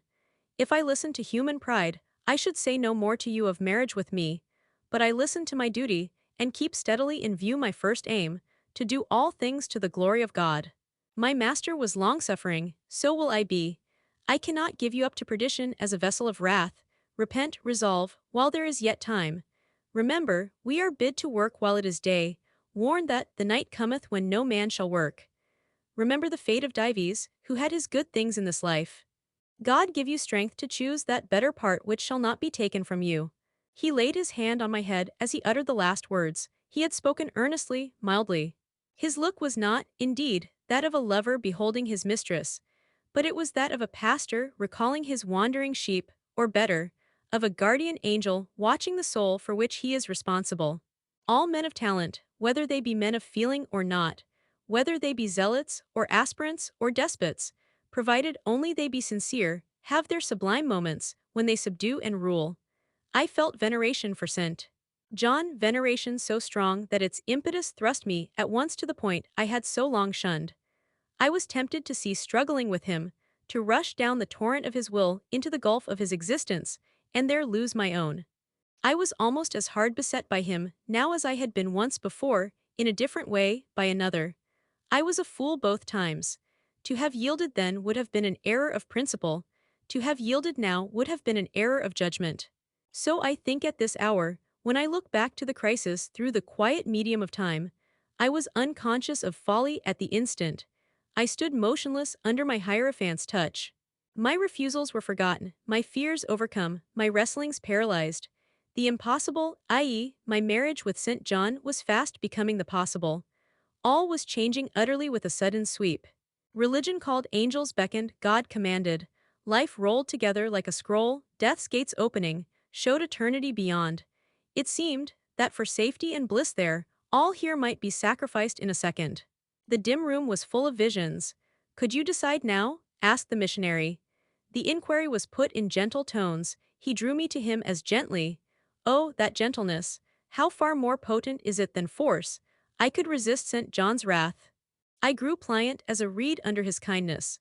Yet I knew all the time, if I yielded now, I should not the less be made to repent, some day, of my former rebellion. His nature was not changed by 1 hour of solemn prayer. It was only elevated. I could decide if I were but certain, I answered. Were I but convinced that it is God's will I should marry you, I could vow to marry you here and now, come afterwards what would. My prayers are heard, ejaculated St. John. He pressed his hand firmer on my head, as if he claimed me. He surrounded me with his arm, almost as if he loved me. I say almost, I knew the difference, for I had felt what it was to be loved. But like him, I had now put love out of the question, and thought only of duty. I contended with my inward dimness of vision, before which clouds yet rolled. I sincerely, deeply, fervently longed to do what was right, and only that. Show me the path, I entreated of heaven. I was excited more than I had ever been, and whether what followed was the effect of excitement the reader shall judge. All the house was still, for I believe all, except St. John and myself, were now retired to rest. The one candle was dying out, the room was full of moonlight. My heart beat fast and thick, I heard its throb. Suddenly it stood still to an inexpressible feeling that thrilled it through, and passed at once to my head and extremities. The feeling was not like an electric shock, but it was quite as sharp, as strange, as startling. It acted on my senses as if their utmost activity hitherto had been but torpor, from which they were now summoned and forced to wake. They rose expectant, eye and ear waited while the flesh quivered on my bones. What have you heard? What do you see? Asked St. John. I saw nothing, but I heard a voice somewhere cry, Jane, Jane, Jane, nothing more, oh God. What is it? I gasped. I might have said, "Where is it?" For it did not seem in the room, nor in the house, nor in the garden. It did not come out of the air, nor from under the earth, nor from overhead. I had heard it, where or whence, forever impossible to know. And it was the voice of a human being, a known, loved, well-remembered voice, that of Edward Fairfax Rochester, and it spoke in pain and woe, wildly, eerily, urgently. "I am coming," I cried. "Wait for me, oh, I will come." I flew to the door and looked into the passage. It was dark. I ran out into the garden. It was void. "Where are you?" I exclaimed. The hills beyond Marsh Glen sent the answer faintly back. "Where are you?" I listened. The wind sighed low in the firs. All was moorland loneliness and midnight hush. "Down superstition," I commented, as that spectre rose up black by the black yew at the gate. "This is not thy deception, nor thy witchcraft, it is the work of nature." She was roused, and did no miracle but her best. I broke from St. John, who had followed, and would have detained me. It was my time to assume ascendancy. My powers were in play and in force. I told him to forbear question or remark. I desired him to leave me. I must and would be alone. He obeyed at once. Where there is energy to command well enough, obedience never fails. I mounted to my chamber, locked myself in, fell on my knees, and prayed in my way, a different way to St. John's, but effective in its own fashion. I seemed to penetrate very near a mighty spirit, and my soul rushed out in gratitude at his feet. I rose from the thanksgiving, took a resolve, and lay down, unscared, enlightened, eager but for the daylight. The daylight came. I rose at dawn. I busied myself for an hour or two with arranging my things in my chamber, drawers, and wardrobe, in the order wherein I should wish to leave them during a brief absence. Meantime, I heard St. John quit his room. He stopped at my door. I feared he would knock, no, but a slip of paper was passed under the door. I took it up. It bore these words: "You left me too suddenly last night. Had you stayed but a little longer, you would have laid your hand on the Christian's cross and the angel's crown. I shall expect your clear decision when I return this day fortnight. Meantime, watch and pray that you enter not into temptation. The spirit, I trust, is willing, but the flesh, I see, is weak. I shall pray for you hourly. Yours, S.D. John." My spirit, I answered mentally, is willing to do what is right, and my flesh, I hope, is strong enough to accomplish the will of heaven, when once that will is distinctly known to me. At any rate, it shall be strong enough to search, inquire, to grope an outlet from this cloud of doubt, and find the open day of certainty. It was the 1st of June, yet the morning was overcast and chilly. Rain beat fast on my casement. I heard the front door open, and St. John pass out. Looking through the window, I saw him traverse the garden. He took the way over the misty moors in the direction of Whitcross. There he would meet the coach. "In a few more hours I shall succeed you in that track, cousin," thought I. "I too have a coach to meet at Whitcross. I too have some to see and ask after in England, before I depart for ever." It wanted yet 2 hours of breakfast time. I filled the interval in walking softly about my room, and pondering the visitation which had given my plans their present bent. I recalled that inward sensation I had experienced, for I could recall it with all its unspeakable strangeness. I recalled the voice I had heard. Again I questioned whence it came, as vainly as before. It seemed in me, not in the external world. I asked, was it a mere nervous impression, a delusion? I could not conceive or believe. It was more like an inspiration. The wondrous shock of feeling had come like the earthquake which shook the foundations of Paul and Silas's prison. It had opened the doors of the soul's cell and loosed its bands. It had wakened it out of its sleep, whence it sprang trembling, listening, aghast. Then vibrated thrice a cry on my startled ear, and in my quaking heart and through my spirit, which neither feared nor shook, but exulted as if in joy over the success of one effort it had been privileged to make, independent of the cumbrous body. "Ere many days," I said, as I terminated my musings, "I will know something of him whose voice seemed last night to summon me. Letters have proved of no avail, personal inquiry shall replace them." At breakfast I announced to Diana and Mary that I was going a journey, and should be absent at least 4 days. "Alone, Jane?" they asked. Yes, it was to see or hear news of a friend about whom I had for some time been uneasy. They might have said, as I have no doubt they thought, that they had believed me to be without any friend save them. For indeed, I had often said so. But with their true natural delicacy, they abstained from comment, except that Diana asked me if I was sure I was well enough to travel. I looked very pale, she observed. I replied that nothing ailed me save anxiety of mind, which I hoped soon to alleviate. It was easy to make my further arrangements, for I was troubled with no inquiries, no surmises.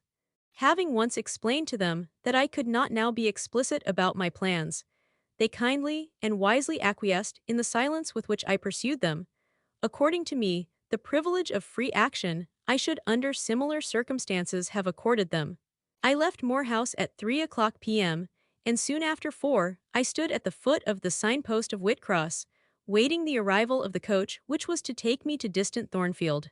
Amidst the silence of those solitary roads and desert hills, I heard it approach from a great distance. It was the same vehicle whence, a year ago, I had alighted one summer evening on this very spot. How desolate, and hopeless, and objectless. It stopped as I beckoned. I entered, not now obliged to part with my whole fortune as the price of its accommodation. Once more on the road to Thornfield, I felt like the messenger pigeon flying home. It was a journey of 36 hours. I had set out from Whitcross on a Tuesday afternoon, and early on the succeeding Thursday morning, the coach stopped to water the horses at a wayside inn, situated in the midst of scenery whose green hedges and large fields and low pastoral hills, how mild of feature and verdant of hue compared with the stern North Midland moors of Morton, met my eye like the lineaments of a once familiar face. Yes, I knew the character of this landscape. I was sure we were near my bourne. How far is Thornfield Hall from here? I asked of the ostler. Just 2 miles, ma'am, across the fields. My journey is closed, I thought to myself. I got out of the coach, gave a box I had into the ostler's charge to be kept till I called for it, paid my fare, satisfied the coachman, and was going. The brightening day gleamed on the sign of the inn, and I read in gilt letters, "The Rochester Arms." My heart leapt up. I was already on my master's very lands. It fell again, the thought struck it.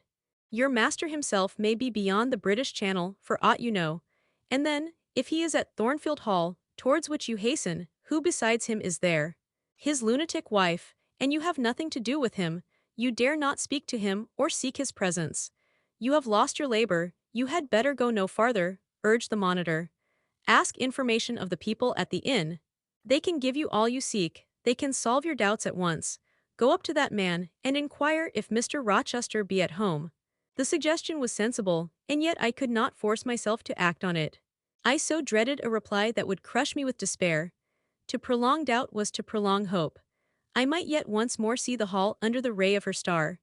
There was the stile before me, the very fields through which I had hurried, blind, deaf, distracted with a revengeful fury tracking and scourging me, on the morning I fled from Thornfield. Ere I well knew what course I had resolved to take, I was in the midst of them. How fast I walked, how I ran sometimes, how I looked forward to catch the first view of the well-known woods. With what feelings I welcomed single trees I knew, and familiar glimpses of meadow and hill between them.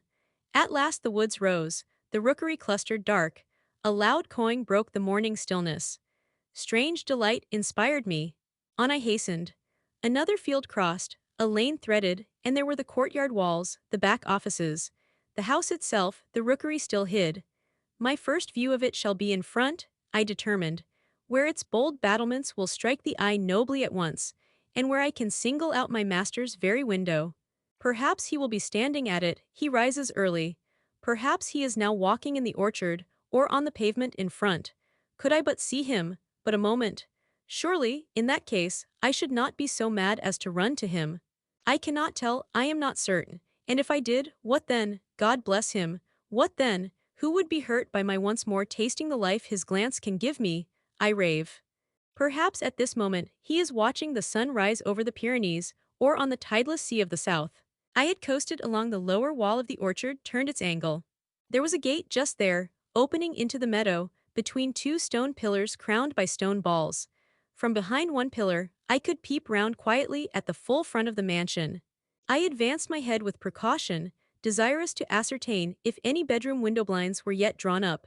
Battlements, windows, long front, all from this sheltered station were at my command. The crows sailing overhead perhaps watched me while I took this survey.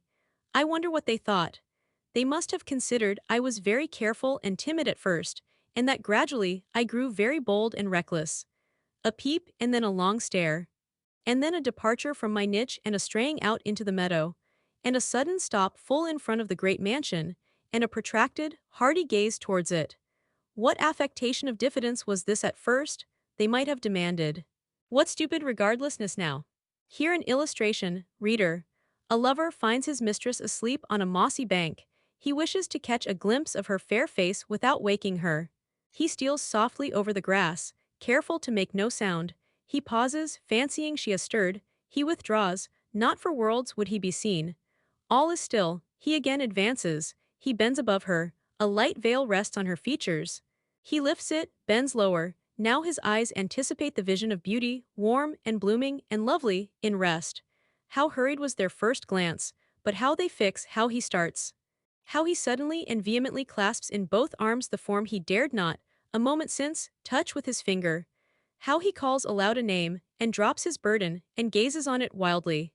He thus grasps and cries, and gazes, because he no longer fears to waken by any sound he can utter, by any movement he can make. He thought his love slept sweetly, he finds she is stone dead. I looked with timorous joy towards a stately house. I saw a blackened ruin. No need to cower behind a gatepost, indeed, to peep up at chamber lattices, fearing life was astir behind them. No need to listen for doors opening, to fancy steps on the pavement or the gravel walk. The lawn, the grounds were trodden and waste, the portal yawned void. The front was, as I had once seen it in a dream, but a shell-like wall, very high and very fragile-looking, perforated with paneless windows. No roof, no battlements, no chimneys, all had crashed in. And there was the silence of death about it, the solitude of a lonesome wild. No wonder that letters addressed to people here had never received an answer. As well dispatch epistles to a vault in a church aisle. The grim blackness of the stones told by what fate the hall had fallen, by conflagration. But how kindled? What story belonged to this disaster? What loss, besides mortar and marble and woodwork, had followed upon it? Had life been wrecked as well as property? If so, whose? Dreadful question. There was no one here to answer it, not even dumb sign, mute token. In wandering round the shattered walls and through the devastated interior, I gathered evidence that the calamity was not of late occurrence. Winter snows, I thought, had drifted through that void arch, winter rains beaten in at those hollow casements. For, amidst the drenched piles of rubbish, spring had cherished vegetation. Grass and weed grew here and there between the stones and fallen rafters. And oh, where meantime was the hapless owner of this wreck? In what land? Under what auspices? My eye involuntarily wandered to the grey church tower near the gates, and I asked, is he with Damer de Rochester, sharing the shelter of his narrow marble house? Some answer must be had to these questions. I could find it nowhere but at the inn, and thither, ere long, I returned. The host himself brought my breakfast into the parlor. I requested him to shut the door and sit down. I had some questions to ask him. But when he complied, I scarcely knew how to begin. Such horror had I of the possible answers. And yet the spectacle of desolation I had just left prepared me in a measure for a tale of misery. The host was a respectable-looking, middle-aged man. You know Thornfield Hall, of course, I managed to say at last. Yes, ma'am, I lived there once. Did you? Not in my time, I thought. You are a stranger to me. I was the late Mr. Rochester's butler, he added. The late, I seem to have received, with full force, the blow I had been trying to evade. The late, I gasped. Is he dead? I mean the present gentleman, Mr. Edward's father, he explained. I breathed again. My blood resumed its flow. Fully assured by these words that Mr. Edward, my Mr. Rochester, God bless him, wherever he was at least alive, was, in short, the present gentleman. Gladdening words. It seemed I could hear all that was to come, whatever the disclosures might be, with comparative tranquillity. Since he was not in the grave, I could bear, I thought, to learn that he was at the Antipodes. Is Mr. Rochester living at Thornfield Hall now? I asked, knowing, of course, what the answer would be, but yet desirous of deferring the direct question as to where he really was. No, ma'am. Oh, no, no one is living there. I suppose you are a stranger in these parts, or you would have heard what happened last autumn. Thornfield Hall is quite a ruin. It was burnt down just about harvest time. A dreadful calamity. Such an immense quantity of valuable property destroyed. Hardly any of the furniture could be saved. The fire broke out at dead of night, and before the engines arrived from Millcote, the building was one mass of flame. It was a terrible spectacle, I witnessed it myself. At dead of night, I muttered. Yes, that was ever the hour of fatality at Thornfield. Was it known how it originated? I demanded. They guessed, ma'am, they guessed. Indeed, I should say it was ascertained beyond a doubt. You are not perhaps aware, he continued, edging his chair a little nearer the table, and speaking low, that there was a lady, a lunatic, kept in the house. I have heard something of it. She was kept in very close confinement, ma'am. People even for some years was not absolutely certain of her existence. No one saw her, they only knew by rumor that such a person was at the hall, and who or what she was it was difficult to conjecture. They said Mr. Edward had brought her from abroad, and some believed she had been his mistress. But a queer thing happened a year since, a very queer thing. I feared now to hear my own story, I endeavored to recall him to the main fact. And this lady? This lady, ma'am, he answered, turned out to be Mr. Rochester's wife. The discovery was brought about in the strangest way. There was a young lady, a governess at the hall, that Mr. Rochester fell in. But the fire, I suggested. I'm coming to that, ma'am, that Mr. Edward fell in love with. The servants say they never saw anybody so much in love as he was. He was after her continually. They used to watch him, servants will, you know, ma'am, and he set store on her past everything. For all, nobody but him thought her so very handsome. She was a little small thing, they say, almost like a child. I never saw her myself, but I've heard Lee, the housemaid, tell of her. Lee liked her well enough. Mr. Rochester was about 40, and this governess not 20, and you see, when gentlemen of his age fall in love with girls, they are often like as if they were bewitched. Well, he would marry her.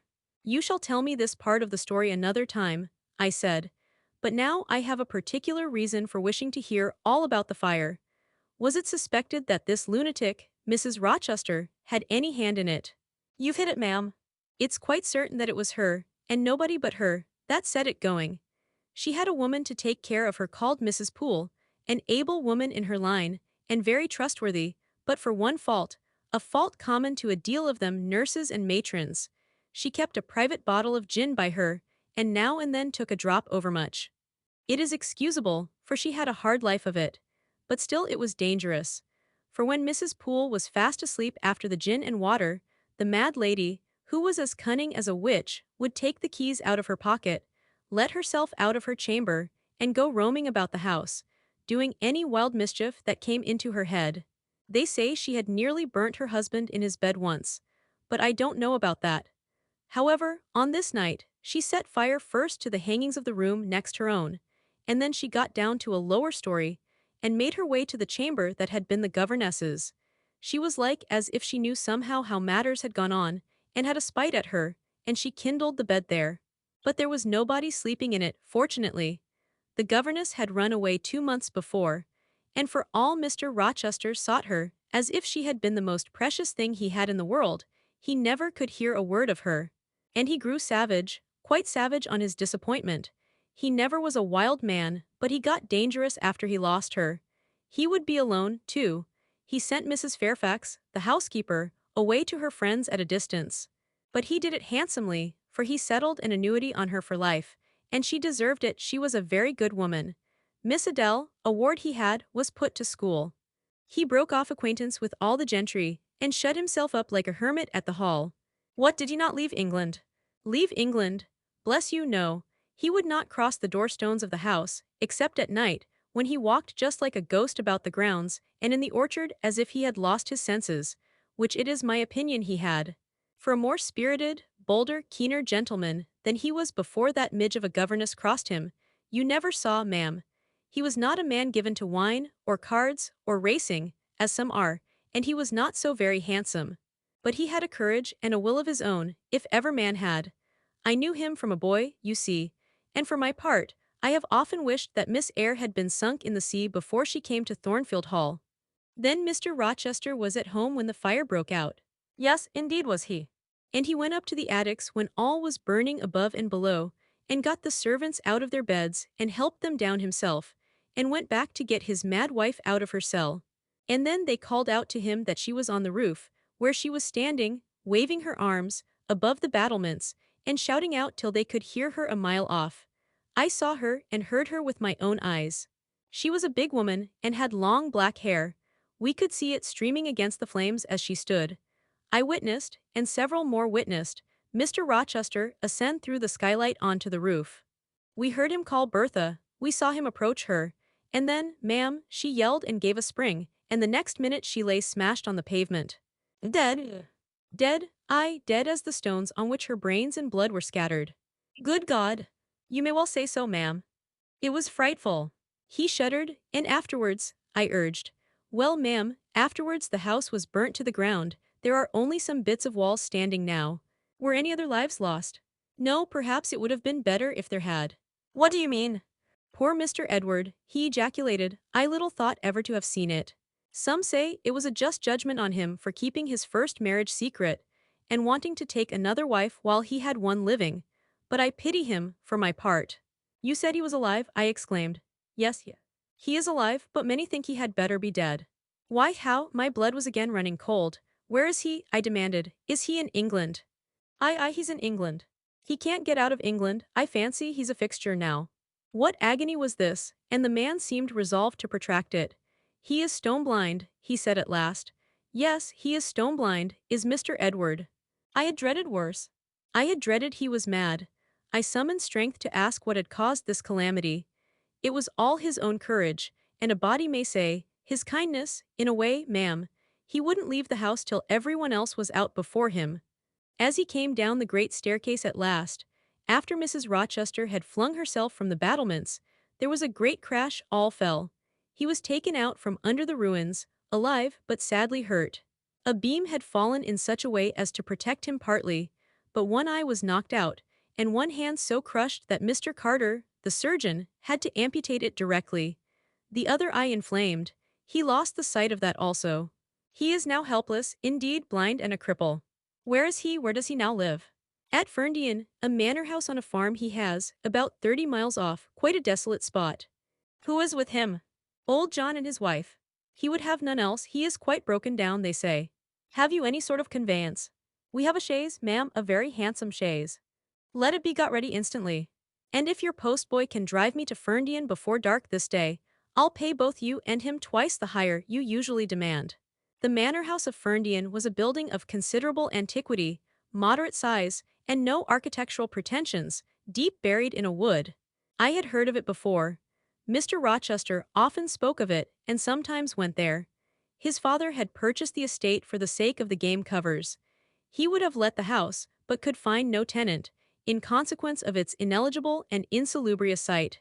Ferndean then remained uninhabited and unfurnished, with the exception of some 2 or 3 rooms fitted up for the accommodation of the squire when he went there in the season to shoot.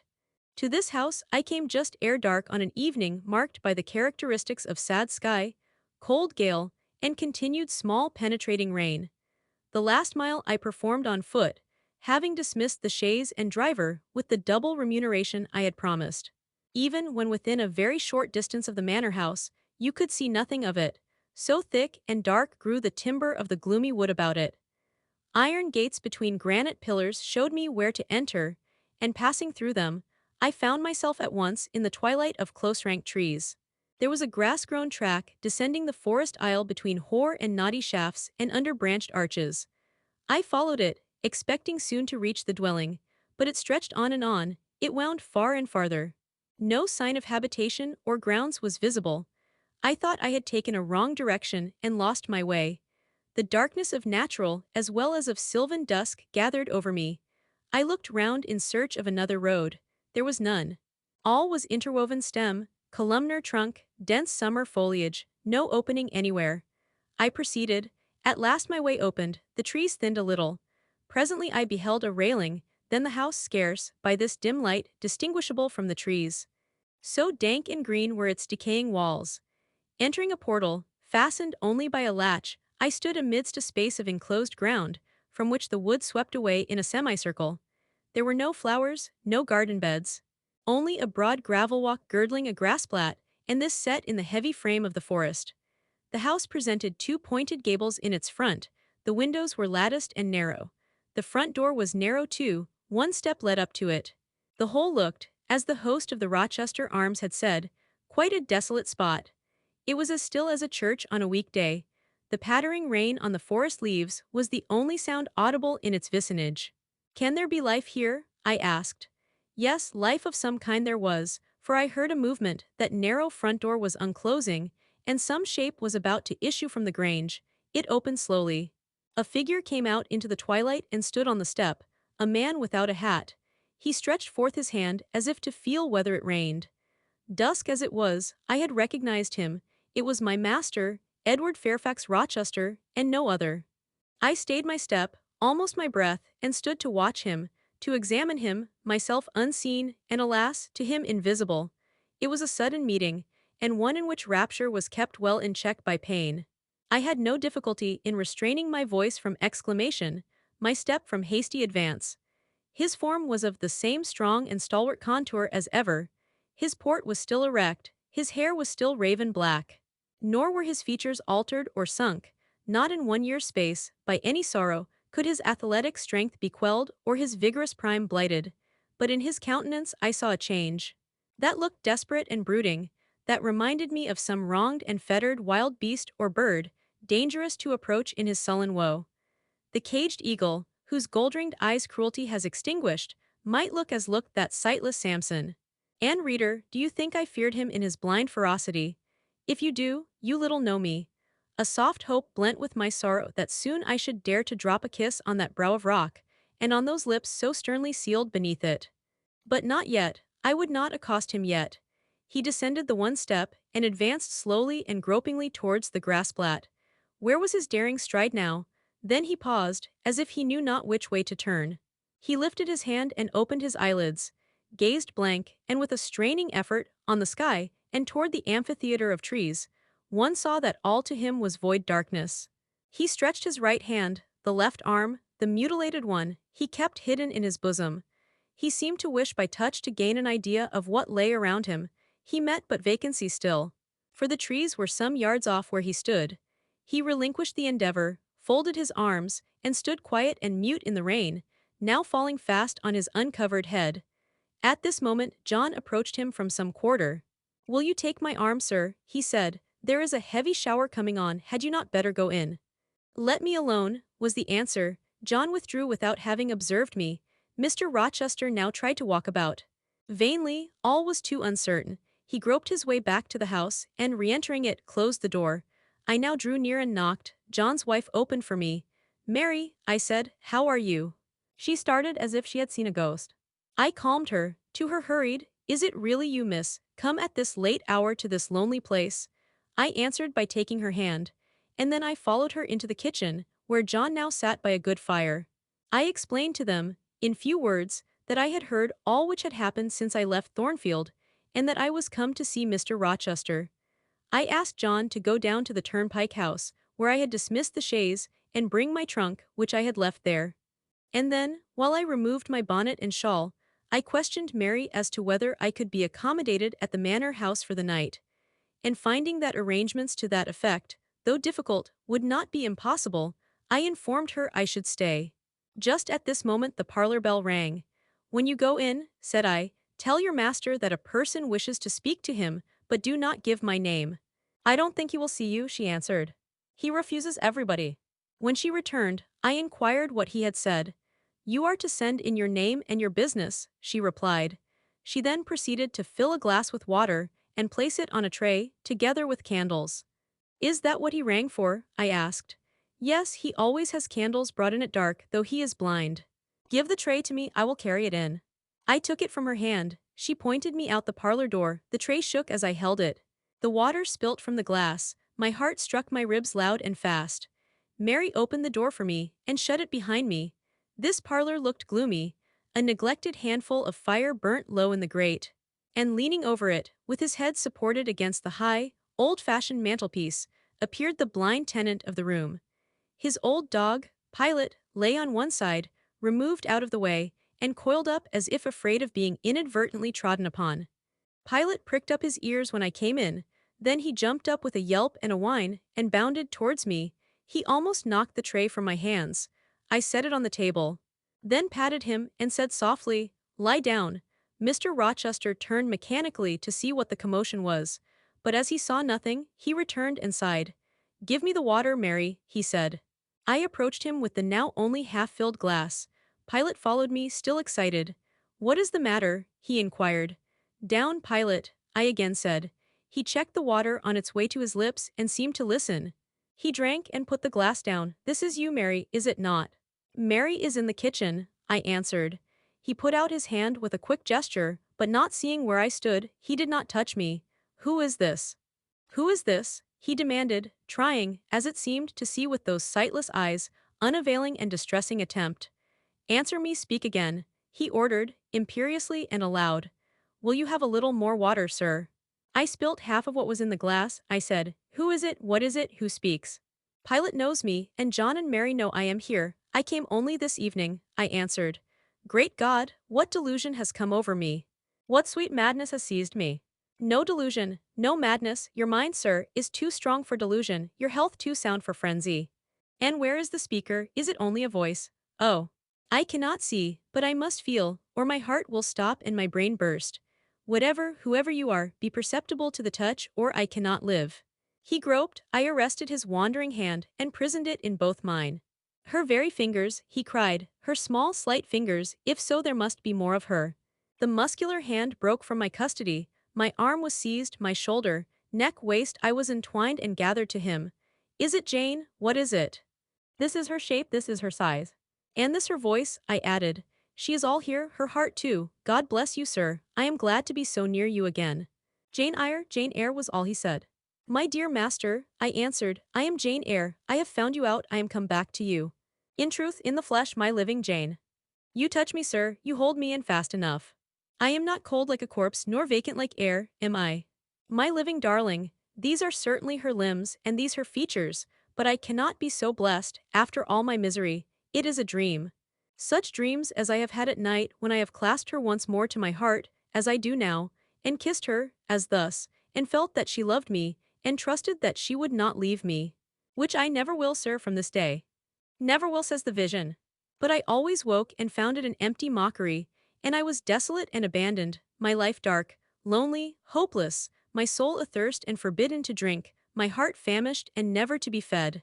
Gentle, soft dream, nestling in my arms now, you will fly too, as your sisters have all fled before you. But kiss me before you go, embrace me, Jane. There, sir, and there. I pressed my lips to his once brilliant and now rayless eyes, I swept his hair from his brow and kissed that too. He suddenly seemed to arouse himself, the conviction of the reality of all this seized him. "It is you, is it, Jane? You are come back to me then." "I am." "And you do not lie dead in some ditch under some stream. And you are not a pining outcast amongst strangers." "No, sir, I am an independent woman now." "Independent, what do you mean, Jane?" "My uncle in Madeira is dead, and he left me £5,000. "Nah." "This is practical, this is real," he cried. "I should never dream that. Besides, there is that peculiar voice of hers, so animating and piquant as well as soft. It cheers my withered heart, it puts life into it. What, Janet? Are you an independent woman, a rich woman?" "Quite rich, sir." "If you won't let me live with you, I can build a house of my own close up to your door, and you may come and sit in my parlor when you want company of an evening. But as you are rich, Jane, you have now, no doubt, friends who will look after you, and not suffer you to devote yourself to a blind lamb-eater like me. I told you I am independent, sir, as well as rich. I am my own mistress. And you will stay with me?" "Certainly, unless you object. I will be your neighbor, your nurse, your housekeeper. I find you lonely. I will be your companion, to read